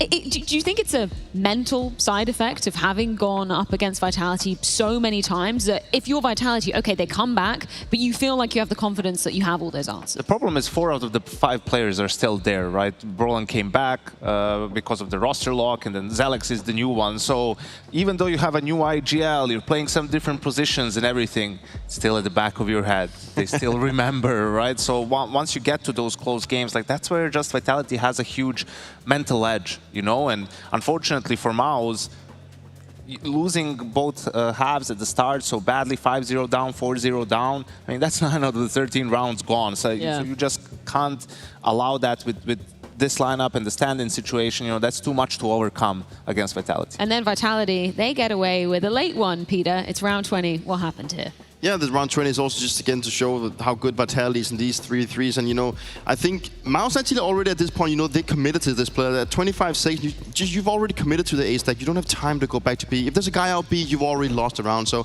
a massive mistake in my books on the sides of MOUZ here. But it's the fact that, you know, again, Vitality gets away with a little bit of this ratty shit. They do catch a frag by just like MeZ having such a great overview, killing the guy that's hiding in Ninja, right? And then it's Brolin, you know, he's fumbling a little with the nades. Instead of doing like a wide swing here, trying to kill the bomb, he decides to expose himself for the guy that's hiding and actually covering. If he would have just wide swung on that one, then I don't think they would have had a chance winning it. And it's again just, you know, Vitality edging out those 3v3 situations and just, playing at them. I wouldn't say to even perfection, because MOUZ made a lot of mistakes in this game one, but, even with what they had to work with, they managed to clinch out the round. And looking at the scoreboard as well, I mean, it is just very hard to beat Vitality when you have Saiwu popping off like it does. He was at 17 at 4 at one point, and if he's playing that well, then he's already set yourself up for success. So it's even the fact that he played that well and you still have a 13-9 scoreline. I think that's a little bit impressive on the MOUZ side. First of all, Peter, it's fine. Even if they win this game, they haven't won the major yet. Well. Like, there's still a couple I'll take more. Any loss there's a couple more games that they will have to be winning. So have faith. Or don't have faith. We want to take a little bit of a different approach to this one, though. As much as we love looking at kind of rounds, occasionally we want to be checking in with the team comps. So let's start off with the halftime team comps from Vitality, first of all. Okay, guys. The side was not great, okay. But we know, except yesterday, we have good T-side. We prove it in practice, okay, guys? Yep. But on one thing I need to share, guys. That's not enough. As soon as we lose 1-2 rounds, we are going down, guys. No, we're not helping. We try not. The problem is right now at the beginning, we're not trying to help each other. We're not trying to play well CS and try to make decisions. Yep. We were a bit between. That's the problem. Then of course after 3 rounds, we're trying to not put on, but just to say what we have to do. So that's it. Like just let's play fucking together. Let's play how we know, with movements, with fucking balls, boys. Okay? Let's fucking go, my people. Yeah. It's all good. And let's play together, boys. Yep. Let's not try to be heroes. Let's play together. You're fucking insane at playing together, boys. Okay, obviously Extaz at the start of that halftime clip, then Apex chiming in. Peter, what do you take away from that? It's obviously him giving a little bit of an upswing to his guys, mostly in the way that they're not communicating enough, and then they're getting a little bit too naive to the rounds. But it's also, he mentioned the very important word here, that they try to be the heroes, right? Every time they lose an entry frag, then someone has to go out and try and save out the round, so they're not playing off each other, and they're also just hesitating a little bit. He said, like, they're not being brave enough in the situation where they have to be brave, because if one guy decides to not do what he usually does, then someone else is going to change. And if you start changing these small details in your game plan, then you're not doing what you usually do, and that's what he's trying to bring into the team right now, that they know how to play. Like, they know from practice and from all the tournaments that they won that we have the recipe to actually win and do well. But right now we're changing things up, or we try to make a small detail different because we feel like we want to do it right now. And Vitality hasn't played good enough at this tournament where they can allow that to happen. So it's like getting back on track to what they know works, and that's what I think they try to find. He goes about it in quite a headstrong way, though. Do you rate the direct approach from Apex? Absolutely, and that's the sort of a leader he is, and I think that was an example of great leadership because energy is contagious, right? In a good or in a bad way. So if suddenly, a couple of players are getting quiet and trying to go for these hero plays, then it starts spreading, and you have to nip that in the bud. It's fine to get outplayed, it's fine to whiff a shot, but there's no excuse for, being moody and not bringing enough energy to the table, not, even when you're dead, help your teammates with communication, lift their spirits, motivate each other, right? And that's what you heard from both Extaz first and then Apex, right? To wanting to play together, giving them a bit of a pep talk there, right? And they delivered, had another good start to the second half. Okay, let's put the show on the other foot then and check in with the MOUZ comps. Just the 1 minute here, I would like you just to breathe, okay? Just breathe. Breathe in deep. Breathe out for a few seconds. Drink a little bit of your beverage. Breathe, because on a mental note, we didn't break them yet. Okay? They're not fully broken yet. I see there is some frustration over there, and I see you have good poise story, okay?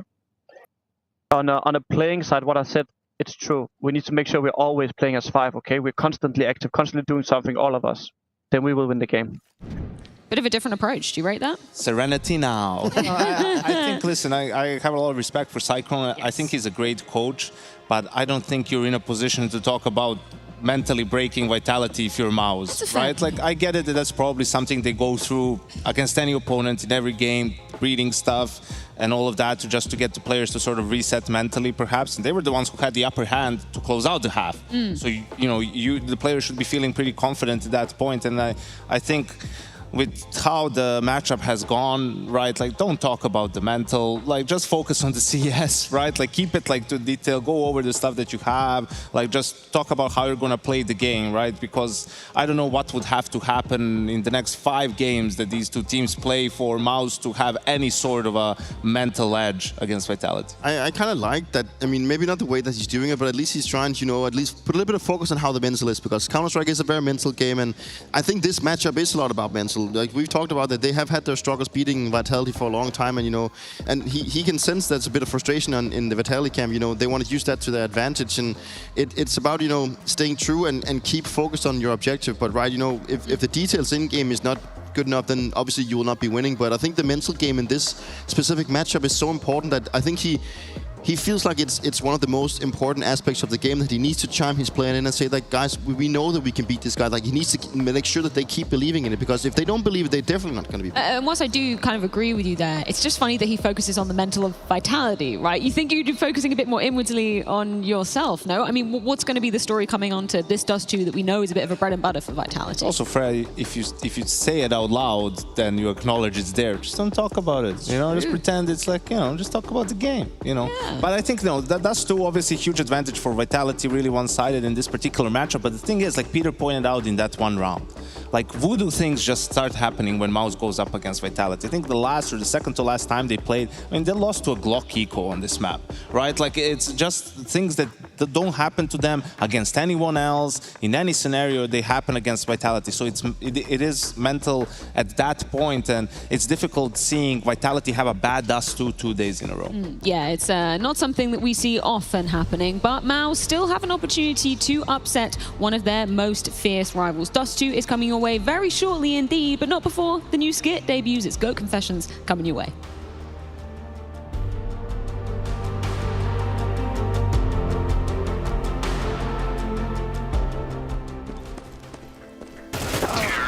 Bro, you're baiting every round. What are you talking about? I had so many trades. You're trading anything. You're miles away. I carried you. Tell me game. One round. Hold on. Let me pull up CS stats.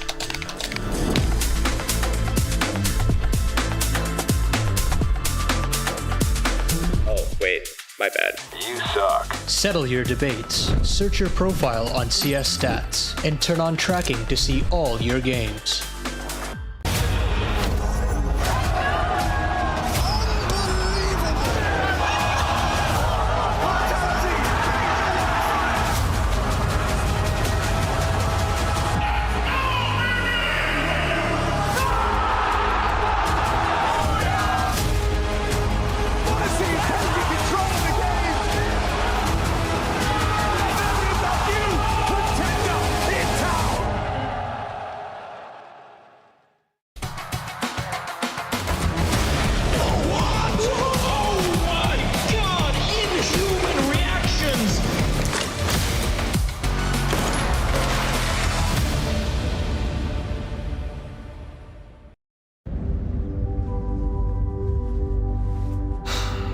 Father, the time has come.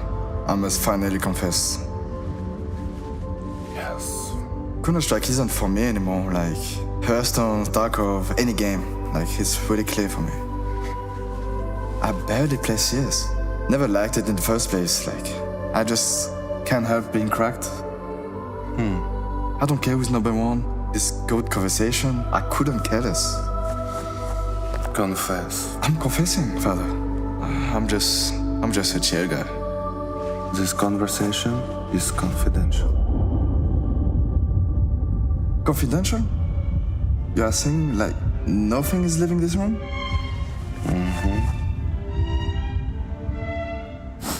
I'm the best to ever touch this game. I'm sick of living a lie, boosting account just to hide my hours, skipping warm-up in front of the camera, or to keep up this fucking persona. I don't need to anymore. Countless MVP, 2 Grand Slam, 3 major, simple one is only major, and Grand Final against Armanek and Jax. My first major was against Prime Game of Legion. And that was after beating like Prime into the bridge. Anyway, he had Electronic and Perfecto at the peak. beat, blade. Look at the shit I'm working with. I'm playing with a washed face player, a fucking British player, ADHD entry, ADHD in-game leader. All topped off with a fucking bold fraud coach. Jesus. Yeah. And just when one good contender disappears, and I maybe can farm in peace, this new kid comes along. I know the feeling. And this kid is escorted around the server by the Secret Service? Shiro and the 3 Sanjis, like, come on. 3 Sanjis, bro. The fuck? Still, they're good players. Spirit without him, they're still top 5. Vitality without me, barely top 10. And why? You know why. Say it. You know why. Say it. Because I'm the fucking GOAT. Finally. Feels good, doesn't it? I'm proud of you. Now, if you truly believe it, go out there and say it. Last thing, Zaiwu, with this 2026 form, surely you've put the GOAT conversation to bed.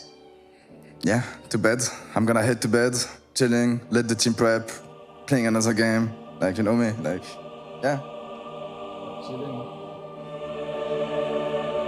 Just a fucking bitch.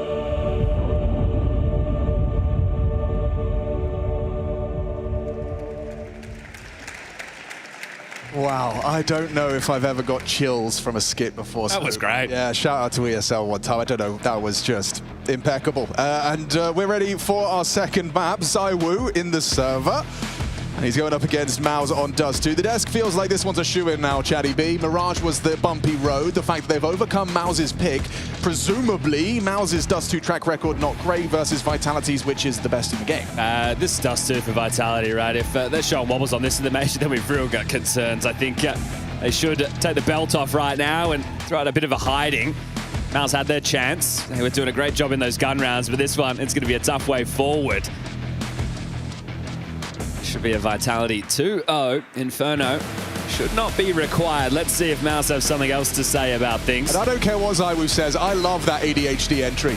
He is a valuable piece, Mr. FlameZ, and we'll see what he's going to get going on the T side.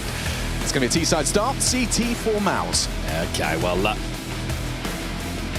see what kind of pace that Apex wants to bring to things here today. This is where they had that bit of a mare yesterday against 9C. Been very vogue for someone to start and take these fights around that mid-doors smoke or expo smoke here. They're parting lower and he'll have to back away. His short molly didn't land there, Apex, so been watching JKS throw utility. Sorry, Justin. They still get the space they're looking for. Spink's going to activate upper tunnels against Rops. It's a fair fight, despite those dual Berettas. And Spinks takes him down cleanly. It's going to force your hand into A now for the finish. That's what Exertion's HE's for. Can he get that timing bang on the money? It would be too early now. Waits for that next sound cue, waits for the nade. It's all about timing. And release. Spotted, heavy damage inflicted. Torji, belt rung, gooshed still. Exertion tapping the head off of Zaiwu, keeping their hands empty right now. Couple back from Vitality. There's a tap through the smoke that Torji on the back. Fade away. Pedal. Yeah, just as he rounds the corner. At least you get yourself a bomb plant. Anything more does feel out of the realms of possibility. Torji, last seen long, has gone round the world to try and approach from the short side, but he's going to be so cautious of him. It limits his post-plant possibilities. Now CT will activate with Torji close short. Apex wondering where the hell they are. Now gets a sound cue, draws his attention, and Torji spotted on the short side. Wow, Torji. Great output. Seriously good. I mean, he gets gooshed and still finds 2. Yeah, very well done from him. Pistol round at the first will go in the favor of MOUZ. But the bomb going down should signify a Vitality force buy. So Apex will have the most here at 3.2. Quick one there from Exertion, right? Zaiwu can't get across and then even doubles up. So well done on the defense.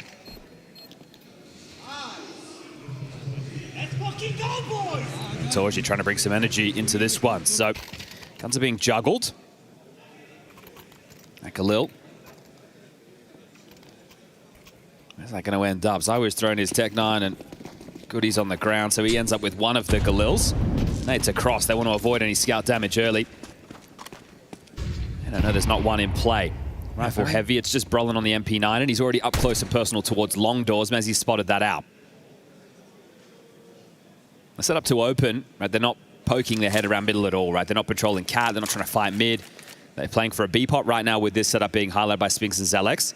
They're giving them all the room if they wanted to walk out mid to B. Obviously, Vitality are not to know this. There's been no util lobbed off cat to slow them down on the crawl, and when you take a look at the buy, it's pretty damn good. Got a whole boatload of utility to find a finish. It does look threatening, doesn't it?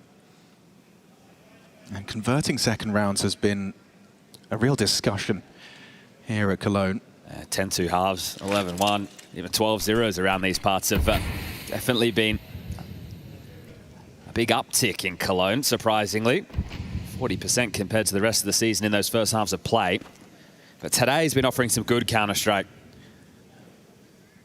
Both streams delivering back and forth barn burners, and 45 seconds left. They're going to wait out this smoke, and then they're going to look to explode. Zelex has the last smoke over towards B. He won't be able to assist with this. It's going to be so many. All of those nades going to be thrown in the next 30 seconds. Still so many on the belt of Vitality. Here's some pressure on towards the long side. Brolin not going to be affected. Trying to clear out long. Flamesy takes some flak from the HE, and clean from MP9 work of Brolin. Completely neutralizes the long side, enables Torchy to focus on this fight. They're getting across the sight line, but not past Exertion. Shuts them down. Apex just one consolation frag. That's exactly what the doctor ordered for MOUZ. Okay, beautiful. Well, unlike Mirage, this is a map that MOUZ have played so far throughout their campaign. Sure, it's only been a handful of best of threes. That's the third for both of these teams, but it's reps with Brolin and the officials, and that sounds crazy to say, but in case you're just woken up from a coma, this boy got benched. Has to come back in because of the major roster restriction rules. Zelex is a rookie in the server as well, and it wouldn't surprise me to see the B bomb site maybe become a point of Vitality's affections to try and pressure the kid. Torchy's Orb up and ready to fight against Apex's Scout. There's two Deagles and a P250, so this level of investment very light on. Oh, and he sells that back, doesn't fire a shot. Gets himself a Deagle instead. So limits his level of investment there, does Apex. Stuff from the ops team staying on board with that one. Yeah, that's really cheeky. He just got like a rental binocular out for the cross. Still looking for a bit more damage than in the previous. Torchy will find the opener. Zywo down. Shaves one off, a good flash, but Torchy grabs another. Rops can't scale through, and this eco is going exactly as you'd like it if you're MOUZ. Brolin grabs one more. I mean, these first 3 rounds are going exactly as you'd like if you're MOUZ. What is that? Minimal casualties. 3 frags total for Vitality in our first 3 rounds, map 2. Yeah, something that was a win condition early on Mirage was opening kills. That's 3 straight now that have all been converted upon. So we'll see if that plays into the first gun round on Dust 2. Long spawns are not there for Vitality.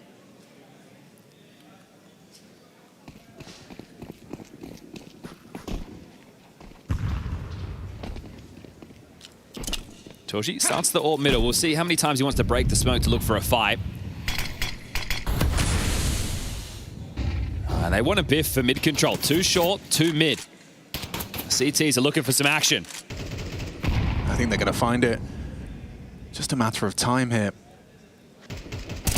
Perfect position for Exertion over the top of the smoke. Apex doesn't know what just hit him. They want more? Spinks trying to back away. The support from Torchy's AWP denies Zywo trying to punish. First gun round, MOUZ take the first 2 frags. This is that dream start continuing. A flash through that actually catches Flamesy. We're seeing team flashes now. Spinks is going to pick up a freebie. Yeah, saw a bit of that on day 1 and even yesterday against 9Z. So this is where you question just how well oiled they are coming into this cold. I mean, on those listen-ins, that was not a Vitality that were casual. They were stressed. And again, this is all the expectation. That means the pressure on one side of the server. Vitality coming into this major favorites throughout the season. They were multiple levels of the rest of the field. The consensus being it has that gap closed. Na'Vi, Spirit, man, I was going to say Falcons, hoping to bring that conversation, but not with the way they've been playing. The trap is sent, Goose in sight. They should have this one done. Certainly should. And Mezzi gets across with Rops in combination. Exertion's going to be flushed out by the flame, and it's easy for Mezzi. 20 seconds, though. 1 versus 4 that I don't know if there's anything to be done about. He was already crossed a ramp. He's not ready. Caught with his nades out. Brolin closes it down for number 4. Okay, well, Zelix even able to get himself an upgrade there, so all good in the books right now for MOUZ, and this is what they couldn't do on Mirage. Hot starts. Great opening. And exactly, right? I like this smoke, right? It's something that you see AWPers are using because we know the teams are throwing the mid-door smoke and that molly combo. Well, that they're not used for the AWP to be able to take the fight, but to be able to set up Exertion to win out the Xbox duel. So creative in ways to be disruptive to the default crawls. Partial bite, ZywOo Scout doesn't fire a shot. 3 are across. Yeah, they perfectly play that, HG, and this is that kind of fight you were discussing. Mezzi did inflict some damage there on his fight with Brolin at range. Tech9 gets a little bit of output. Yeah, but Brolin calls sector clear. He's got that full long control, so the rotation doesn't have to cheat over regardless of the HP. So the net's set up on the T side just to wait for base level U2 to be filtered through, and now making a move. But I love this from MOUZ. They're still ready to pounce and fight around middle and short. Yeah, they've got this team set up. Exertion spings from the doors side, Torgy on short. And then they can clamp down together. As Util's thrown, Exertion readies himself for the battle. ZywOo Scout trying to clear these angles. Woof! Rapid from the Scout, now things collapse! How's that happened? Robs finds Zelix, confirms where he is towards the tunnels. Mezzi and Flamesy starting to accelerate, trying to find him. The bomb on the back of Flamesy, and no way for Brolin to lend him a hand. He has to do this on his own. This major rookie has to defend his side with honor. Oh, with Vim, he's done so well. It's now a 1v1 for the Ace. Zelix, have you got it? Apex peeks it in, and the P250 will steal it away. The glory was just a click of his mouse away. Zelix can't close. Can't believe Apex has just done the kid like that. Brutal. Oh, mate, that was such a valiant attempt by him. Stuffs the upper tunnel, shuts down the mid to B single-handedly. ZywOo with some absolute bangers on the Scout right there. Do we have ZywOo's POV for that one? Yeah, that was a Ferrari peak. Saw it from Torgy's POV, and that looked insane through the wall. Absolutely deleted on this one. Sweet. And finds the follow-up during the chaos in middle. Now, these are the rounds that, yeah. I think we all made the same reaction right there, Mr. Torgy, but this was huge. Right, the poise under pressure, playing on the cusp of the smoke, looks like a thing of beauty. And Apex having to win out the 1v2. This is just a light investment. They've snatched it away, and everyone getting fired up for Vitality now. That's a massive round. Immediately glances across, and yes, Alex, understandably frustrated. He's going to be hard to shake that one off. You felt like you had it. You did the hard part. An unarmored P250 comes running at you. Apex has done very well to get Vitality's first round on the board here. Does 2. Look at this. Continue with the mid pressure. Smoking suicide. This is a casual strat. Yeah, not something you often see at the major. And actually, ZywOo's just had his bell rung by Exertion, just tapping through the smoke. Okay, well, this is an interesting little play to keep some form of a sight line. Torgy posted up. Deep line taken at long. But he's very committed to this. Very committed.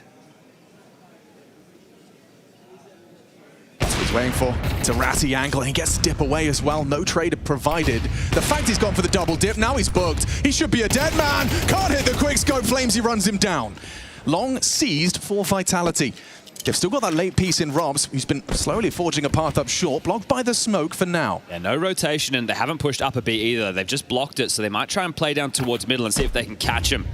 Colin attempts the block there, but that one it's still going to land. It gives him a lip to work around if he wants to go up towards A ramp. So there's the flash, takes a peek, but gets spammed out, and ZywOo takes him with the AWP. Using that AWP off of Torgy's corpse. Rotation is here, though. 30 seconds. Spinks has arrived. Exertion not alone. Neither's Rops on the short side, though, and I think they know what's up. Flamesy won, and yeah, oh, it's perfect from Vitality. It all falls into place.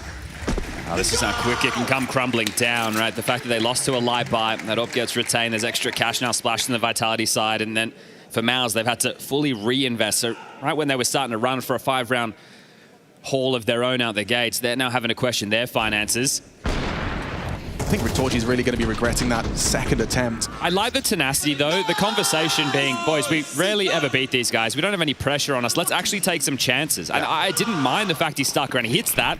That's huge. Yeah, absolutely. You get yourself a nice advantage for the follow-up. Speaking of, an acceleration onto the unarmored MOUZ. I just love the pace that Apex is playing with in this series, right? He looks like a man on a mission.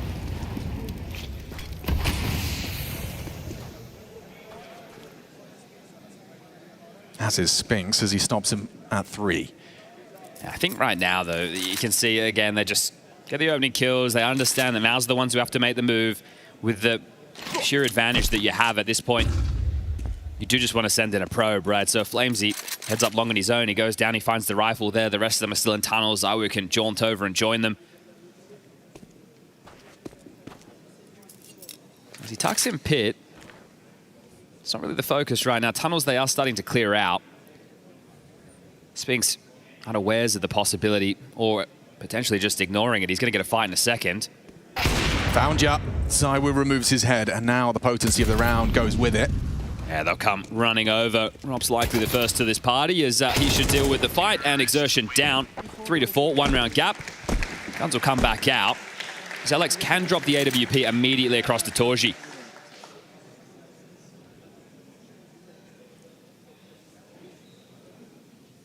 So I can want to take a timeout into this, so as you want to let this one fly by the seat of its pants, it looks like he's going to allow it to go, as Zawu does have a good long spawn to look for the pick. So does his counterpart Torji, but he's going short side. Starting 4A though. Heavy lean. Yeah, Zawu didn't take that either, just post up in middle. Cat scowl into Torji. Okay, Torji's in a position for this. Has to nail the first, does so. Spots out Flamesy, dips back around the corner, nothing from Mezzi on the attempt.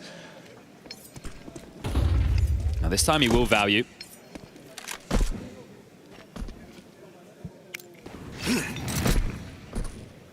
Mid to B smoke. Exertion has a choice here. He'll block, but doesn't play ahead. Zelex has all the pressure on his shoulders if it is going to be the B play. Right now, still just in the staging moment of the round, and Exertion throws a smoke in, so does he want to try and get over and assist the young lad on the other side of the map? Still wary of the mid to B possibility. Vitality aren't really making a move, they're just hoping one comes their way. Exertion is across.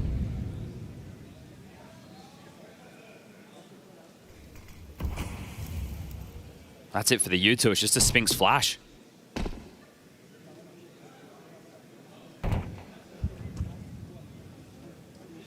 Xerxin hearing all of this.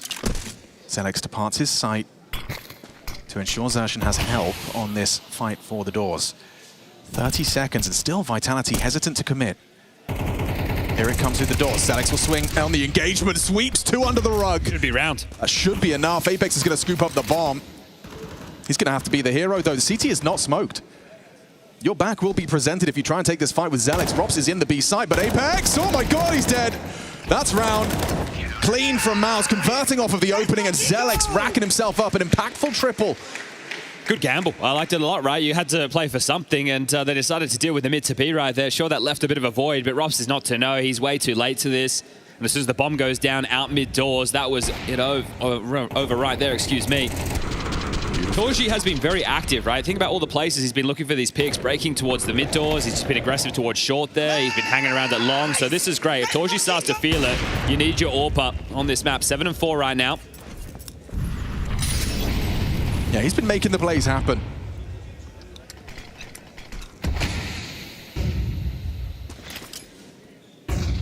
It's a well-timed HE, catches Apex going for a Gallivant. Strolling down middle. Just to back up the Torji factor, he's 3 and 1 in openings, right? So he is definitely putting himself in the play.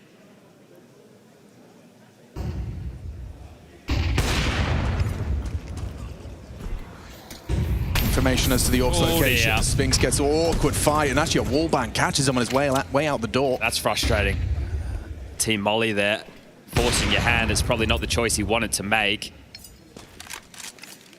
Neither's that for Torji. He's going to actually gift his AWP to the low HP. Yeah, that is kind of crazy within itself, but I guess he's feeling responsible for that situation. So Spinks will have a tough test if they execute A, right? For Torji, yeah, I'm going to say he's going to hit a couple of shots, or he's at least going to get the mandatory one, but it's a B smoke dotted in. They want to try their luck on the B split again. They weren't content with how the last one went. Okay, a test for Torchi on that rifle, supported by Zelix, who looks like he wants to take the fight. Timing perfect. Catches Mezzi, side swipe, then Torchi can activate. They know Robs is coming. They press tab, they see he's still alive. They know that tunnel smoke likely hides an Estonian. Torchi's got him. Clean work on that rifle. 3 kills put to good use is Torchi. Yeah, this is 6 rounds already, and you could just see how disconnected that was from Vitality, right? 2 players scampering up, but they were disconnected from the other 2 still around mid doors. Robs wasn't really putting any pressure up at tunnels other than the lurk. He's hoping that they get some action and he can pounce in, but it wasn't connected. And that's a really nice round for MOUZ. We'll forget about the team Incendiary. And I think that's probably the conversation that was just being had. So Xtaz, do you want to get on the mic here? Doesn't look to be the case. Apex is going to operate with a Galil. The rest of the AKs and the retained AWP on ZywOo. But look how easy this is, 1 by 1. These are the type of fights you want to take in this. Great little transfer there from Torchi into that. I see belief in their eyes, Chad. Yeah. We're having fun with it right now, out long. Okay, swing into the AWP. That's a ZywOo opening every day of the week. Brolin has lost long. What's MOUZ's response? Looks like Spinks gets proactive up middle. Apex has to stay focused on his crosshair here. He cannot just be motor mouth. You know he will be. Never mind, actually seems gun on and aware of the possibility. This is a vulnerability in their setup. There was no one holding middle early. He's supported by Torchi on lower. The fact that Spinks is playing in limbo here, though, he can activate based off of sound cues that start to creep in through the map. So Mezzi here to escort Apex across. Or not, Apex in multiple minds, just expecting some type of CT move, but this is siphoning an awful lot of time off the clock. Yeah, we're getting to that minute mark. So backing themselves individually, now he moves. Seems like he's timed it very well. He's heard some steps there as well. He's going to be in hot pursuit of the main body of this assault. Apex is still here. He just looked back, but this is the thing. He's got the bomb. If he loses that bomb, this gets incredibly awkward. Spinks not rushing things. A cross smoke has been thrown. Flames is here in the rotation. Okay, so he knows the information has made it over to MOUZ. Spinks is coming wide back. Open, but the bomb's committed long. Spinks is coming back. Oh, he is, and their backs are turned completely. Flames not dead. It's ugly. Spinks, a guaranteed frag, but perhaps not. Flames is going to accelerate into the short side, trying to draw attention, keep him busy. Molly makes life difficult, forced forward and segregated. Flamesy onto Torchi, there's more where that came from. Another, oh, and Flamesy combined with the shrapnel of Apex grenade. Job done, round 1, Vitality 4. Okay, that was a bit of a mare there from Spinks. He knows he should have won in that moment, right? And starts to back away. He's got them pinned in towards long, wants to contribute with the team. He understands in this situation, if he goes through the doors, I'm probably being held, but this is ugly. Right, at that moment, he's in the open. I can't really hide. I have to take the shot. If somebody else swings, and well, it's Flamesy who comes out on top of that one. 6-4, ZywOo boosted in suicide with the orb. It's just going to be a one-man B start on Zelix again, and I'm surprised they haven't been trying to punish the kid. They tried a couple of mid to be sure, but nothing direct, nothing poppy. Torchi again up to bat, and ZywOo takes him down. Okay. Back-to-back ZywOo openers. Yeah, he's 3-1 in that department now as well. Both AWPers finding success. Possession's up and over. Flamesy takes him down comfortably. So a twist of the knife, that opening disadvantage now exacerbated. I don't think you'll have expected them to start 4A again. So you've taken down the A rotating rifler and the A AWPer. So you're very likely to try and finish towards A. And Brolin's actually... There's a red carpet rolled out right now. Yeah, well, he's got himself an upgrade. Can he get back and contribute? Spinks is unknown towards long, so he might get a freebie against Mezzi, sure, but Brolin has to do something because the round's gone. He pays 60 health to try and block him with util, but Flamesy makes it across already. And Mezzi's not moving, right? He's just staying long doors. Spinks is actually coming to him. He knows who he's up against, or he can make a hesitant guess. I think the thing is with Brolin, not in the kill feed yet, you're assuming it's him. Little do you know they're over on B, and Spinks is gone. So there's a good bit of information. Rops has got them marooned onto this side of the map. I think if you're Apex, you would love the hunt here. It's only going to be 1,900 going into the bank balance for the final round of play for the half for MOUZ. They're not really springing to action with many bodies. They're being very safe about this. Is Rops even going to give it a look right now? These 2 M4s will be the biggest of the weapons carried through. Brolin should be able to drop another one. And here they come, starting to activate now. There's a lot of work to do for Zelix and Brolin if they want to carry them through. Nice find to start, Brolin as well, but they are going to lose Zelex, forcing another rebuy. Vitality put all their resources into that. Okay, so taking out one, it is going to limit it. It could have been 3. Now, unless they get tricky with the money, should just be the 2. Torgian with a scout. Interesting. SMG for Spinks, and just the first time out. Cyclone didn't see that it fit for an earlier timeout, given the scoreline. Yeah, and I think at this point, with the way that they've been playing, there's not too much that he needs to come in and say, boys, we're playing scared, we're giving them room. They've continued with whatever, I guess, the game plan was, which is being in the face of Vitality, right? They've continued to try and unravel these defaults. Torgi's been great in terms of being aggressive. I like what I'm seeing. It's Vitality the ones who are having to dig deep to pull this back to a tight scoreline before the halftime break. And Zywoo contributing in the last couple of rounds here with the AWP openers. So this being a broken and battered by Vitality, you feel that you should be good for this one. And they had their issues closing these type of rounds against 9Z yesterday, and that is eventually what cost them. Haven't seen Zywoo hit a single shot on these cross. The HE's just been so well placed every time. He gets no info, no damage. This time a 3B start. Does that mean Rops is going to get a test? They're walking in. Rops can't believe it. There's 2 on his screen. A third revealed. Exertion on B as well. Just erupt up short here. Try and take the space quite quickly if you can. Not doing it with pace as Apex, but definitely starting to beeline in that direction. Exertion darts back immediately. Does it silently. Sounded like it was quite close to Exertion there. Just a stray bullet through the doors from Zywoo's AWP. Yeah, making some assumptions here about the setup is Apex. He hasn't cleared out short, but expecting no one to be home the way that he's quick changing. Torgi's scout could find this, and ooh, he's quick with it. Removes the head of Apex.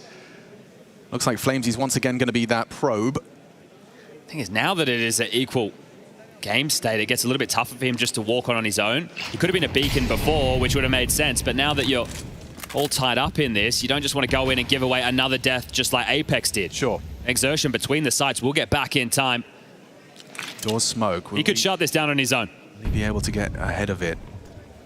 Here's them coming. Incendiary to delay.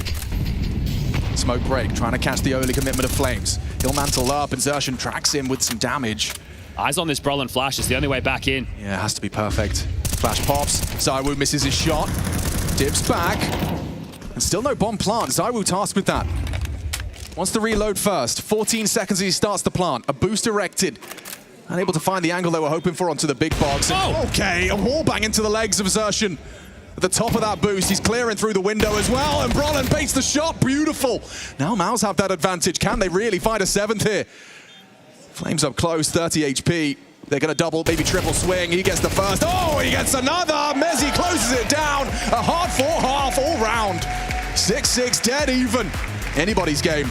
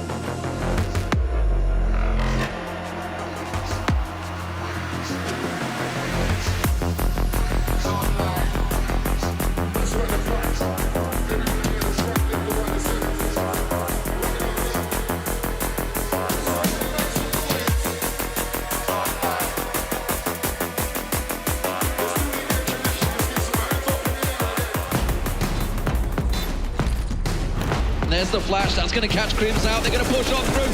MBK gets one, but Crims with a spray down. He got tipped out the triple. And Fnatic are not done yet. Can you believe it? Will Dust 2 be the last map of this series? A question we'll get answers to throughout this one. We've swapped sides. It was a great start on the CT side of Dust 2. A weaker map in the pool. A near brilliant ace clutch from Zelex, denied by a P250 and a French endgame leader. Yeah, he got robbed. Apex, you played plenty of majors, mate. You could have given that one to the kid. But they're here for one thing and one thing only. That's to lift that major trophy. That's to end this debate. And a slip up puts them in the 1-1 game. Yeah, they're trying to play themselves back into form as... I think we're not live, yeah. The fact that we had Torji running into a wall right there, I think we might have a couple of technical doohickeys. So we've just lost him from the server. Give us a moment. We'll get that one sorted. We've got a crowd in the building for stage 3. I've been hearing some cheers for MOUZ. You guys reckon we're going to go see a third map? Love the Cologne wave. The Cologne wave. You've never seen a crowd with a signature bit. It took us so many years, but now they've got one. Will they carry it on into the Lanxess? That's the question. Oh, that's true. Maybe they could spread it out. All of them just waving. Yep. Apart from Flamesy. He's staring. He's staring. Nobody blink. Together we can beat him.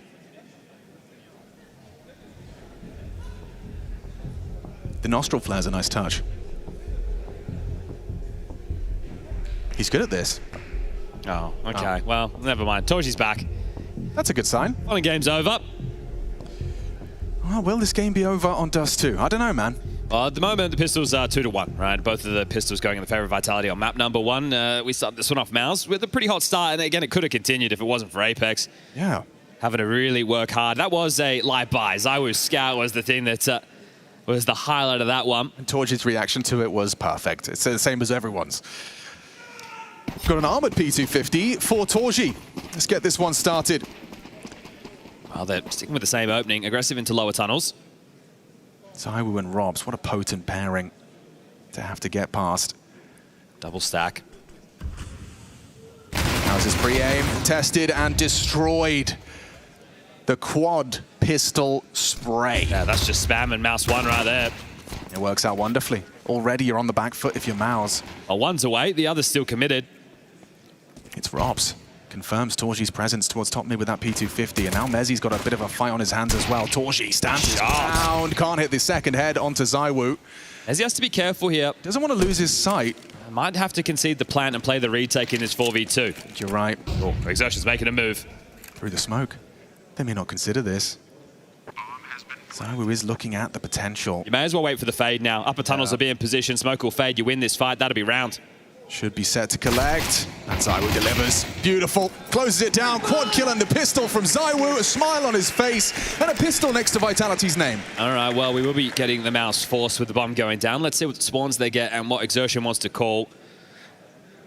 ZywOo grinning with that one. So now 3-1 in that pistol department as 2 players waltz in the lower.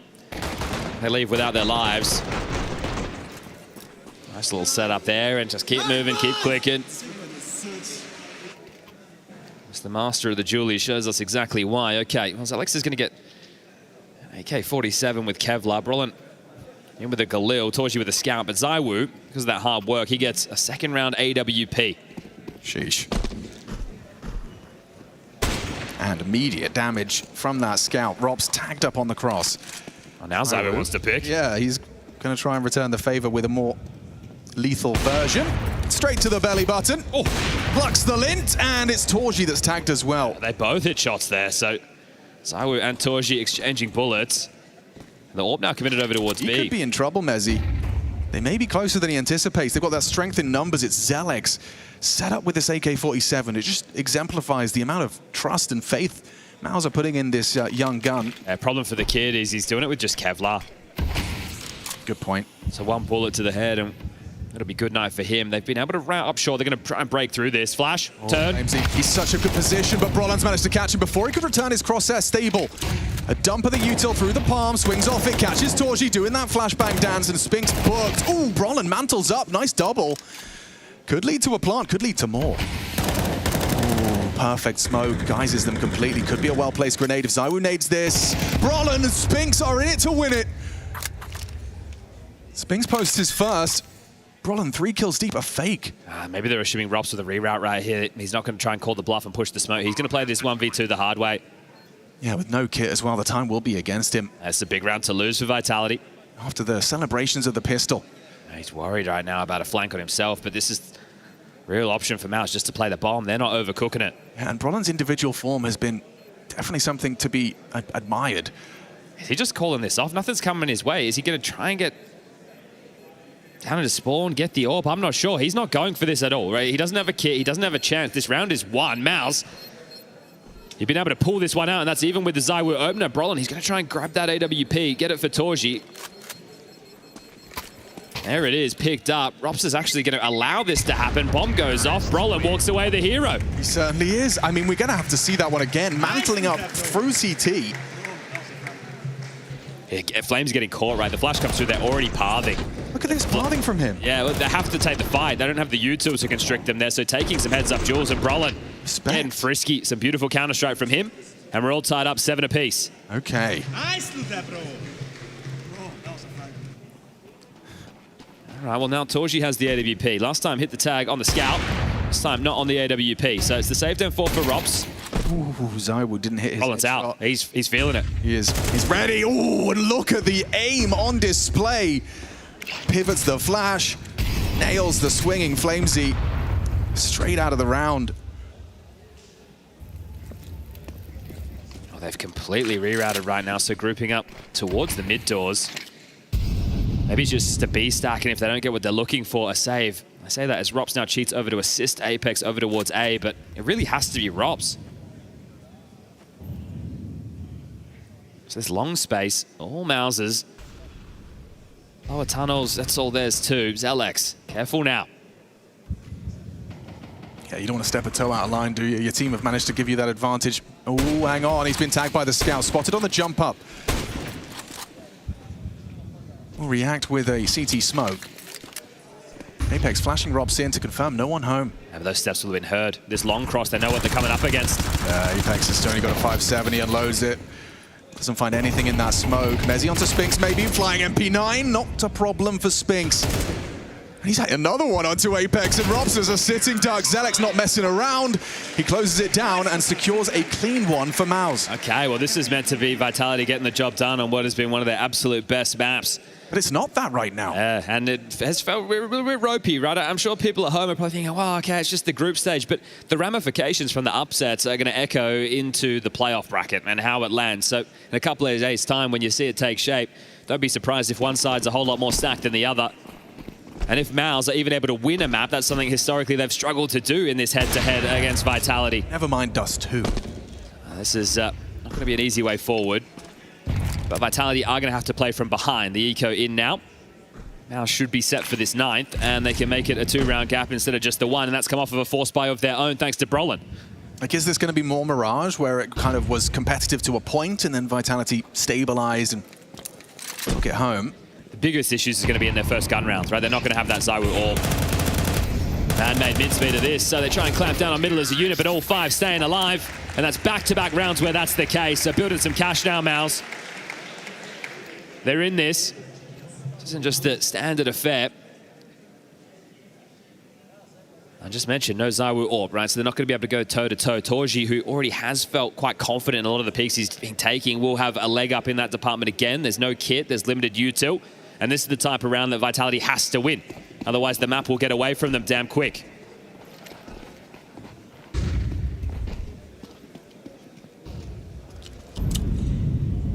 Mezzy doing the Apex flash for Apex. He swings 3 on his screen. He commits to the spray, and Zelex will humble him. An important one back from the 18-year-old. I like this call. Exertion just going to walk out mid to be on the fade of this. It's going to completely isolate the two of them. Mezzy believes something is coming. The fact he tucks in tight doesn't just going to keep on the jiggle. Otherwise, he would be marooned. Oh, now he's off. The timing's going to be everything here. Spotted. He's dead. Exertion. Beautiful shot. The Galil finds instantaneous headshot. They're not just erupting into the mid to B right now. Surprising. Perhaps concerned it could have been stacked up. They're not to know. It's only Robs here. Yeah, they're playing their advantages right now. They have so much util. If they just regather upper tunnels, set up together. Torji can throw the door smoke. Well, he's staying around mid for the rotation. So Spinx is not really a part of this. Torji, he could be in a bit of trouble here as he throws out another mid to B. ZywOo feels like he's got him booked here. And he does. Torji removed. That's the bomb Xbox. Zelex quaking in his boots. He's been overlooked. Needs to hold on to that bomb. Fighting tooth and nail for it up against ZywOo, and Zelex converts. Oh, you know where Rops is. Just go away, get that bomb down. Yeah, Spinx is clearing it out right now. That late long lurk. They're hesitant. They're taking their sweet time. Worried he could be hanging out towards the doors. Spinx is clearing A. It's completely clear. Just jump up short, go plant the bomb, get in the site right now. 15 seconds. They're going to make that move. Plenty of time to get it down, but Rops has to save again. He didn't even understand the situation. The MOUZ were really doing their due diligence in this one, and that'll be the 10th. That's a huge round for Zelex. I expect Cyclone's going to give him a double thumbs up after that one. You'll see this shot as well. It's this shot, right at that point. And I think that it felt like they were overcooking for a moment, so they are fortunate to be able to turn this one on its head. And then Zelex pinned. He's got that support coming in from lower tunnels, so the fact that he sticks to his guns, doesn't just swing out, sets up that crossfire, that's poised under pressure. Great job from the kid.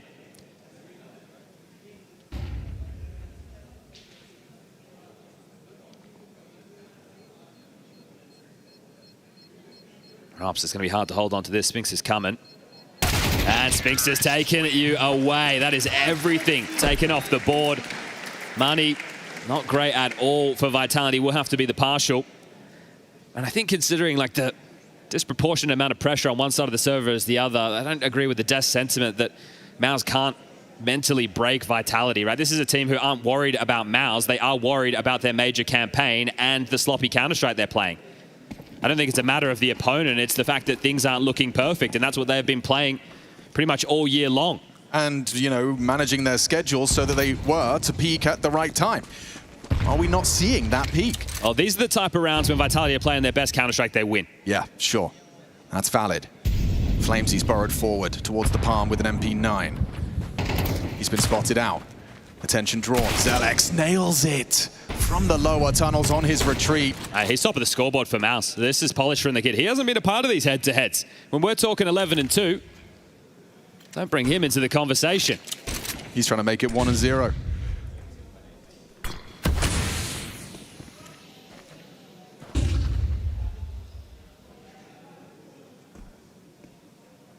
By removing Flamesy's aggressive venture early, we might see that same philosophy from MOUZ.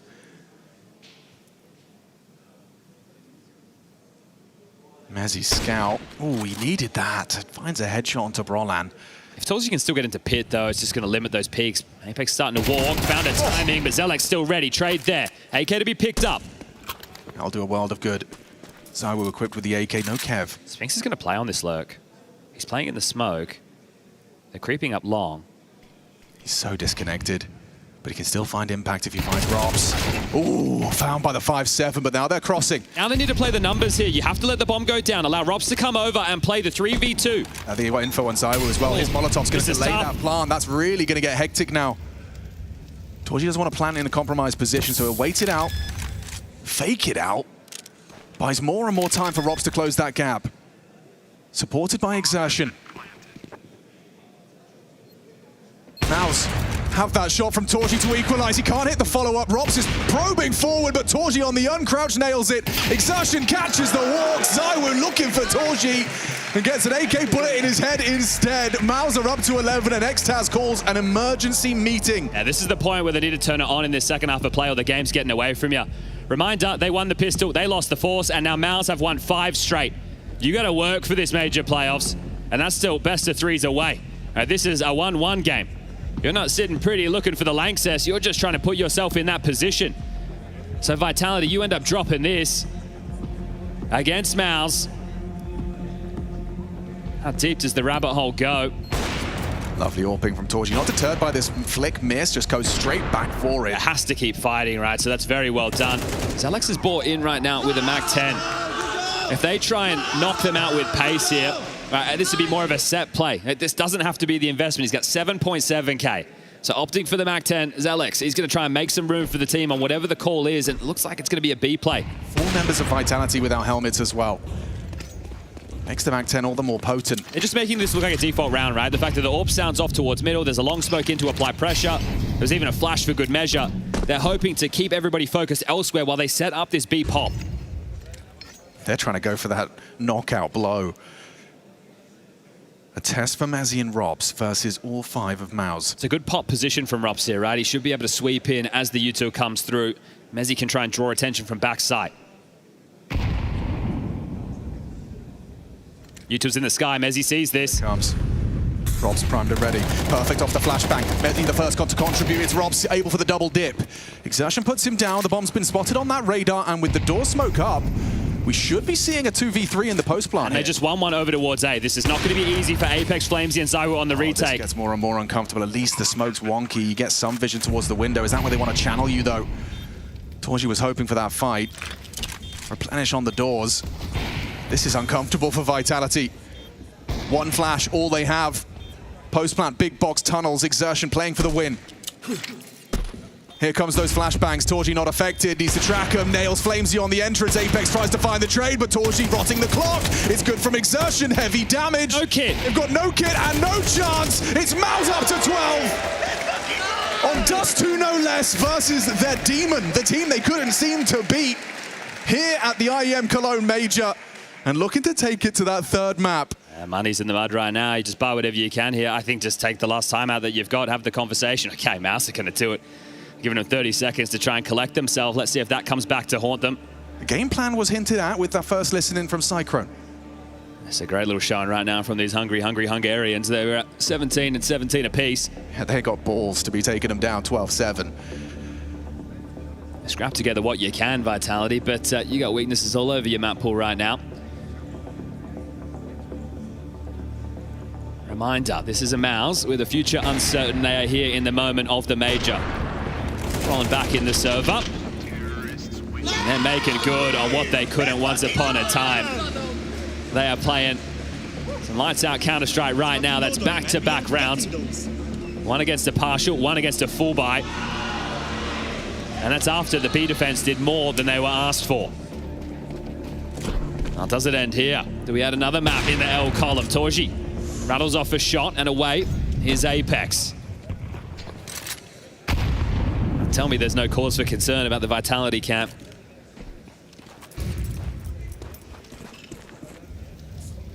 I could, but I'd be lying. Boosting up for the mid to B. Doors cleared out, Mezzi. He'll be tasked with doing what he can if it is to mid to B play. Exertion walking on short control. Couple of flashes. Rifled through. And diligent stuff. They don't want to get picked off just while taking basic space.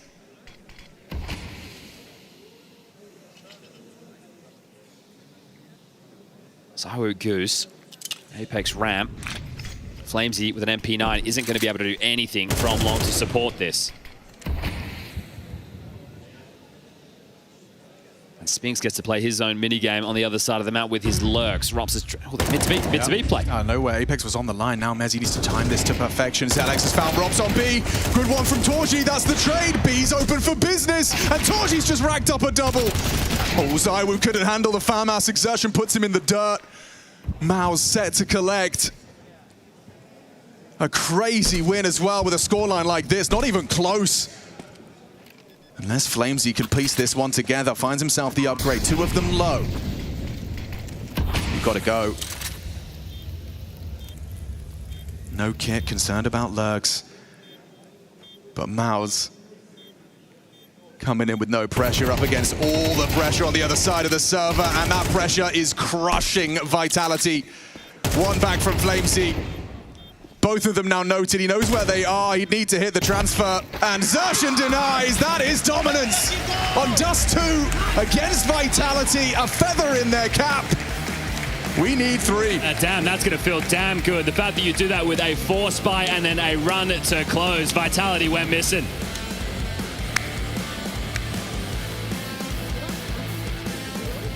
MOUZ with an impressive response, and now we have truly got ourselves a game. Almost flawless on the T side of things to be wrapping it up. And once again, Janko, surprisingly, some flaws exposed on Dust 2 for Vitality.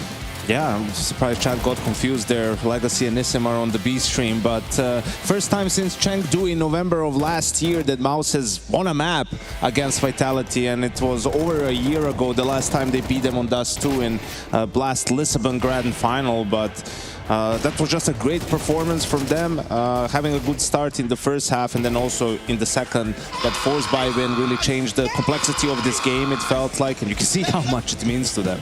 Yeah, it's a good time to turn the things around. I guess like this is the tournament where you want to be breaking that loss streak on those two against Vitality. But I think it was good to see that MOUZ, they seemingly came in very prepared, and I think they also had a lot of good rounds combined with them. And you know, just winning the second round, not letting allowing Vitality to convert off that pistol, that also really helped them. And that's also some of the flaws that we did see yesterday against 9C. And maybe a little bit of a cause for concern for Vitality. You know, Dust 2 is their home map. I mean, we were talking about, you know, historic statistics from them on Dust 2, like basically never losing the map. And now in back-to-back days, first to 9Z and then to MOUZ, who isn't, you know, a great Dust 2 team. This was Vitality's pick.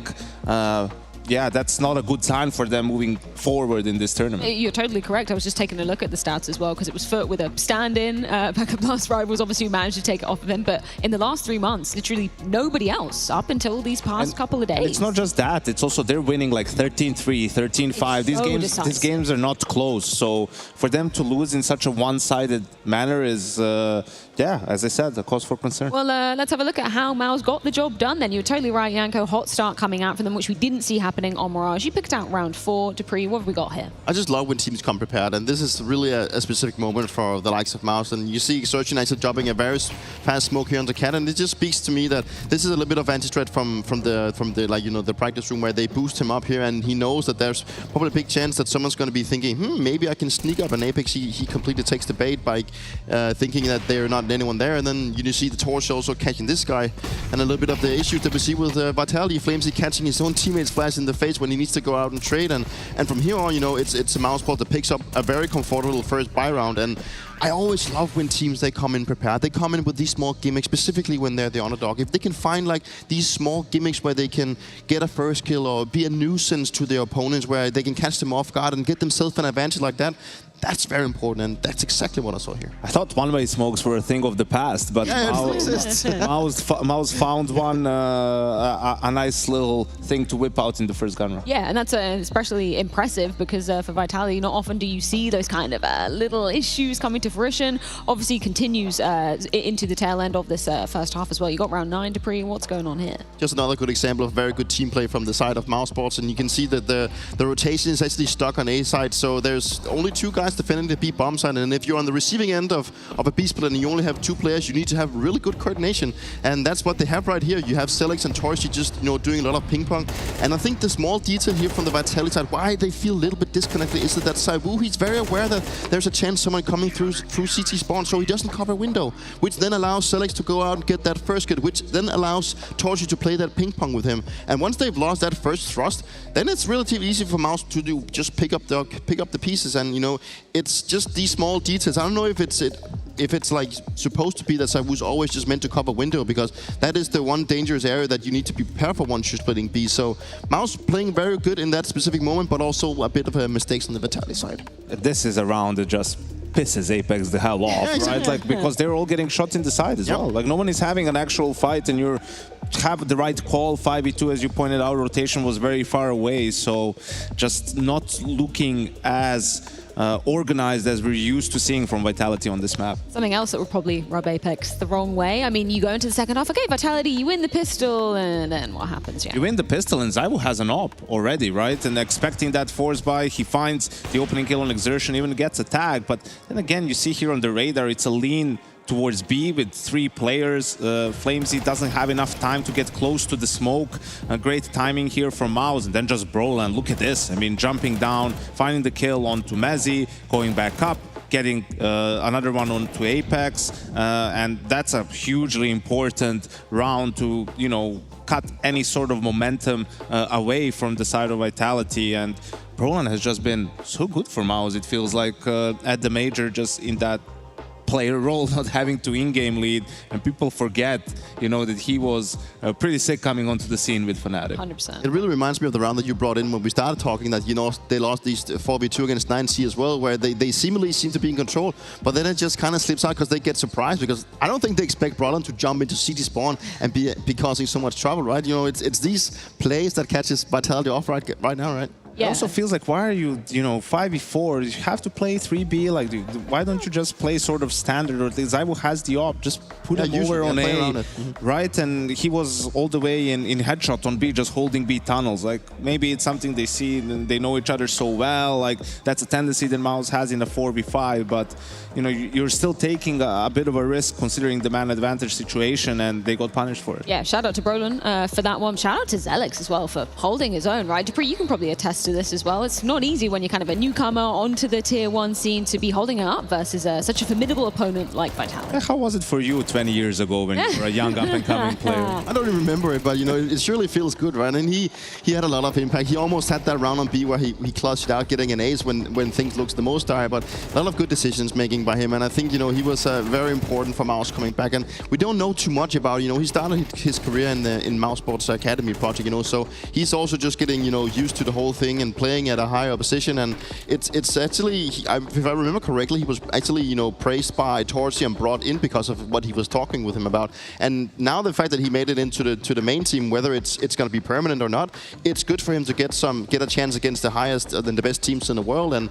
so far so good. I mean, he was the second highest rated player coming into the major, and I think the major now he's had a little bit of a dip, right? But they also had quite a devastating defeat against FURIA yesterday. But at least so far in this match and on Dust 2, he was very instrumental to why they bounced back. I think it was also hilarious, like he has that 4K and then it's Apex with the P50. Out of all, it's Apex. Denies him like the ace clutch, and the disbelief on Zelix's face, like this is how it ends, like seriously. But way to keep his head in the game, had impact in the second half as well. And MOUZ in that FURIA game struggled a lot on their T sides. Both teams did. So for them to be able to close this out on T side of Dust 2 is huge for their chances to cause an upset here against Vitality. Yeah, tell me about their chances coming into Inferno. It's a map that we almost always see appearing between this head-to-head between Vitality and MOUZ. Who are you going to be looking out for from the side of MOUZ to keep up this form? Honestly, Brollan, because they're going to have to start on T side. I think being Team B at the major is OP, man. Like, it's a bit of an OP position. You get to pick second map and then you pick the side on the third map, so it really makes it easier for your veto in some maps that are CT sided, right? You'll be willing to see them through. But yeah, I think Brollan has been so good on their T sides. Like even when they've struggled to find rounds, like Nuke against FURIA, back-to-back rounds, he had double entries. So he's been playing super well. I'd look out for him to find some of those openings for MOUZ on Inferno. And both teams just have been looking extremely comfortable looking at playing at the map at the major right now. They both played it once, but they both respectively won 13-4, 13-5. So, both seemingly happy about playing Inferno. It's usually a map that's in the fray whenever they get to battle it out. And at some point, it's even been, the MOUZ deciding to go picking it. So, MOUZ has been trying to find a way to find a comfortable pick. So, Inferno for them as a third map is not necessarily bad. Yeah, I don't often ask for predictions, guys, but I mean, we could be seeing an upset happening. Yanko, could it actually happen? There's a chance for it, but I'm not going to go against tradition. It's still MOUZ Vitality at the end of the day. Sure, Vitality, I don't know what's going on with their Dust 2, but they've earned the trust that they're going to be able to come back and close this out. I still think Vitality's going to win 2-1. Yeah? Come on, you can say MOUZ. Oh, no. You want MOUZ.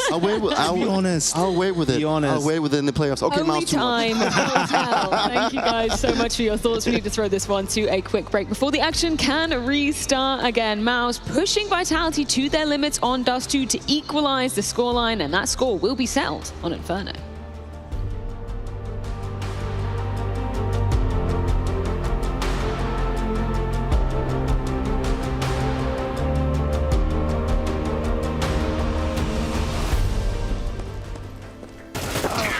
Bro, you're baiting every round. Talking about, I had so many trades. You're trading anything. You're miles away. I carried you. Tell me one round.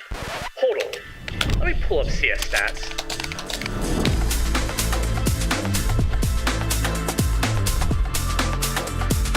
Oh, wait. My bad. You suck. Settle your debates. Search your profile on CS Stats and turn on tracking to see all your games.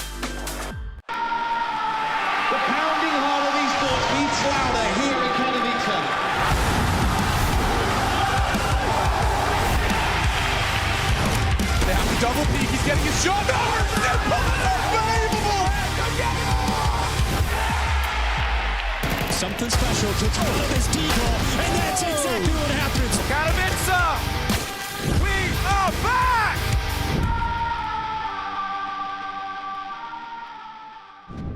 Yeah, Molika, you have one. Give it 3A, okay? I'm blind mid.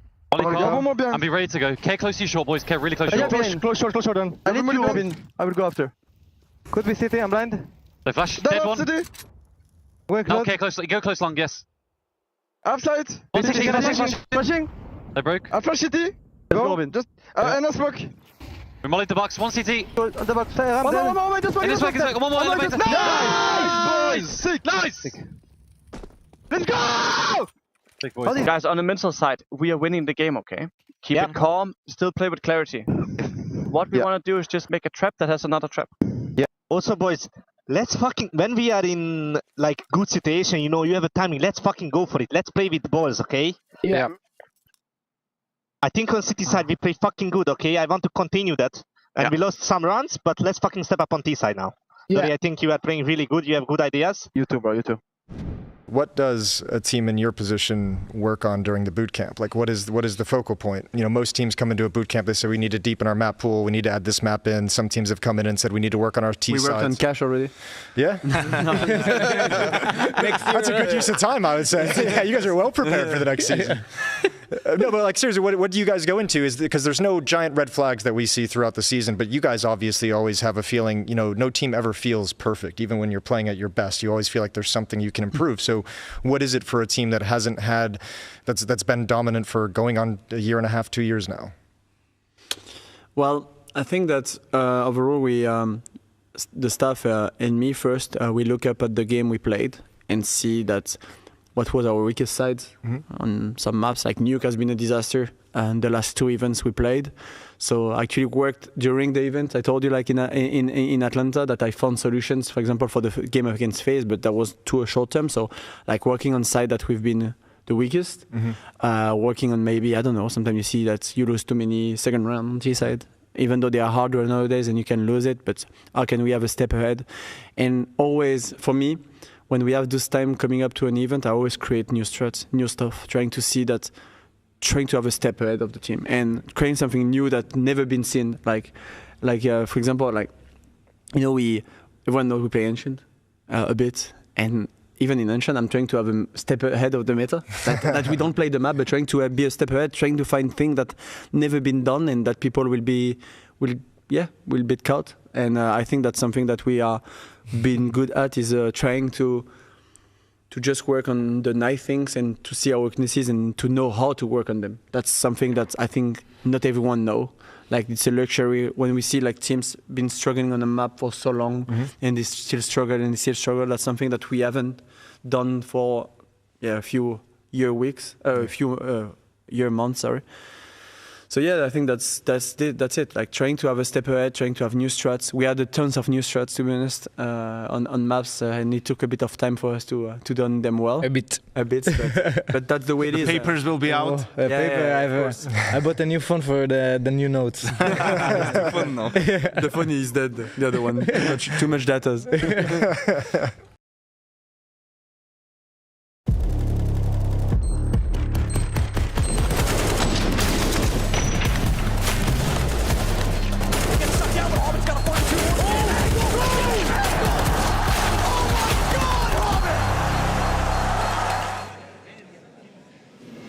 At the IEM Cologne Major, nothing is given. Everything must be earned.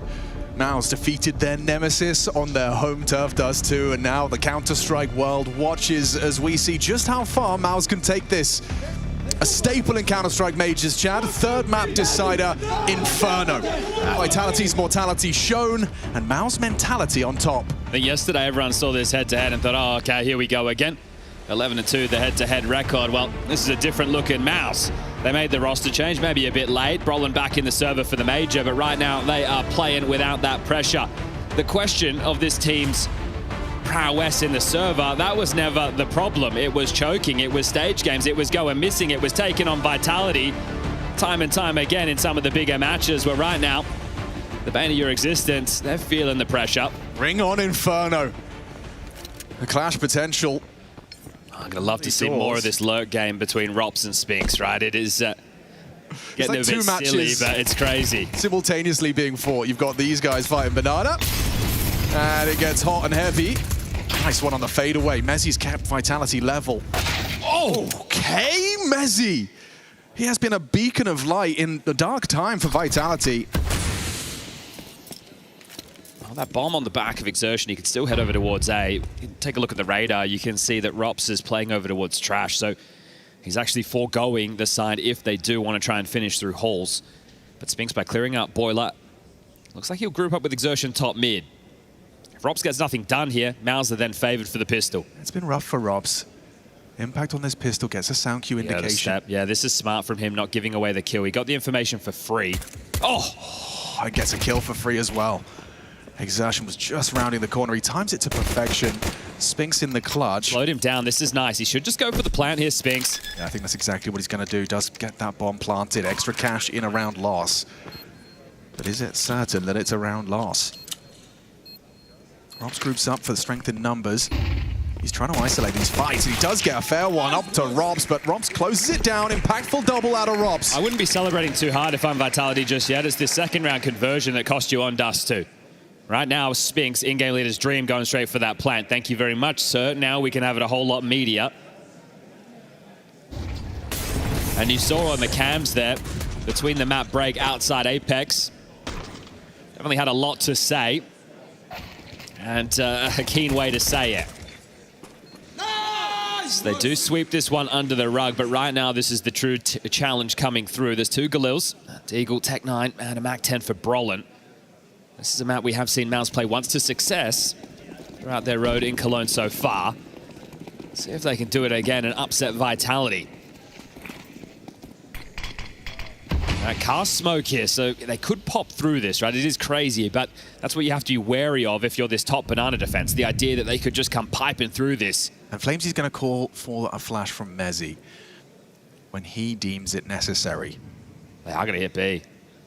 Smokes are in the air. Here we go. Flamesy doesn't get the flash out in time. Mezzi dips into the site, support as well provided. It's Apex. This is desperate. Throwing bullets down range does do significant damage to a couple of them, but the pivot is possible. They didn't have a lurk. It was all 5 in Banana, so they don't actually know what lies on the other side. They drew the rotation, but they're going to play the mid round, and I like this. This is where Vitality have to scramble, say, okay, they're not in. Then this, how do you reconfigure yourself on the defense? Do you want to play for info, or do you want to play 2-2? Because MOUZ have that man advantage. Yeah, and they are surging into ZywOo and Robs. So for going holes again, this has a timer on it. Very late clears from Spinks second mid. Has to be perfect from this MP9. Otherwise, this second round's going away from Vitality. ZywOo's found the clawback, confirms the bomb's location. 35 seconds, they start to accelerate around the short side. Robs has done damage to Torji, gets another through the smoke. Exertion low, perfect reposition from ZywOo.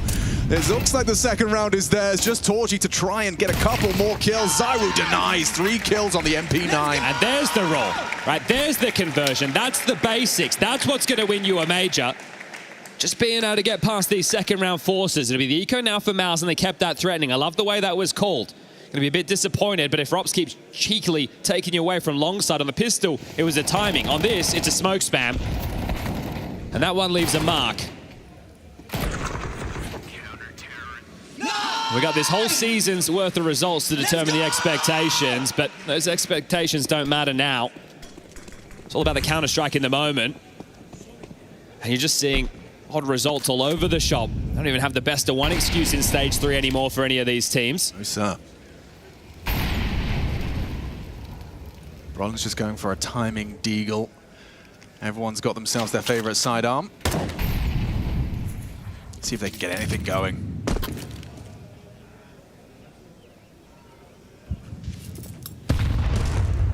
Avoids the brunt of the damage from that HE.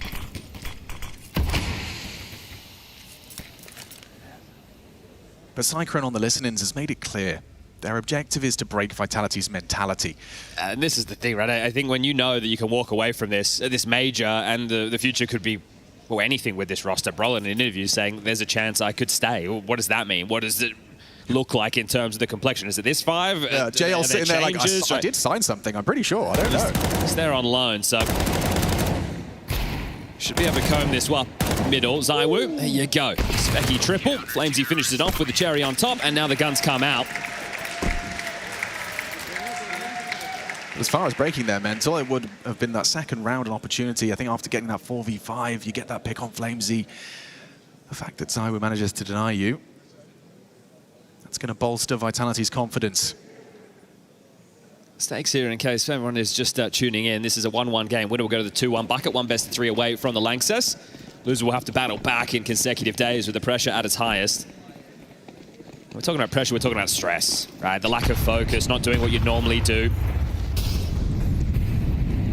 Rally of util. So Molly top mid out from MOUZ and 2 top banana to get this full control for Sandbags and the mouth.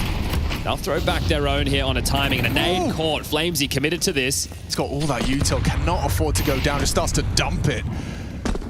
He'll get away. Oh, and yeah, quite skittish there, right? They dropped the log smoke with that half-wall molly. He dropped his maybe slightly too early, but either way, he's been left to his own devices on this low HP. So Apex calling the stack over towards A, and they're playing for top mid. So if MOUZ now go for brackets control, look at what they have to break.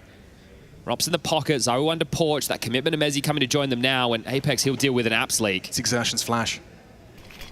Rops is going to be anti. It's all about that timing. ZywOo gets the info. Here comes the pressure. 3 members of MOUZ trying to take some space, and there's ZywOo with 2 back. Rops, the unknown entity, swings in with nothing. Empty hands for Rops. Apex is in sight. It's a 1 versus 3 right now for him on the site. Flames is low and has an SMG. It's all on Apex. It's just Apex. They're looking for him. It's Exertion trying to do the nice clears. Beautiful clears to get this gun round flowing. To prove to themselves they can take them on this 3rd deciding map. Just get a gun and get out, Flames. Be able to buy into the next. This was a bit of a bonus, but there's no point giving a 1v3 a go so early. So MOUZ will draw blood. 3-1 score reads, and look at Exertion just gallivanting over. I don't think Flames is going to be ready for this. Exertion has taken a lot of ground very quickly.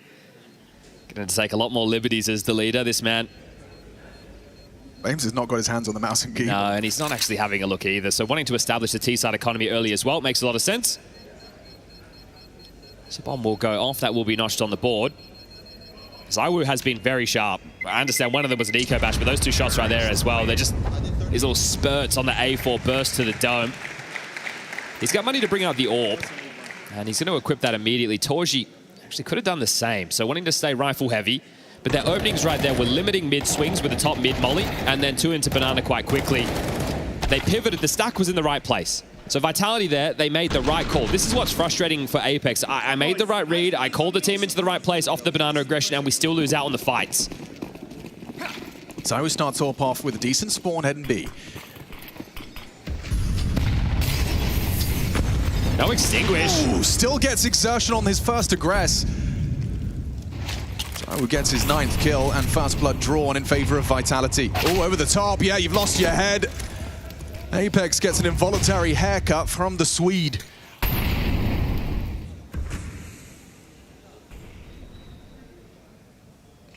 Spink's been pretty active here. Applies pressure towards A with a long smoke. The rest of his team grouped up top banana, now juggling util for the execute. 2 on the site. This looks sketchy. They're going to pop through. Yeah, FlamZ has to tug. He's faffing with his nades. Needs that first headshot, but Brolin is so damn sharp right now. It's ZywOo back. Removes Brolin, plays forward ahead of the Flames. Selix draws attention. It's Torji that profits. Team play on display from MOUZ. If Mezzi can't shave one through the smoke, it's going to have to be the save here. Rops is still over towards A, likely worried about that cat and mouse game of the Sphinx lurk we're talking about. That's going to be 2 consecutive for MOUZ. Vitality will have to try and hold on. Look at it. He's got no idea. Where's Sphinx? Is he coming? Right, Dust 2. If people weren't paying attention, the 2 of them, they were just up to their own little tricks throughout. And this is what essentially tethers Rops away from the play. Just having that cognizant be in the back of his mind the entire time. Maybe Sphinx has had that breakthrough because he's been a bit more pack-centric so far. I think the thing with this is it's all the mind game, right? So I would like to see him in some of these rounds as well be more aggressive on the low, because if Sphinx plays first, what does it mean? Yeah, good question. So that's some of the fun and games that we get to explore throughout this, but now 1 round gap. I know he didn't get the kill, but I did love the way Zelex played that. He knew it was an AWP. He's just trying to draw attention. He's just trying to make it as difficult as possible for ZywOo to play in the chaos. And Torji able to pick him up and secure the round. Xtaz calls the timeout, 5th round in. Yeah, so they were able to drop 2 M4s. Apex had about 4.5, so he was able to buy himself. So it all works out in that purchase department. The nades, pretty good. There's kits, so you call this one a full buy, 3-2. Now Torji has the AWP in his hands. And one of the keys to Vitality on this map, I've heard from in-game leaders of some of the top dogs, so just how difficult it is when you're dealing with FlamZ and Apex over towards B. Just the sheer amount of plans that they have, whether they're open with their util, or Apex going down there, offered a way back in, and going on an earlier timing meant that FlamZ got caught off guard as well. Apex expected a miracle out of ZywOo in that situation under so much pressure, but when you play with the big man, I think you see miracles every day. Yeah, it's easy to grow accustomed to them. They're going to test A early this time, right? They've been going for these B kerfuffles, so while Vitality are trying to get this control, they're going to wait this out. Getting balls and boiler right now. Wow, he hit that through the half wall. FlamZ's health halved. Brolin playing with some real confidence here. He does look so comfortable. His mechanics have looked sharp. No longer the burden of leadership. Well, you've got banana control as well as holes and boiler. You just need brackets. You're faking them out right now. And they block the smoke, so MOUZ will retain vision. They still got 3 on B. This is how they started. This is how they still stand. So you're really relying on Rops and ZywOo to be able to shut down this side of the map. And one of them's already got double-digit frags. ZywOo's been spotted. He's under a lot of pressure right now, ZywOo. Relayed. Robs calls for the flashbang long. No one's home. It's all short-centric. One towards the apartments. That's a clean headshot from ZywOo. His rifle primed and ready and put to good use. Nothing from Robs. The cavalry charge is over. ZywOo down eventually. The site has been seized. No rush for Torji. Apex has a lot of util for this retake. Dodgy smoke. Does his job. They're gravitating towards this. Exertion plays forward. He's hearing all of this. Smoke implies they want to walk on through, but there's a pick from Spinks. Catches FlamZ through boiler. Looking set for a dead even 3-3. Now they have to just back off again, so this is very well done from MOUZ. ZywOo playing pit and not Rops. So Rob's out of position, and you've seen Vitality when things have, I don't want to say started to go wrong, but maybe when they haven't been putting in as much prep or practice, they've just been playing around with some of the expectations of their CT positions. You'll see Apex come over, he hides towards headshot while Rops will take a fight. They're playing Rops on long side while ZywOo takes pit, right? ZywOo would normally be taking that type of responsibility. So really good output from him so far, but he needs some help. You've got 3 kills for Rops, 4 for MOUZ, 1 apiece for Apex and Flames, and I think that's the concern. If your B duo aren't winning out that space and Brolin is able to brave through time and time again, that's going to put a lot more pressure on the other side of the map. They've had issues over towards B. They say 3 strong. You get 2 opening kills there, but trade it out, and now you're down to a partial behind the saved gun. So Vitality is sweating.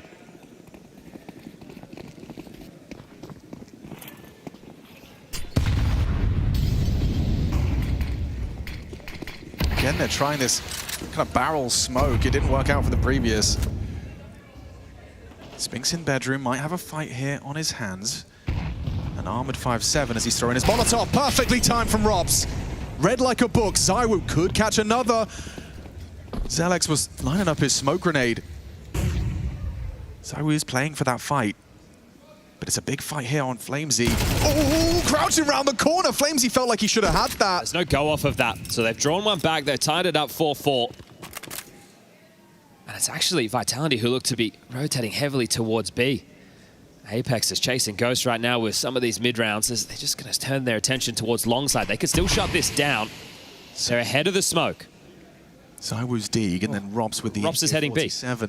They're putting all, this is, they don't have any read of the situation, Vitality. Yeah, and he's just fallen off the angle. It's ZywOo alone on A. He's lucky they're not up short yet, right? The fact that they're routing through apartments does give the opportunity for Rops to get back over, and MOUZ's coming too. Just in time. Exertion's gone back banana just to throw a fat flash to keep them interested. You have to call the gamble right now, Vitality. You can't be between both sites. Oh, and he gets the info with the lethality. crushes Torji, crushes MOUZ. Robs and ZywOo defend their site valiantly. Okay. Felt like it's been a long time between those, right? Dust 2, there was the crazy moment from ZywOo on the scout, so we'll add another one of those to the Vitality account. And that might be the most impactful round we've seen out of Robs. Yeah, well, that was a beautiful one right there.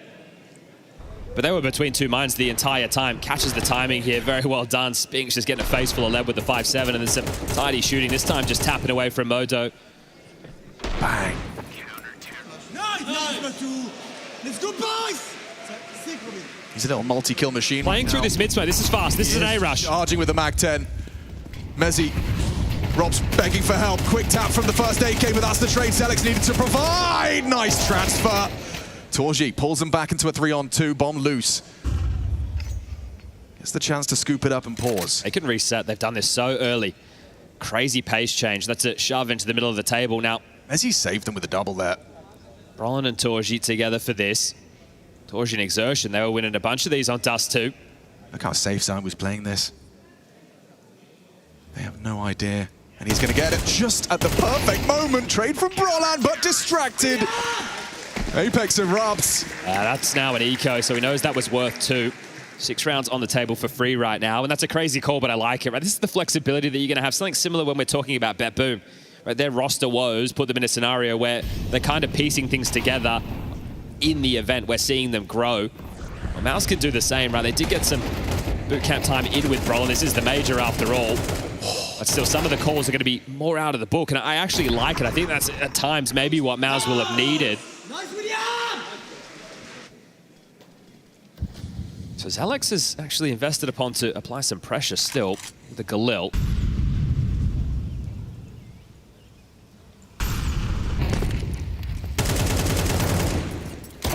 No surprise to see them take the pace out of it this time. Chance just to catch their breath as well. Direct contrast with our previous.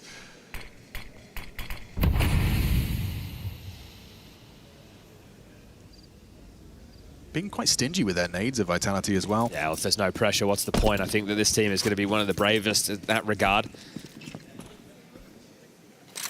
We talk about the theory of how a team wants to approach a system. It's a broad term, but it's just getting everybody on the same page, that decision tree, that way of approaching these scenarios. Torji has a flash. ZywOo will not be affected by it. And now Mezzy's been spotted. Wow, incredible accuracy on that pistol. Double dink, takes him out. Pressure applied, you needed that. Removes the pressure from the apartment side, gives Robs a bit more liberty to help. Gonna channel mid to B. Interesting. Torji lurking abs. Seeing what they can find, so returning towards A. They've been able to split the defense here. ZywOo, I know it's ZywOo, but with the AWP, if the pistols come flying through. Still uncomfortable. They have to go, they need this loss bonus. Trajectory implies sight for ZywOo. And rotation from B is going to be miles away. Exertion's going to try and flash him. Robs needs to lend a hand, nails it onto Torji. Important adjustment, lovely burst. And they passed this test. It was threatening from MOUZ. Exertion's contribution on the Glock. It's Robs with a quad kill. There's Vitality up to 6. Yeah, I said ZywOo needed some help, right? Well, Robs has joined. It's up to 11 kills. ZywOo is on 15, and Cycron's on this first tactical timeout of the half. As this one's far from over, they can still tie things up 6-6, and we do that in 3 consecutive maps. The Pistols heavily favoring out of Vitality throughout this series.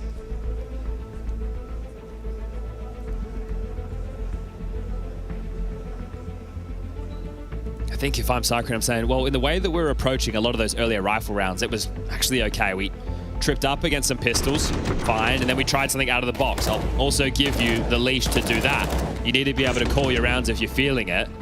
But the way that they were opening earlier, they were applying pressure towards that B defense. Right, Vitality were having a tough time dealing with getting banana control. So go back to the way you were opening earlier in the half.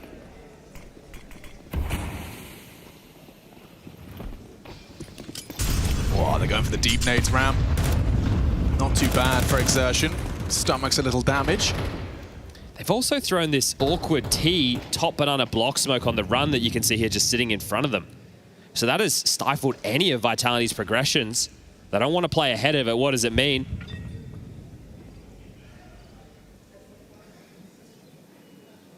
Will they be able to activate Brolin again? Feels like he's such a potent piece right now. Vitality know they need some space back, right? You can't sit in the black box with brackets control as well as top banana, so they throw in some nades, but they know that Brolin can edge this. So is there a wave to sweep in and really clear it out? Bro, he is fully committed. On the other side of half wall, he's going to play on the fade or the smoke break. Didn't expose him. This is nice play from Brolin. Yeah, right? You'd imagine he's going to catch them completely off guard, unawares. It's like, we're thinking about it. Of course he is. They're forced into A right now. Considers it now, channeled up to the short side. Robs has done a lot of damage, unable to find the kills. He's got Mezzy in that crossfire. It's going to be very hard for MOUZ to break this. MongolZ and Pit, an iconic setup. Hang on, Apex gets caught through the smoke. And then Exertion can wrap on through. The pressure is amplified. Robs needs to step up, and he's doing exactly that. Just knocking off heads. Effortless from Mr. Cool. We're getting that superstar output out of these two gentlemen right now. All right, they are dragging their boys through this, and every time someone's on their screen, it's blink and they are deleted. This is beautiful work. Right, that's the aim that you want to see from this caliber of player, especially in that pit position. And ZywOo ready for the boost, adjusts down and even perforates that smoke. Poor Zelex, but this is really good work. Right, under a lot of pressure, just has to focus on that crosshair. First bullet accuracy is out of this world. So partial investment.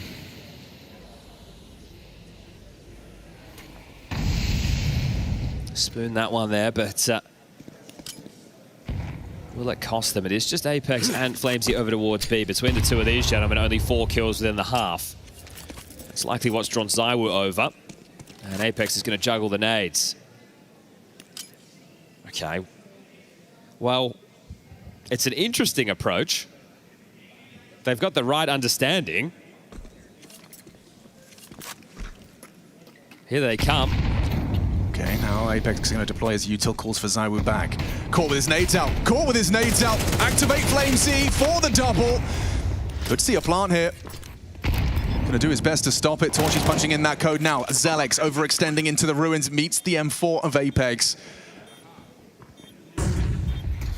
Bomb plant not enough at this point. MOUZ want more, but they won't get the round. It's an 8th on the Vitality board. Yeah, this is the most dominant half we've had of the series so far. So this is Vitality showing that pedigree right now. I guess if you're going to have some bad games at Counter-Strike, you want to get it out of the way in the groups. Again, I'm interested to see how the playoff bracket shapes up with some of the upsets that we've had. But you'd have to go back to Paris the last time a team who went 3-0 in the Swiss actually won the major. So maybe that's a good omen for Vitality. Navi as well, who turned things around earlier today against the Mongols. Quite a game to start the day. Second timeout from Cycron. He wants 4 before the break. 3 will not cut it. And this time they've got Torji on the AWP. AKs for everybody. No exertion. Having to work on a Galil. Sets of nades, and they set their sights on that 4th round of play. Do you have a gimmick that you want to play with here? Right? Do you have a set round? This is where it's tough for Exertion, right? The previous tournaments, you go in, you got JO, you got Zelex, you're having a good time, you're going monster mash on the CT side. The numbers that that man was putting up, insane. Like, absolutely insane figures. Like, we're talking donk numbers. Maybe not donk in the major numbers. That is a different kettle of fish entirely. Yeah, he is literally off the charts.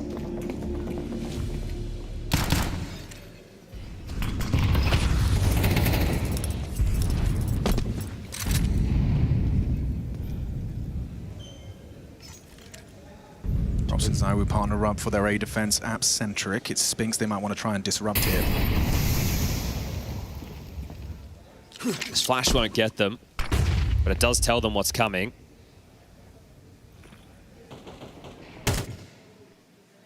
Fights on 2 fronts simultaneously here.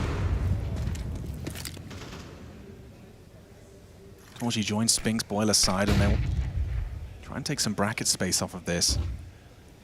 Here comes that clash they've been waiting for. Spinks will swing, meets them both. Infomotion flows for Torji and Zelex. And that's the peak he wanted. ZywOo jumps into Torji's AWP. Mezzy on this long side. Zelex has got his number. He knows what's up.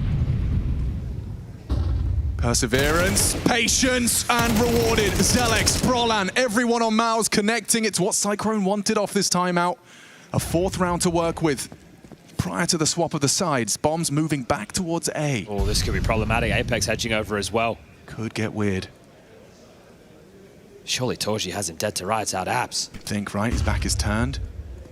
Apex arrives on the library side, and yeah, headshot from Zelex puts it all onto the shoulders of Rops, and he's unable to stop him. Zelex with a 3K puts MOUZ in somewhat of a position to put up a fight as we swap sides. Third map is a decider. Vitality really going to take down MOUZ again.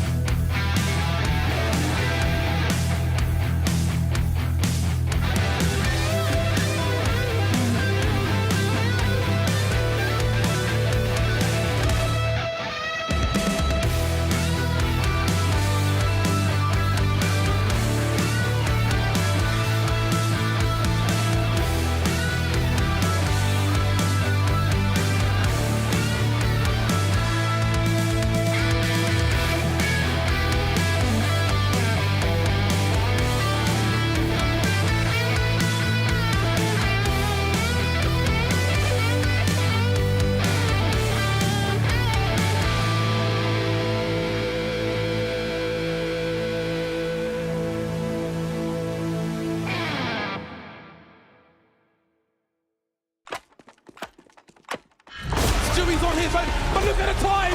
Look at the time, there's 7 seconds of gun at one! They're trying to build pyramids, but there's no more play! Stewie's on the round, we're going to overtime! Is this a return to the norm for Vitality? It's the strongest, most dominant half we've seen across the series, an 8-4 lead as they swap over to the T side. And the series so far as well, we're 4-1 in the pistols in favor of Vitality. Can MOUZ sneak away their second to make this one a competitive fair on Inferno? They're playing with house money right now.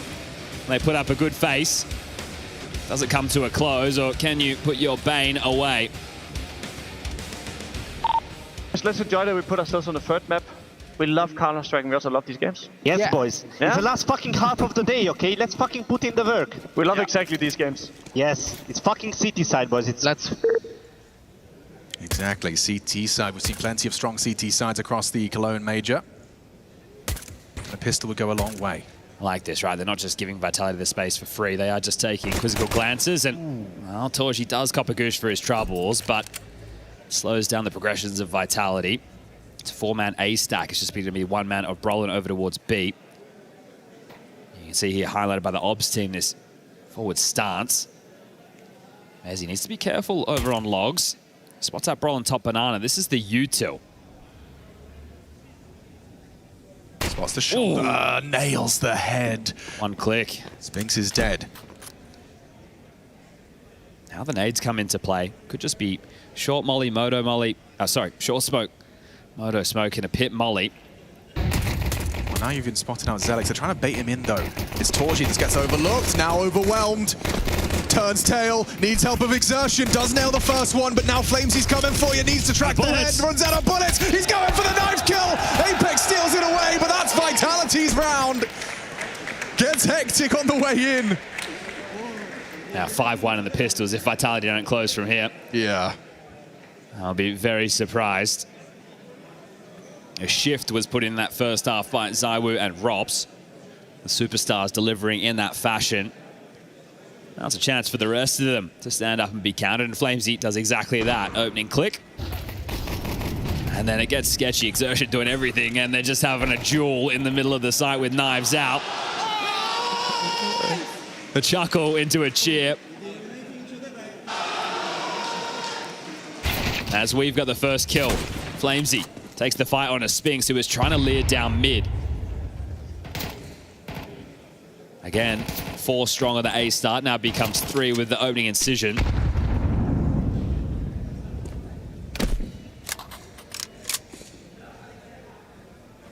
Could have been a tough round, it's hard to see that now. No one's in a position to try and peel one off. Torji in boiler on the line, but mollied off, and retains the line for now. Smokes, flashes, they're going to take this space. Torji respects it. He knows he's got support. Remember, this is where the stack is.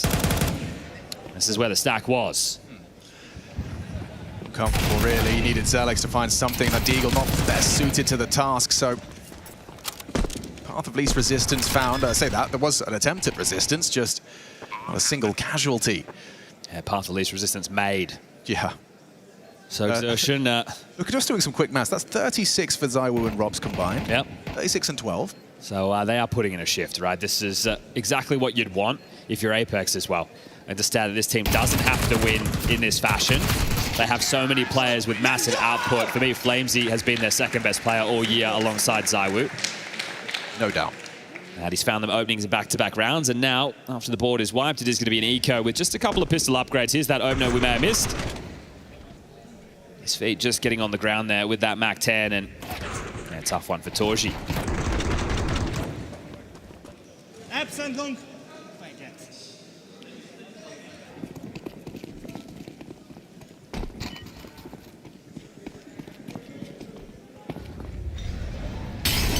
This is where you would expect Vitality just to walk things home. This 11th should be a guarantee. It'd have to go very wrong. It's light util and pistol upgrades, but there you go, absolutely bananas. And then you're going into the first gun rounds. Torji has kept a little bit of extra cash for the AWP going forward, which could put up a bit of a problem. Otherwise flowing now and looking leisurely as they take this map control. Up next, we've got FURIA taking on BetBoom. It's going to go a whole lot louder in here. Winner of that will be the first team locked in for the Lanxess. At the same time, we'll have Spirit versus 9Z. Oh, okay, well, you got the info there, Exertion, but you're dead, and the side stack, it's this time over towards B. So, pit clear, halls clear, boiler as well. Just going to waltz in. That long smoke will help secure it, and FlamesY is going to be able to catch them on rotation back in. He's playing ahead. MOUZ down 2 with the MAC-10. Can't quite make it the third, but the job is done. Oh, and they can let him off the leash. He'll go and try and farm up a couple extra $600 kills. It's cost him his MAC-10 and his life. This is just for fun, really. There's very limited reason to have to kill these players, right? It's not like they're carrying anything through that you care about. And they are having a bit more fun right now. The question will still remain, regardless of result right now, if Vitality are back in the form that they need to be to take on, let's say, Spirit. And we're not going to get to find that out for some time. If Spirit keep up their performance today, they'll have made it the quickest route possible to the arena. But the Dust 2 wobbles, they linger. Well, it's a big question. Obviously, it's going to depend on who we see them facing tomorrow. That 1-1 bucket today was absolutely stacked. All right, as mentioned, Torshi's AWP is out. They are starting 4 strong B. Is this for an actual contest, or is this just a dumb nades? Oh yeah, perfect nades into the face. Mezzi cut out of the round. Oh, Exertion, he returns fire through that smoke. He's very lucky to get away with his life there. 1 extra bullet and he's a dead man. Understandably, it creates some distance between him and those nades.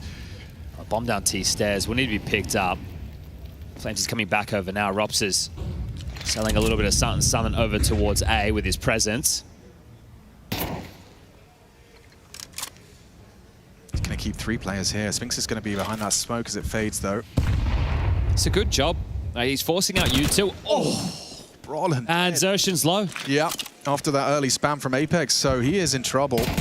Robs confirms Spinks still lingers on the site on A. He's keeping him very, very busy. Torji finally removes him, so now they can rotate, but the site's already lost. But they smoke coffins and not CT. They've just picked one up. Smoke perfectly placed by ZywOo. He's not necessarily going to contain them, but you feel like a pillock if you run through that smoke without some team synergy.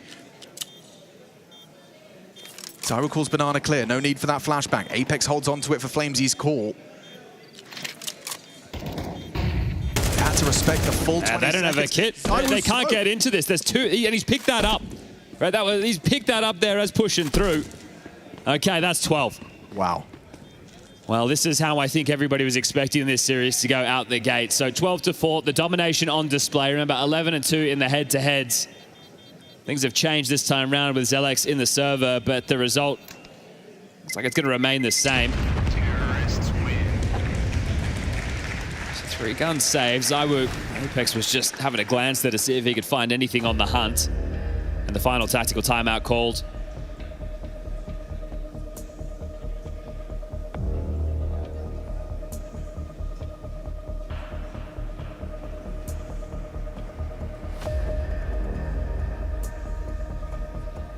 What was working for them well on Dust 2 was the tenacity of the CT side, looking for a lot of fights. Having these setups where you're able to clamp down on middle, short, lower tunnels together. Torji might want to take his spawn with the AWP to do something exactly like that. But when your backs are against the wall, you might be considering an aggressive maneuver out the gate. So how slow do Vitality play their role? Great shot from ZywOo. Yeah. That's the kill that essentially opens the site. And then what's he meant to do, right? Exertion's so low. Giving it a good go here today, MOUZ.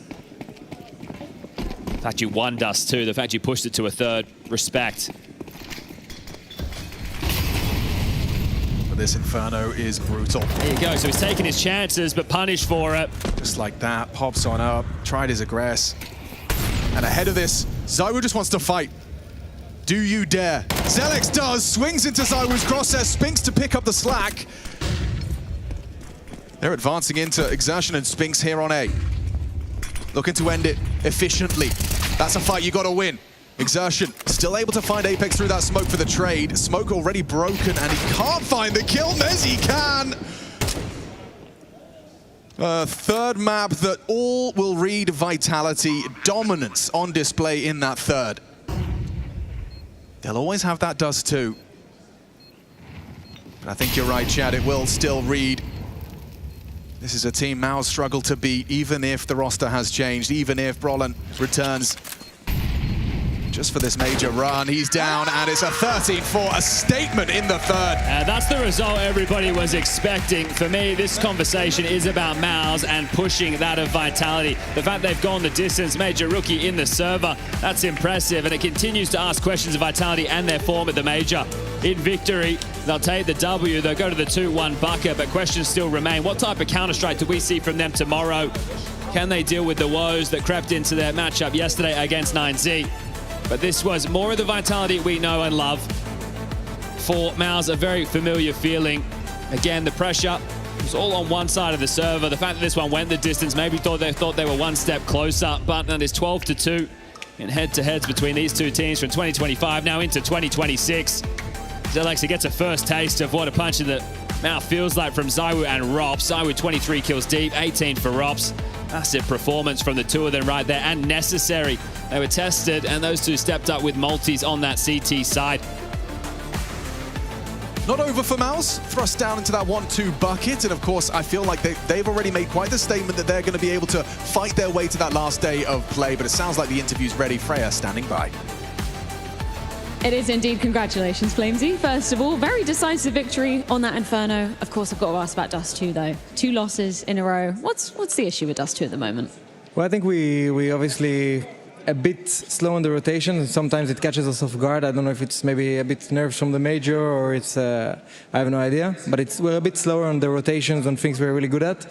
So it happens. Those mistakes, they're crucial, and obviously some of the rounds that we lost, they did really good plays and really good headshots, so you gotta give it to them. So yeah, but I'm pretty sure we're still very confident on Dust, and it's it's some really small mistakes that lead us to losing this map, but we're really confident. It's been a staple map for you guys for such a long time, right? I do want to ask about the kind of history versus MOUZ. It would be an understatement to say you're familiar with how they play, but of course now Xertion stepping into the in-game leading role, Zelek's in as well. How different did they feel as a team today? I don't know. I mean, obviously there is Dust that they haven't played for a while because it was banned out of the map pool, so that they play good for now. But you could feel they play maybe slightly different, but I think it's still the same idea. It's still the same. I think Xertion, even though he wasn't the IGL, he was still calling a lot and giving a lot of input. So I think it's similar, but maybe there is some changes in how they play the late rounds, I feel like, but that's not too much. Yeah, ultimately didn't matter for your result. You still beat them anyway. Now you're 2-1. You're in that 2-1 pool. Given the loss versus 9Z yesterday, where's your confidence level at that you will be making it through 3-1? Well, we need to step up a lot because we're not playing. We're playing maybe good with the headshots, but we're playing a bit scared, and we need to step up on that side. But I think that if we do that, obviously we're very confident. But we will need to come up tomorrow and show that confidence that we have. Thank you so much for your time as always, Flamesy. Congratulations. That's once again Vitality taking down MOUZ. Yeah, same matchup, same result, but I do get a feeling that MOUZ did a little bit better this time around. Even on Inferno, I know it ended up being a stomp, but there was a moment in that first half where it seemed like they were back into it, and then Zyvo and Rops happened. Yeah, it's like if you just press tab and looked at the scoreboard, you'd be thinking, this is not really going our way when you have both Rops and Zyvo topping the charts, and if you have players of that caliber showing up in that kind of form, it's going to be very hard for you. And I think that's also what showed on Inferno. Like there was like a small glimpse where you thought, hey, it could actually be happening, but then you saw them both turning up the heat, and then from there on it was like not much for the MOUZ camp to do anymore. Yeah, it's another game, another map where they lose both pistols, have poor starts. That was their demise on both Mirage and Inferno. Unfortunately, they were able to take Dust away from Vitality, which I think is huge. And MOUZ, I mean, it's always going to suck to lose, and even though it's Vitality with all the history there, but I think you can still be quietly confident about your chances moving forward. You know, you had to play after beating Legacy, FURIA and Vitality, so you're hoping that you get a little bit more luck with the matchups moving forward. And I think if they can avoid someone like Navi, let's say, in some sort of a game, I think they still have a decent chance to make it through. Yeah, it's not the worst showing, right? You know, it is Vitality after all. You know, they're the favorite to go through and win it all, right? And then with all the history that is with this matchup, I still think it's fine. And you know, whether this roster is going to be the one moving forward for MOUZ, then I still think there's some positives to chase out from this game overall. I think they showed a glimpse of what they can bring to the table, but then again, it's a little bit what we've seen before from them. You know, we do get a little belief that they're going to be making it, and then they seem to be having a hard time closing out the games. Yeah. A little bit of an upset game there on Dust 2, and it's just like a kind of a repeat, right? But there's got to be more to it than the eye catches. Do you want to dive into some specifics, Rob? Yes, please. Okay, round please, 7. We've got it. Let's roll it. What's the story? Let's focus up here. Yeah, this is like I said, there was a moment. You're like, MOUZ, they're back in it 3 rounds in a row. Score is tied. It's an equal with a couple of saved guns. But Rops finds Spinks in window, gets that man advantage, picks up an AK. They do find Flamesy and don't decide to speed up towards the B bomb site, rotate back to A. But this is where Zyvo and Rops are ready and waiting, right? Just a combination of frags from the two of them. They both had an incredible performance here on Inferno, and this is where you felt like they've shut the door on any potential comeback from the side of MOUZ. This is ridiculous. I mean, you pointed out what they were combined 30 kills at what, like round 11 or something ridiculous? Like, that's absurd. If you're MOUZ, like, good luck. Good luck. That's like the two people you don't want to be showing up, right? But that's what they did on that last map. You know, they were definitely carrying a very heavy load of the remaining 3 of their teammates, right? But it's just hard to do. I think this specific round, you know, that's where I had my hopes high. Like I think that MOUZ could have maybe pulled off, you know, if they wouldn't have lost that round. I think Exertion or whoever was in-game leading that specific round, I think he actually died early on. But I think that it's they tried to overcook it. They got a little bit too complicated. They tried to do a small fake on first the other side, then the other side, and then turn it into apartments. But it took too long. Like Vitality, they just figured it out by the means. It's unfortunate for MOUZ. They win 6 rounds on T side Mirage. That's 6 gun rounds that they win. Yeah. They win 4 rounds on T side Inferno. That's 4 gun rounds that they win, right? Like because Vitality was saving in some of those lost rounds, and if you were just able to win them in a different order, right, and get a couple, they did get this anti-eco that they fumbled in the end, but, you know, there's a lot of positives, I feel like, still to take away from MOUZ in this game. The result doesn't show it, but it did feel closer than some of the previous matches. So you feel hopeful, considering they're now obviously down in that 1-2 pool, you feel hopeful that they could still make it to top 8? I do. You know, there's teams like Monty in there. Okay, Foot is a dangerous team in that sort of bracket, but there'll be other teams. Well, actually, G2 is in there now that I come to think about it. Live maths happening in MongolZ are in there as well. No. Oh my God, it's actually really hard down there. No, but yeah, I think they still have their chances, right? I wouldn't feel like I'm out of it. You know, it was a good fight against Vitality, taking a map as well. So yeah, you just have to reset for tomorrow. And for Vitality, faith restored to what extent for you, Peter? I think it's rightfully so said that Vitality are not playing their best right now, you know, but like but by Vitality not playing the best, if they can just play their like B game, they can still make it to top 8. That's the crazy thing, right? If they just step it up, I think FlameC put it out there as well, saying that, yeah, we need to wake up, we need to play with a little bit more confidence, and you know, if they can play themselves into the tournament and then start peaking in the playoffs, that's fine, right? That's what you want to be seeing. Like then, as long as you go top 8, you'll have your chance of beating everyone in playoffs, which they always do. So, I mean, it's definitely it's a bit of a weaker sign, but I wouldn't be too worried. And they've got 2 opportunities to be making it through to that top 8 as well. Speaking of which, I've got a feeling things are gonna be getting a little bit more loud in here after the break, because our first spot at playoffs on the line, that's gonna be between FURIA and BetBoom going down after this.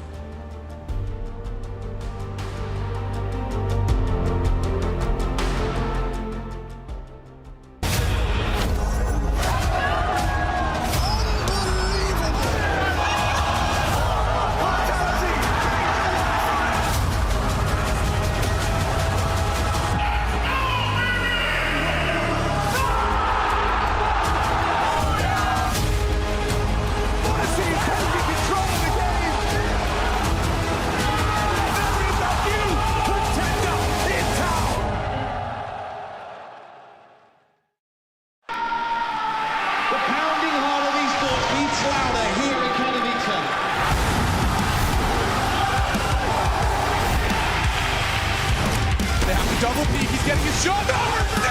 Unbelievable! Something special to throw this decoy, and that's exactly what happens. Katowice! We are back!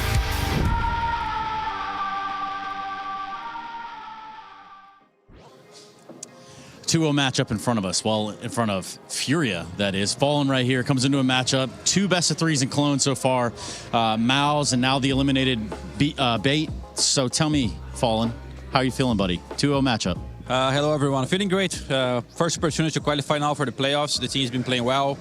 MOUZ is not an easy opponent. B8 as well. I think they struggled this stage, but they're a very good team. And looking forward to play Boom. They have been doing stands out light now because they had some standings and they're still playing very good CS. Sometimes you put some people in the team and it just works out. And I feel like they have found the recipe for this beginning. So let's see how it's going to pan out. Absolutely right on that one. Hey, look, so that 2-1 versus MOUZ, 13-5 on Nuke. They returned the favor on Inferno. Then Overpass ends 13-7. What'd you guys take away from that game?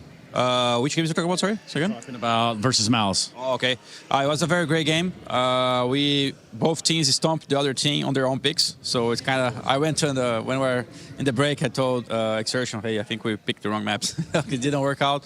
But then Overpass was a great map and we were favored because we started on CT side. So it was a great game. I think both teams had chance in the end, but we just very superior on the CT defense on Overpass and we started there. So it was how we closed the game out. Yeah, speaking of closing the game out, MongolZ had a 2.2 rating on map 3 Overpass. And I don't know that I should go this far, but I should say that since you've announced your announcement of retirement in Rio, it seems like MongolZ is stepping up. I don't know. Is there something there, or am I crazy? I think it's you can look into different perspectives into this fact. You know, like when he came into the team, he was barely speaking English in the very beginning, so just really playing off his feeling, trying to understand which strategies we're going to use, and then trying to behave well in the team. And then, you know, as any tier 2 player, as someone who's coming into the main stages, there is a learning curve that you have to go through. And opponents start understanding how dangerous you are and which plays you like to go for and all those things. And he was able to get a lot of success on the late part of the year. We won 4 tournaments. And then he had to go through those experiences, you know, when you kind of have to check what's going on in next games and check your behavior, check what you can do differently into matches, what people are prepping to play against you. So I think he learned a lot of things. Marek Yekindar has been giving him a lot of feedback through those time, telling him what he needs to improve on this preparation, all those things. And I think now, this stage kind of passed through and he already well adapted to all those changes. So that's why I think he's performing better. It has nothing to do with the fact that I'm going to not play or not. It's just kind of coincidence. I was going to say, yeah, I think that there's something to be said about that. Maybe he's growing up. Maybe that's what it is. He's growing up right in front of us. Hey, look, for you, Fallen, 2016, 2017, back-to-back in Cologne. Boomich did it in 2021. You're one of the only people in the world to know what it feels like to pick up a trophy here in Cologne. Can you share that with us? Yeah, it's definitely amazing, guys. I had the chance to lift it twice here, and at the time we were actually playing for the city team because Alex and SK was based here in Cologne. They still are, so it was amazing. I had the chance to bring my family in 2017 here to watch it as well. One of them was a major. And yes, Cologne is one specific event where a lot of people are coming all over the world, and of course a lot from Europe as well because it's closer. So a lot of people are gathering here to enjoy some good CS, and the atmosphere is insane. It's a well-respected tournament for a reason. ESL puts up a great show, and it's one of the best places to play CS. I think we'll leave it on that. You got anything else you want to say? That was pretty good. That's it, guys. Let's close like that. Let's have a great game against Boomich and his squad. It's going to be a hell of a match, and I hope you guys are enjoying everything that ESL and all the guys here are giving up to us. Thank you so much. Thank you so much, Gabriel. Good luck.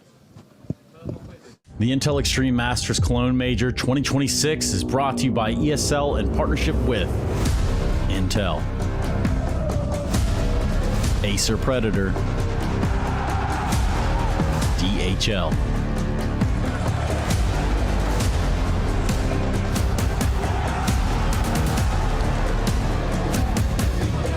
and Zoe.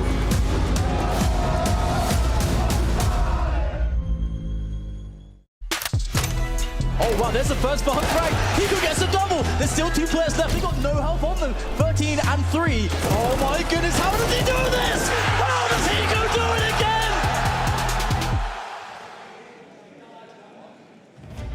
We've saved the best reward till last today at the Intel Extreme Masters Cologne Major, as the first tickets to the playoffs will indeed be booked. For FURIA, as Trace and Fallen were just talking about, they put down Bait and MOUZ with MongolZ in fighting form. Whereas on the other side of the server, BetBoom, they have truly run that gauntlet. Beginning all the way back in stage 1, they've proven they have the stamina, but is there enough left in the tank to take down FURIA tonight? That's what myself, Fresh Beers, Yanko, and Dupree will be answering in our final game of the day. It's really cool that we get to see these kind of 2 veteran in-game leaders, as Trace touched upon as well, both knowing what it means to lift this Cologne trophy and maybe going a step closer tonight, Yanko.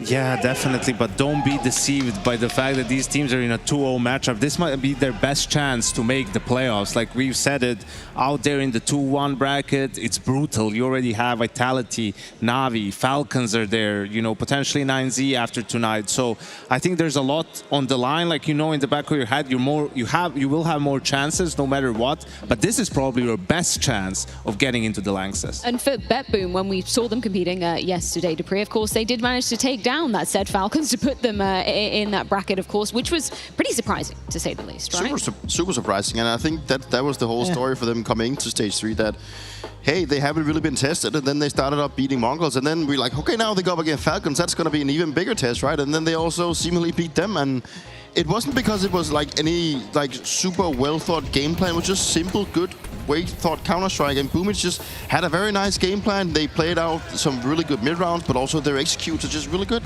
And, you know, I've been watching BetBoom ever since stage 1, and now they're here. They're one game away from potentially making playoffs.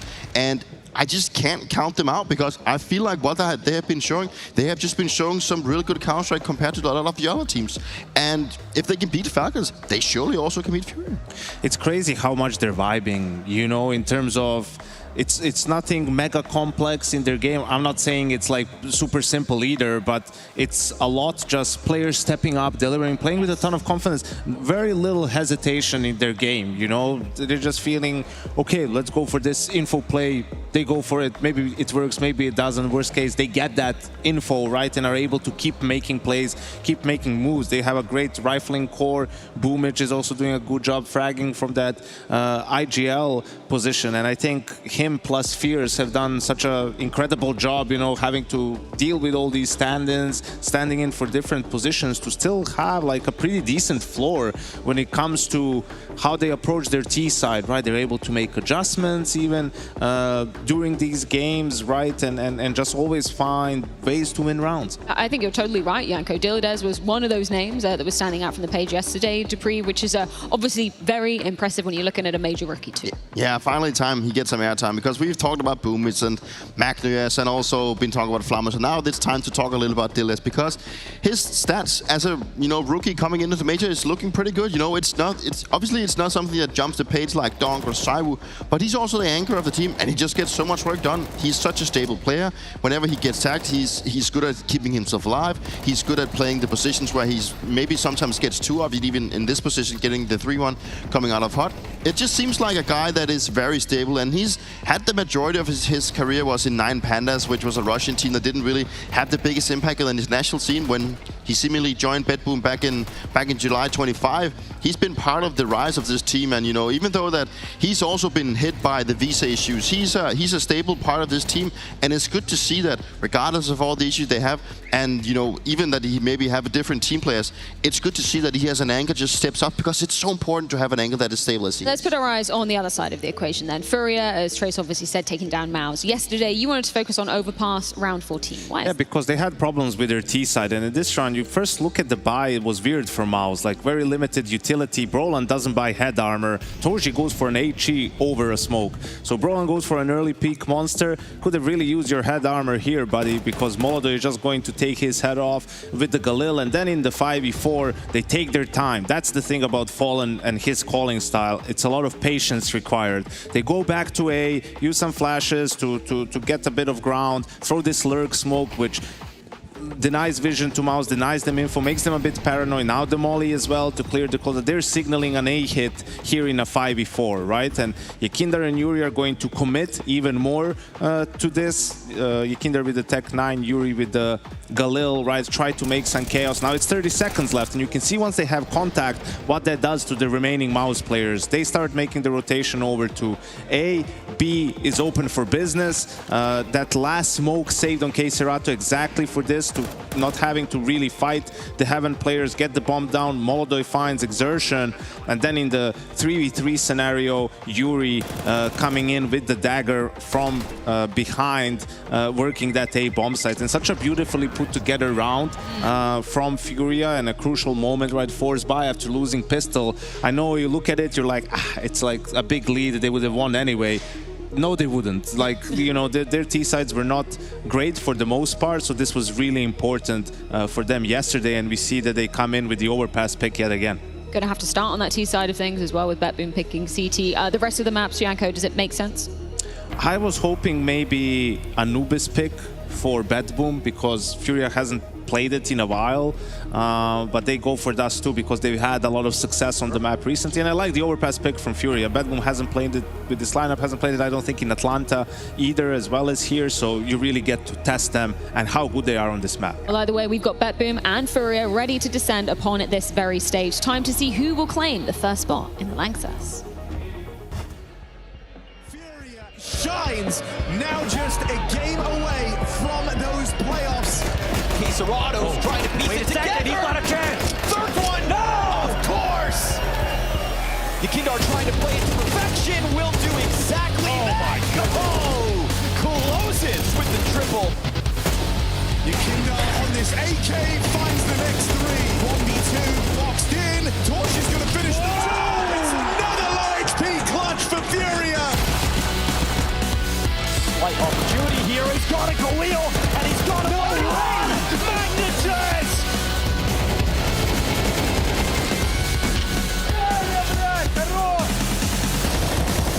Flamus is going to go ahead and get knocked over. Flamus, take it. What's going on? This sums up the game. What the hell was that? The first spot in the LANXESS up for debate, a best of 3 to determine it, and you couldn't have more juxtaposed teams. BetBoom versus FURIA. 2016 champ fallen, FURIA fighting to return to the LANXESS arena that 10 years ago he planted the Brazilian flag at the top of Counter-Strike. And here he stands calling the shots to try and write a fitting final chapter. Up against BetBoom, Cinderella run at a major. We always have one. BetBoom are that story. After they've had the roster woes, run the gauntlet, find themselves here. Let's see what they can offer today. They've been lucky. Their map pool has not been tested. Well, their map pool shouldn't exist. They're only officials with this 5. Have been in the major run so far. Only playing Nuke, Ancient, Dust and Mirage. Look, to great success up until this point. Grouped up and ready. FURIA are going to take this long control. It's been a search over towards Connector and B for BetBoom. They're out of position right now. Set up for the long execute. Going to be the drop down.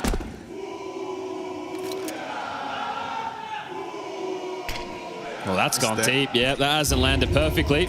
Okay, smoke on the side. An opportunity for Boomich. He's unable to profit from the initial They're still quick to this. They are very quick to this. He's already in bank. A flank from MongolZ as well. This is rapid. Kisarato confirms as a threat. Up and over from Molodoi. It's a nice headshot on the P250. Will remove MongolZ from the play. Smoking a kit for Zorti. You're right, that is the winning formula.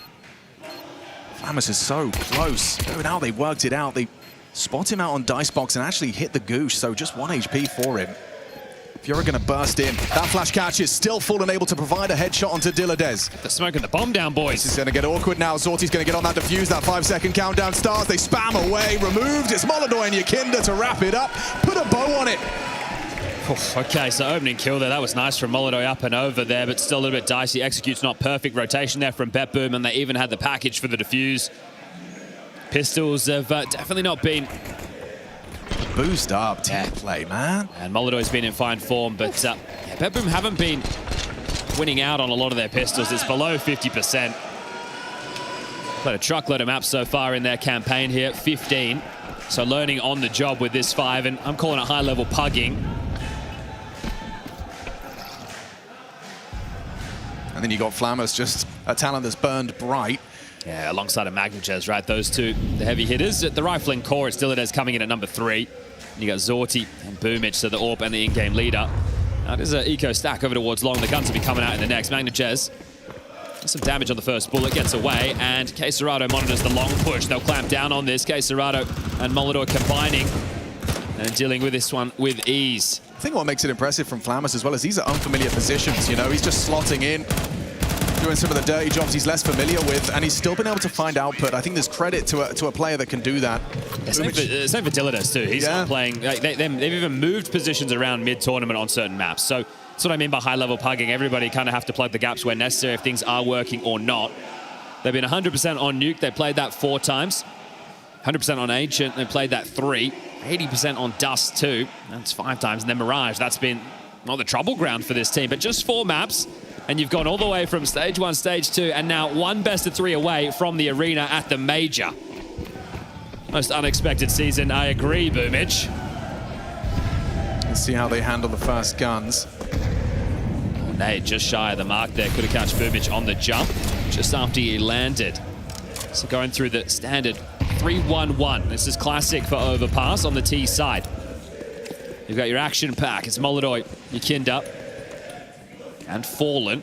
And they feel like they've seen enough. As long as the CTs aren't pressed up towards Balloons or Fountain, and they're calling themselves back over towards B. They apply pressure with a front bathroom smoke. And on the bonus, start to congregate.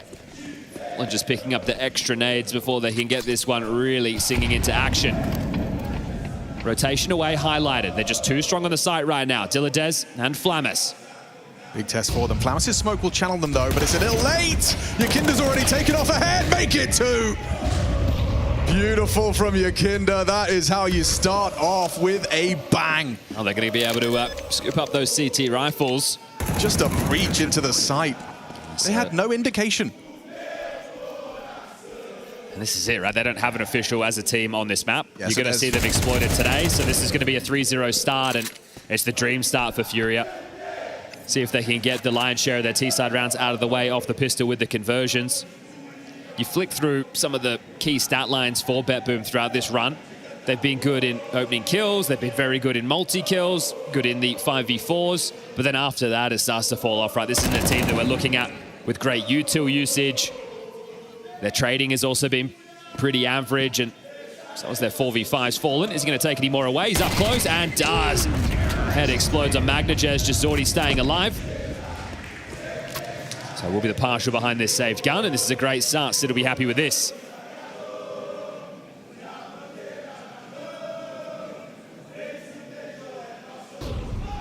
That's it. You get one flashbang. The smoke doesn't even leave Flammes' hands in time, and then just immediate adjustment from Yakinda. Risk taken on the bonus, right? I do like it. We talk about teams playing smoke molly defense on the CT side. Once they see your smokes, your mollies in the air, they throw theirs for the block. You don't get a chance when it erupts in your face like that. And if Yakinda's feeling it as well, you're in a whole lot of hot water, BetBoom.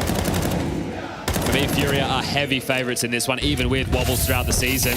Okay, that's MongolZ just trying to catch someone up close. They were further back than he'd have liked. Diladez, he was in the right position, but so was the flashbang from Fallen. Look at the assists in the feed. Serato and Yuri take a bite out of the pistols, and they know where Zorty is, thanks to Yakinda, his sacrifice on the long side. Springs up to start to limit the options of Zorty now. He's going to gravitate forward to see if he can find a safe haven for this. If he holds onto it, he can drop it by himself an M4 into the next. But now that he's been rumbled, the intensity of this situation has too. MongolZ darts up long. Zorty back in his spawn. In case Serato stays close enough to the bomb just in case. Fallen has waited for Yuri to come and join him. MongolZ hasn't pressed forward on his own bomb. Still a little bit of half-life left as they are pressing forward, clearing everything out. Very diligent right now on this hunt. I'm not sure if they're going to find Zorty in time. Great cam to show the chase. Zorty's here in the steps. Are they going to find him? Swinging in, and yes, removed. Beautiful little hunt. Well pieced together. Yeah, 5 kills there from the Fangs, Yuri and Serato. Now that's really just going to hurt future buy around. Zorty still has more than enough money for the AWP. Everybody else can get to the guns. And I wonder if Fierce wants to take a timeout early just to steady this. Cam here showing the alley-oop. Next to Fallen, setting up Serato. Beautiful flash work, and then Yuri even able to slide on out and deal with that.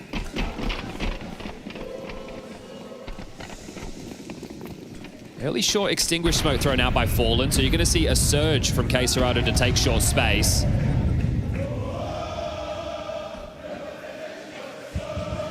These are the boys that invented getting that AWP picking through Con. They're not going to take the same lax approach on their default.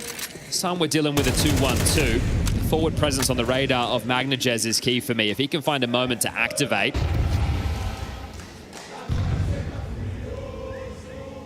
Fallen's coming back over now, so expect him to set up a flash for Yakinda to clear this. It's deep. It's too deep. Yeah, MongolZ is ahead of two this. flashes. There's one in front, though. books him. Yokinda set up to succeed by the supportive flashbangs, and that's not the first time we've already seen flashes lead to openings. Yeah, that's counter though, isn't it? That's beautiful. That's what you like to see. Teamwork on display and continuing to set one another up, a flash it towards upper bathrooms. I mean, if this is a map you're uncomfortable on and you're up against, you know, a polished FURIA T side, it's going to be so hard for BetBoom to get anything going. Zorti versus MongolZ though. Oh, hang on a second, we've got collateral damage. Zorti does take down Yuri, gets tagged up for his troubles, but still finds another one, another dent in the T side, finding MongolZ on the gap. Aurora has heard one player rotate away from B. There's 25 seconds. It looks like they will shove into A. Miss Molly. Could be awkward. Looks like they're going to pivot.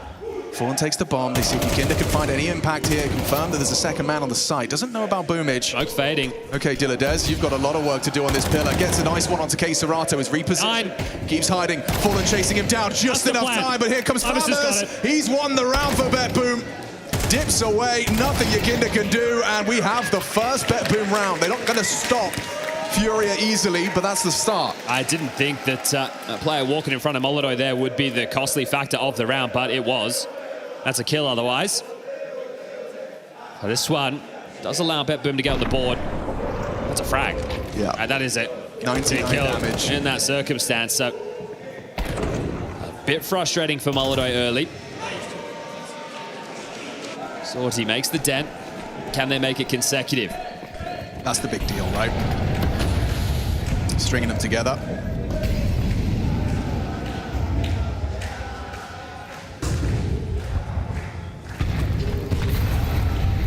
MongolZ could be caught out once more. This time no flash in his face, and it makes it a whole lot easier for him to contribute. Provides an opening kill and dips back.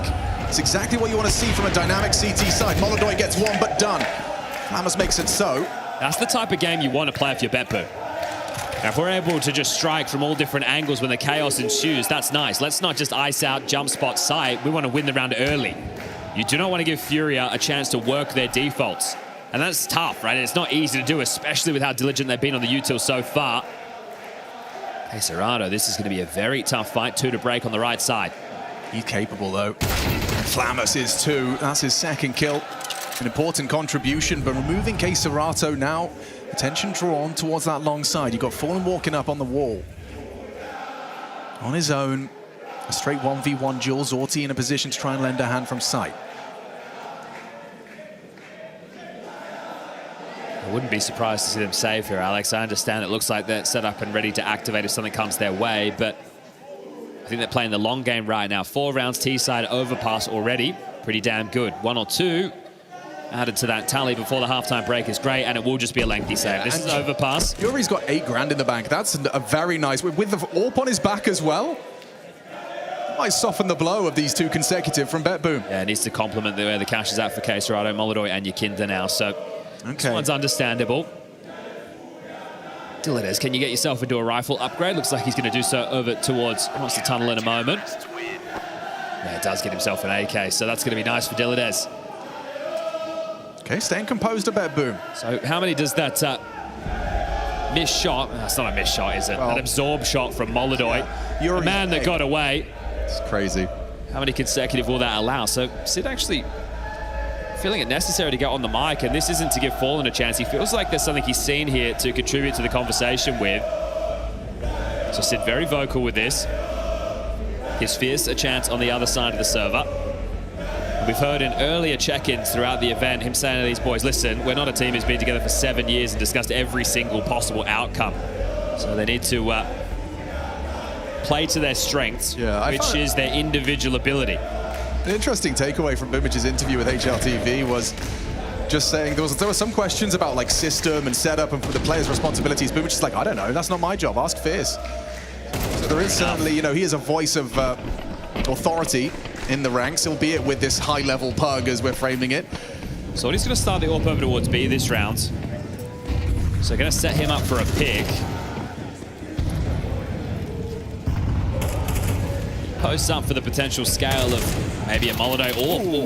Okay, Serato and Dilladez are exchanging blows through the smoke. It's Dilladez that connects.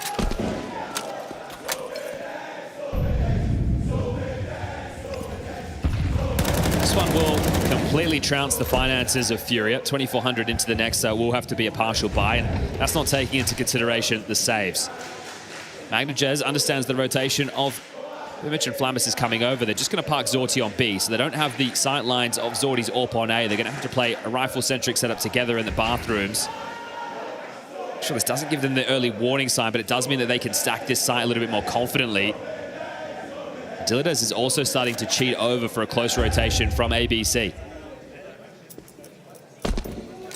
He'll be able to run up there quick as soon as the call is made. He's blocked short for Zorti. Oh, and that's an important start. MongolZ opens up the account for BetBoom. Looking to bankrupt FURIA if they can convert this one. Boomich primed, the flash connects, Soda's fallen on the Galil. It's Flammus though, they weren't ready for that. MongolZ makes the difference. Finds himself that double kill. Dillides already burrowed into the site on the truck. MongolZ's looking for it. Oh, he catches a flash of him. That information goes both ways. They've got the bomb down with 19 seconds, so you really want to go in and commit with your AK and AWP. Time running so thin. What is this? 10 seconds, boys. Yeah, called off. They might just get hunted down here. How are you meant to get out? MongolZ has you cut off. Dillides takes down MongolZ. You're going to lose it all either way. Will it be after time? That's the question. So. He's got to fight his way out now. KSerrato, you're going to have $100 if MongolZ closes it. 3 kills from MongolZ in defensive A. Yeah, see Flammus, he's happy with that one. That's a big round, and that means they can level out the board 4-4. KSerrato, those woes will filter forward. And a good little call there from BetBoom. Flashes are good, but it's MongolZ in these last few that's done a good job finding the opening picks. They were well positioned. It was a great response to that long smoke. 3 players forward in bathrooms, winning their duels, showing their aim. Yeah, G'ing him up because he has done so much work. Mitch boosted. Well, noted by the short pipe of Yakinda there. We'll have to relent. There's very few pistol upgrades. 3 Deagles. And one of them gone. KSerrato. He's going to try and pick that one up and give it a go on his own. There's a lurk from Fallen being identified. Yeah, does have a lot of space, but yeah, good cognizance there from Boomich, right? Not going into that lazily, and this one is going to look to be clean. MongolZ, the last man standing, just a Glock, and we'll tie things up 4-4. We'll see how selfless Fallen wants to be here.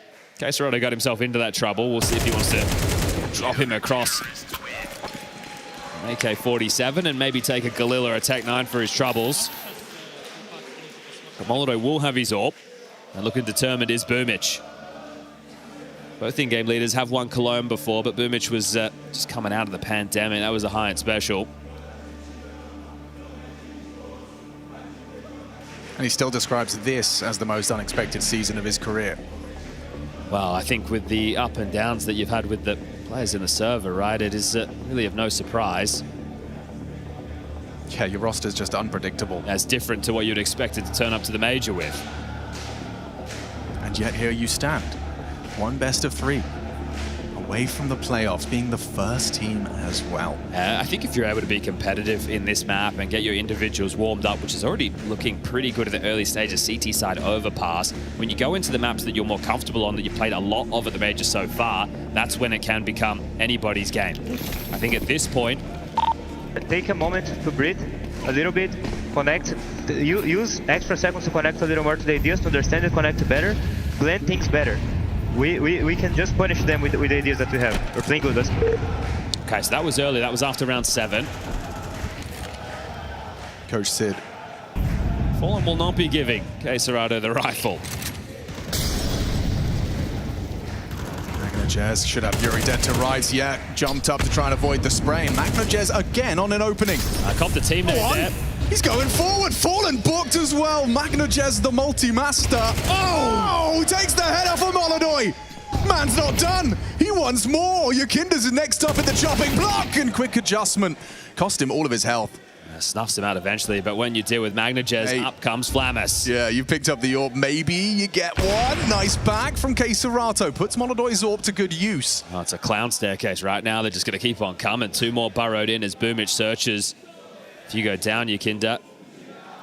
Oh, he has to relinquish full control. So all the way back through T spawn. Zorti, make sure that's not a possibility. 40 seconds, and we really get another FURIA late round save. It isn't looking... They've got too much time to make that call. They'll need to start running now and do. But how are you meant to get past the Zorti AWP on the line? This one feels dead to rights. Feels like a guarantee for Zorti. Yeah, casual. Easy as that. BetBoom will take the lead on this CT side. Yeah, beautiful from MongolZ, right? He's been the highest rated player for BetBoom. People say it's Donk's friend. Well, he's making a name for himself here in Cologne. Chip damage on the smoke spam. MongolZ activates, plays through the molly, taking his peaks, taking his chances, not shying away from the moment right now, and that is a thing of beauty. Nice. So partial buy for FURIA. 5 straight rounds for BetBoom. And comfy on the CT side.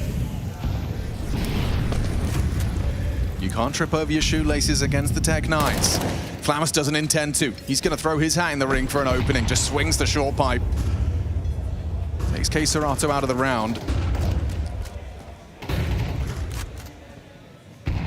And you've got to get past MongolZ. He's so confident in Connector. He's just claimed this part of the map, such a crucial part of the map for himself. And easy adjustment. First bullet to the head. Fury the same onto Flamus, but MongolZ can't be stopped. Is he the only player with double digits right now? Yeah, 12 and counting. How much more can they get out of this? Seems limited. MongolZ just continues to patrol, and he's looking so sharp right now. He's not missing a beat. Another multi added to the tally. It'll be his 4th so far. Silenced by Yakinda. And again, to remind everybody, it's the round that got away for FURIA that has opened the door. It's swung wide open, not just a creek. This is 6 straight rounds. All the bullet on a timing into your teammate that didn't convert the kill.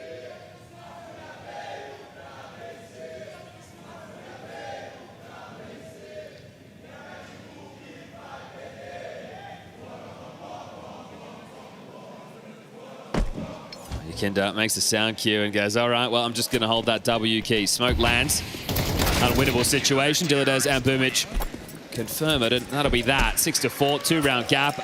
It's more about the momentum that BetBoom are playing with right now and how emboldened MongolZ is for these peaks. It's going to be hard to put a leash on him. So does this force you into feeling like you have to do something more direct or poppy out the gates? Do you really want to ice them out? Because what was working early was just how good their flash work off of one another was. Again, it's just been one rifle round because of the flow that we've seen so far. See if Sid gets what he wanted. It's a bit more time spent coordinating on this T side from FURIA. Guns are back out. MongolZ tries his hand at some aggression. Ooh, and Yakinda puts a discrepancy. Down range with BetBoom now operating at a 4 versus 5, and Flamus lucky to be alive. Put low early. It's their first opening kill since that last round. Let's see if they can convert up on it.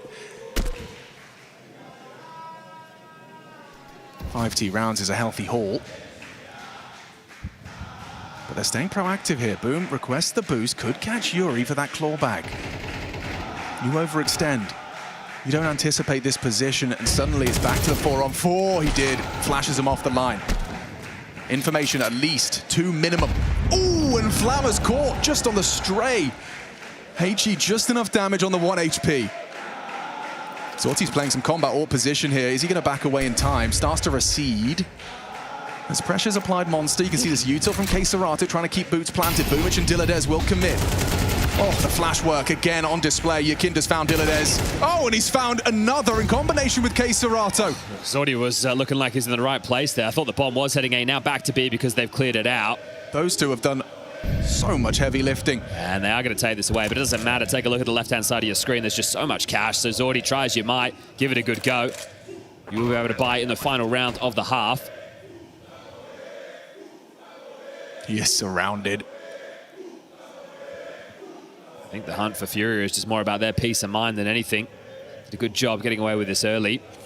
And Zorti just on a timer right now. MongolZ and Cesarato both still lingering with the bomb, so there was no chance he was going to be able to sneak a defuse. And that's a clean one. All 5 staying alive, and it started with the Yakinda opener, and that's going to be his 3rd of the half so far.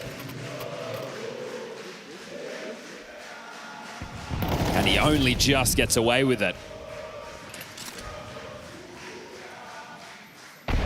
I mean, I'm telling you, it was pretty far away from Flammers. A bunch of those were on fine margins, weren't they? So FURIA could count their lucky stars to get away with that, and Magna just saying, how much have I got to do? Right, final round, first half. FURIA with a strong T side already.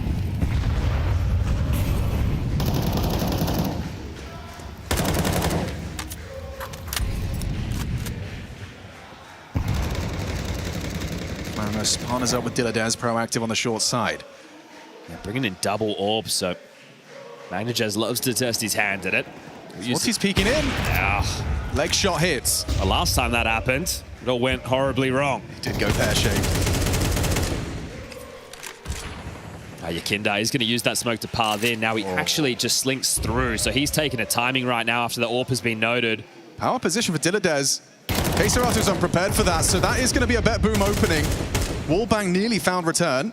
But that's a jump scare for Zorti. He rotates in to try and attend to A, and Yakinda's way further forward than they were ready for. Now MongolZ in an uncomfortable AWPing position. He's missed his first and just the balls to go for number 2.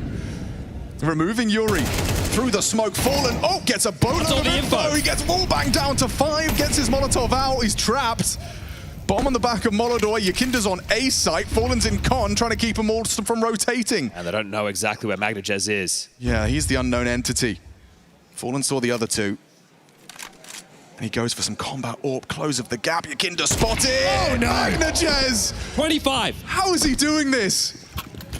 Swaps out to the AK to keep feasting. 15 frags and counting from MongolZ on the CT side, and they've got no time for this. Molodo's going to have to hit a banger here. I don't know how they're meant to win this round. Not sure either. Molly stares. MongolZ likely going to have to push forward. And he will. Slips off. Okay, just enough time to plant. Fallen low HP. Molodo can get back to bathroom. That's the rifle. Fallen. Going to have to roll it back on the AWP, given the low HP. It's Molodoi that's going to play for the fight. MongolZ is deadly though. Not anymore, he's not. Molodoi puts him down. Diladez next fight. Good for the headshot. It's Fallen and 5 HP. Not comfortable position at all. A single bullet and he's a dead man, and BetBoom will have that 7th. The bomb is ticking. Both of them have their kits. They go for the clear. He's just going to hide out. What is this? Oh my god, they overlook him. Diladez off the defuse. Fallen's own and gone and done it. The low HP, 1v2. He knows he's booked ya. FURIA 6, BetBoom 6, one hell of a T-side from FURIA. Oh man, still got it, and the final Tallulah of Cologne, and he's going to pick up a big 1v2.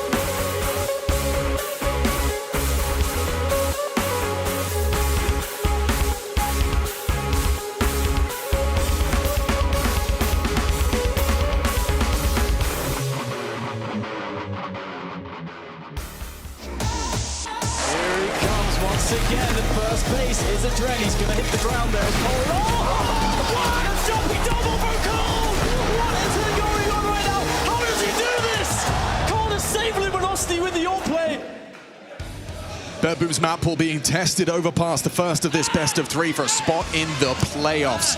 FURIA posting 6 on T-side Overpass. And the reason for that was the resistance mounted by, yes, the team, but mostly MongolZ, putting up such a fight as an aggressive rifling piece. He's kept them afloat. But I feel like the hard work really starts now, Chad. Yeah, you bang on, right? They just had the easy side. I think, you know, being able to piece together 6-round CT side on the defense without the pistol, that's pretty respectable. But if Boomich is able to call his team into a winning position on the T side of Overpass, the level of respect will have to go through the roof. This is going to be the tough side now. A pistol would go a long way. Looking for that P250 pick is Zorti, just these intermittent taps as he looks to try and take this very stubborn MongolZ off of party. For me, it's about Yakinda. He slipped the net. Yeah, now he's been found, but he takes Zorti with him. Nothing from Zorti. Empty hands, burning through their util just to take this territory. Yakinda needs to dip away now. He's done his job. Play the number advantage. Knife out, gets away. Very well done. Oh, goes for a double dip, catches Boom. A tough half for Boomich. Extended into our second. It's too good. This is a 2v5 right now. Yeah. It's just Yakinda and MongolZ versus BetBoom. I think the fact that he slipped under while that fight was coming through, then he surprised them with the position on the first, and then the way that these two have played off of each other. You're going to see plenty more of that throughout this half. Couldn't see him. The camouflage from Yakinda hitting on the brickwork. But yeah, that's 5 kills between the two of them. All right, well, your options now are to take the eco, concede the 8th round, bring out the AKs into the next, or force buy and hope that you've been prepping some good strats last night. You must have been expecting this to come through from FURIA today as far as the picks are concerned. Look at the USPs, and precise right there in the hands of those two.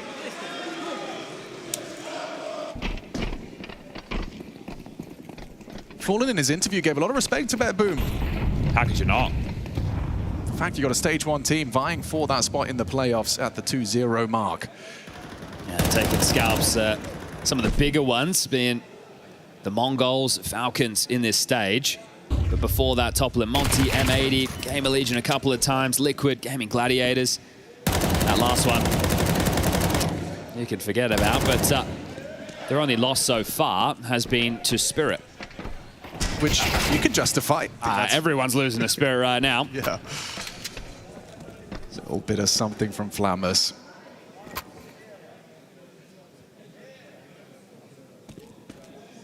Well, he's heard the steps of Yakinda now, but he's completely pinched it in. Yakinda will remove him. Now Zorti shy of money for an AWP. MongolZ can bring out his. Fallen will continue forward with the MP9. And even just establishing defaults, right? Again, for a lot of people tuning in, this is the same as the MOUZ conversation. People are probably thinking, oh, well, you know, why are we celebrating a MOUZ Dust 2 victory? They got blown out of the series. Now, well, they're playing with a team that's only been pieced back together for the last couple of weeks. The one you're watching right now, they didn't even know this was going to be the 5 when they rocked up to the roster. Siren has visa issues. Diladez has to stand in. And really, it could have been any of them who had those dramas. Yeah. I mean, the fact that Diladez is a major rookie, even though he did qualify for one before. Oh, poor 9 Pandas. Yeah. Boomich is going to flash short, and they're actually looking like they're going to come through the con smoke as well. Ooh, he's nailed it. Flammer's alive, though. For now. Bonk. Couple nade chases him down. He's had a couple of those frustrating deaths so far. The fact that MongolZ is even playing anti as well. He just knows what's up. He's ahead of the play. And now they've rotated back into the strong position on A. Yakinda has low. MongolZ is going to jump spot, and they're just going to play out the man advantage. So you get to see some fundamentals on Overpass CT side. You're not going to need that landmine of a player forward winning out a 1v3 essentially in connector or upper bathrooms. And Boomich has no choice but to call these boys back into what will be a B play. So Fallen, Cacerado, and Yuri, the Brazilian core, have to shut this down.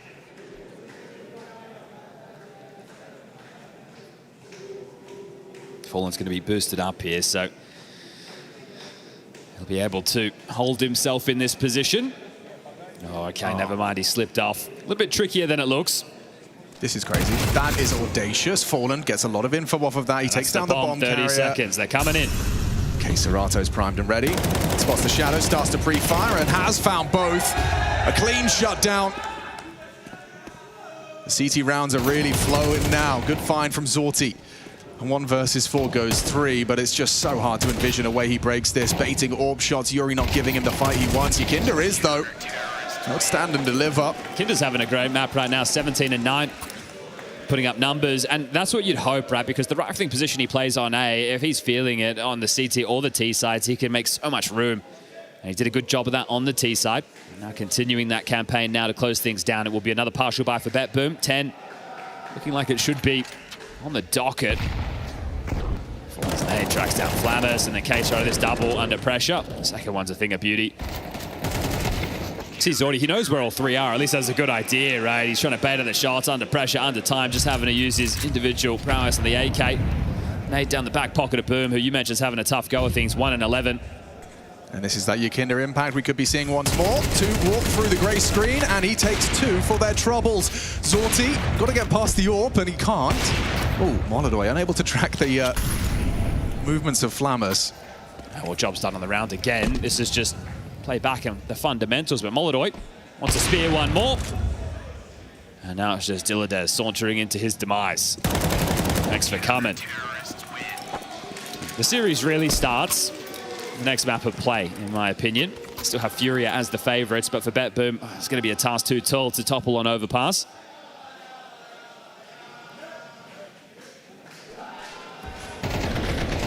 At least Zorty gets his AWP now. We'll see if they can establish a bit of standard map control. Try not to lose Flamus in the early stages either. That'll be the first port of call. Like not giving away the opening kill while we're going for base level maps control in this one. Kinder will dip into connector. Dilladez down there. Again, they start so strong over towards B. So if they are expecting a change of call and a pop in, everybody will be able to respond to this. And it makes sense, right? You can't rush A. Well, you can. It's going to be the loudest, longest rush known to man on a Counter-Strike map. And there's always time for someone to float back in rotation. It's all 5 for BetBoom working on this A space. Nobody lingering outside B, nobody in connector. Flash to set him up, but Yakinda's been knocked down. It's an important find. An opening kill for BetBoom. Dilladez provides, removes the connector player. So past the first test. Serato moves forward, supported by the MongolZ AWP. It's Yuri's responsibility on the long side. Could be susceptible on the jump spot to the AWP. Doesn't hit the flick. Information flows for FURIA. They've got a good amount of utility to block right now. Good time to throw it. Just as their util sails in the sky, MongolZ throws a block smoke of his own. They're going to flash through this. He's going to play forward. Yuri with a flash lined up and an easy pick. Serato makes it a 4-on-4, and now they come for the commitment. Yuri's been ready for this. He's been waiting for this. He'll activate, finding Boom, and nothing bar the opening kill. Is that really how this round goes down? Serato safe from the Flamus. Molotov now spreads in the last second, makes it uncomfortable. Flamus will claw one back, but with 15 seconds, Zorty's not committing with this bomb. Flamus getting these 2 kills means absolutely nothing. If he wants to be the Terminator and go in, rip off 2 more heads, sure, but otherwise that's 11. That's confirmed, and these 2 guns are saved.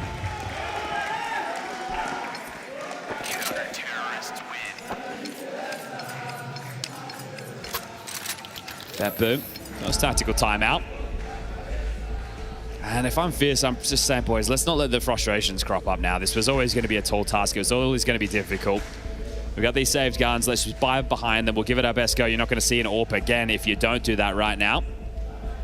Well, this is exactly the kind of stage, the best of 3 only stage, where you'd expect, you know, a team that hasn't got a map pool, hasn't got a roster, is going to start to see the cracks. And they do start to show, but not before they get 2-0. You know, you've already highlighted it. Yeah, the win over the Mongols, right, turning that series around as well. Some real rough rounds from the Mongols on day number 1. We had the pleasure of casting that. And then the Falcons game. Falcons continuing to entertain in one way or another. Is FURIA going to prove too much to handle? I think we'll get our answers, Dust, too. If they put them away cleanly here on the CT side, that's going to bode very well for a FURIA 2-0. Aggression from Yakinda. Look at this. Just charges straight into MagnaJez and gets nothing. That's what you want to see. More from MagnaJez. 17 frags and counting, but MongolZ will punish his smoke walk. That was ambitious.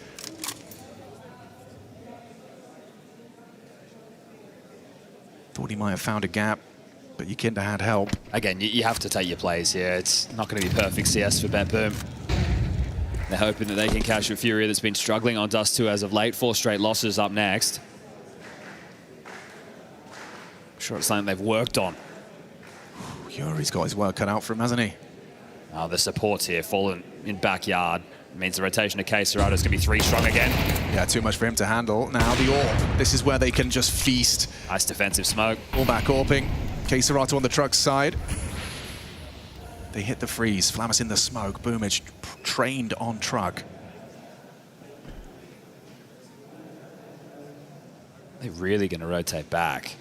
I mean, Fallen's counting on it. He's pushed Monster and waiting. Yeah, still playing to contain on B. Here they come. Back in they come. Already a double from MongolZ. This cut of noise, K-Serrano has not moved a muscle. Now he will, and you're exposed. It's brutal for Boomage. 14 deaths, 2 kills, and 18 seconds. You've got to get that bomb planted. You can't get past K-Serrano. A spotless defense continues, it seems. Can't get past. A perfect setup. Flawless from FURIA. This is casual work, and it's what you like to see. FURIA coming into this with probably the 5th string. I think the conversation may shift considering some of the woes of a team like Falcons throughout, but you had Vitality at the tippy top, and then you had pick your poison, the order you wanted to pace them. Your Navis, your Spirits, your Falcons, and then it was FURIA. Well, they might be very well the first team locked in for the Lanxess, and this is beautiful from K-Serrano, isn't it? Just understanding the situation. We'll sell B. Fallen's there just in case. And just one more round now to confirm their first map, and this has been a walk in the park, a picnic, you could say. MongolZ is about to clear out all of A. Fallen playing for a pop, and he's just playing in the cusp of this smoke in case they tried to breach in. And it looks like they will. He's underhanded a smoke. Boomage goes forward. Looks like he's found Fallen. That's the necessary piece. And hang on a second, we've got a 3-on-3. Still, Yuri's here. So's Yakinda. Up on the sandbags, ready to biff. Kept at bay by the smoke. It will extinguish their own. On the flame, he's not ready for the flank here. Zorti should have Yakinda here. Spamming away, back is turned. Zorti strikes. Yuri back of the site, stubborn as they try and fight for a bomb plant. Look where MongolZ is in the back line. Oh yeah, Zorti's cleared him. It puts it onto Yuri. He's got a whole minute in this 1v1. Zorti's pivoting Monster loud. Yuri not to hear that. He's going to back away. Let Zorti play next. Going to pick up that bomb.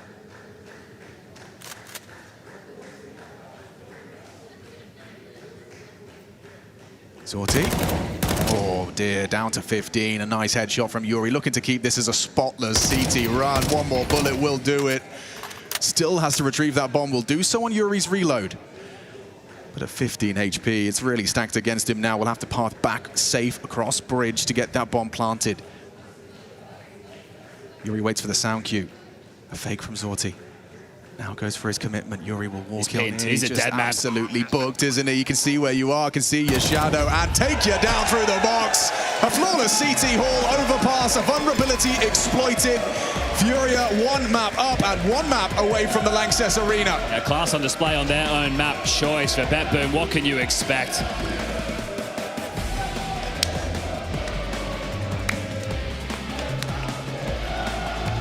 Yeah, FURIA brought Overpass into the mix, and they prove exactly why. 6 rounds on the T side of things, just too much for BetBoom to be battling back into. And yeah, it just felt like they were red at every single turn. Yanko, this is a great start for FURIA, a compelling one in this qualification series. Yeah, I'm sure Sid and Fallen preparing for this game.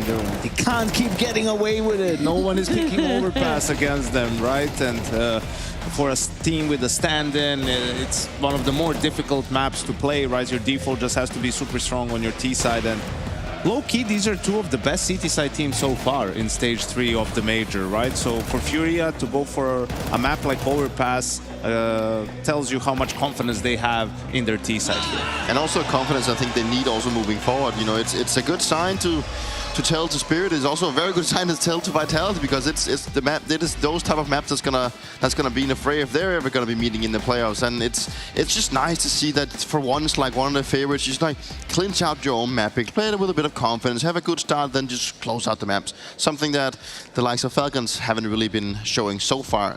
So overall, a very good performance, and it was just good to see that it was just a mix of good individual performances, but also just like they just as a team just did so many good things. And just as a note on the FURIA identity as a whole, right? Kind of at the tail end of last year, we saw them having overpasses, the all reliable. It's really nice that we see coming back into the mid portion of this year. It's become that once more for them. It's not just nice, it's a must, I think, for FURIA. If they're going to be a challenger, right, it has to be Overpass. I'm not sure where their Anubis is at potentially, but I think for some of these other maps, like, that's where you want to try and find an edge. That's what made them good, trade and Overpass at the end of last year. So a good sign that they were able to win back-to-back Overpass games. Let's go back to the first half, early in that first half. That is round 5. What are you setting up here? I mean, this was kind of bizarre what happened in this round, right? It's the first one that BetBoom is going to win, but it felt like FURIA were a little bit hard done by because they were also in a 5v4, so you're thinking, wow, everything is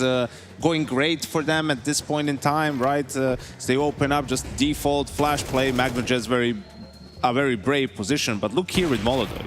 He fires off a shot. Yuri is jumping from connector at that time, so MongolZ tags him. That leaves Zorti on 1 HP, who gets the kill on MongolZ as well after that. Just a really chaotic round from that point on, which will end in a 3v3. A little bit of an A fake, but I guess Dilades did some demo watching as well and saw that FURIA likes to go for these late fakes on Overpass. Didn't over-rotate, was there to, you know, get the kill, buy more time and win the round for his team. But that was just crazy, you know, Yuri jumping over how could have been a 5v3 potentially for the side of FURIA. They could have kept rolling on the T side, but yeah, I don't think I've seen something like that recently. Yeah, but it's just good to see. I gotta praise Dilades a little bit here. You know, it's one of those high stakes moments where you're very prone to just be rotating off, right? And he decides to becoming your boy slowly. Yeah, but he's doing good, right? You know, I always want to praise the rookies, and the rookies deserve to get a little bit of glaze once they're, you know, they're coming to this this tournament. So it was good to see, but you know, it was just in the end it was too much to handle, and it's a little bit of a funny detail that, you know, MongolZ attacks sorted through his teammate that maybe was set up to jump to try and get that op kill, and then he ends up, you know, getting killed himself, which is a little bit hilarious.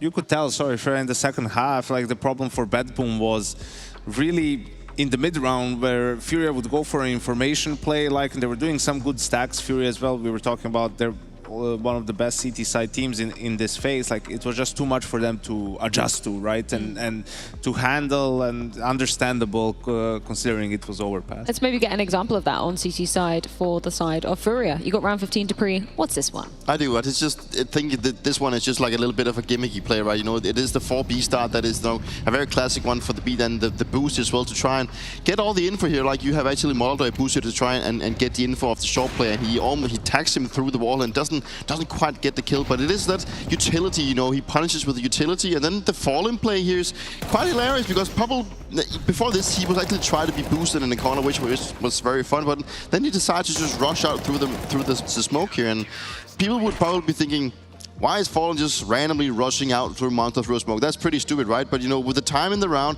if he would have pushed and there would no one, they would have just rotated to A and have like 4 guys there. But the fact that he rotates, he gets the entire info, and that just piles that the CTs can now rotate to B because they can't rotate off. So it looks stupid on paper, but what Fallen gets done, he gets the kill even, but he also gets all the information. He was just so mad that he couldn't get the boost done. It was like, well, you can't do this for what's left. I'll just run out, I guess. But yeah, he was hurt as well. Like, you know, his position was probably given out at that time. So like, okay, I'm just gonna go out there. Yeah, they were doing some good sort of information plays like this, in the sense of like his teammates were in a position to capitalize on that, right? Like that allows them to slowly rotate over to B. We saw the multi-kill that K Serato got, and they did this time and time again in the second half. Yakinda also putting up a great job on this map as well, getting involved. Lots of multi-kills, of course, in classic Yakinda style, like going for those openers as well. Good to see him starting off hot, right? Yeah, he's crucial for FURIA on almost every map, but on Overpass even more so, right? Like, he's the A player on T side. A lot of times he takes space. Even in the first gun round, or maybe not the first, but later on you saw him like walk through a smoke, bathroom, just push all the way up, catch Zorti completely off guard. Like, he's very annoying to deal with. And then on the CT side, he's relentless. I mean, Yakinda and MongolZ, those are maybe the only 2 guys that actually play unofficials, like teams play Overpass in practice, right? Like Fountain every round. It's like, go back, for the love of God. Go back. You're not going to get a lot of 5v5s, 5v5A executes if you're playing T-side against these guys. If I may just interject here, Peter, I'm hearing from good sources, it's match point over on the B stream. We'll be keeping an eye on this. This is between Paravision and Legacy. And yeah, Legacy already winning out an overtime on the first map of this series. Loser is eliminated, Janko, and that's looking like a hair's breadth away from being Paravision. Yeah, the surprise package of Budapest Major, you know, won bounty at the start of the year, had a couple of deep runs and completely unraveled in the second part of the season, you know, close to elimination. And I think one of the teams that's really happy about this result is going to be Aurora. In some of the calculations, I think they get maybe a nice matchup in that 2-1 bracket, but let's not get ahead of ourselves. It's James and his team, the toughest team to put away, or maybe not. Don't you dare underestimating 90 as well. A little bit. It's not that, they're just going up against Donk. I know what you mean. Right? Nobody's really had a good time. Oh, there it is. Yeah, Paravision won't have a good time either. How's this for your pickers? Fine. Yeah, good for me, actually. Actually fine. You had them 0-2? No, but I have Legacy moving on, so I needed them to win. Okay. It's all right, you know. I had to prove everyone wrong in 2 days that they are going to make it to the playoffs. So. We're all praying for the Legacy reverse sweep for you, Peter, of course. Anyway, let's get back to the action here. Of course, we're looking at BetBoom and FURIA. This is qualification series, if you weren't up to speed just yet. We're looking at that second map. What are the odds for FURIA heading into this one, considering it's BetBoom's pick? I think it's just important to note everything's going according to plan for BetBoom. Like, I don't think they realistically thought they would be able to win Overpass. Sure, you can fluke it, but these are their 2 best maps so far in Cologne that are remaining in the pool with Dust2 and Nuke. So I think now they're going to be feeling pretty confident about their chances for the rest of the way. FURIA on the other side, lately Dust2 has been shaky. I think they lost 3 in a row, including that double OT game against Falcons. But hey, when you're 1-0 up, you're not without your chances. We talked about their CT side being the best CT side team here in Cologne. They get to start on that side on Dust2. MongolZ, if he gets a hot hand, perhaps FURIA can even close it out in 2. Exactly the point that I wanted to make. The fact that, you know, Overpass was too much for them to do, and FURIA has just been looking too good on this one. And moving into Dust2, it's just such a comfortable pick for BetBoom. So it just also just makes sense in so many ways. And then if you can just isolate, like, just forget about map 1, isolate as 2 best of 1s, then you'll be doing fine. I mean, I don't want to write BetBoom off, even though it didn't look too good on Overpass, because it is a very hard map to play, and FURIA is just really good on it. So Dust2 is definitely a case for them to make a little bit of a bounce back. I know it's only been a sample size of 2 series for FURIA when you're saying one of the best CT-sided teams, but what has made them so formidable so far? I think it's like you saw on Overpass, it's some of those mid-round decisions, like gambles. You know, when they're in a 4v5 and they're searching on A, they have 3 players on A, right? So if that guy dies and maybe the opponents decide to speed up, you have a joker there, you have someone who can make up the difference. They're just being smart about how they handled it. And then the form of MongolZ in the tournament, like he's one of the best CT-sided players, has had a ton of impact, right? Yuri has stepped up, he's the 2nd highest rated player for FURIA after MongolZ, right? And we were talking about him and his impact from those anchor positions. So it's, you know, the individuals stepping up and just some good team play as well on top of that. Well, time to see if BetBoom can be bouncing back into this crucial qualification series. And the odds are looking pretty fair, considering it is their choice of Dust2 that lays in wait. It's going down in just a few.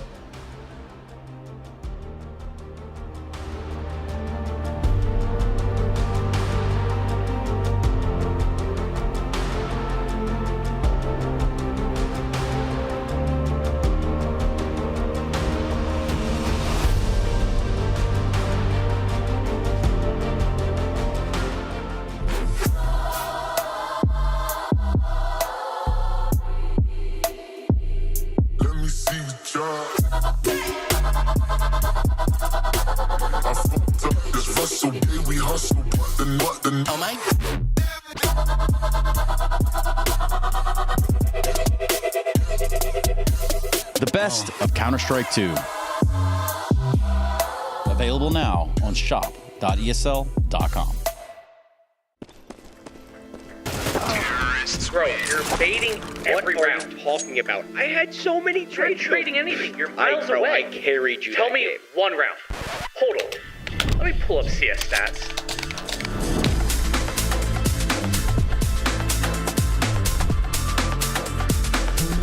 wait. My bad. You suck. Settle your debates. Search your profile on CS Stats and turn on tracking to see all your games. Guys, let's connect the ideas better. We didn't even execute long. We start to execute long. You guys are already starting the round on your side. Let's make the rounds happen. How we talked about them. See. Track. Still close. One left side headshot, one right side headshot. Close. Take left side dinner. Wait. Left side. Daniel has left side. They're waiting one guy. Yeah, they're still here. They're still here. Go more passive, Daniel. You can die from default.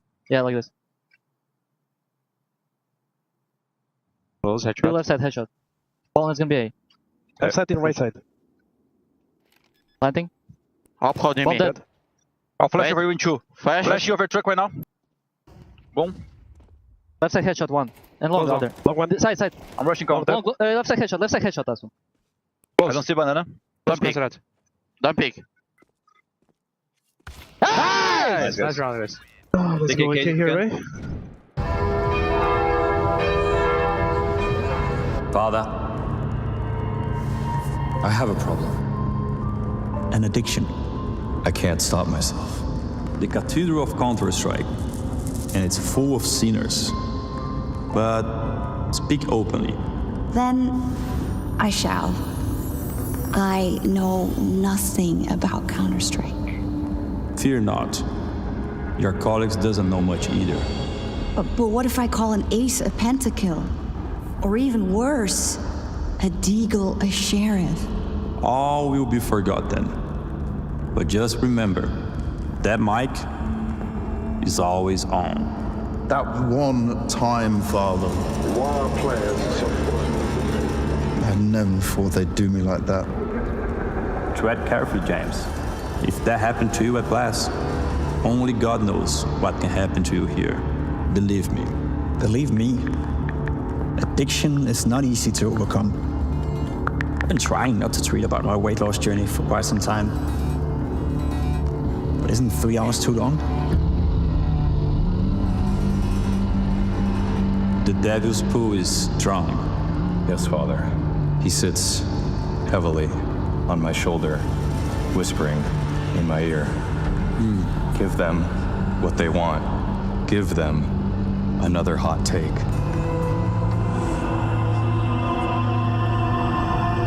Gluttony.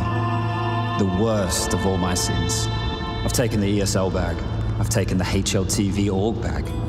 The Valve bag. I've even taken the Blast bag. Am I a sellout, Father? Should I give up the bag?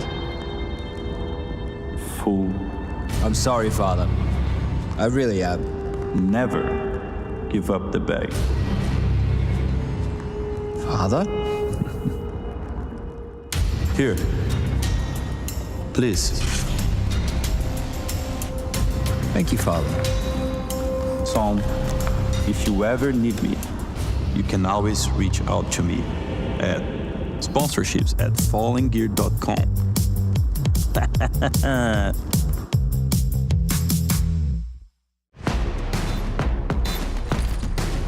There's the flash, that's going to catch Crims out, they're going to push on through, MBK gets one, but Crims with the spray down, he gets himself the triple, and Fnatic are not done yet. Can you believe it? Use the code SPONGE at the checkout for a 10% discount on all your Fallen Gear peripherals, but I think right now he's swimming in it. I'm not talking about the money, I'm talking about the rounds. We're going into Dust 2, Alex. Yeah, and understandably, they're skeptical that we're going to need the third. Obviously, it's going to start here for BetBoom, as we kind of anticipated over the course of that first map, Overpass. This is a team that aren't going to have a deep map pool. They didn't even have a roster. You know, this has been some officials and some official practice, but you're on your way to stage 3, and you've got yourself a 2-0 start. A nice berth. You've got 3 opportunities to win a series to secure a spot in those playoffs. Is FURIA going to be too much to handle? Certainly was on the first map. We're going to find out if it's a different story here on Dust 2. I think up until this point, if you're BetBoom, you really haven't had any pressure. You've been playing with house money. You've been rolling over some bigger names here in stage 3, but the idea, they're just 2 maps. A bunch of rounds is the difference maker between you stepping out on that stage or having to play another day. And you're going up against the class opponent of FURIA.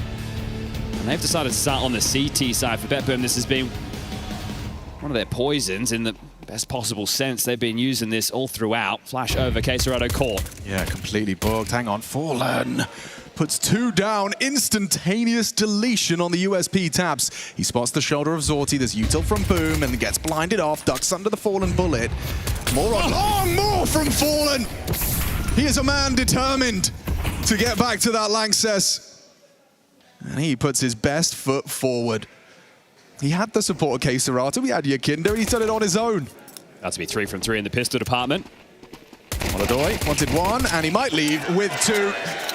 Both just running at him through the doors. The narrative of this man on the screen has changed. He's still calling the shots, but no longer whipping out the AWP. But he has looked so handy in anchor positions with the rifles and getting it done there on the pistol. Oh, he is the embodiment of longevity in this game. And I think he is very aware of how short this career is now. He's counting down the days. His retirement announced. The team, I think they've gotten over what was a bit of a bombshell back in Rio. Now they can focus for the prize ahead. Yeah, well, they want to end it on the right note. Feels almost poetic, doesn't it?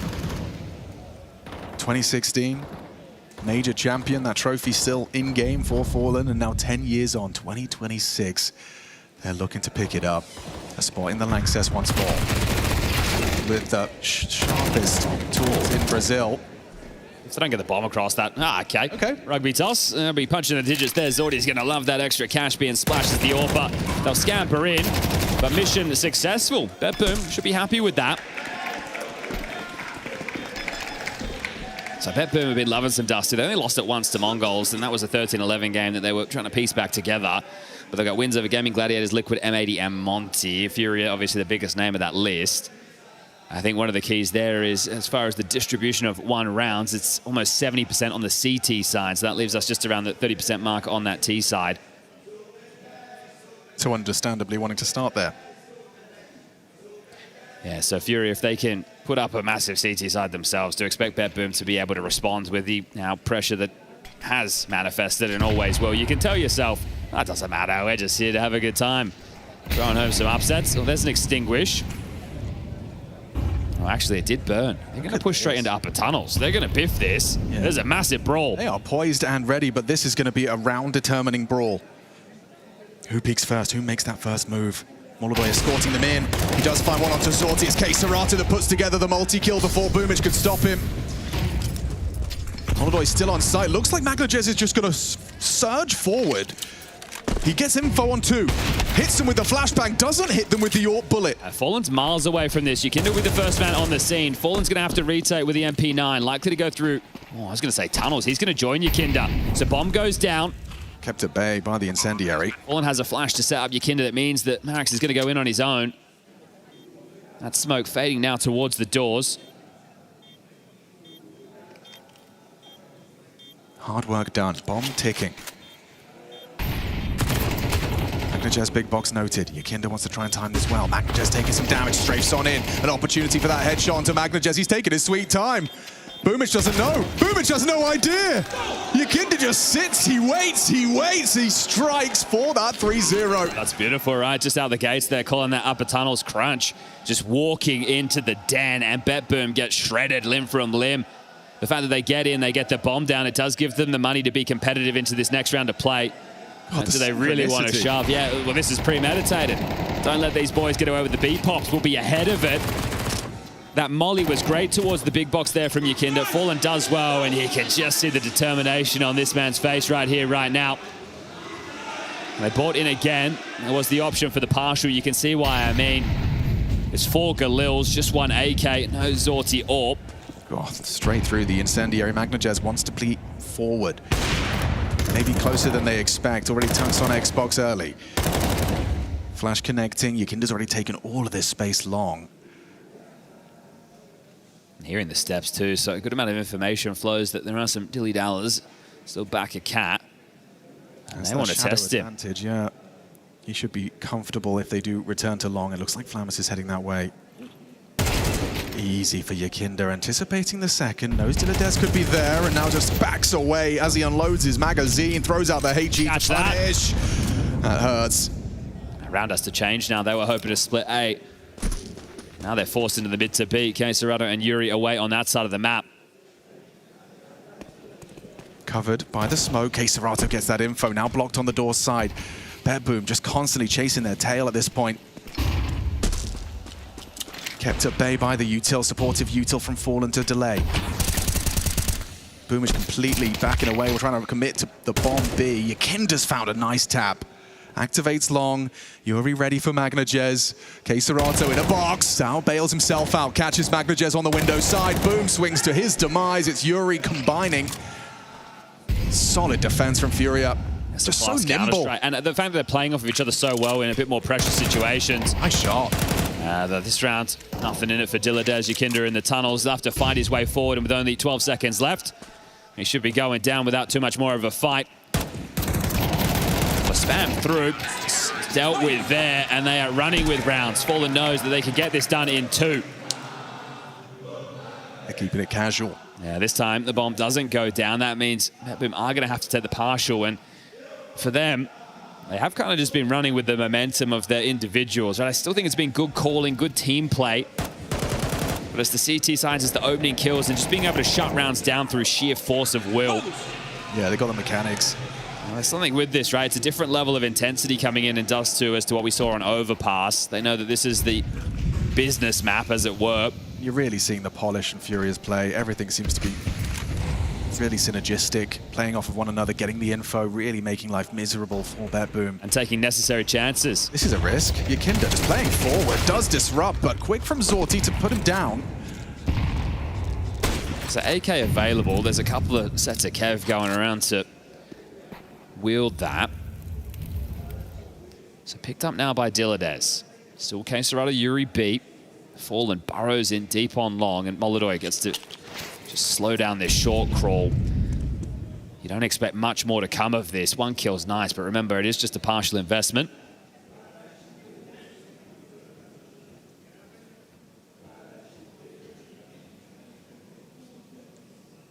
MongolZ might concede the plant here, right? He doesn't actually have to contest. He should just take a shot and fall back playing retake. They only have 1 smoke, though, so do you want a bridge or do you want it towards elevator? Serato's smoke mid will enable him to help. Great shot, tracks Boomich on the jump. He's playing it by the book right now. I like this, right? He is taking his peaks, but he's not re-peaking into the lines that he's lost.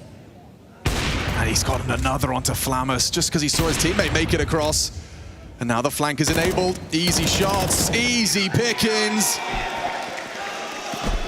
Good restraint, right? In those type of rounds, that's where you need to show it. In a rifle round, a bit more flair from the kid. Why the hell not? Trying to have dumped in the black flash. You've seen him quick on it there.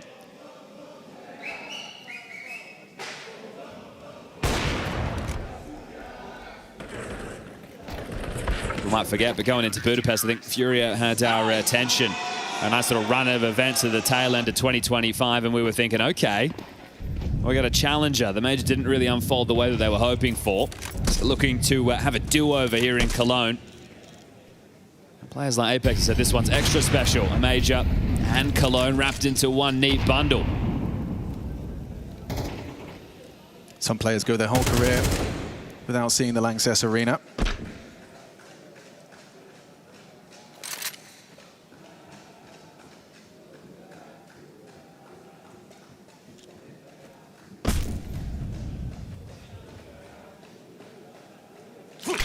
Oh dear. Yeah, wheels are coming off now. Okay, well, that was necessary for the strap. You're dead. What? Okay, MongolZ takes his head off. Caught off by the flashbang. A sudden eruption from BetBoom into the A site, and now Goose clear. You've got a plan. Diladez to get it down. Smoke to obscure and make it difficult for the chip-ins from long side. Fallen and Serato find themselves there. Flammer's got a lot of responsibility on this late arrival. He's trying to cut off the access to short. And MongolZ and Yuri still worried about some lurks here. So are they going to give this a go, or are they just going to give this over? I think the fact you're on a 5-0 run, that one was a little bit unfortunate with the setup that you opted for, and you give this one over. They're bound to get some, so 5-1 the score will read. Yeah, loud rotation. Flammus has heard a bunch of this. Might take a couple of more guns away. MongolZ saves on for a second. Orb's picked up and head for the hills now, Yuri. Bit more valuable to make sure that's maintained in the hands of MongolZ. Talked about the last major, what about the last Cologne? FURIA did make it to the LANXESS there. I think Fallen returning for the first time since 2017. And they were eliminated in the quarterfinals by MOUZ, who eventually went on to take down Vitality and then lose to Spirit in the final. So this is looking to be our first team back on that stage. Or at least confirming that attendance. We've got a long time before we know what the matchup's going to look like, but going 3-0 gives you high seed, right? It'll put you on the opposite side of the bracket to Spirit, who are in furious form. So what he posts up, takes the shot, nothing done. This time, more of a standard setup out of the CTs. Gonna try the B-pop again, and they're lining it up ready and raring to go. Yakinda's floating mid-doors. He's got a couple of flashes. These could come in handy against a pop. Yeah, you've got Keserato's util ready as well, but he's raring to go. Gets awkward for him. There's the support from Yakinda. So much damage. Look at that. 2-3 down in the flames. Burnt to a crisp. Easiest kills of Keserato's life right there. Can't believe his luck. They get cooked. Well, that's Sicilian barbecue. Look at that, they have to part through. They don't have a choice. They dumped everything, including the kitchen sink, into that. They all just go down. They handle that. That was a thing of beauty. And right now, Fierce back on the microphone. And you're seeing frustrations you haven't seen up until this point from BetBoom, and understandably so. Once it's in touching distance, once it's right there, your expectations of yourselves change. Well, you've done it so often, you know, all the way from stage one. And I think something that Yanko said on the desk rings true. This is your best opportunity to make it to the LANXESS. That 2-1 bucket is deadly.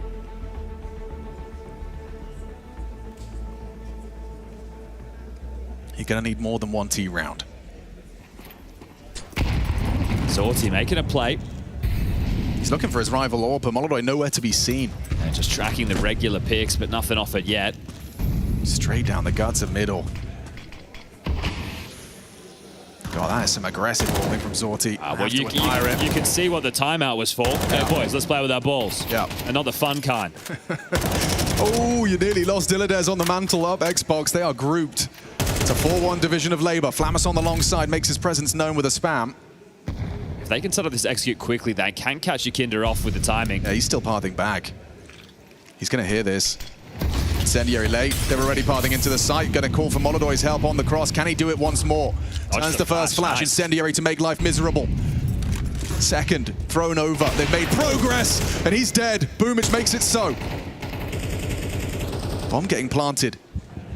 Advantage BetBoom. Yakinda changes that. Catches Dilladez on the short side. It's Boomich that looked for that claw back. Doesn't find it. And Flamus will activate. They weren't ready. Controls the spray, but couldn't find their head onto the follow-up. Zorti can. Work on the... Look at them, just jumping in. Let's go, let's fight. A second on the board.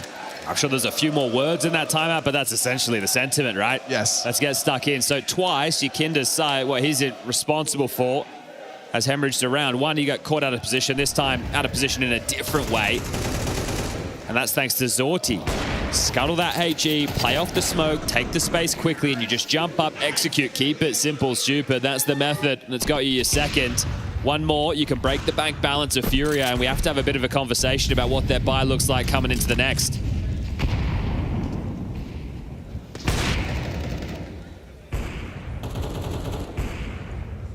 Zorti trying every trick in the book here. He's trying to be anti for the smoke break.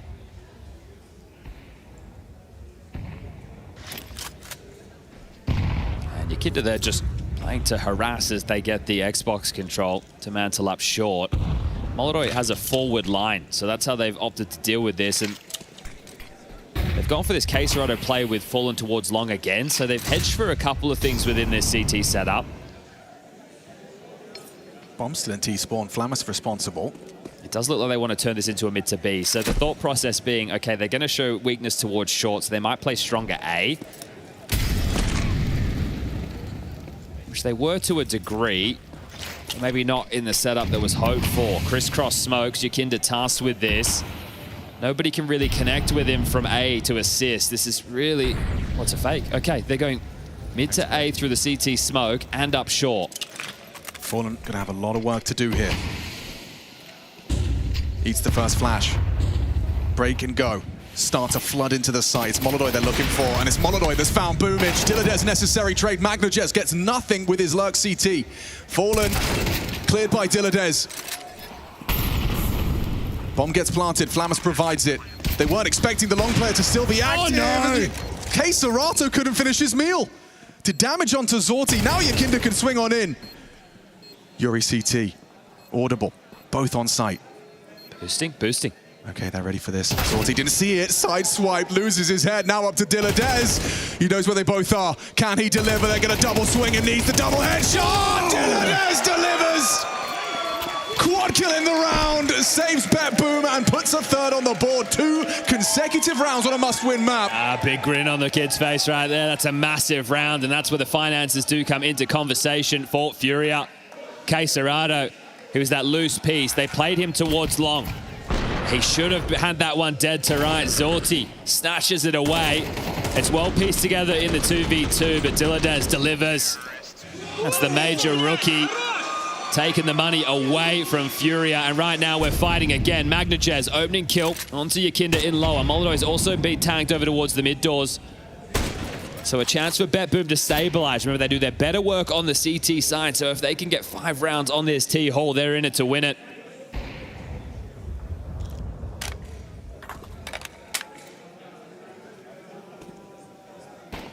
That early man advantage, this one has to be theirs. How do you slip up against 257s, a USB, and MongolZ tagged? Well, he gets another couple of those. You could be in hot water. Boomage, he's been quiet over the last map and a bit, but showing up now, and we'll have another one on the plate. It's big bad Boom. You can't count this man out. Normally when players dip away from the top tier of Counter-Strike for one reason or another, it's tough to return to the tippy top, and he's attempting to do so here in Cologne. Just Yuri over towards B, so this is a matter of time. Next round, 2,400. Yuri should be able to drop that AWP, so extra kill there. Could have gone a long way, but back turn, Fallen strikes. Boomage gets his third. 6-7 from Dilladez here. Having a good time, lightening the mood and showing his age. Sid gets on the mic, so AWP has been dropped across to MongolZ. That is going to facilitate everybody having Kevlar, but Sid does not want this to be tied up at the half. It's 4 out of the last 5 round run from BetBoom. Considering how they got rocked early, FURIA had a real tenacity about them, the way that they were setting the tone. That's for sure. I think if you're FURIA in this round, if you just want to stick to your guns and play a standard setup, fine. But I think they're getting this mid control and for short pressure way too easy. So do you want to attempt an opening move with MongolZ to try and find a pick? And you have a bunch of HEs.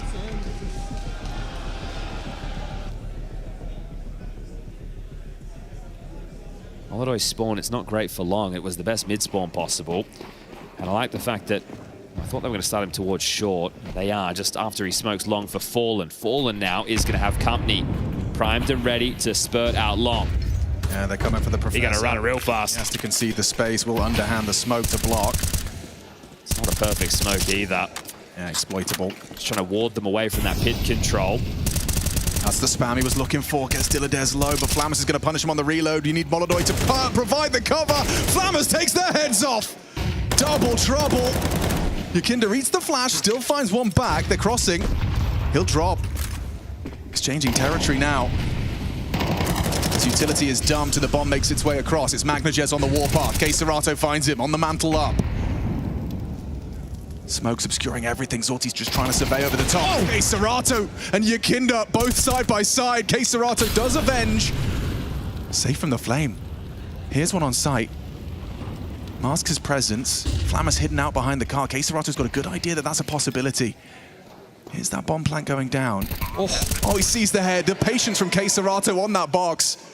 It's up to Boom. Can he do what Dilladez did on the A side? KScerato to deny. Quad kill from KScerato.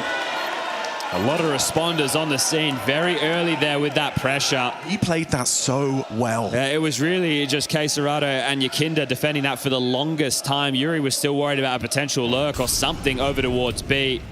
And they've just allowed the kills to come their way. That's a little bit sloppy from MongolZ, right? Yeah. Didn't par with his teammates to be able to combine for that. There was a defensive smoke on site that did cause a little bit of chaos in that scenario. 7 rounds now for FURIA. Can BetBoom salvage this 5th? They've got the money to do so.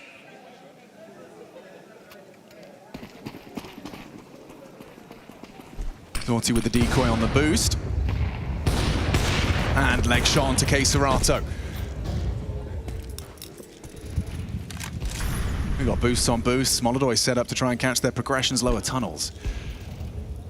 Yeah, that's why Keiserato's spamming the smoke, right? Wants to give at least a warning system to MongolZ and Yakinda if they're scaling up Cat. It is a bit of a mystery, but they may be overstaying their welcome on this boost, but they really want an opening incision. Oh, he slipped off the boost. That's an unforced error. Will deny the potency for the opening pick.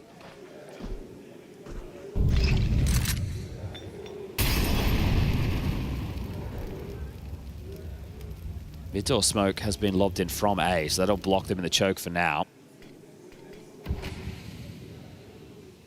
Try to channel them into this orb. Yakinda tending to Fallen as he's going to make a move. Not the first long push we've seen, but definitely the first from Fallen, and he's just playing to contain right now. If he keeps pushing, he's dead to this orb. And he will. Zorti gets the opening kill from the aggressions of Fallen.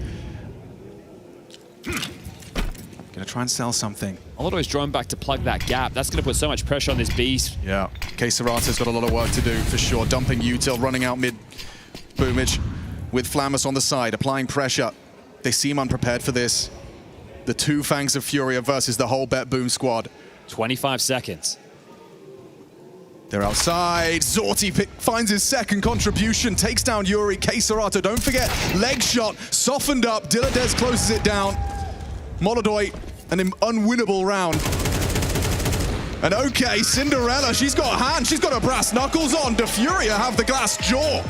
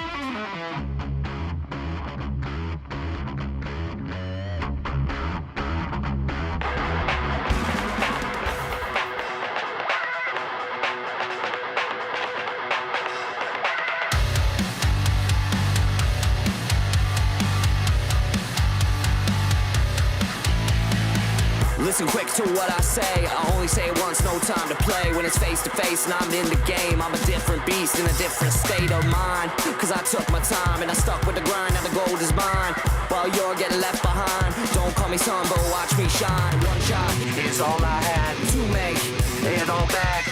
You don't wanna see the aftermath. You don't wanna see the aftermath. One shot is all I had to make it all back. Now I just can't help but laugh, cause you're the one that's coming in last.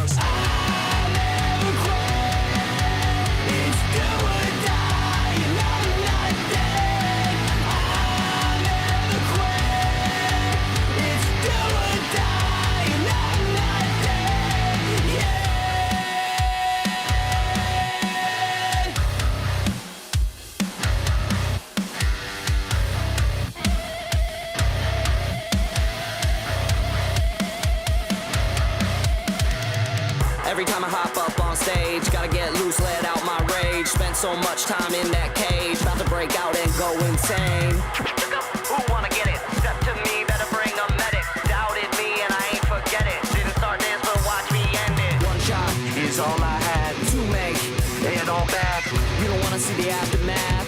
You don't wanna shot is all I had to make it all back. Now I just can't help but laugh, cause you're the one that's coming in last. I'll never quit. It's do or die, you know I'm not dead. I'll never quit. It's do or die, you know I'm not dead. Yeah.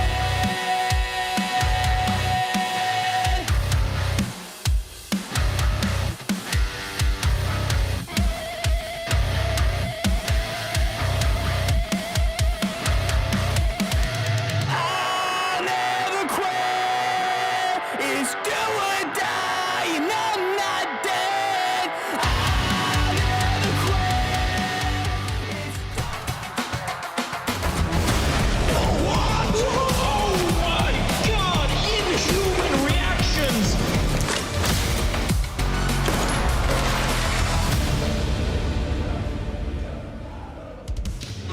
FURIA debut their Dust 2 in Cologne to end a 4-map losing streak and secure the first playoff spot in the Lanxess Arena.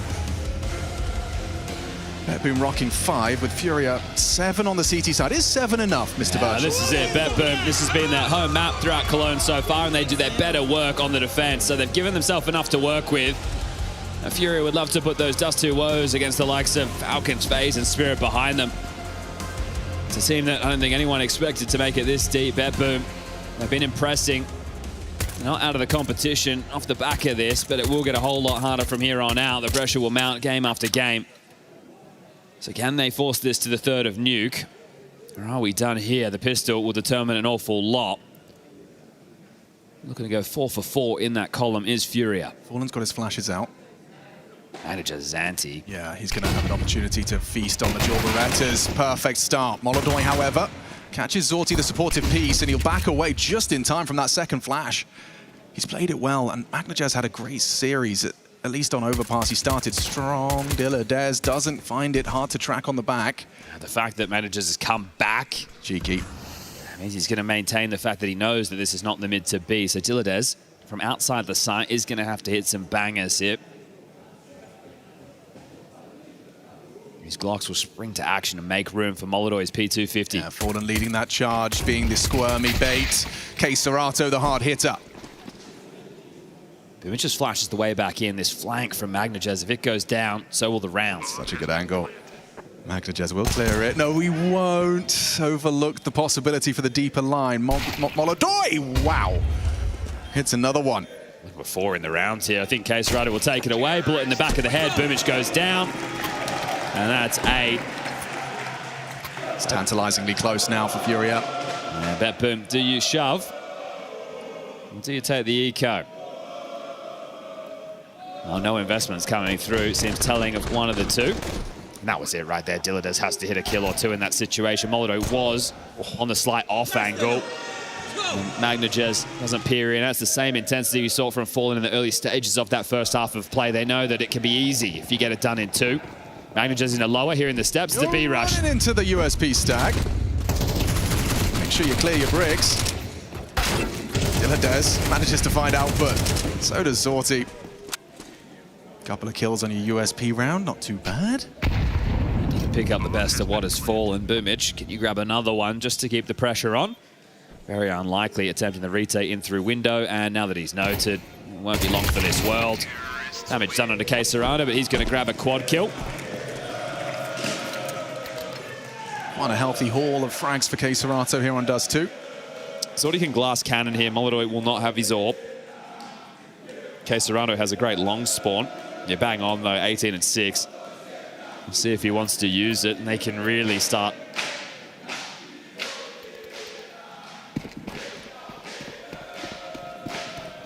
Falling on the jump spot, making sure nobody is able to press in towards lower tunnels. They don't use. Oh, they're just scaling up. Cat, hello. MongolZ backing away. Zorti didn't glass cannon either. He's gone for M4 with nades. Oh my god, you're already putting short pressure on at a minute 39. Oh. Yeah, terrifying. Bomb's going B though. You already know that the buy is limited, right? So at this point, for BetBoom, holding on to every key piece of utility, it feels like you're making the right play. But they're grouping up into Dilladez's side. This is an inspired call. It is just Dilladez here. The lurk smoke ahead of his expectation, and Yakinda's lethal. Quick flick, one shot, no problem. B's clear. Got to get across this sightline of MongolZ though, and they're showing restraint. Great awareness, using flashbangs to jump across. Yuri provides the shot necessary. Boomich will stabilize with one back. Acerato's been spotted, dinked as well on the short They have to deal with him first. They're looking for him, they're surrounding him, and as he backpedals, Flamus will eventually find him. Free frag in the back, actually Boomich steals it away, so 3-on-3. I think they're going to have to save. They spent a lot of time just dealing with that one man, so holding on to these AKs or AK. That was harder than it needed to be for FURIA. They missed the door smoke from upper tunnels. It didn't end up costing them, but definitely could have. Saw how sketchy it got there on the cross. I just think the comms must have been clean, right? Someone vocalized it wasn't there. Fallen immediately hit the stop. This is the FURIA that you want to see, though, right? Fallen is a great facilitator as an in-game leader, right? Getting the most out of his pieces. And Yakinda is going to call a lot of his own plays, similar to what was happening when MOUZ had Brolin as the in-game leader, right? But Fallen is a leader of men, right? This man has the respect of his boys, and if he can get the most out of his key pieces, right, Yakinda plays some very important positions. Right? Look at how premeditated this is. All right, I'm going to lurk in, look for the pick. If they're not facing me, throw this lurk smoke, I'll already be in it. And the fact he wins out that fight. Yeah. Emotions running high for BetBoom. Yeah, this is going to be the second loss of the major so far. An unfamiliar feeling. And the only other one being to Spirit, so you can understand that. Boomich will get into lower tunnels. They've stacked towards B, so they're trying something out of the box to get this control. But look at the radar. Well, look at this, actually. Thank you very much, Chev. Yuri all the way in backyard. You are getting nothing on upper tunnels clamp down. He might even get a tap here. He does do significant damage to their spirits. Good one back from Diladez. Just beams him. Yeah, you're not to know how many bodies, though, were invested to that. Boomich is pushed all the way into T-spawn, so FURIA have less room than they might be expecting. I mean, this is it, right? Boomich is only playing to contain, right? He's essentially holding on to B as this surprise, and Yakinda's out on A. MongolZ has absolutely no idea. He's accidentally jumped as well. He's given him a sound cue. Now this is round. Yakinda, eye pressed to the screen. Oh, nobody's looking, and clean as a whistle from Yakinda. It's a jump scare moment right there. They can't believe he's just walked through the short smoke. Well, we'll give you upper tunnels. You can have B. You can even have T spawn. We've just taken the A site. The bomb's going to go down, and 11. So casual with it. Two great rounds from Yakinda back to back. Brilliant. Proactive play from Yakinda. Cracking open sights. Yeah, this is the FURIA we need to see in the Lanxess. In a form like this, 100%. Yeah, problem from this point forward, though, is it's single elimination. Zero margin for error, but so far so good as far as making a misstep. They haven't. Yeah, it's looking great. And the thing is, can you bottle this up, right? That's what it's going to be about. And then also the lay of the land with the playoff bracket after it all shakes out. Today we're only securing 2 teams. 6 more required over the next 2 days of play after Spirit and 9Z will conclude. And this one will wind up as it's starting to look more and more like a 2-0. 11 confirmed. 2 more rounds for FURIA, and they've done it.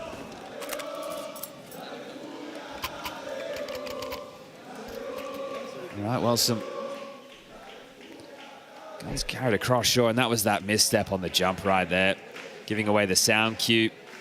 Yakinda at this moment, look at his lips, his eyes go wide as he understands the round is in the palm of his hand, and this time there is no death slam. Fallen having the time of his life.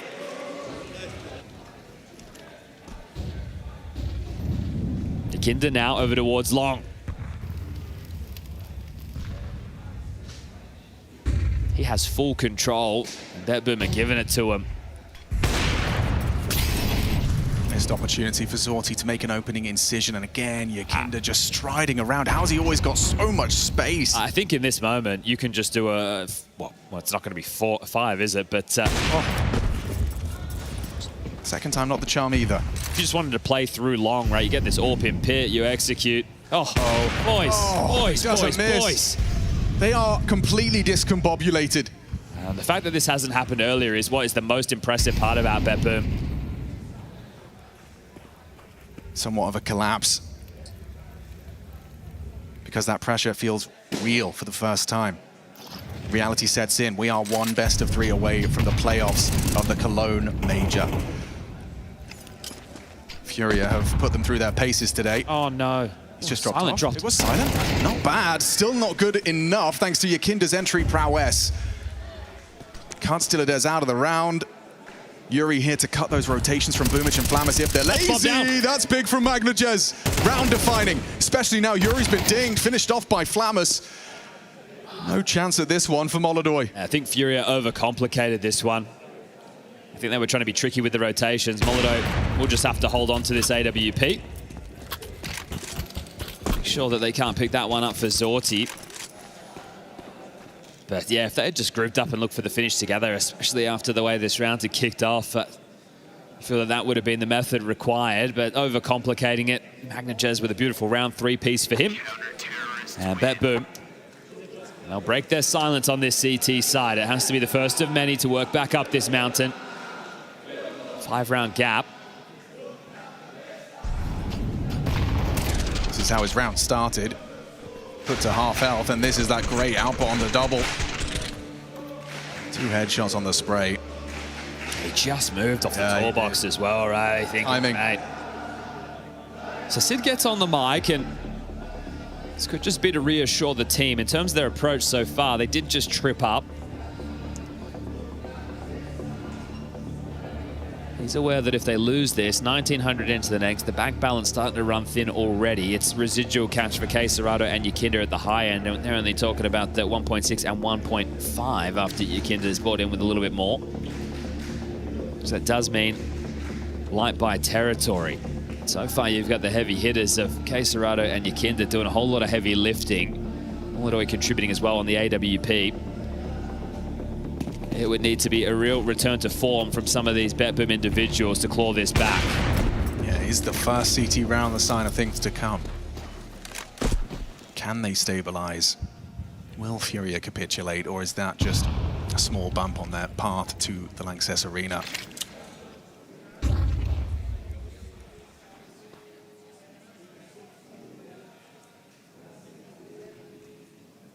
Taking this silently, not announcing their presence with nades. Boomich up to bat. You heard the step. Flash from Yakinda. He's going to eat it. Boom wasn't ready. Easy pickings for KSCERATO. The swing off the HE was tempting, but MongolZ, he tempers himself.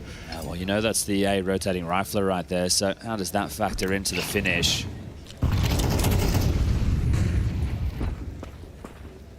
Tillides and MongolZ probably feeling like they have to take some space, so a classic move as a nade rings in at short. Now they are grouped up looking for the finish. The information does flow, but out of position right now.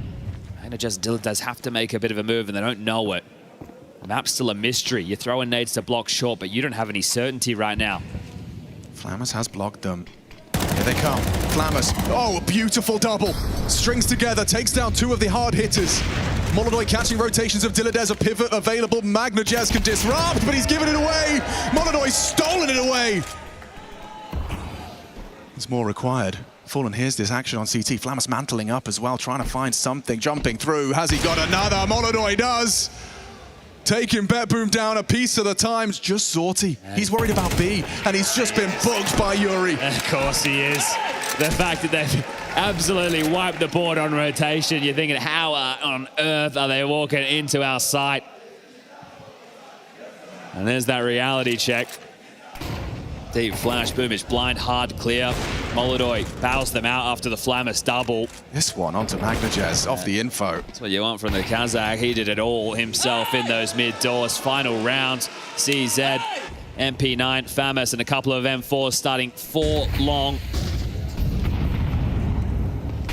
Yakinda knows they've got that space this time.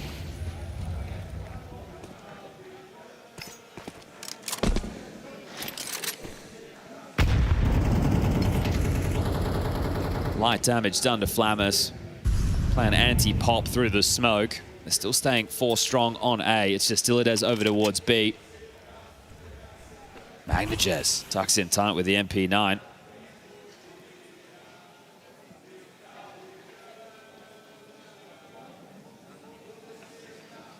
Powerful position for this weapon. They're doing it dry once more. MongolZ got a head-to-head with Yakinda, and Yakinda is just brute force. Perfect aims on the clears. Diligent work from FURIA to provide and manufacture an opening. They've got 3 strong on the short side. Zorti tasked with blocking, trying to delay on the long. Yukinda may be ahead. He is ahead of the block smoke. Now provided with a cross. He's just going to go unload his mag. It's looking like it's locked in now. The Cathedral call in FURIA's name. 2 to find. Zorti goes swinging on in. Yuri's removed him. There's nothing for Diladez to do. And it's certain now, the godfather of Brazilian Counter-Strike will be in attendance for the playoff ceremony. A champion in the Lagsess 10 years ago, Fallen's FURIA, flawless on their run to the playoffs of the Cologne Major. Yeah, beautiful start for 3-0. Can't argue with that. BetBoom. It was always going to be a tough task. The map pool, it was tested. The Overpass pick was class. Sid brings him into the huddle, discusses the successes of this. For me, Yukinda today, the point man was on point, ravaging them with the openers. And FURIA, tonight's one to celebrate. We'll throw this one down to the desk. Yeah, just simply ferocious form coming out of FURIA, and that playoffs berth booked. Guaranteed top 8 here in Cologne after a very compelling display versus BetBoom. And for Fallen, it quite literally couldn't be more poetic. We've all been talking about it 10 years ago. The last time Cologne was a major, it was him that was lifting it. Of course, his second major trophy. He'd go on in the next year to get his second in Cologne as well. And what a resurgence in what is his twilight year, Janko, competing in Counter-Strike. It has to be said, that's not a pipe dream of him lifting the trophy here. Like, we've seen FURIA become the #1 team in the world towards the end of last year, right? If they can hit their peak, if they can hit their A game, you know, there's definitely a chance. You look at some of the other contenders, like, they're struggling unless your team spirit. So FURIA, most importantly, are looking like their old self. The players have found confidence again. They've stepped up individually, and FURIA will be a dangerous team come playoff time. Yeah, just very deserved. And you know, it wouldn't be right to not have Fallen in Cologne if this is truly his last Cologne, if the whole retirement is actually what's coming for him. It would have been weird not having them, and it's rightfully deserved. FURIA has played a phenomenal stage 3. They looked very sharp against MOUZ, and even today against BetBoom, you know, a team that I've been impressed with. They made it look like light work. So just a very good showing of Counter-Strike skills today, and it's great to see. And I hope that FURIA has, you know, found themselves with the whole identity crisis that has been haunting them for a while, and it's with the right time to also figure yourself out just coming into the playoffs. It really feels like the perfect opportunity. Everything is kind of slotting back into place for FURIA. Of course, we saw the successes at the tail end of 2025, and of course we have Fallen up here joining us. Congratulations, playoffs secured for you. Tell me your emotions right now. Hello, feels damn good. Yeah, I think we played some good CS. Some criminal moments from Marek. He was taking control of the game, going for some reads and feeling his own thoughts, mainly on this last half now. So everyone plays superb. Very happy with the team. Another 3-0 on group stage, and we just got to keep humble and keep going. Do you feel relief from just being in the playoffs? That's obviously the first step for every team. Was that the main goal for starters? Yeah, honestly, after playing for so long, you don't really set for anything low anymore. So when I was growing on my career, every win, every attendance to a tournament, you take it with a happy smile, and you enjoy every single piece of a learning curve and all those things. But nowadays, you're basically playing not to lose anymore, because it's losing is so hard and it takes so much from you that you want to avoid defeats at all costs. So yes, going 3-0, there's a little bit of relief in that sense. But at the same time, on this specific tournament, we know that 3-1 and 2-1 and 2-2 games are going to be hella hard. So I knew that it was like technically one of the best ways to go to the playoffs to be on this first game. Do you feel like now that this is potentially your last Cologne, and now you make playoffs and it's a major, does it feel a little bit? Don't say the word potentially. His wife is over there watching. It's definitely his last. He's done. After this year, he's done. Doesn't matter what I do. It's always potentially. They don't want me to stop ever. But does it feel a little bit extra to make it here? Honestly, it doesn't really bring any special pressure, because it's the last. Because I'm going to play technically another of lots of last tournaments from now on, right? For me, it's just more about making sure I enjoy the process. And I have told that to an interview for Freya lately. Like, it's like a roller coaster. There are days when I want to sing to them Justin Bieber. It's too late to say sorry. I want to play more. And there are days where I'm like, hell, I wanted to be out earlier, you know. So it's. I don't know, it's just something, it's hard to describe. It's just too long playing. It's now more than 20 years, and sometimes it's hard to deal with. But It's amazing. I have great teammates, and the reason why I decided to play a little bit more this year is because I felt that this team is strong and is united, and we have a good bond together, and it's a pleasure to play with them. It's great to see them taking control, and even if I'm not playing later, I'm going to be with those guys forever. I think most importantly, you guys look a bit in Astana, but definitely here like your old self from the end of last year. You know, did you have any conversations about going back to what worked, and maybe you try to change too much and just not overthinking things a little bit, perhaps? You know, you have been to winning teams as well. When you win something, there's always something that changes, because sometimes for the best, sometimes for the worst. And then having success plays a toll individually on some people and in the group, and then you just have to go through it. And I think right now we have been able to go through some stuff that happened in the team that is making us play better. There are definitely some technically and strategically changes that we approached, some positional changes and stuff like that we felt could be good. Castrato is playing apps on Inferno now, for example. He was playing Banana for long on T side. So you could say like that, but later we got 5 wins on Inferno. So you can see that over time those things changed. But I think it's more about the success from winning that brings challenges. And I think we're finally finished dealing with them. Why did you think you had to change these things? Like, why would you change your positions? Was it because of your individual players that wanted to try something new, or was there like, did you feel like there was a better fit for your players? Fit for players, honestly. It's mainly all those changes, they usually happen, and it's more about Mark Yekinder thinking about how he can put himself in a position where he can control the game more. And initially we felt that he could do that from the mid role. He was playing apps with me, and then we're playing like that on Inferno. And then later he saw the meta shifting a little bit towards B, and then he realized, holy shit, I'm playing a super lurker A now. Like, that doesn't fit to me. But in the same sense, it fits to Castrato. You look to the other maps, Castrato is playing those roles as well. So in some regard, we're trying to put people where we feel like that's where they should be. But sometimes it takes time to work, and sometimes it doesn't work. But those changes, they have some meaning behind it.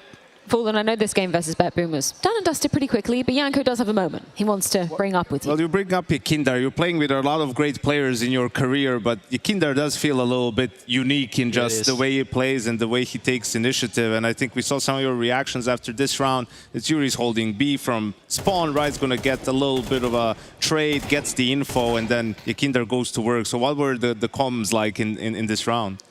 So I think this side half, we were about to prep yesterday night for the game, waiting for the match to finish. And Mike's like, we're going to need some great T-halves. We're going to have to cook, and I make sure we're cooking. And he was applying a lot of pressure on me to make sure I have everything rolled down, a lot of technical rounds, who is doing what.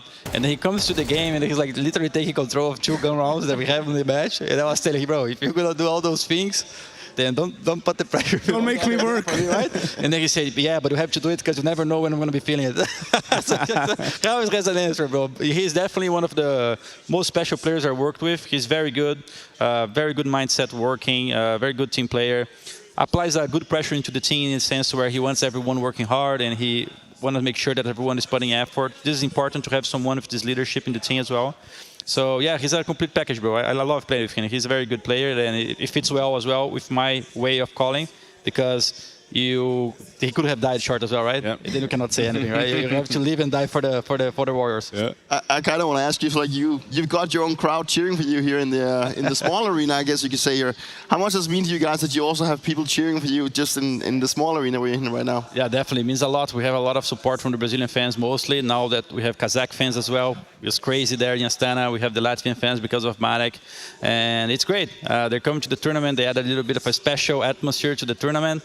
I feel that maybe some opponents that are going to feel a little bit more pressure because of the noise and all those things. They're asking me, like, is there anything you want to chant? Like, what should we be doing? I was like, bro, just put pressure on them. Make noise and make them feel that this is a different game than a home game. Yeah, I think everyone here is happy you guys are 3-0. I'll say that much. Fallen, just one more question from my side. I know everybody's asking you to do a lot of reflection after you've announced your retirement at the end of the year, but just thinking back to 2016, you win the major here. How crazy is it for you to reflect back upon that past decade? Yeah, it would be amazing, right? 10 years later, if I can win it again, and I think it would be the first one to win 3 times. It's quite cool as well. Yeah. It's amazing. I had great moments there in 2016. 17 was also special because my family came all the way from Brazil. Everyone was watching, and it went our way as well.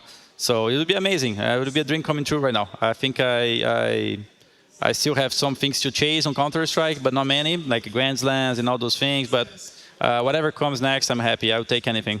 Fallen, absolute pleasure as always. Congratulations. That is indeed FURIA already booking a spot through to the playoffs here at the Intel Extreme Masters Cologne Major. Yeah, obviously for the side of BetBoom as well, they will get another opportunity, right, heading forward. They'll get 2 more opportunities when we're looking forward.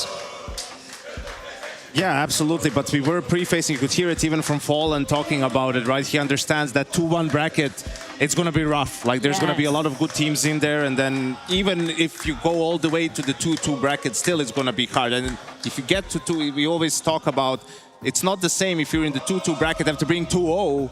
And after fighting to stay alive in the tournament, right? Yes. In terms of who has the psychological advantage. So BetBoom, I think, just outmatched today. Yeah. Obviously, Overpass was never going to go their way, but on Dust 2, we see that FURIA was just feeling it today, but they're not without their chances. You know, we've seen them play some good Counter-Strike, so I wouldn't count them out just yet. Yeah, I think they've shown so far that they can play out with the best teams by beating MongolZ, but also Falcons.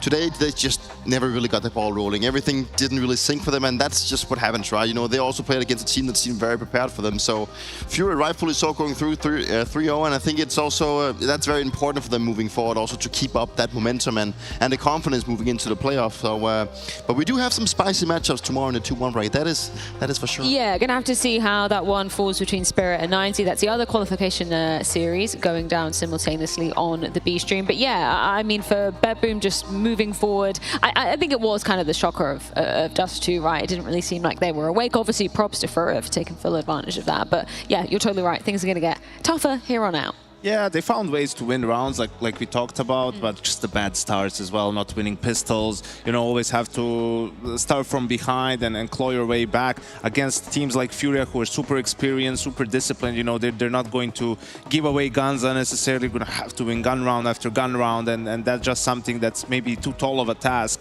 for BetBoom at the moment, considering they're dealing with all these changes. Yeah, it's just the fact that FURIA, they seem like all the mid-round decision was just really on point, you know, and it was from all their players. And MongolZ did a lot of good things. I also think like the Lurks did a really good of taking the space whenever they could, and it was just too much for BetBoom to handle. Yes, for FURIA, obviously progressing on forward to the top 18s here at the Major. Going to be very exciting to see them competing in the Lanxess once again. Obviously, though, we had a game going on earlier that was between Paravision and Legacy. Paravision sadly eliminated. There were some rumors circulating on social media. We can kind of give an official update on the situation. Unfortunately, the coach for Legacy did violate the rules in terms of Valve's allowance of showing emotion here at the Major, so will now be no longer permitted to be coaching for the rest of the event, which is a rough go if you're Legacy, right? I think it's really rough for them. You know, they're an emotional team, yes. Right? They praise their coach a lot after the trophy in CAC, right? The preparation, the timeouts as well, and looking at this is the highest pressure environment that you can absolutely get. Maybe it will end up being the difference between them making the playoffs or not. Yeah, that could be actually be a case. And this is unfortunately just, you know, the downside of all the issues that we have with coaches throughout the year, that Valve just has a very zero tolerance in terms of what they can show in emotions. And we've had a couple of coaches so far this tournament giving like a heads up that you can do this, but this is the first time that I do hear of one getting banned. And it's tough for them because this is only at the majors. Yes. It is like this, exactly. But you just can't, you just have to understand how strict Valve is with this. Once you get a warning, bro, sit down. Yep. Like, there's no standing up for you. Nope. During the timeout, nothing. You can't risk anything. Like, you just have to get up, push the timeout, sit back down, talk. As soon as you're cut out, you're just back to being dead inside, stare at the wall, like whatever. Yes. Because unfortunately, this is what can happen. Oh, it's so tough. It sucks. I mean, like, imagine imagine coming here to the Major, you just want to show emotions, you're just happy that you're winning or something, and then you just get fined. Well, not even fined, you get disqualified. It's a stupid rule, but I guess it is the rule, so you got to obey them. But the ruler of the pick'ems is going to be who after almost all of the action is concluded here in day 3 of stage 3. Obviously, the 3-0 is dead for most of us, but not all of us. Yanko, that's going down on the B stream. I'm just taking a look over at the score, 10-8 in favor of Spirit, so making it pretty close. But they're on T-side Overpass, so that's not a lock just yet. Yeah, obviously if Spirit beats 9Z, I'm in a decent spot. I have a couple of teams in that 2-1 bracket, Navi and Falcons. But yeah, Foot and MOUZ and G2 are in the 1-2, so they might even end up playing each other, one of those three teams. So yeah, Dupree, you do have Spirit as well. Okay. I do, yeah. So I think I'm in. It's not over. I think we have almost the same pick. I mean, like I do have Legacy going for. That was a little bit of my Hail Mary there. I didn't have FURIA going through, so I just wanted that to be like a present surprise when they made it, and so they did. Yahoo! We can also take a look at the Swiss system as well, because as we've been prefacing, that 2-1 bracket that FURIA have just managed to dodge is looking horrible. Let's be honest, if you're any of those teams, you're thinking, how on earth did these other guys end up in this situation? Imagine if 9Z beat Spirit. Yeah, that's exactly what I thought. That's just going to be a bloodbath in the 2-1 bracket. But even without that, I mean, you get Navi, Falcons, and Vitality. That's 3 top 5 teams in there. Aurora also has been in good shape. BetBoom is the sort of stage 1 team of the tournament. We always get one of those at the majors, and they've been the one here in Cologne. But even in the 1-2 bracket. Yeah, there's some spicy ones. I mean, I think Foot MongolZ is the one well, Foot and MongolZ in there being, you know. I mean, I had hoped for Foot to be a little bit better, and MongolZ has just been looking a little bit too much ups and down. But I mean, even if we move forward, like even the 2-2 games, when we have concluded the games tomorrow, that's going to be some very spicy ones coming in for qualifying. And just with the teams that's sitting in each one of those brackets, someone's going to go home having a really bad time. Yeah, you are unfortunately very correct, Peter. We can't show you the game schedule for tomorrow because we need the B-Stream action to conclude between 9Z and Spirit. So if you want more Counter-Strike for tonight, head on over there. And if not, we'll see you tomorrow at a slightly later time, just for 3 best of 3s of 2 p.m. European time. We'll see you there tomorrow. In the blue corner we have Monte, and in the green corner we have Team Falcons! Du är riktigt good at this career.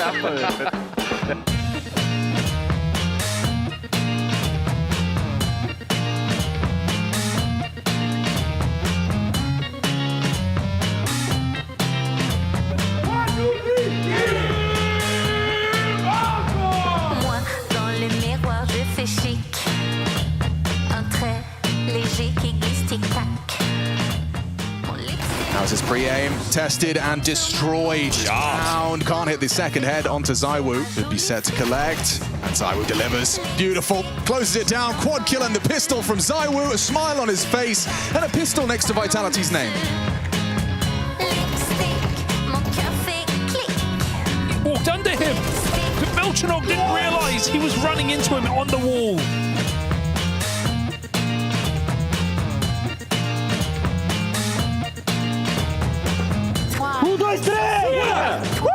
They go for the clear. He's just going to hide out. What is this? Oh my god, they overlook him. Dillad's off the defuse. Fallen's owned and gone and done it. The low HP. 1v2. He knows he's booked ya. So much damage. Look at that. 2-3 down in the flames.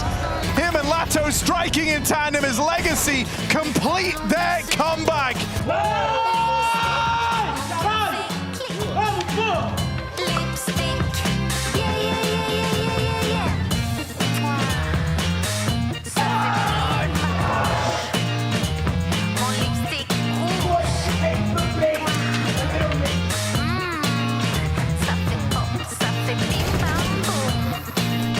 Certain now, the godfather of Brazilian Counter-Strike will be in attendance for the playoff ceremony. It's fine, but let's try to not clock the comms, please. I'm like getting so confused because I'm holding something and I'm like, oh no, but like, relax. The Intel Extreme Masters Cologne Major 2026 is brought to you by ESL in partnership with Intel, Acer Predator, DHL,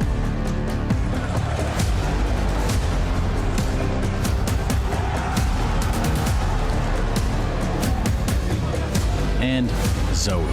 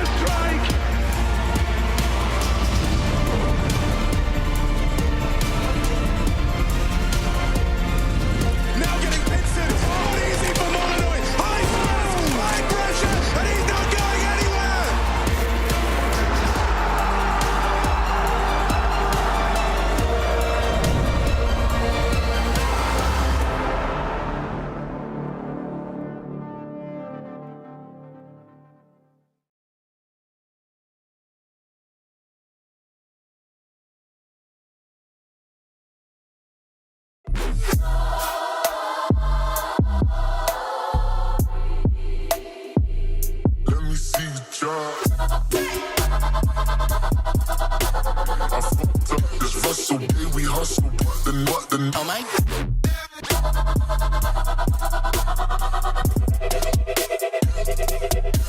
The best of Counter-Strike 2. Available now on shop.esl.com. The pounding heart of esports beats louder here in Katowice.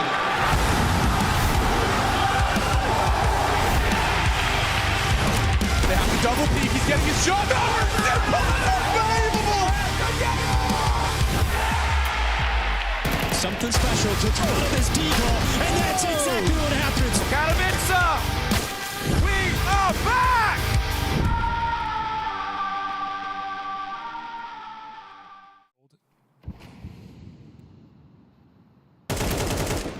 A dirty headshot from Huaso Peak. Quite the way to force this opening. You've seen him really dedicated to these monster skirmishes, been keen on trying to open the round then and there. So delivering a 5v4 for MongolZ. Donk is extremely passive. He's only now getting moving through Playground out long, realizing he has a bit more room than he anticipated. They're going to need him in this round. Shiro getting offered nothing in his position. MongolZ don't want to make a move in a 5v4. Fake nades thrown up top, but they will recommit to B later in the round. Magix is a monster. They have no other choice. So even if Donk wants to commit, he can't. He's got to go back and join his team. Spirit with a last second execute into this B bomb site. And MongolZ have 3 players here. Now Spirit go for this and come up short. They only have 2 players with money moving forward. So that would be another chance versus the Force Buy to try and force OT. But this B site has to hold. Nades rain in. Huaso Peak gets whittled down by them. Tanir, first man to fall for the Spirit squad. Bit of help from the Maya and AWP and things stall out. There isn't time for Spirit anymore. Magix never even makes it to the site with that bomb. Save called, round written off. MongolZ a round away from overtime. Unbelievable. Spirit keep losing to the clock. They keep going for these site hits, and MongolZ are holding their nades so well. Deep breath as you go into round 24, and Donk has something to say. He has a